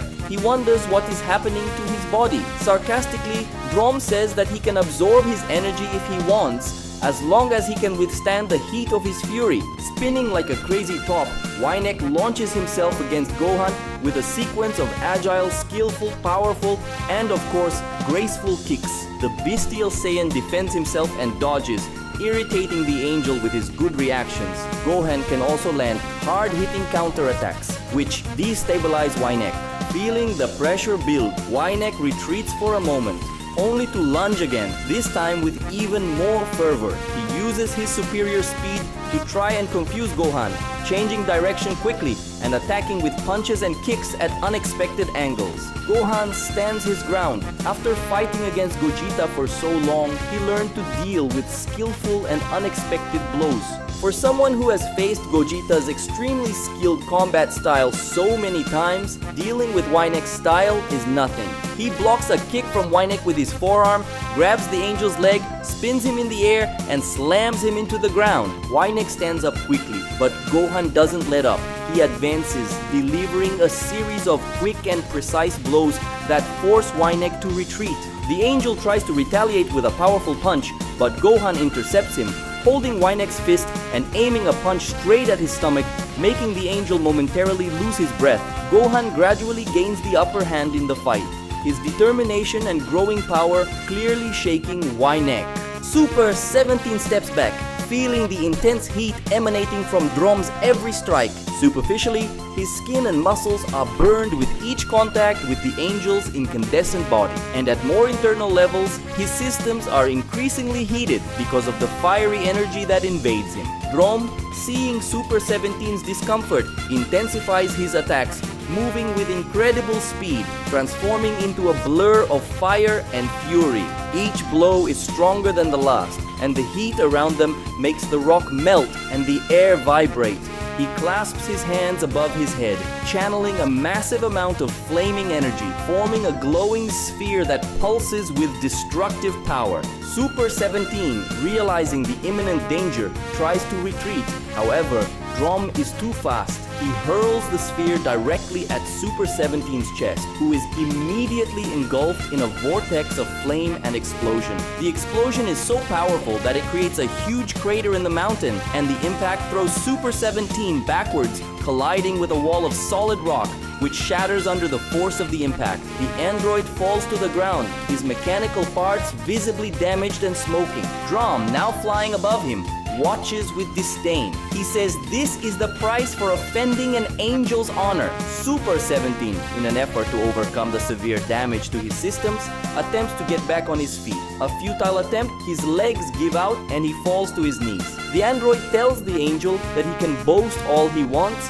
about his supposed superior nature. In the end, they will all be destroyed and their pride will be humbled. Super 17 makes Drom remember how many of his siblings have fallen in this battle and before, and states that it is only a matter of time before they all disappear. The angel's fury grows even more, making him advance towards Super 17 in an explosive dive, transforming into a fire missile. He hits Super 17 with one final punch, channeling his fiery energy directly into the android's core. From the inside out, Super 17's body goes into absolute combustion, being entirely incinerated in a few seconds. Of the powerful super android, there is nothing left but ashes.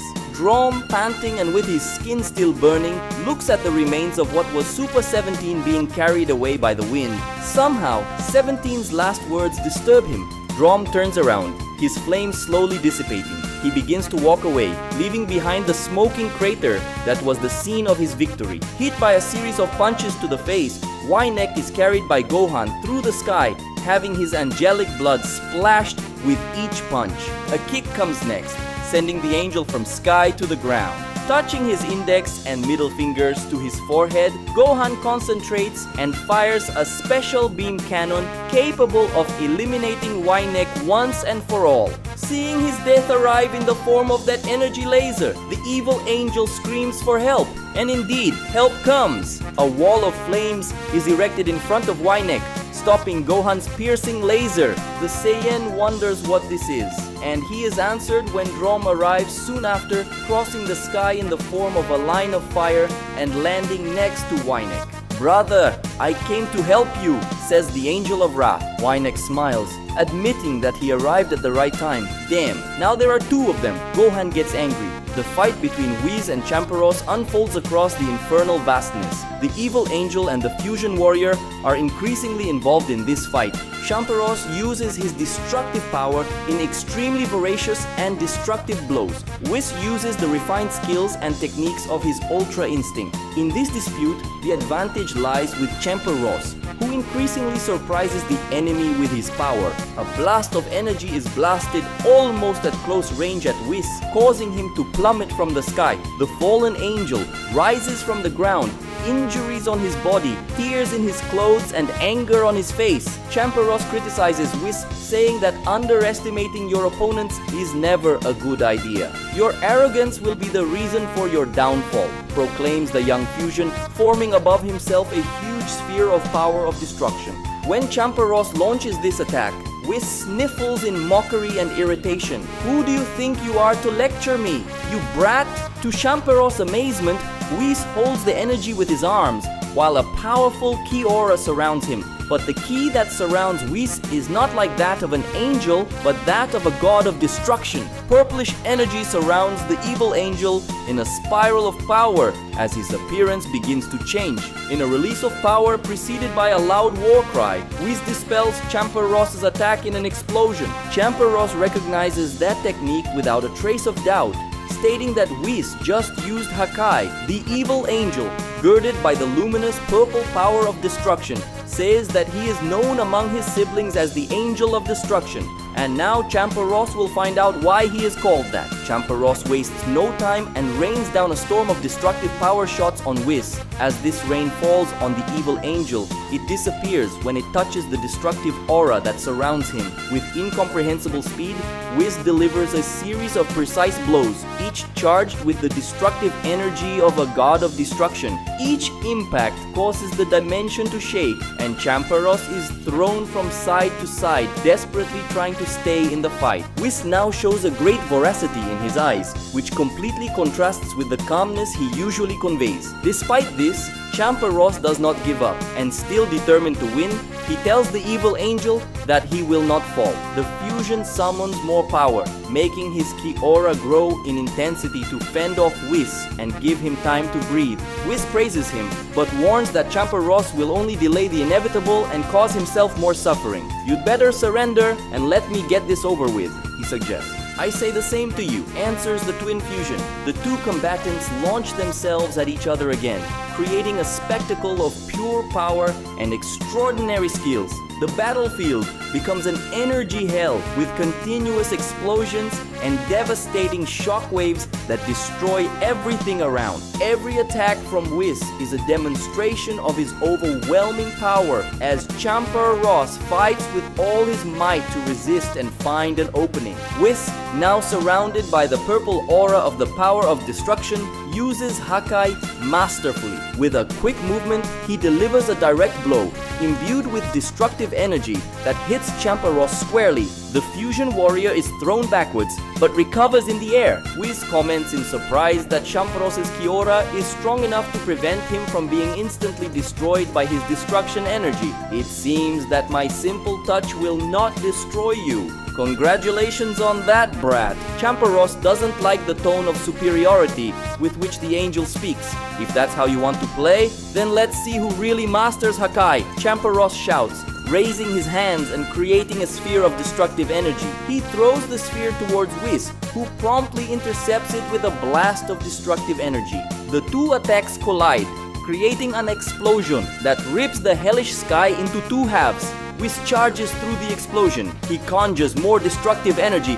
and fires multiple blasts in quick succession. Champa Ross dodges nimbly, countering with his own Hakai blasts. With each confrontation, the battlefield is transformed into a devastated landscape. Each blast of Hakai destroys anything in its path, leaving only emptiness in its place. Whis concentrates a large amount of destructive energy into his hand and fires. Champa Ross, with no time to escape, gathers all his strength and responds with a discharge of all his power of destruction. The two attacks collide with cataclysmic force, creating a shockwave that spreads across the entire dimension. The loser in this dispute is clearly Champa Ross, who falls from the sky with smoke and wounds covering his entire body, reaching the ground already immobile. The fallen warrior asks how he, being the son of the god of destruction, could be defeated in this way using Hakai. Slowly descending from the sky, Whis levitates towards his defeated enemy. Margarita, Cucatail,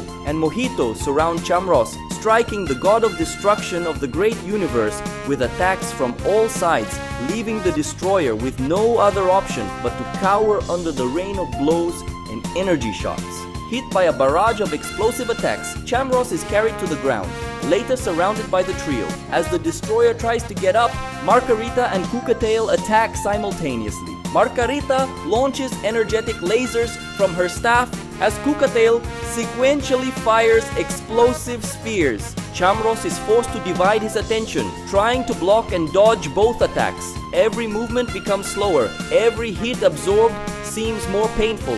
Mojito, seeing an opening in the stunned god, fires two lasers of piercing energy from his fingers, which hit and pass through Chamross' legs, forcing him to fall to his knees. From the world of the gods, Daishinkan and Zamasu watch the fall of Chamross with great concern. Zamasu exclaims that if things continue like this, Chamross will die. Daishinkan agrees and tells Zamasu that there is no other option than to do that thing. Zamasu is afraid, however. He recognizes that, in fact, there is no other option. He asks if Daishinkan will be okay alone. Daishinkan says that he couldn't help him anyway. He then asks Zamasu to go at once. Zamasu says goodbye to the angel and uses his Kaikai. Margarita points her staff at Chamross, saying that the time has come to surrender and accept death. She channels a massive amount of energy into her staff, preparing for a final blow. Chamross, even though he is panting and covered in wounds, gathers the last of his energy to stand up,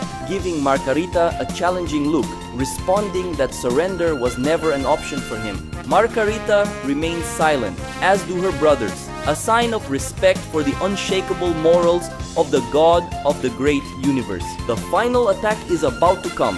However, Zamasu appears at Chamross' side and touches his shoulder, causing a powerful light to radiate from both of them. Oblivious to reality, Zamasu and Chamross levitate in a large blank space, which Chamross recognizes as a space in his consciousness now visited by the Supreme Kai. Chamross asks what Zamasu is doing. Zamasu responds that the moment neither of them wanted has finally arrived. The moment to become one. Chamross doesn't like to hear this, although he doesn't know how to give arguments against this idea. Zamasu remembers that Gogeta is in the middle of a battle with little chance of victory. If Chamros is defeated, the three angels he is facing will defeat everyone on the battlefield, including his children. The great universe will lose this fight. Daishinkan will no longer be able to maintain the ceiling, and everything will be lost. Chamros says Zamasu doesn't need to say all that. He already knows this is necessary. Zamasu extends one of his hands, and Chamros holds it as if in a handshake. The Supreme Kai says that with their union, the Supreme God of the great universe will be born. Zamasu says goodbye to Chamros. He does the same. A blinding explosion of light erupts from Zamasu and Chamros, generating an impact force strong enough to knock the trio of evil angels away. From this great explosion, a strange power is released, which everyone on the battlefield feels. And not only on the battlefield, but also throughout the great universe. The nature of that power is mysterious and incomprehensible, as it conveys a feeling that is both calm and turbulent, peaceful and violent, constructive and destructive. Mojito asks his siblings what this power is.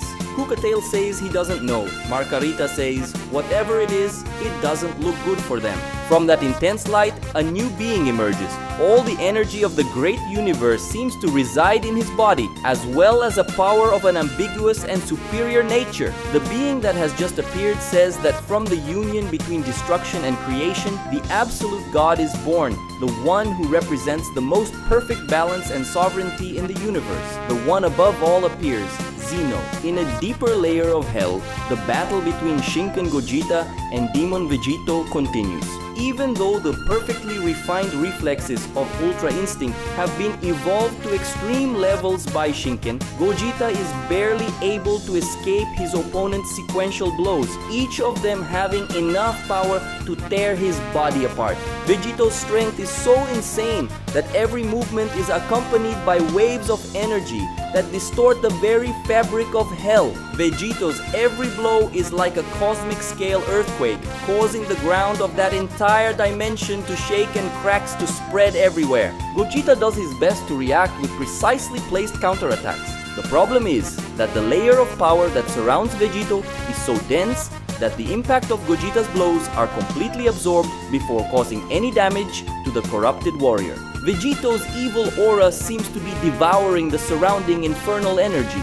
Growing stronger, Vegito fires a barrage of dark energy attacks, forcing Gogeta to dodge as best he can and attempt to repel some of the shots by sending energy discharges to intercept them. Each time the energies collide, violent explosions shake the environment, filling the air with debris and sparks. Gogeta advances through the explosions, aiming at a blind spot while concentrating a huge amount of energy in one of his hands, which turns into electricity. Teleporting himself to Vegito's back, Gogeta launches a powerful Chidori, seeking to pierce the dense layer of evil energy that protects him with this attack. Once again, it is useless, with the incredible power that involves Vegito repelling the lightning from his hands. Vegito retaliates with a punch, but the blow lands on nothing as Gogeta's body dissolves into smoke at the exact moment of impact. Gogeta retreats in a gaseous state, and when he returns to his solid state, he has already manipulated his energy to create 3 blades held in his hands and mouth. Brandishing the trio of blades, Gogeta advances again, delivering his best cuts against Vegito's body, only to see his energetic blades break from the shock. Vegito responds with a kick, which once again misses its mark as Gogeta dismantles his body into several pieces and retreats. As soon as he recovers himself, the Shinken warrior forms a cube of transparent energy in the middle of his hands that he throws at Vegito, quickly surrounding him. "I'm sorry, but if I can't contain you, I need to stop you." Gogeta says, "Very sorry. This is the dust release that I learned in the reality of ninjas and pirates. By enhancing the capabilities of this technique with Shinken, I can reduce multiple entire universes to dust. However, it is dust release that turns to dust as Vegito makes his energy rise, dispersing and destroying Gogeta's technique with his demonic aura. Gogeta is stunned by this, wondering how he's going to stop this guy. It is at this moment that Gogeta feels what has just happened in the outer layers of hell, noticing the disappearance of the energies of Chamros and Zamasu, giving life to a new being. Gogeta is sad. He remembers that before the battle, Chamrus, Zamasu, and Daishinkan told him about the possibility of a simulation between the god of destruction and the god of creation. However, it is a path of no return, which means that Chamrus and Zamasu will never exist separately again. However, even sad, Gogeta recognizes the value of this sacrifice. Zamasu and Chamrus gave everything they had to win this battle, and he must now do the same, despite the risks. Directing a look of renewed determination at Vegito, Gogeta says that until now, he hasn't used it because he's afraid of the consequences. But the time has finally come for him to use absolutely everything he has, concentrating his power. Gogeta shouts, Kaioken, increased 100,000 times! Gogeta floats, surrounded by extraordinarily dense and powerful energy. His muscles contract, and his Shinken aura, normally calm and bright, explodes into a scarlet glow. He has just activated Kaioken, amplified 100,000 times, a technique that challenges the limits of any living being. The impact is immediate and devastating. Shockwaves of pure energy erupt from his body, ripping through hell and the cosmos with unimaginable force. Distant planets tremble in their orbits, and stars twinkle unsteadily, as if feeling the overwhelming presence of this incomparable power. Whether in hell or anywhere else in the great universe, sentient beings notice an overwhelming pressure that makes everything vibrate. The universe, in its vast immensity, seems to hold its breath, as if recognizing the imminent threat. The very fabric of reality contorts around Gogeta, distorted by the unimaginable weight of his power. Vegito remains curiously static, staring at his opponent with an attentive gaze, perhaps out of fear, or perhaps just out of curiosity. Almost at the same time as Gogeta's thunderous power resonates throughout hell, so too does the majestic energy of Zeno, the newborn supreme god, resulting from the union of the god of destruction and god of creation, Chamrus and Zamasu. The closest to him are Mojito, Margarita, and Kukatail, who previously found themselves at a complete advantage in relation to the god of destruction Chamrus, but now find themselves frightened in the face of the supreme being who has just been born. Whis, the angel of destruction, levitates above Champeros. The fallen fusion watches in fear the one who defeated him. Whis was preparing to make his final attack when he felt the power of Gogeta's Kaioken increased 100,000 times, along with Zeno's. At this moment, the evil angel's body was overcome with goosebumps. Also in dread are Wynek and Drom, while Gohan, who is fighting against them, feels his hope being renewed. However, with this hope comes a certain anxiety, especially regarding Gogeta, whom Gohan fears is exerting a greater effort than either he or the universe can bear. Bulla, who still suffers from the death of her mother, Bulma, now fears for her father, Vegito, who is about to face a Gogeta 100,000 times more powerful. Android 21, who leads the army of machines in the fight against the servants of the evil angels, closely observes as many of her robots and enemies collapse under the excruciating pressure resulting from the release of Gogeta's power. This fills the android with tension, as the feeling she has is that from now on, everything is hanging by a thread, even from the world of the gods. An astronomical distance from hell, Daishinkan vividly feels Gogeta's power. He understands that this is necessary, given the dangerous opponent he now faces. However, he wonders if Gogeta or the universe will be able to withstand this power. Gogeta sets up his combat stance. He looks at Vegito with a serious and focused look. At that moment, Gogeta has the feeling that every cell in his body is about to explode, working to the utmost limit. He has to do his best to keep his bones from turning to dust, his muscles from tearing, or his internal organs from giving way. Furthermore, the amount of ki he has to contain in his body right now is far more than the great universe could handle, and if he loses control of that power for even a moment, everything will be destroyed. Gogeta has a power that his body can barely contain without collapsing. On the other hand, he needs to contain it, because if he doesn't, the entire universe will end. He's on a tightrope, and he doesn't know how long he can maintain this situation. That's why he avoided using Kaioken combined with Shinken as much as possible. If Kaioken is already a technique that goes beyond the user's limits, evolved by Shinken, it's even worse. But Gogeta didn't use this technique in vain. He already knows how he can beat Vegito and will bet everything he has on this strategy. Finally, the newly born Supreme God Zeno begins to move. His movement is a slow walk towards the trio of angels, who feel their hearts beat faster with each step taken by the absolute divinity. Mojito is the first to decide to act, summoning his staff to launch a magical lasso against Zeno that wraps around his body like a snake does to crush its prey. However, Mojito's magical lasso is broken into small flakes of light when it touches Zeno. Kukatail takes the initiative in a physical attack, imbuing his fist with his angelic energy and striking the enemy with a punch containing all his strength. To his and his evil sibling's surprise, Kukatail's entire attacking arm is destroyed simply by touching Zeno's body. Mojito rushes to help his brother, enveloping his staff with his pulsing angelic power and advancing with a direct blow against Zeno's body. To his helplessness, his staff is also destroyed by the mere touch of the Almighty's body. Seeing that their attacks are useless, Mojito and Kukatail immediately try to move away. Zeno doesn't let them, using only the strength of his mind to completely paralyze the angels' bodies. Using this same force, he brings the evil duo to him without the slightest difficulty, while the two angels scream in despair with every inch they get closer to that superior being. When they are within arm's reach, Zeno reaches out his hands to grab their faces. Then, as Kukatail and Mojito scream desperately, they are wiped out of existence, their bodies disappearing entirely in an explosion of light. Seeing her brothers being eliminated like two insects right before her eyes, Margarita tries to save her life, using her magic staff to open a dimensional portal and escape from there.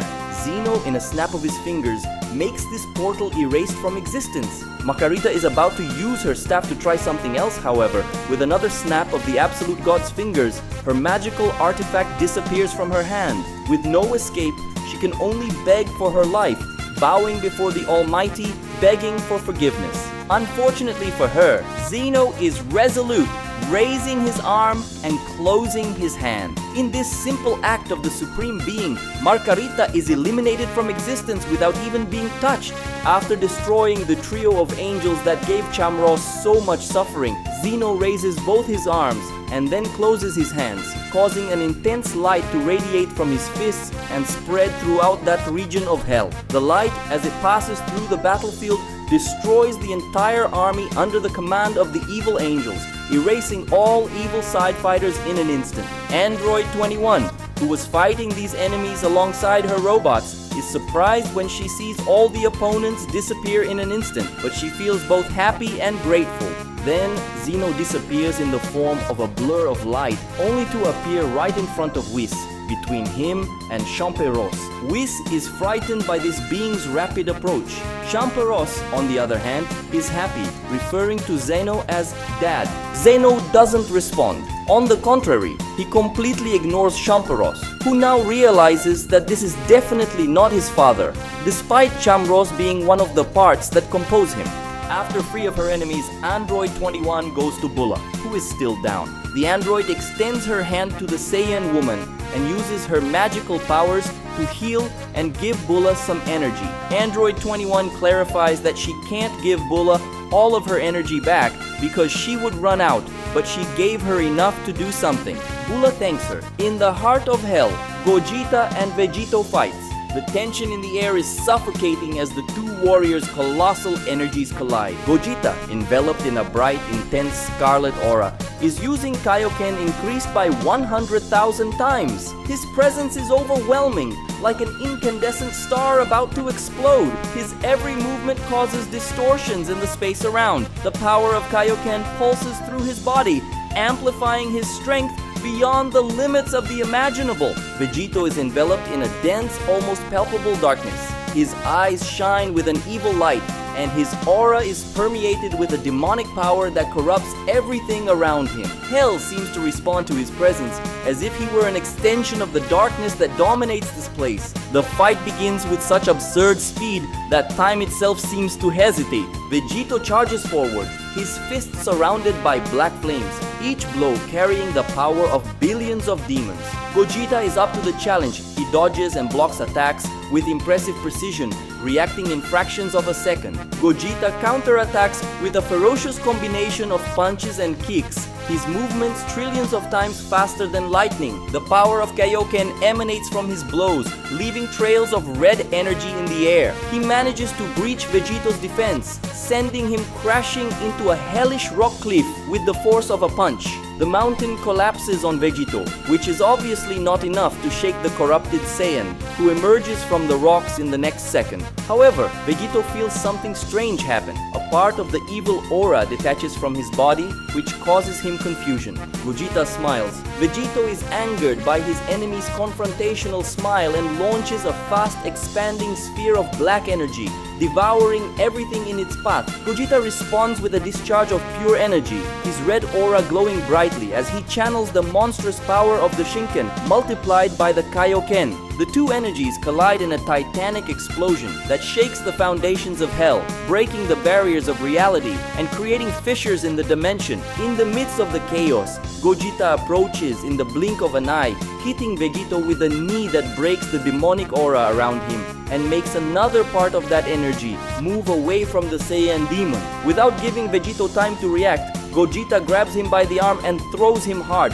sending him crashing through a hill of bones before colliding violently with the ground. As he gets up, Vegito looks at his hands and sees another part of the evil energy leaving him. Seeing the confusion in the mind of his companion lost in darkness, Gogeta explains to him that at this moment, Vegito is suffering the effects of a technique called Forced Spirit Fission. I think you don't know this technique because the Vegeta in this reality hasn't learned it. In my reality, Vegeta learned this technique to defeat an enemy called Moro, who had the inconvenient ability to absorb energy. This technique has excellent uses, such as removing energy from someone's body that does not belong to them, or even undoing fusions. Because of the strange laws that govern this reality, which are different from the laws of my original reality, fusions cannot be undone here. Therefore, this ability does not work against beings from this reality. In other words, I never had the capacity to separate the Goku and Vegeta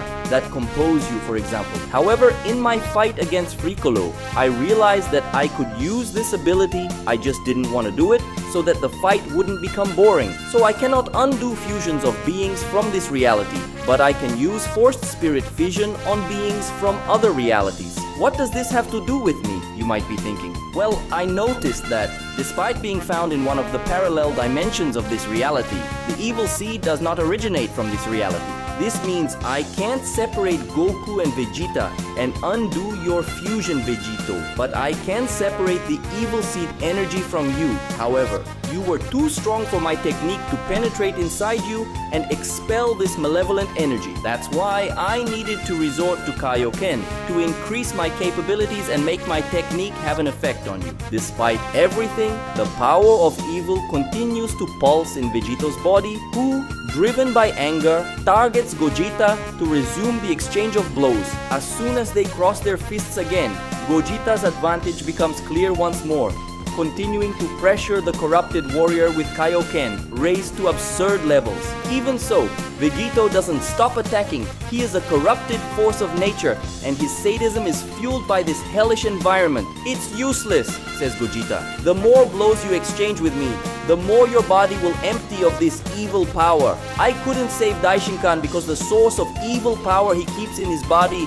is too powerful and couldn't be expelled without causing a big problem. Nor could I risk freeing the leader of the evil angels without a method to defeat him. However, I can free you from this evil that consumes you, my friend. Get rid of this energy that corrupts you and join me so we can save the universe. With the excruciating pain that takes over his body, gaining more and more intensity and reaching its peak, Gogeta realizes that he needs, once and for all, to launch his final attack. Every second that passes is an imminent risk for the destruction of the entire great universe. He prepares his final blow and aims at the central point, where the evil energy accumulates in Vegito. Now! Gogeta throws his punch, but with a few centimeters left for his blow to land, an aura of energy stops his fist. He knows this energy aura very well. It's red! Not that! Gogeta screams. Soon after, Demon Vegito explodes the power of the Kaioken, the multiplier 200,000 times. Hell reacts like a wounded creature. The ground shakes violently, cracking and separating into enormous fissures that spew lava and fire. The black flames that once surrounded the battlefield now swirl around Vegito, fueled by the overwhelming power emanating from his body as the dimension of hell itself appears to crumble under the weight of the Demon Saiyan's power. Gogeta is thrown back by the energy blast, being thrown against the incandescent rocks and stones that shatter around him. The heat intensifies, becoming unbearable, and even the scarlet aura of the Shinken, multiplied by the Kaioken around Gogeta, begins to waver in the face of the immense pressure emanating from the corrupted Saiyan. Every breath becomes a fight, every movement a battle against the overwhelming force that now dominates the environment. But the effects of Vegito's rise in power are not limited to hell. The impact reverberates throughout the universe, causing disturbances on cosmic levels.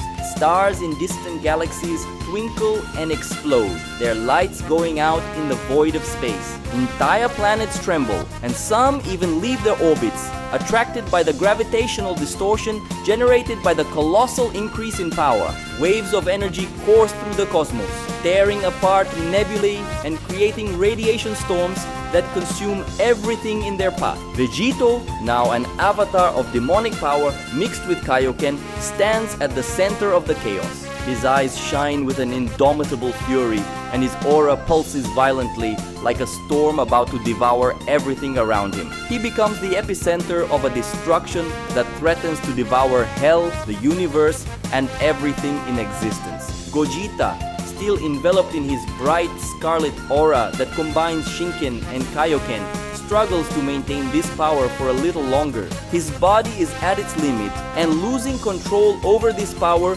will mean the destruction of the entire great universe. However, there is no other chance. The challenge Gogeta has before him now is beyond anything he has faced before. Hell is burning, the universe is on the verge of collapse, and before him stands a Vegito possessed by the most evil power he has ever seen. The battle rages on, but the balance of power has shifted drastically, with the fate of everything now hanging on the edge of a knife. With the drastic increase in Vegito's evil power, Daishinkan, who was already struggling to keep the evil forces sealed within his body, finds himself in an even more difficult situation, as the evil power exuded by Vegito works like a kind of magnet that attracts out what is contained within the angel. Unfortunately, the challenge becomes too great even for Daishinkan, who has one of the fissures in his body even more open, and from this fissure comes a current of malevolent power, which once outside his body takes the form of the evil Daishinkan again. Smiling, the evil version of the Supreme Angel says he is relieved to finally be outside again, complaining that the stay in his counterpart's body was very unpleasant. The evil Daishinkan notices that, despite letting him escape, the benign Daishinkan is still managing to contain the evil seed within his body. But not for long, says the evil Daishinkan. I will kill you and steal the power of the evil seed. In this state, you will not be able to offer me resistance. The benign Daishinkan has nothing to do. He knows that his opposite is right. Before the new supreme god of the great universe, Zeno, Whis slowly retreats, avoiding any sudden movements because he knows that in the blink of an eye, he can be eliminated by this absolute being. However, Zeno feels the release of the father of evil angels, and at that moment, he disappears from the battlefield, surprising both Whis and Champaros. Whis is extremely relieved when the one who would be his executioner leaves. Champaros, on the other hand, despairs since his protector is gone. In fact, nothing of his father seems to be left in Zeno's personality, who seems like a machine without feelings that only acts for the benefit of the universe. he didn't think twice about abandoning him just because he found something more important to do. The evil Daishinkan is about to advance against the defenseless benign Daishinkan when Zeno appears in front of it. So the new god of this universe has come, huh? You guys love making my life harder, don't you? Complains the leader of the evil angels. Great Zeno, I ask that you kill this enemy as quickly as you can, as I will not be able to withstand the pressure of the evil seed's power for long. The benign Daishinkan asks and warns. After Zeno's departure, Whis finds himself very comfortable on the battlefield, as that was the only being that could pose any danger to him, with the exception of Gohan, who at that moment is busy with Wynek and Drom. Looking at Champer Ross, who is still down, Whis says he will finish him off once and for all, and then take care of the other worms. Suddenly, someone tears through the air as they approach at a very high speed. Whis, noticing this approach, promptly turns to defend himself, blocking the attack. The attacker's strength surprises the angel by pushing him away from Champeros. After regaining stability, he looks curiously at whoever attacked him. Well, another unpleasant surprise. The one who attacked Whis was Android 21, who curiously is transformed into a Super Saiyan 5. Whis comments that he feels the Saiyan power in her, more specifically, the power of Vegito's daughter. Android 21 confirms. While Zeno was on the battlefield, both Bulla and Android 21 were absolutely sure of victory, as neither Whis nor the angels facing Gohan would stand a chance against him. This hope went down the drain with Zeno's departure, and the situation became catastrophic for the Great Universe team. Android 21 knew she would have no chance in a direct fight against Whis, who is a much more powerful angel than the average of his siblings. And Bulla, in addition to being inferior to Whis, even when using full power, was already too worn out to use her maximum power. So, the solution that 21 found was to absorb the Saiyan, thus combining their powers. That way, there is still hope. After listening to Android 21, Whis laughs and says that if they thought combining powers would be enough to beat him, they are very mistaken. Android 21 says she doesn't intend to fight alone. She uses her magical power to heal Champer Ross and also gives him some energy. She says he must fight for his life too. Champer Ross gets up and stands next to the android, prepared to give everything he has left in this fight. Gohan breathes heavily. Sweat and blood runs down his face and body. His eyes are fixed on the two angels he faces. Drom, the Angel of Wrath, is wreathed in ragging flames, the heat of his power further polluting the hellish air around him. Drom's fire pulses with the increasing intensity of his anger, and Gohan feels the heat of the searing ki burn against his skin. The other angel, Wynek, moves gracefully, surrounding Gohan with a lightness that contrasts with Drom's brutality. His movements flow like a dance, and each step seems to carry lethal intent. Gohan advances against Drom first, focusing on the angel who appears to be the biggest threat. He throws a quick, powerful punch, which Drom blocks, his flames exploding forward in an intense heat wave that pushes Gohan back. Before the Saiyan can regain his stance, Wynek spins around him, his arms and legs in constant motion, attacking with kicks and strikes in a fluid, unpredictable sequence. Between the gentle attacks of one angel and the heated, furious attacks of the other, Gohan tries to defend himself and counterattack. However, he feels fatigue starting to accumulate. His reflexes are not as fast as he would like, especially with two opponents attacking simultaneously.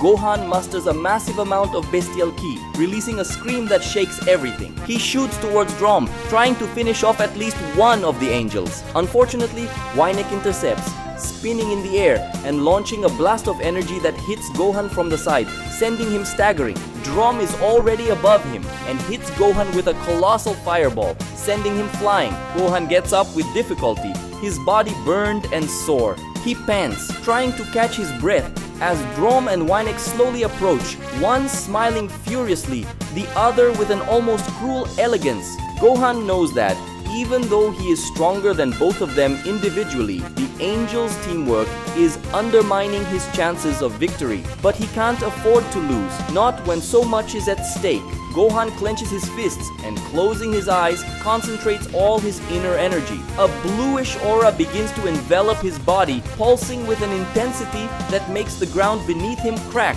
Drom and Wynek quickly drop their arrogant and confident smiles from just now. Suddenly, Gohan opens his eyes and lightning shoots out of them, cutting through the air around him. His scream echoes across the battlefield, reverberating like thunder, and his aura explodes in a whirlwind of energy. His hair starts to grow longer, extending down his legs. The intensity of the transformation makes the air vibrate as lightning dances around his body, zigzagging across the skin. Drom asks what's going on. Gohan says that during his training with Gogeta, he was put on the brink of death many times.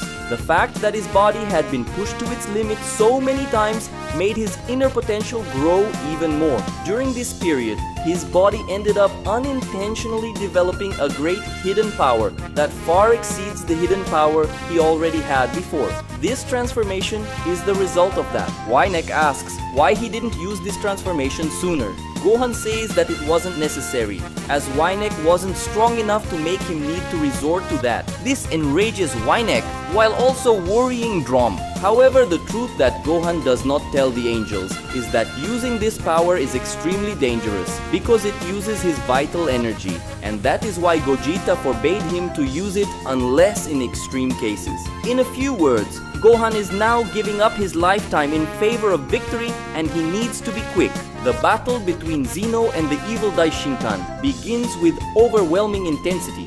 Zeno advances with impressive speed, delivering blows with force of cosmic scales.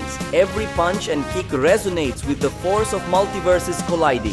Solar systems, galaxies, and even entire dimensions are decimated because of the remnants of these two's battle. There is no safe place in the great universe. The evil Daishinkan, although powerful, quickly realizes that he is at a disadvantage. Zeno, with his mastery over the Supreme Kai's creation magic and abilities, and the God of Destruction's destruction techniques, neutralizes Daishinkan's attacks. Furthermore, his notorious martial arts skills and extreme offensive capabilities force Daishinkan to be on the defensive most of the time. The problem is that the evil power that fills the great universe, coming from Demon Vegito and evil Daishinkan, stirs up the seed of evil imprisoned within the benign Daishinkan, who increasingly fails to maintain this power in his body.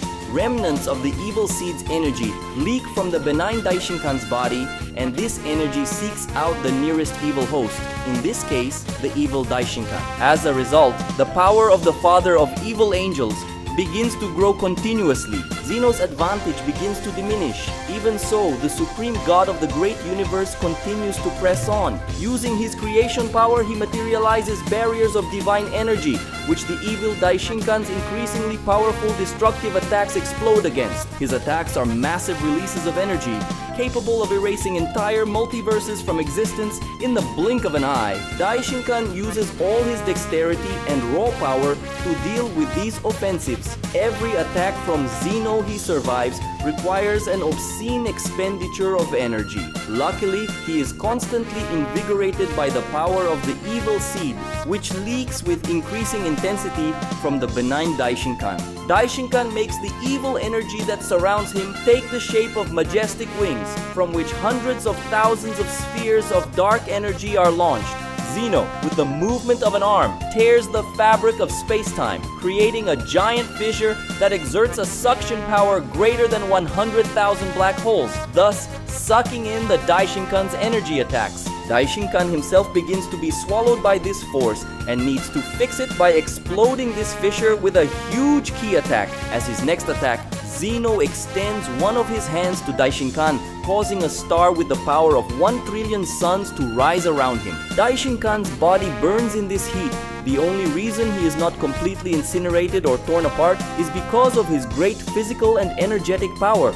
Screaming, the supreme evil angel releases a massive explosion of power, imploding this great star. The consequences of this attack on his body are catastrophic. However, he soon heals thanks to the power of the evil seed that enters his body and nourishes him. The benign Daishinkan feels very bad about letting this energy leak from his body and strengthen the enemy, but there is nothing more he can do as he has reached his limit. Zeno also cannot erase him along with the evil seed, as not even he could erase it without leaving traces due to the absurd amount of energy it possesses. Furthermore, this physical body is no longer supporting Zeno's power, and the more power he uses, the less time he will have. In other words, the situation is dire. Vegito advances with frightening speed, almost impossible to keep up. In an instant, he is in front of Gogeta, the punch already aimed at his stomach. Gogeta barely has time to cross his arms to defend himself, and the impact is crushing. He is thrown like a meteor, cutting through the air and the hellish ground. Vegito gives no respite. With the speed of a snap of his fingers, he's on Gogeta again, lifting him by the neck before crushing him into the ground. The ground shatters even further, cracks stretching for miles. Gogeta tries to counterattack in the hope of freeing Vegito from the evil energy using forced spirit fission. But his blows, even though they are extraordinarily fast and powerful, are unable to penetrate the energy defenses surrounding Vegito, making all the attacks useless. The demonic power flowing through Vegito intensifies his ferocity. He hits Gogeta with a brutal sequence of attacks, the next one always more violent than the last. Vegito's punches are like hammer blows, shattering Gogeta's defenses as kicks pierce his guard, sending shockwaves through the air. With each blow, Gogeta is forced to retreat, his strength rapidly diminishing, making it more difficult to keep resisting the 100,000-fold increased Kaioken. Vegito now channels his energy into a monstrous technique. He raises his hands, and spheres of black energy infused with demonic power begin to form around him. He then launches these spheres at Gogeta, who can barely react. The resulting explosions are massive, each one creating gigantic craters and sending waves of destruction throughout hell.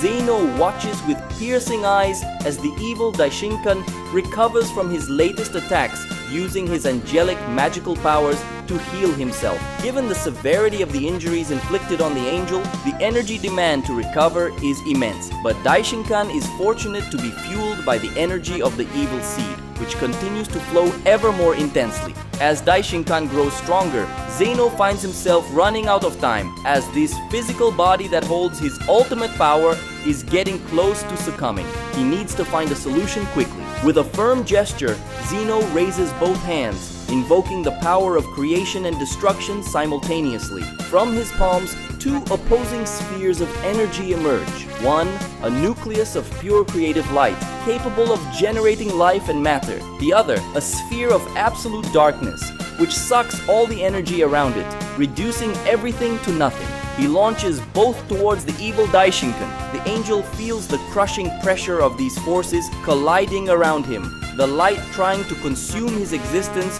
while the darkness threatens to erase his essence. But he doesn't give up. Howling with such effort, he concentrates a barrier of dense and macabre energy, which manages to delay the advance of the spheres long enough for him to dodge, moving with a speed that distorts space itself. Zeno moves at high speed, meeting Daishinkan for the two to clash in an exchange of blows so powerful they make the fabric of reality wobble. With each impact, shockwaves traverse dimensions, distorting entire galaxies and breaking barriers between realities. The evil Daishinkan, sensing the intensity of the combat, resorts to his most fearsome ability. He conjures a cosmic storm of evil energy, a fusion of angelic power with the destructive force of the evil seed. Elemental chaos envelops both combatants in a scenario of complete annihilation. Zeno, even enveloped in the storm, seems unfazed. He extends his hands, and at his command, the chaotic energies of the storm begin to reorganize, bending to his will. With an abrupt movement, Zeno reverses the storm against the evil Daishinkan, amplifying his creative power to transform Daishinkan's own destructive energy into a sea of light that consumes the evil angel. The evil Daishinkan screams in pain, struggling to resist. Evil Daishinkan's body is about to give way, with intense cracks forming at the same time as its extremities begin to turn into dust. However, with the reverberation of Vegito's evil energy throughout the universe, part of this energy, spread throughout the environment, attracts with greater intensity the energy of the evil seed sealed in the benign Daishinkan, causing the cracks in the angel's body to open even wider and leak more power. This power goes straight to the evil Daishinkan, which uses this abrupt discharge he absorbs as fuel to heal and strengthen his body. The father of evil angels emerges from the sea of light with a demonic gleam in his eyes. His energy now tripled. Smiling euphorically, the evil Daishinkan observes that Zeno's body is becoming progressively more unstable. He understands the situation and makes his comments. Your power is too much to bear in this mere physical form, isn't it? The fusion of Zamasu and Chamrus's bodies may be powerful, but the fusion of the powers of creation and destruction has proven to be much more. Merged Zamasu and Chamrus's powers have reached a scale far greater than their bodies. And as a result, the power you contain is greater than your body can handle. I personally didn't expect that the fusion of creation and destruction energy would be so powerful, as the Supreme Kais I met weren't that powerful. However, the power of creation that exists within them can multiply to extraordinary levels when they come into balance with the power of destruction. This is really fascinating. The problem is that Zamasu's body wasn't that strong, so consequently, your body's strength didn't keep up with your increase in power. Who knows? It could have been different if Chamrus had fused with someone as strong as him. In the end, this is good for me. With his health getting worse and worse, the benign Daishinkan tells Zeno that Vegito must be stopped right now, because the more power the corrupted Saiyan releases, the more energy leaks from his body, and the more his evil counterpart is strengthened. The evil Daishinkan says that he obviously won't allow that to happen. Gogeta, enveloped in smoke and debris after receiving the series of blasts from Vegito's dark energy spheres imbued with evil power, emerges staggering, with serious injuries and his aura almost extinguished. Vegito, on the other hand, shows no signs of exhaustion. He is like an unstoppable force, an incarnation of chaos and destruction. With a scream of fury, he charges forward again. Gogeta tries to raise his guard, but it's too late. Vegito hits him with a blow that breaks his defenses completely, throwing him to the ground with a force that makes all of hell shake. Gogeta finds himself in a critical state, his vision blurred and his energy draining quickly. He tries to get up, but his body doesn't respond like it used to. He is being completely overwhelmed by Vegito's demonic fury, who presses him against the ground ready to deliver the final blow. However, Vegito stops everything he is doing when he sees someone arriving. This person is the absolute god of the great universe, Zeno. Both Saiyans are surprised when they see Zeno there, Gogeta asking what happened to Daishinkan. The evil Daishinkan, in a bad mood, faces the new opponent who has just arrived. What? Didn't you expect to see me here, Grandpa? Cell Ultra asks, a teasing smile on his face. Android 21 fully unleashes the intense, blazing ki of Super Saiyan 5, a power she gained thanks to absorbing Bulla. Beside her, Champa Ross also raises his ki to its limit, summoning the power of destruction. But Whis, the angel of destruction, also invokes the power of destruction, determined not to let this group of brats think they can surpass him. Whis laughs at his opponents, declaring that the fusion of two kids and a half-baked android who absorbed a little brat will never be able to defeat him. Android 21 responds that the little brat he mentioned was able to defeat his sister Rum, who was equally proud and bitterly regretted it. Champa Ross adds that the fusion of two kids was powerful enough to force him to resort to the transformation he's using now. Whis becomes irritated by their cheeky replies and assumes a combat stance, ordering them to come at him already. Android 21 and Champa Ross do as he says, charging at him simultaneously to attack. Faced with Gohan's newly revealed power, Nick and Drom are shocked, not expecting this further evolution from the Saiyan. At the same time, they grow angry, as they had believed the battle was already won. Drom charges first, his burning rage blinding him to the danger ahead. He's met with a punch from Gohan, now much faster and more powerful. The impact is devastating. The flames of the evil angel's blazing ki momentarily snuffed out by the overwhelming pressure of the blow and Gohan's energy. Drom is hurled away like a cannonball. Next spins to build up momentum and force, then launches a kick toward the Saiyan with cosmic level impact. However, the blow, into which the angel poured so much power, is stopped by Gohan's arm, who holds the attack without losing his imposing stance. Ironically, despite the attack coming from Ynek, it's him who suffers the damage, with his leg throbbing in pain in the area he used to strike Gohan. Drum, recovering from the earlier hit, tries to counter with a massive fireball, but Gohan simply extends his hand and disperses the flames with a mere gesture. Ynek performs a long-range kick that materializes into an energy slash heading straight for Gohan. The cutting energy strikes his body directly, but it only has enough power to tear through his clothes and cause minimal damage to his skin.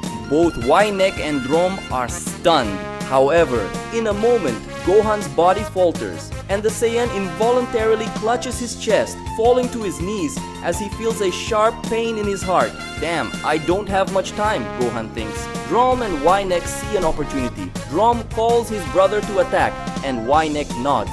They both charge together, ready to land a decisive blow, seizing Gohan's moment of weakness. Unfortunately for them, that moment doesn't last long, and the Saiyan rises with a powerful roar, raising his ki even further. The bluish aura intensifies, the lightning becoming more frequent and more violent, to the point where even the air around him seems electrified. The angels, who just a moment ago were confidently advancing for an attack, now retreat.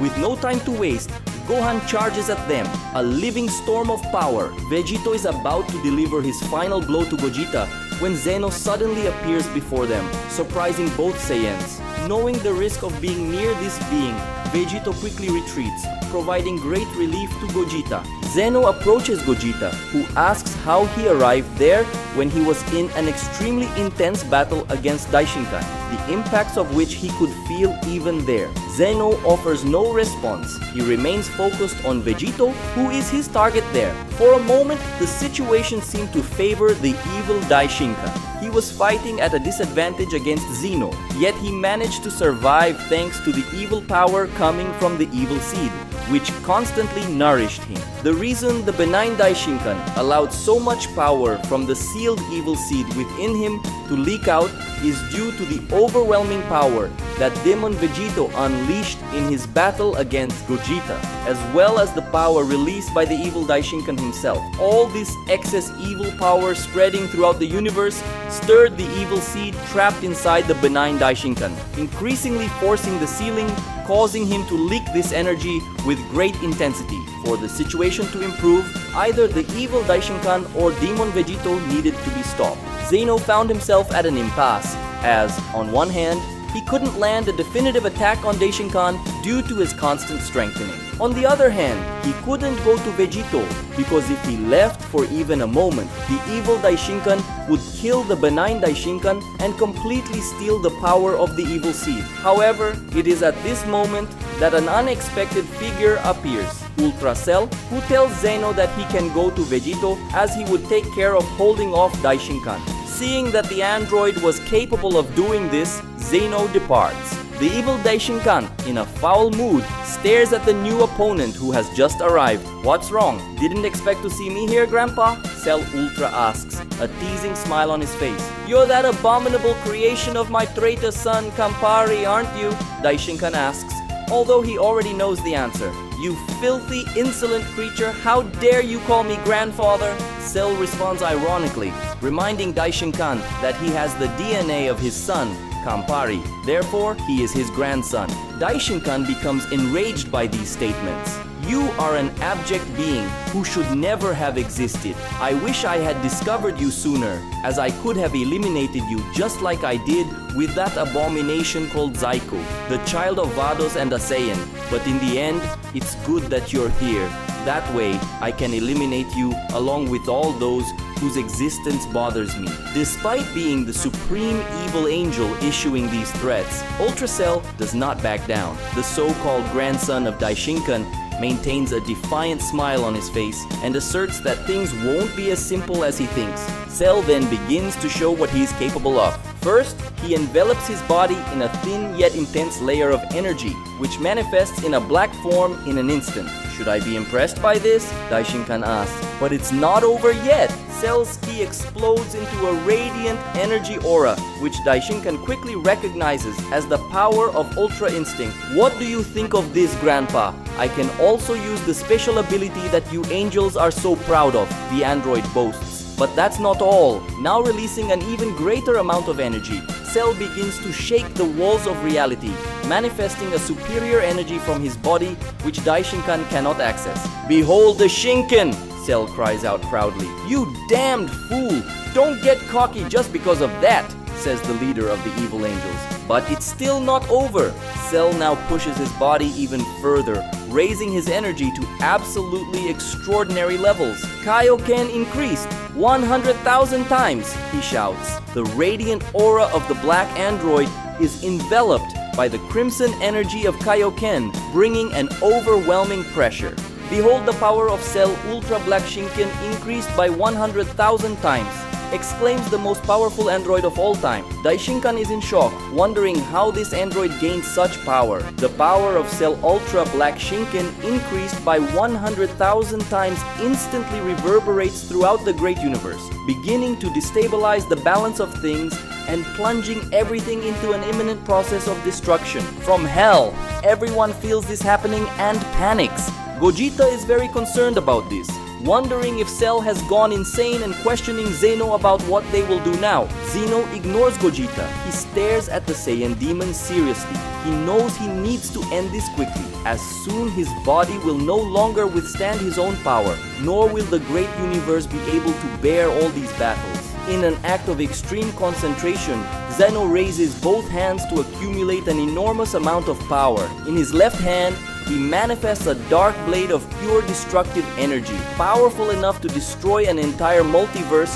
with just a swing. This is called the Omega Blade. In his right hand, a blade of creation energy appears, as radiant as the sun, with the power to create an entire multiverse with just a swing. Its name is Genesis Blade. After this, Zeno combines the two blades, merging them into something that becomes the Absolute Blade, an object of pure destructive and creative energy, emitting a strong radiant glow as well as a dark, ominous energy. When he sees such a weapon being forged to deal with him, even Demon Vegito feels fear. He quickly prepares for it, evoking even more power and forming in his hand his own energy blade, imbued with evil power and strengthened by his Kaioken increased by 200,000 times. Gogeta realizes that this confrontation will be decided in an instant, and his heart fills with tension.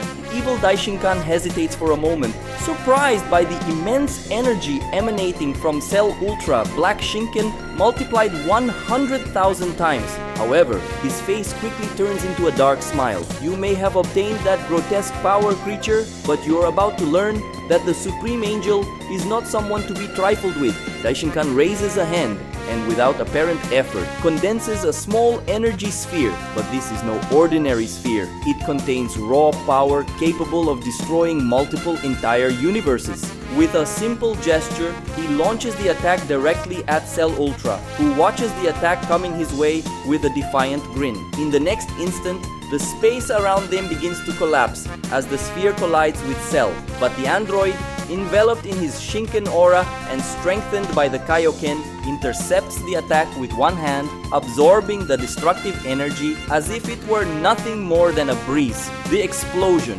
which should have been catastrophic, is muffled by Cell's absurd power, who now presses forward. You're gonna need more than that to beat me, Grandpa, he mocks, firing a ki blast that cuts through the space between them, tearing apart the laws of physics as it heads toward Daishinkan. The leader of the evil angels barely moves, dodging with ease, demonstrating his complete mastery of Ultra Instinct. The cosmic explosions from Cell's attack shatter planets and entire stars in the distance, but Daishinkan is unimpressed, his dark smile unwavering. Without wasting time, the angel counterattacks. Daishinkan unleashes a storm of energy blasts, each one carrying the power to obliterate entire galaxies. However, Cell Ultra seems ready. His aura flickers and solidifies into an impenetrable barrier, reflecting the devastating attacks back into infinity.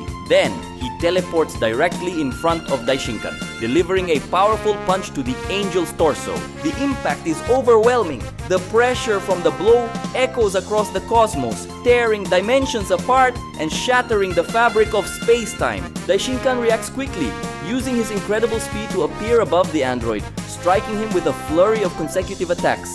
Each punch and kick explodes like supernovas against Cell's body, sending waves of energy through the layers of the great universe. Cell, however, absorbs the impacts, his Kaioken aura flickering with a crimson glow. He grabs one of Daishinkan's wrists and counterattacks, spinning the angel and hurling him with colossal force toward a cluster of planets. And just the force of Daishinkan's collision with one of those planets is enough to destroy all the others around it. To the father of the evil angels, this is nothing. He emerges unscathed from the multiple planetary explosions. Daishinkan smiles at Cell, who smiles back, both making it clear that they're just getting started. From the deepest zones of hell, Gogeta, Zeno, and Vegito feel the impacts of the battle between the most powerful android in history and the supreme evil angel. Gogeta says to Zeno, "The great universe won't withstand all this unchecked power for much longer. We need to do something about it." Zeno says nothing. He merely stares at Vegito, as if the corrupted Saiyan was the only thing that existed at that moment. Whis smiles faintly, watching with disdain as Android 21, in her Super Saiyan 5 form, charges forward with impressive speed. Her silver hair flows like an energetic cascade, and her aura radiates a nearly wild power, mixed with her fury. Behind her, Champeros, with his muscles tensed, prepares a coordinated attack, his hands wrapped in destructive energy. "You think fighting together will give you a chance, huh?" Whis comments casually, effortlessly dodging Android 21's first punch. "So foolish." He finishes the sentence by kicking 21 away. Not in 1,000 years. He catches a straight punch from Champeros, cauterizing the destructive energy surrounding the young fusion's fist with his own destructive energy. "Will I allow insects like you to defeat me?" declares the angel, returning a punch to Champeros, at least 10 times stronger, exploding with destructive power on the young warrior's body and sending him flying. Android 21 charges again, unleashing a frantic sequence of strikes that slice through the air like blades, but none manage to touch the angel. He glides through her movements with the grace of a dance, each dodge seeming more like a casual act than a defensive maneuver. Champeros circles around to attempt an attack from behind, which Whis intercepts by summoning his staff and hitting him hard in the face, pushing him back again. In the next move, Whis quickly points his staff at Android 21 and creates a massive suction force, pulling her toward a dimensional rift that opens right in front of his staff. Knowing she won't be able to resist the gigantic force being exerted by the angel's staff, Android 21 powers up, extends her hands, channeling an enormous amount of ki, and fires a concentrated blast into the dimensional rift, causing it to explode from the inside out, pushing both her and Whis back. Champeros seizes the opening, vanishing in a flash and reappearing next to Whis, trying to land a brutal kick with his foot enveloped in destructive power. Whis is merciless, returning the attack in the form of a punch many times more brutal. Whis' punch and Champeros' kick collide, and Champeros is the one who suffers the worst, his leg exploding from the Angel of Destruction's fist. Champeros retreats, screaming in agony, overwhelmed by excruciating pain. Android 21 is quick to assist, rushing to Champeros' side and detaching part of her body to attach to him and form a new leg. "At least now you won't be legless," she tells him. "Thanks. It doesn't ease the pain, but at least I can keep fighting," he replies.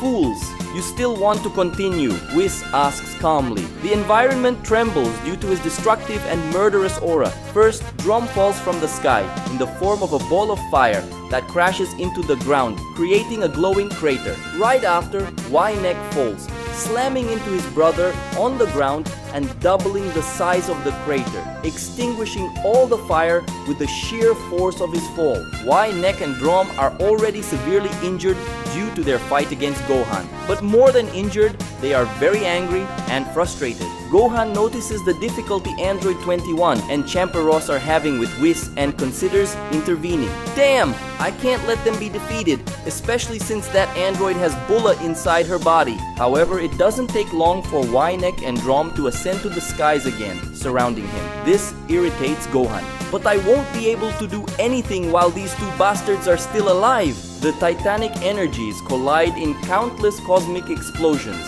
tearing through the great universe as the pressure of the battle between the evil Daishinkan and Cell Ultra Black Shinkan multiplied 100,000 intensifies even further. However, amid the chaos and destruction, a subtle shift begins to occur. Cell gradually starts gaining more ground in the fight.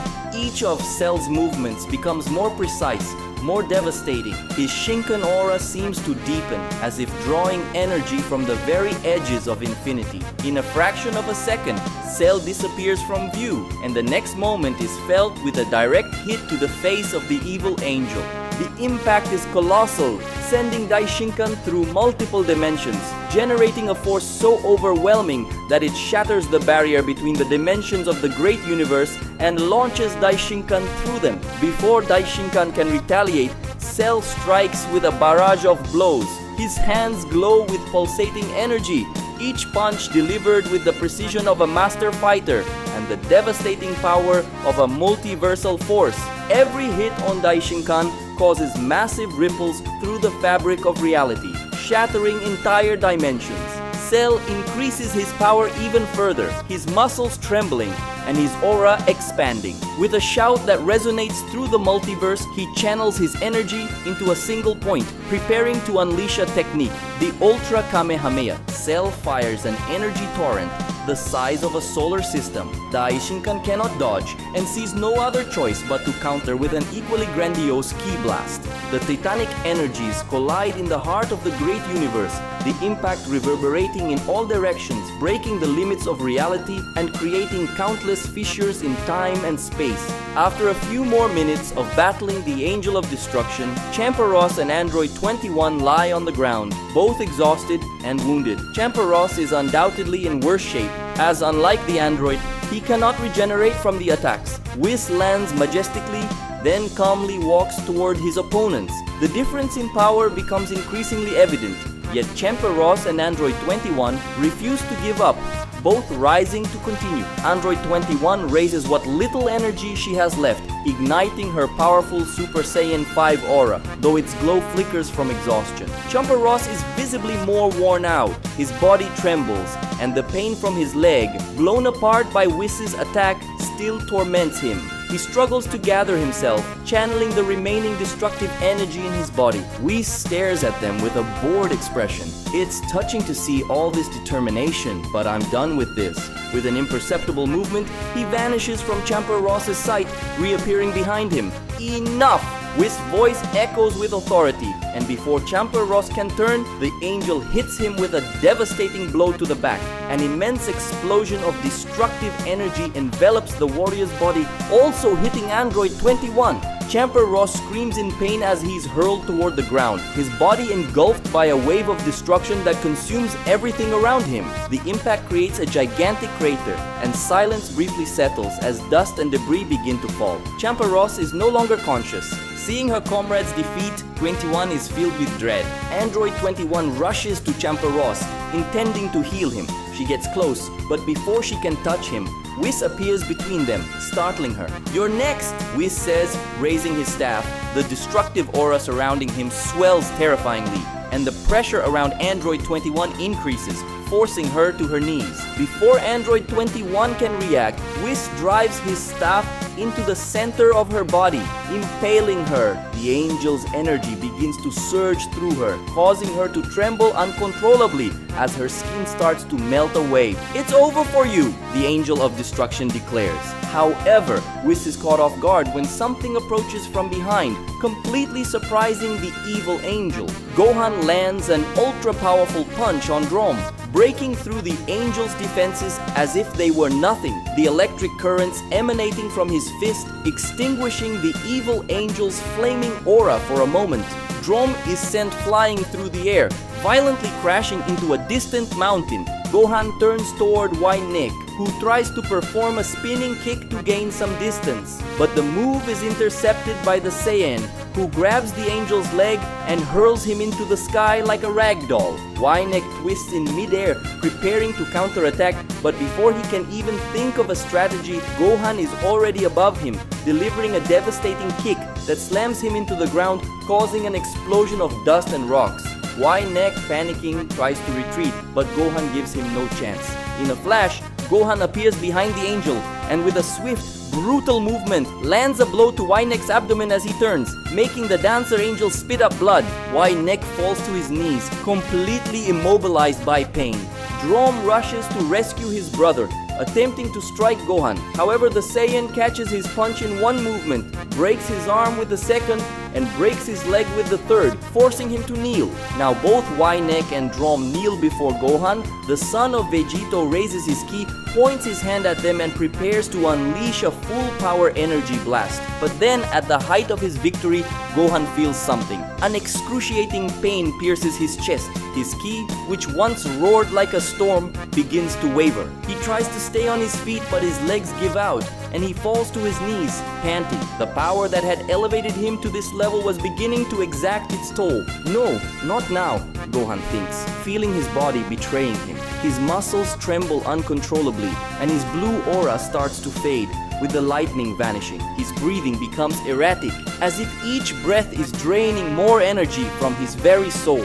Drom, even with his broken leg, notices Gohan's weakness and rises, staggering but with a malicious grin. Looks like your body finally gave out after all that effort. What bad luck, huh? Y-Neck also rises, still dizzy but with renewed hope.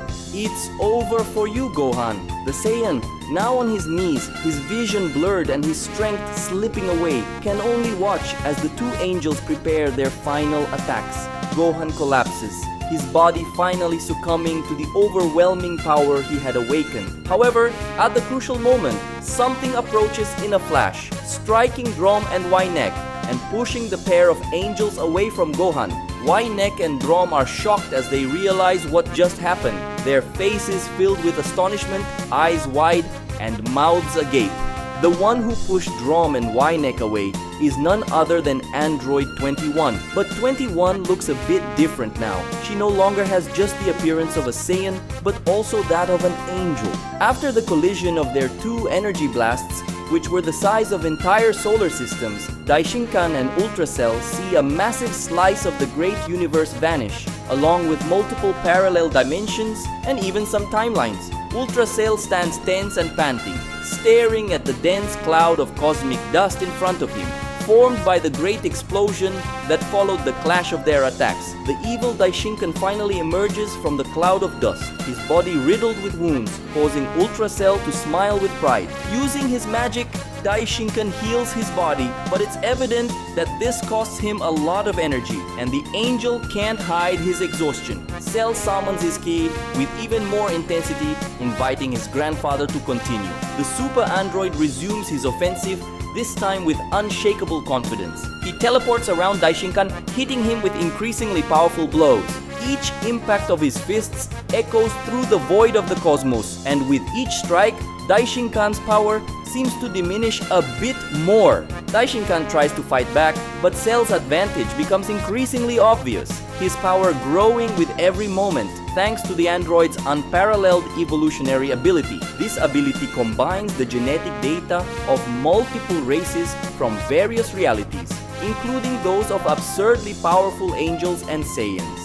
Cell's natural capacity is pushed to extreme levels by Shinken and multiplied thousands of times by Kaioken, making Cell nearly invincible. Cosmic Crushing Fist. With his fist charged with an immense amount of concentrated energy, Cell launches himself at Daishinkan in a lightning-quick movement, landing a direct blow to the chest of the leader of the evil angels, creating an explosion that shatters the barriers and shakes the very foundations of the great universe. Civilizations, planets, stars, solar systems, galaxies, timelines, and entire dimensions are obliterated. With his chest shattered by Cell's hand, the evil Daishinkan stumbles back, uncontrollably spilling blood. From the world of the gods, the benign Daishinkan feels the repercussions of this battle across the great universe and fears the worst. Suddenly, he feels a sharp pain in his body and his eyes widen as blood gushes from his mouth. Seeing the fabric of reality begin to unravel,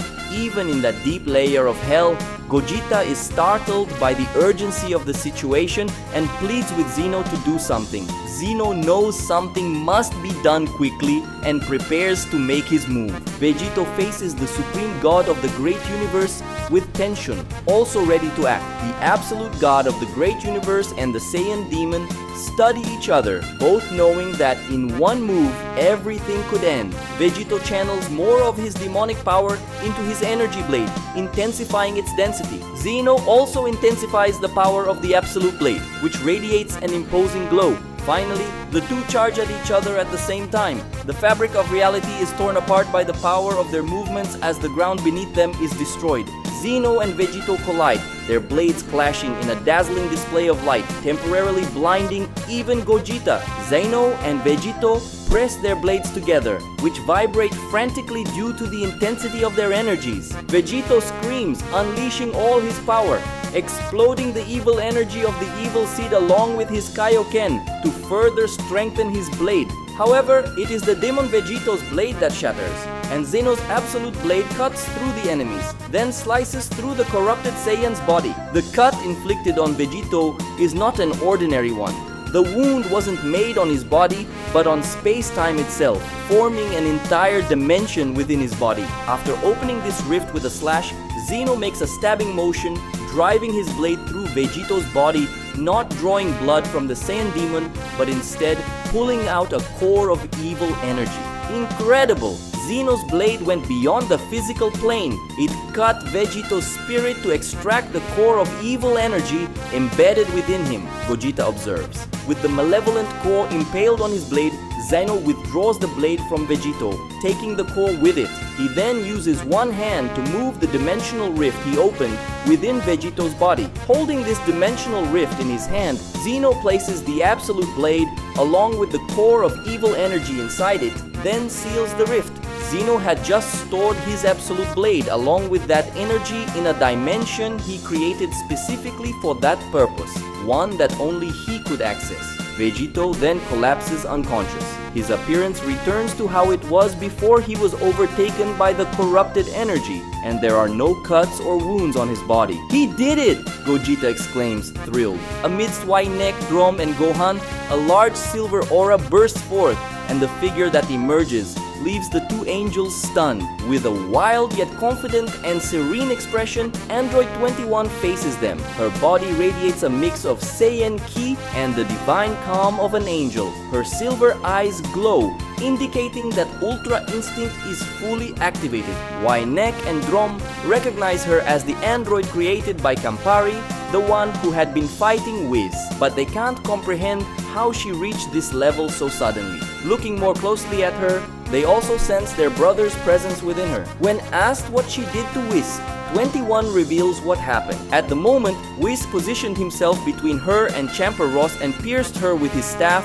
Android 21 made the piece of her body that she had used as a leg for Champer Ross detach from him and leap toward Whis to absorb him. By the time Whis realized the trap, it was too late, and he ended up being absorbed by her. Nek and Drom are furious, but they are also deeply afraid as this android now possesses the powers of one of the most powerful angels, along with her own abilities and those of the Saiyan who defeated Ram. Android 21 tells them that, unfortunately for them, someone inside her cares a lot about Gohan, and as a result, she is inevitably enraged to see him in such a state. Drom, having just used his magic to heal his arm and leg previously broken by Gohan, roars that she will not get away with having swallowed his brother into that filthy body. He shouts this as he hurls a flaming cannonball at 21. With a simple wave of her hand, Android 21 envelops the fireball in a magical aura and then disintegrates it into particles using Whis' Hakai. Before they even realize it, Android 21 appears behind Drom, delivering a direct blow to his back with a precision only Ultra Instinct would allow, along with a brutality only a Saiyan could unleash. 21's strike takes Drom's heart with it, now held in her hand, which has pierced through his chest. Nek attempts to help his brother by launching a fatal kick at 21. His feet charge with enough energy to slice her in two, but she possesses Majin Buu's regenerative abilities and quickly reforms. 21 extends her arm, grabbing Nek's neck with such speed that he can't react, then pulls him toward her, kissing the evil angel. "I'm sure this is the sweetest kiss you've ever received," she says with a mischievous smile, "if you've ever had one at all." As soon as 21 releases, Wyneck, his mouth, followed by the rest of his body, begins transforming into chocolate. While Wyneck is turning into chocolate, 21, still holding Drom's heart, burns it with the fiery energy of Super Saiyan 5, reducing it to ashes. 21 withdraws her arm from Drom's body, letting him collapse to the ground just as Wyneck, now fully transformed into chocolate, falls as well. With an angel fallen on either side, 21 points her hand at both and uses her Hakai to disintegrate their bodies once and for all. "It's over here," she sighs in relief. Android 21 calmly walks over to Gohan, who is still lying on the ground, near death. With a gentle touch, her hand emits a soft pink glow of regenerative energy, healing his wounds. "You can relax now, Bulla. He'll be fine," she says to the Saiyan inside her. Looking up, 21 comments, hopefully. Now there's only one left. After having his chest shattered by Cell, Daishinkan finds himself almost unable to fight, seething with rage at his inferiority to the android. "Damn you! How is it possible that I, the supreme of all angels, am being surpassed by a worthless artificial life form like you?" Cell laughs at his outburst. "Sorry, Gramps, but I am the future. As for you, you are just a proud, outdated relic." Cell begins to gather an extraordinary amount of power, preparing for the final attack. But now it's Daishinkan who starts to laugh. Cell asks him what's so funny and if this is some kind of bluff. Daishinkan replies, "You really didn't notice, did you? You were so excited about subjugating me that you didn't realize a part of me is gone." Cell is shocked to discover that Daishinkan is telling the truth. Indeed, it seems that a portion of his power is missing. "Where do you think I went, android?" The leader of the evil angels asks sarcastically. Understanding the implication, Cell instantly teleports to the world of the gods. When Cell arrives in the world of the gods, he sees the missing part of the evil Daishinkan, his arm piercing through the body of the benign Daishinkan, whose life is clearly near its end. Cell Ultra quickly realizes what happened. The evil Daishinkan created this clone.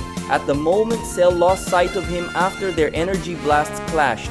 While the evil Daishinkan continued fighting to distract him, this clone had secretly made its way to the world of the gods to kill the benign Daishinkan and release the evil seed from its seal. Since the benign Daishinkan was already extremely weakened from having endured the task of keeping both the evil seed and the evil Daishinkan sealed away for so long, it only took a tiny fraction of the evil Daishinkan's power, in clone form, to deal a fatal blow. "I'm sorry, I held on as long as I could," the benign Daishinkan says, before the light in his eyes finally fades.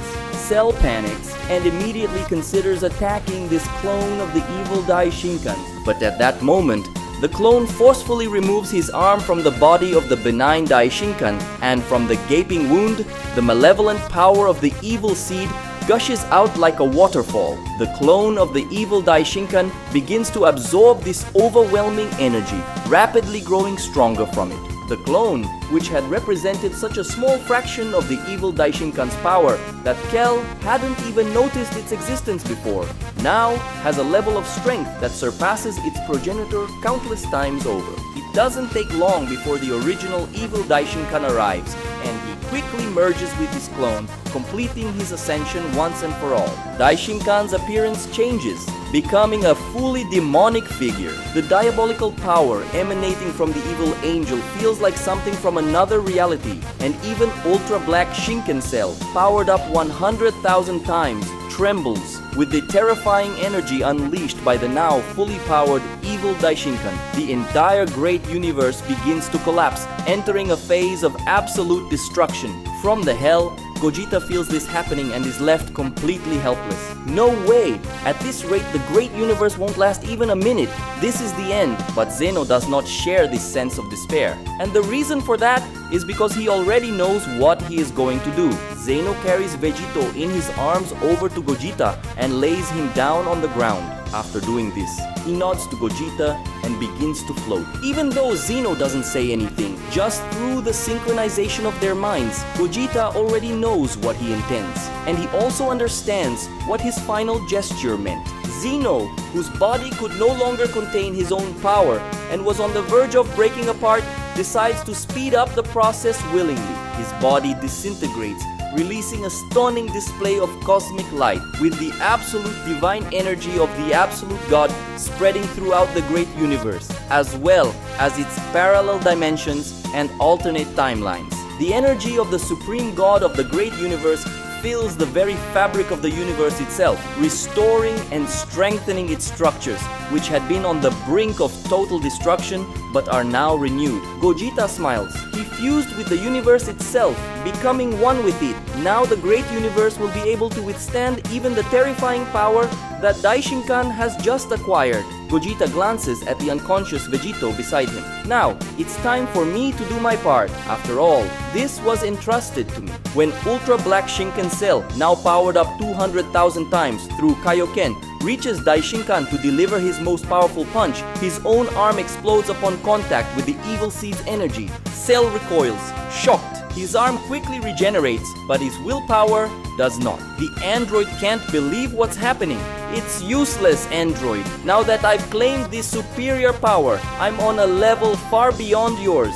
I now belong to another dimension, and you can no longer reach me. Cell, furious, prepares for another attack, but with a simple gesture, as the Shinkan points his hand at him, the android is completely paralyzed. You don't understand what I mean, do you? Let me show you. Grabbing Cell's body with one hand, Daishinkan snaps his fingers with the other. Instantly, Cell's legs explode. Then, with another snap, Cell's arms explode as well. Cell screams in agony, and Daishinkan laughs maniacally. You've realized just how vast the difference in our powers is, haven't you? I've ascended to a higher stage. Nothing any of you in this reality can do will hurt me. I am undefeated. Suddenly, Daishinkan's head explodes. Cell is utterly dumbfounded, unable to comprehend what just happened, as the evil angel's blood splatters across his face. Only after a few seconds does the android notice the presence of someone standing behind the now headless Daishinkan, facing away from him. Seeing this figure, Chell feels something he can't explain. It's a sensation that doesn't even seem to exist. Who are you? The android asks, struggling to force the words from his throat. The mysterious figure turns around. Me! I am the fusion of Gogeta and Vegito. You can call me Gogeta. Cell is completely shocked to learn that Gogeta and Vegito managed to fuse, and even more astonished by the result of this fusion, which exudes a power so immense that Cell feels as if Gogeta is on another level entirely. It is as though Cell cannot even touch him, despite standing right in front of him. Before he can ask or say anything else to Gogeta, Cell notices something strange. The blood splattered from Daishinkan, which had been dripping down his face, begins to move, as does the rest of the blood sprayed around the area. In a stunning turn of events, the blood gathers itself to form a new head for Daishinkan, who now stands fully restored from the last attack. Though his body is healed, the Daishinkan's mood is not.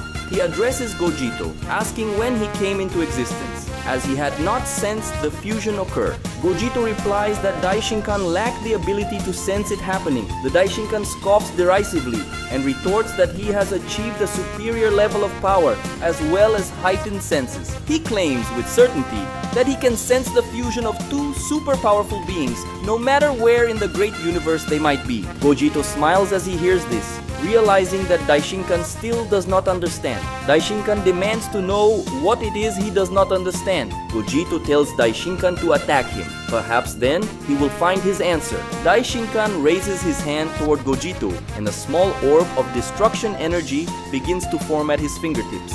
Despite its tiny size, the orb pulses with unfathomable power. Cell, observing from the side, feels the heavy air and the invisible pressure emanating from the orb, fully grasping the magnitude of what stands before them. Within that sphere resides vast and absolute power, a destructive essence capable of annihilating the great universe multiple times over, erasing every trace of existence without leaving a shred behind.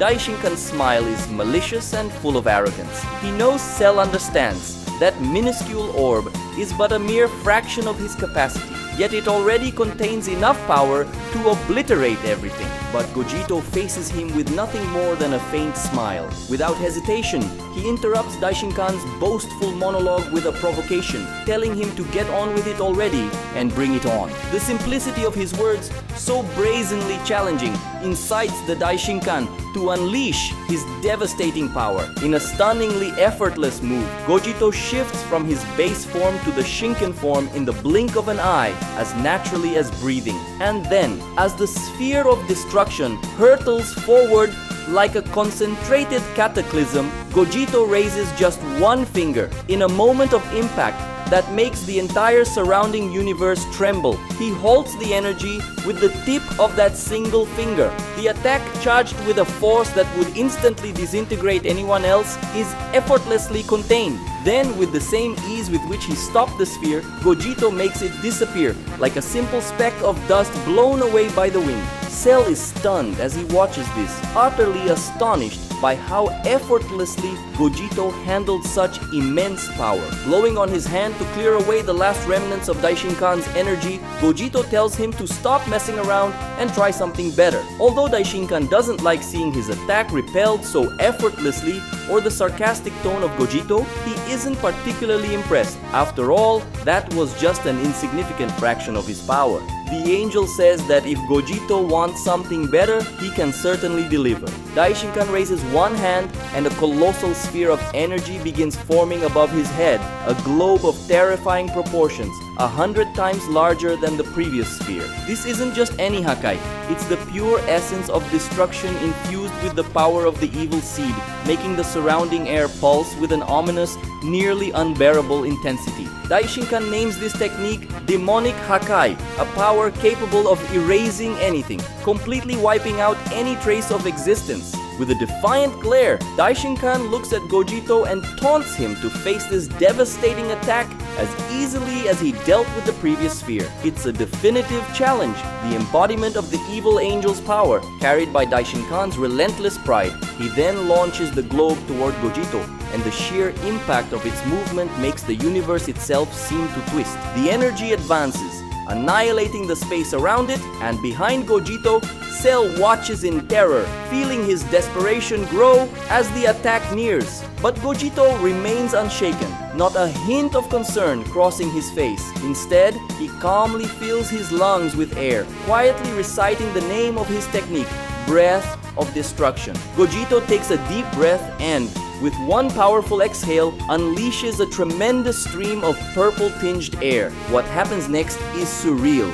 The air released by Gogito hits the demonic globe, and upon contact, the demonic Hakai begins to disintegrate into purple particles, completely unraveling before Gogito's casual breath. The massive sphere of demonic energy from the father of evil angels is obliterated, reduced to nothing by a single, effortless act from Gogito. But the breath doesn't stop at the energy globe. It reaches Daishinkan too. With nothing but the force of Gogito's lungs, the angel's skin, muscles, and organs are torn from his body in tiny flakes, leaving only the skeleton of the evil angel. Cell Ultra can't believe what he's seeing, asking how something like this is even possible. Gogito tells Daishinkan that obviously this wouldn't be enough to kill him and asks him to pull himself together. In the next instant, Daishinkan does exactly that, with all the dust scattered by Gogito's breath returning to reform the body of the father of evil angels. He regenerates fully using an ability he calls Hakai Reversion, a power that allows him to undo the destruction caused by the Hakai.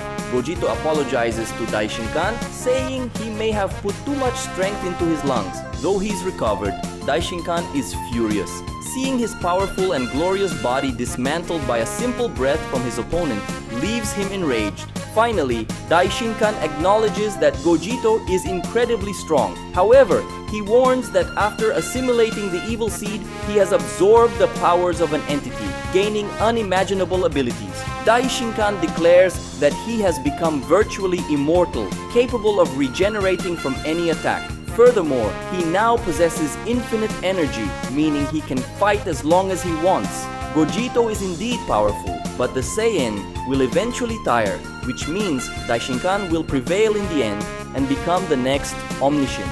Cell grows curious upon hearing this word and asks what omniscient means. Gogito doesn't answer Sei's question. Instead, he responds to Daishinkan's statements, saying that Daishinkan won't be able to become the next omniscient, at least not in this omniverse. When Gogito says this, Daishinkan is taken aback. He asks how Gogito knows what an omniscient is, and why he's saying Daishinkan can't become the omniscient of this omniverse. Gogito says it's understandable that Daishinkan doesn't know what's happening, as he hasn't shared the news yet. Turning his back to Daishinkan, Gogito reveals something written on the back of his outfit, the word omniscient. At that moment, Daishinkan is left speechless, asking what's going on. Turning back to face the evil angel and offering a gentlemanly handshake, Gogito says he is the newest omniscient, responsible for this omniverse. He can be called Omni Gogito. Hearing this, Daishinkan is utterly shocked. Daishinkan becomes extremely irritated when he hears Gogito,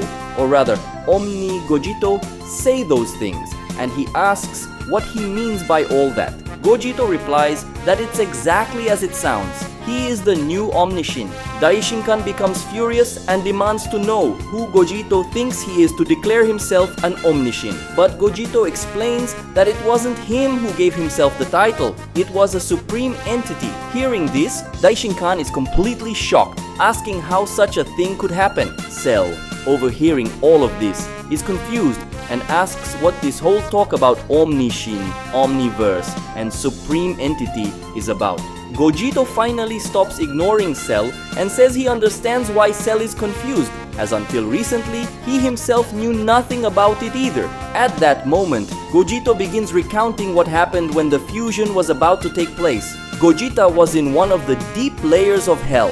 Xeno had just merged with the great universe to prevent its destruction, leaving the recently defeated Vegito in Gogeta's care so they could perform the fusion. At that moment, Android 21, who had absorbed Bulla and the evil Whis, arrives, reporting that all the evil angels and their servants had been defeated except for their leader, Daishinkan. By this point, they could already sense that Daishinkan's powers had drastically increased and Cell Ultra wouldn't be able to defeat him. Android 21 asks how Gogeta is doing. He responds that his energy is nearly depleted, and as for Vegito, it seems his body and spirit were severely affected by the evil power of the evil seed. Even though Zeno had removed the core of malicious energy from Vegito's body, he still hadn't recovered. Android 21 says she can fix that. She summons Whis' angelic staff and, extending it toward them, fully restores both Gogeta and Vegito. Gogeta thanks her, saying he could have done it himself if he weren't so drained. Android 21 urges them to hurry, because if Cell Ultra loses, Daishinkan will appear in a fraction of a second to finish them off. After being completely revitalized and brought back by Android 21, Vegito wakes up. He doesn't remember anything that happened, and Gogeta tells him there's no time to explain. They need to fuse immediately. Vegito hesitates slightly since they don't know what kind of consequences this fusion might bring, given that they belong to different realities with vastly different natural fusion rules. However, Vegito quickly realizes the gravity of the situation and agrees. Gogeta quickly teaches Vegito the Metamoran fusion dance, and they perform the fusion. But something very strange happens when they fuse. The first place Gogeta finds himself isn't the world they were in, but rather a completely different place. Gogeta is in a vast, empty space that is curiously unlike the vacuum of space found in the common universe. This empty place seems truly infinite, a space where he feels he couldn't move, even if he traveled at full speed for billions of years. Gogeta can only describe his feelings about this place as a higher plane. Suddenly, a strong light shines before Gogeta and an enormous figure appears, but the figure is not enormous only because of its size. Its presence alone fills Gogeta with a sense of inferiority he never thought he'd feel. When Gogeta asks who this being is, a piercing voice emanates from him, penetrating Gogeta's body and making him tremble. Without any explanation, he finds himself kneeling before this voice. Gogeta asks what's happening, insisting he would never kneel to anyone. The mysterious being chuckles at this and responds that in this plane, before someone like him, there simply is no ability for a lesser being like Gogeta to decide otherwise. Gogeta asks who he is and what he wants. The mysterious being replies that he has been given many names, but the one he likes most is Perpetuous, so Gogito may call him that. However, Gogito may also refer to him by his role, the Lord of Order and Balance. Gogito asks what that means and whether Perpetuous is some kind of god. Perpetuous laughs at this question and says that to call him something so lowly is almost an insult. He is not a god, he is far beyond that. Gods answer to the laws of life and death as well as the laws of time. He answers to none of these, he is above them all. Perpetuous explains that he is one of the supreme entities, one of the beings that govern all infinity. Gogito asks what Perpetuous wants with him and complains that he doesn't have time for this, he needs to get back to where he was to defeat Daishinkan. Perpetuous tells Gogito that he clearly wasn't paying attention to what was just said. He had already explained that he is not bound by the laws of time. Therefore, the time Gogito thinks he's losing means nothing to him. Perpetuous explains that he froze time in that reality to bring Gogito to him, and it will remain that way for as long as he wishes. Gogito then asks what Perpetuous wants with him. Perpetuous reveals that Gogeta and Vegito's actions, as well as the power achieved by Gogito, have made him worthy of becoming the next Omniscient. Gogito demands to know what the hell an Omniscient is. Perpetuous explains that Goku, Vegeta, and Gogeta have recently begun experiencing something completely new to them, traveling between multiple dimensions, crossing into parallel realities they had never even dreamed existed. He elaborates that, so far, all Goku, Vegeta, and Gogeta have done is traverse the Omniverse, a collection of countless variations of realities, each containing its own multitude of timelines. The reality of Sun Wukong, Cumber's reality, and the Great Universe's reality are just a few examples of the many that exist within a single omniverse. And an omniverse is just one among many. Perpetuous notes that Gogito is already familiar with the concepts of a Kaioshin and a Hakaishin, deities responsible for a single universe, each containing their own set of planets and so forth. On a larger scale, the Omniverse is like a universe, and the Omniscient is the deity responsible for overseeing it.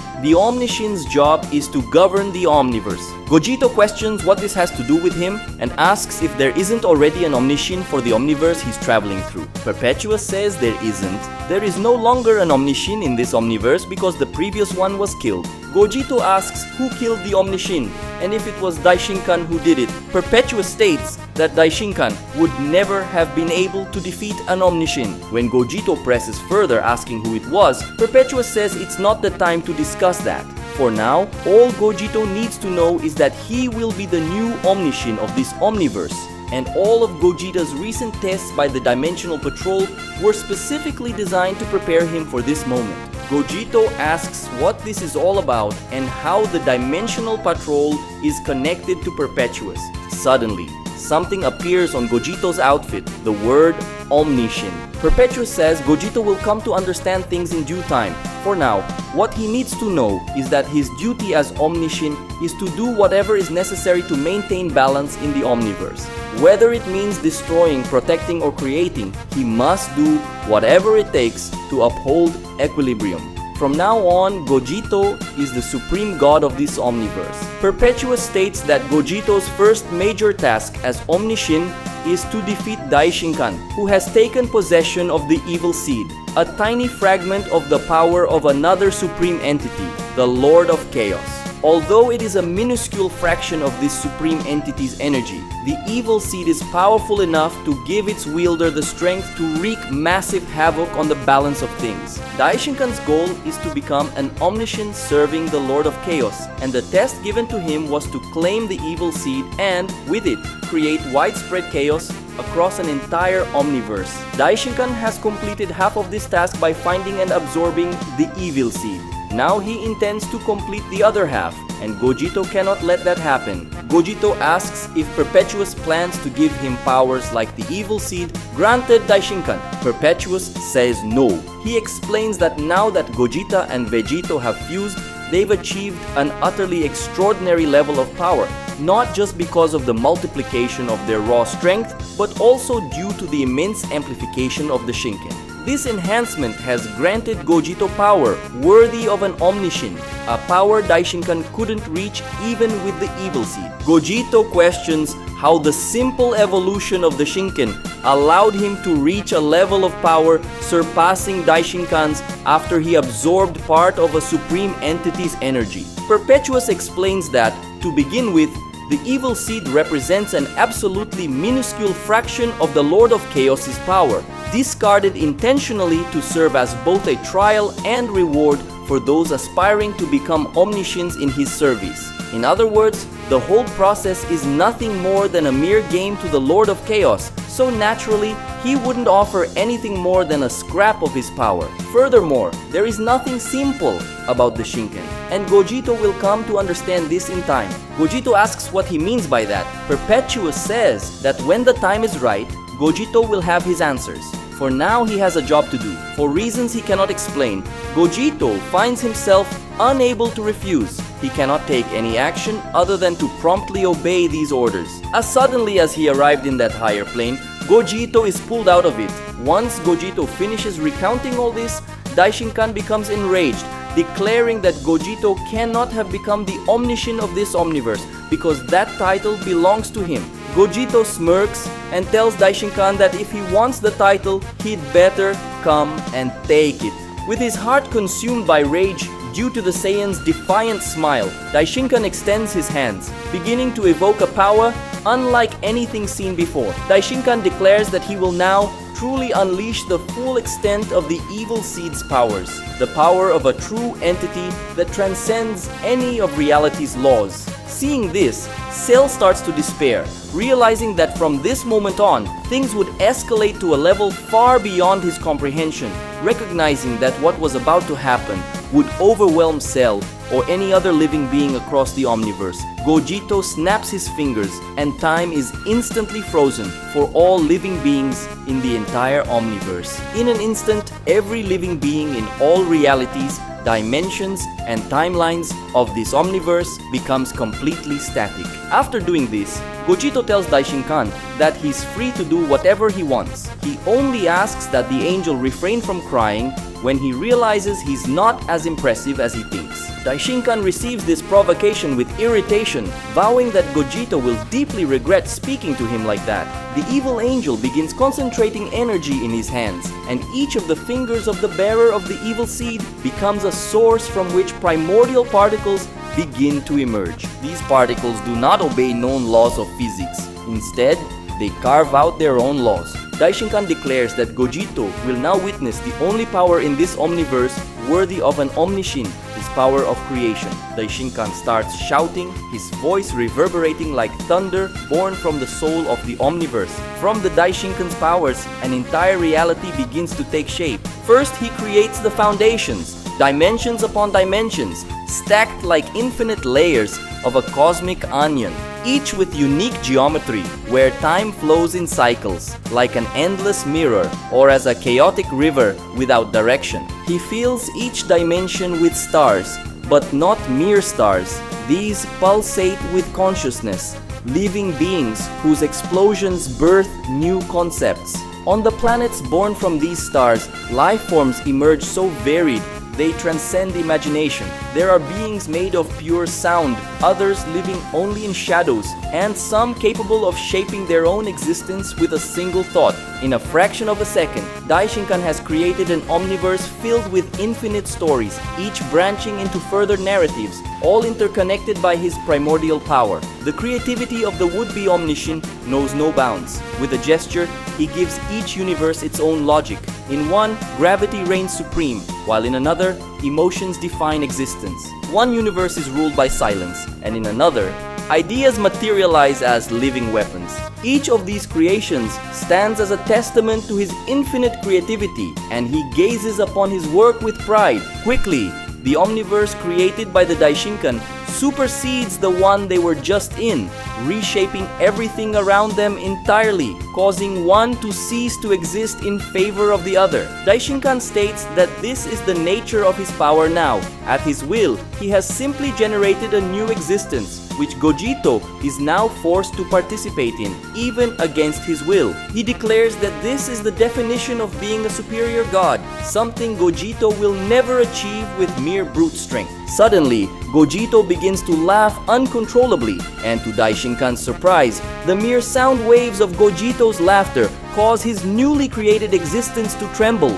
Daishinkan extends his hands to stabilize the situation, exclaiming that this is absurd, insisting that Gogeta could never destroy his creation. But Gogeta, raising his hand casually, says that he doesn't need to destroy what Daishinkan has made. He has simply decided not to allow it to exist. And so, in the blink of an eye, everything Daishinkan had created begins to disappear, not as something destroyed, but as something that was never created at all. Stars fade without a trace, planets vanish without explosions, and even the memories of the creations dissolve. It's as if Gogeta rejects the very idea that it could exist, making the omniverse created by Daishinkan disappear like an erased memory, bringing the old omniverse back as if it had never left. Daishinkan cannot believe what has just happened and asks how this is possible. Gogeta starts laughing in the Daishinkan's face, saying that for someone who wants to act superior, he's coming across as a colossal fool. Daishinkan declares that Gogeta will regret those words. The father of evil angels raises his hand, and the fabric of reality around them begins to fold. Distant planets and galaxies shimmer like reflections on a disturbed lake. Entire timelines break into fragments and are sucked into nothingness. Daishinkan states that he now possesses the power to simply deny the existence of anything that challenges him, and this is something Gogeta won't escape. The void around them begins to expand. Every fragment of reality within an astronomical radius vanishes. Daishinkan continues to speak while fixing his gaze on Gogeta. He explains that he doesn't merely alter or destroy, he erases. He can erase Gogeta's existence, his history, and any trace of what he ever was.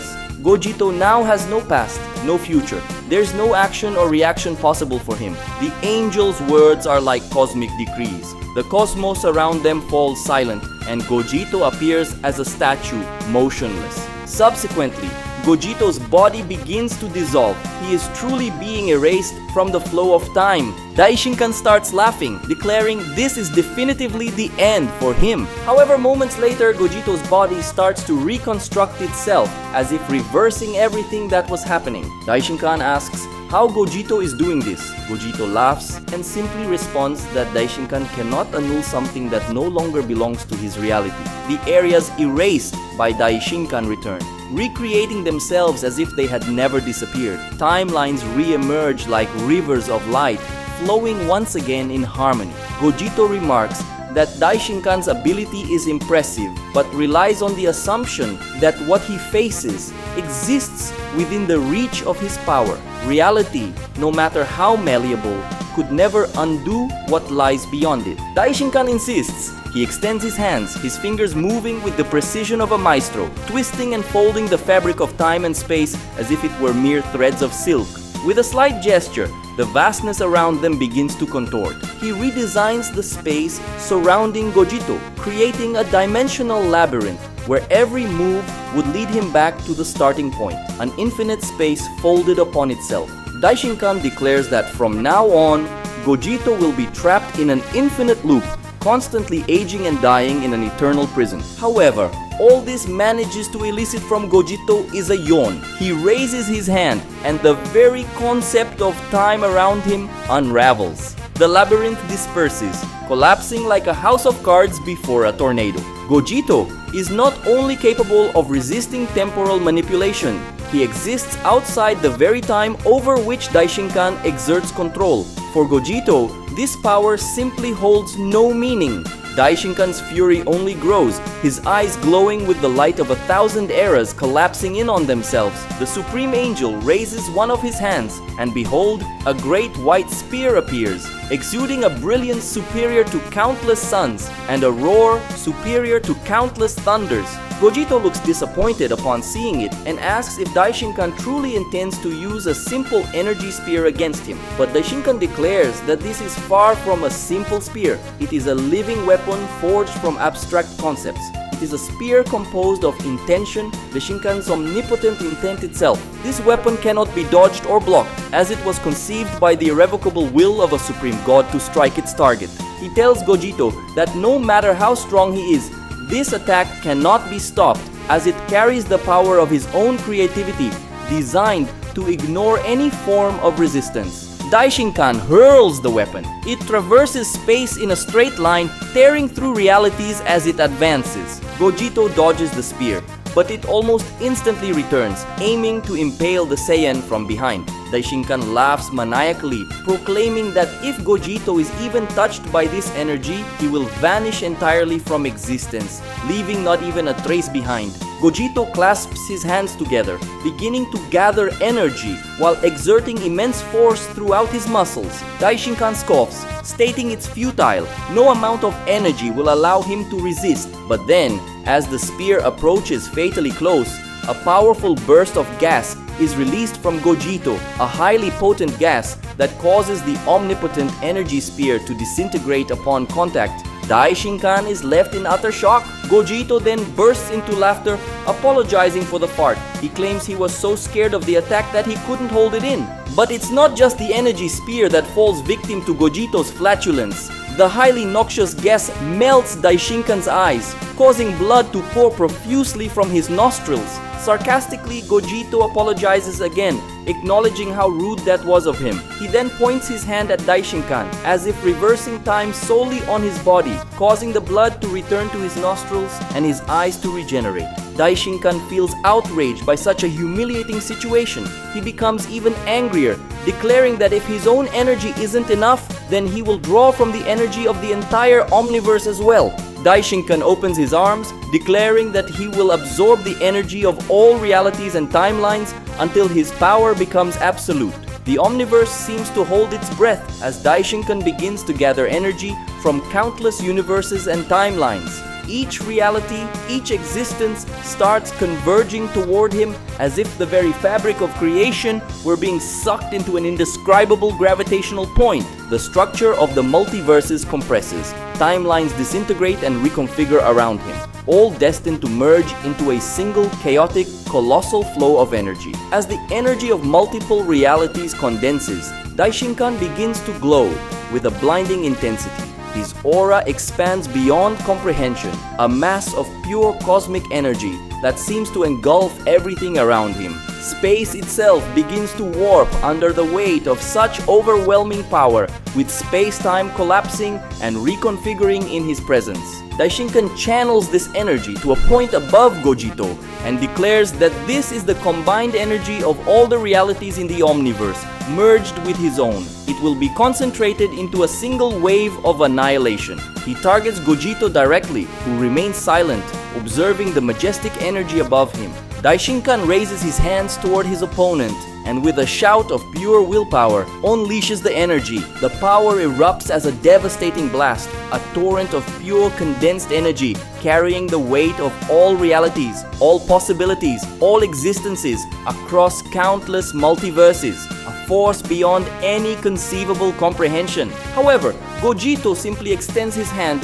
toward the multiversal level energy surging toward him. Suddenly, the colossal beam begins to compress and mold itself, shrinking until it rests in Gogeta's palm as a sphere no larger than a marble. Next, Gogeta transforms this tiny sphere of energy, once the combined power of the entire omniverse, into a chocolate candy and eats it. He finishes with a burp.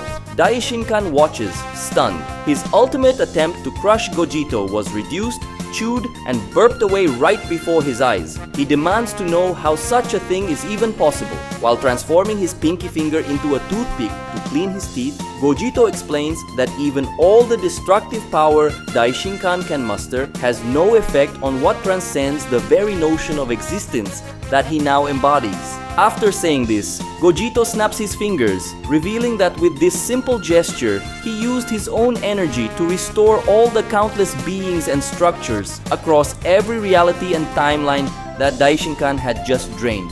To him, It's as simple as a snap. Daishinkan begins to tremble, his heart pounding faster with every moment. He wonders what to do, how to escape this situation. In that moment, Daishinkan has an idea.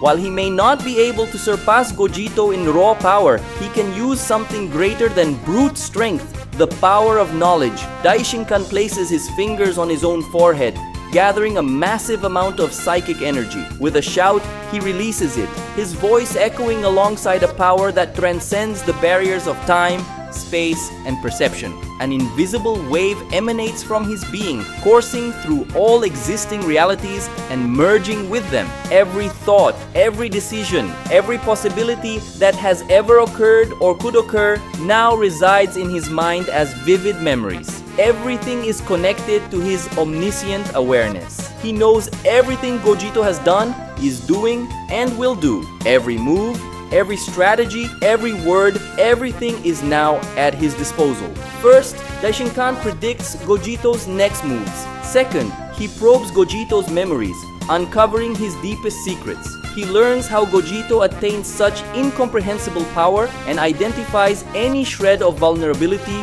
that might exist. Daishinkan declares that while Gogeta is powerful, anything that can be known is at his mercy. Fate, the secrets of his essence, even the paths he will take, all lie within the Daishinkan's grasp. Confident, he advances. He has already planned the outcome of this battle in billions of possible scenarios, and in every one, he emerges victorious. There are no gaps, no chances for error. Full of conviction, Daishinkan proclaims that Gogeta has already lost. But before Daishinkan can act or even comprehend what is happening, the threads of fate he had foreseen begin to twist. Scenarios he was certain would unfold dissolve like sand scattered by the wind. What was once a clear path becomes a maze of uncertainty. Daishinkan demands to know what's happening, his mind flooded with contradictions. Gogeta tells him he's an idiot if he thinks that knowing everything that happens is the same as understanding it. He explains that Daishinkan's omniscience is limited to what exists within his reach, and the problem is that Gogeta is beyond anything the angel can comprehend. At that moment, Daishinkan realizes that Gogeta is a singularity outside the rules of existence. He isn't bound by the concept of possibilities. Gogeta isn't someone who fits into predictions. He nullifies them by his very nature. In an instant, Gogeta dismantles the entire web of information Daishinkan had acquired. The absolute knowledge that once seemed like an invincible weapon evaporates, leaving the most powerful angel in history in stunned silence. Daishinkan bites his lip and clenches his fists, his frustration boundless. But then, a final idea occurs to him, a last resort. He may not have the power to defeat Gogeta, but there is one thing he can do: prevent Gogeta from ever being born. As Daishinkan executes a teleportation technique, it becomes clear that this is no ordinary teleportation. Instead of merely traveling from one place to another, he shifts through time itself, and not just that. He traverses between realities, arriving in the original universe of Goku and Vegeta. Daishinkan teleports to Son Gohan's house on Mount Paozu, at a time when Goku was still a child, just about to begin training with his grandfather, Gohan. Destiny was on the verge of being rewritten. As Daishinkan raises his hand to obliterate the young Goku with a blast of energy, his arm is suddenly stopped. Someone grips it tightly. It's Gogeta! Daishinkan freezes, his eyes narrowing in disbelief. Gogeta stands there, smiling enigmatically, as though he'd anticipated everything. "That was a good idea," Gogeta remarks, "but it's not happening." Daishinkan quickly retreats, demanding to know how Gogeta managed to follow him through a teleportation technique that surpasses the boundaries of the omniverse and time itself. Gogeta responds that he can do this in several ways. First, he can see through Daishinkan's intentions and read his mind. Second, his ability to track someone's presence now transcends the barriers of multiple realities and time. And third, he can probe any moment he wants from the past, present, and future. Daishinkan retorts, vowing that Gogeta will not stop him. He swears to kill Goku or Vegeta, no matter what it takes. At that moment, Daishinkan creates millions of clones of himself, each traveling to various points in time, generating countless timelines in the process. One clone appears during Goku's battle with Pilaf and his minions, aiming to eliminate the young Saiyan with a single strike, but Gogeta stops him. Another clone appears at the moment of Vegeta's birth, as the Saiyan Prince rests in an incubator designed to measure his power. But before Daishinkan can destroy Vegeta, Gogeta intercepts him again. Yet another clone manifests during Goku's fight against General Blue of the Red Ribbon Army. The clone appears in the middle of the battle, but once again, Gogeta arrives, moving faster than the eye can follow, and obliterates the clone with a mere glance. Another clone emerges during Goku and Vegeta's first battle on Earth, intending to kill both Saiyans simultaneously. Yet, once more, Gogeta prevents the interference. Gogeta says that every time Daishinkan tries to interfere with his birth, he will be there. You thought I was joking! His voice resonates as he nullifies the Daishinkan's countless attempts to alter the timeline. After countless attempts by all his clones, Daishinkan finally finds himself exhausted. Not exhausted because of physical exhaustion, but because of the constant frustration of seeing all your attempts being overwhelmed. Finally, he admits that Gogeta is beyond all possibilities. His confidence falters, his resolve shatters, but this momentary despair transforms into a searing, relentless fury. Daishinkan channels the full power of the evil seed, manifesting it as a colossal being of darkness. The entity grows so massive that entire realities appear as mere specks in its presence. Daishinkan says that if he can't destroy Gogeta, at least he will destroy this entire omniverse once and for all. If he's not going to be the omniscient of this omniverse, no one will. Realizing Daishinkan's intent to end everything, Gogeta decides it's time to end the battle. He says he could do it in a simple way, but given all Daishinkan's effort and everything he and his sons put Gogeta and Vegito through, Gogeta decides he deserves a more memorable finishing blow. Gogeta begins to fly, moving at impossible speeds, slicing through countless dimensions and realities. As he accelerates, his energy grows exponentially. Time itself warps and fractures around him, but Gogeta remains unfazed, the calm epicenter of universal chaos and order. Each crossing between dimensions amplifies Gogeta's power. His speed and strength become cataclysmic,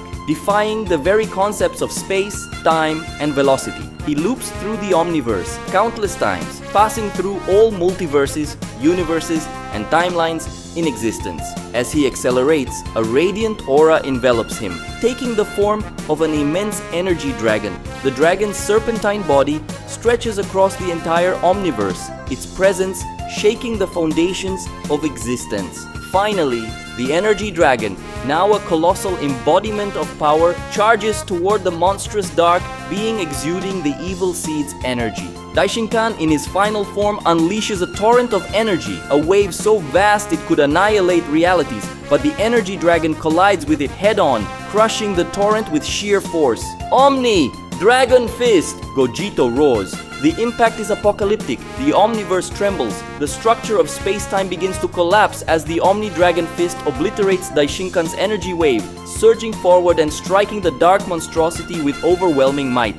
The dragon pierces through Daishinkan's final form, erasing his essence from existence. He tries to resist, to regenerate, but every attempt is negated by Gogeta's mere presence. Daishinkan, once the mightiest angel, is reduced to nothingness, completely obliterated by a power far beyond his comprehension. As the legendary battle comes to an end, the supreme evil angel is finally defeated. But what will become of the great universe and the entire omniverse now? And what will be Gogeta's fate after this battle and all these revelations? Find out in the next episodes of Dragon Ball Shinken.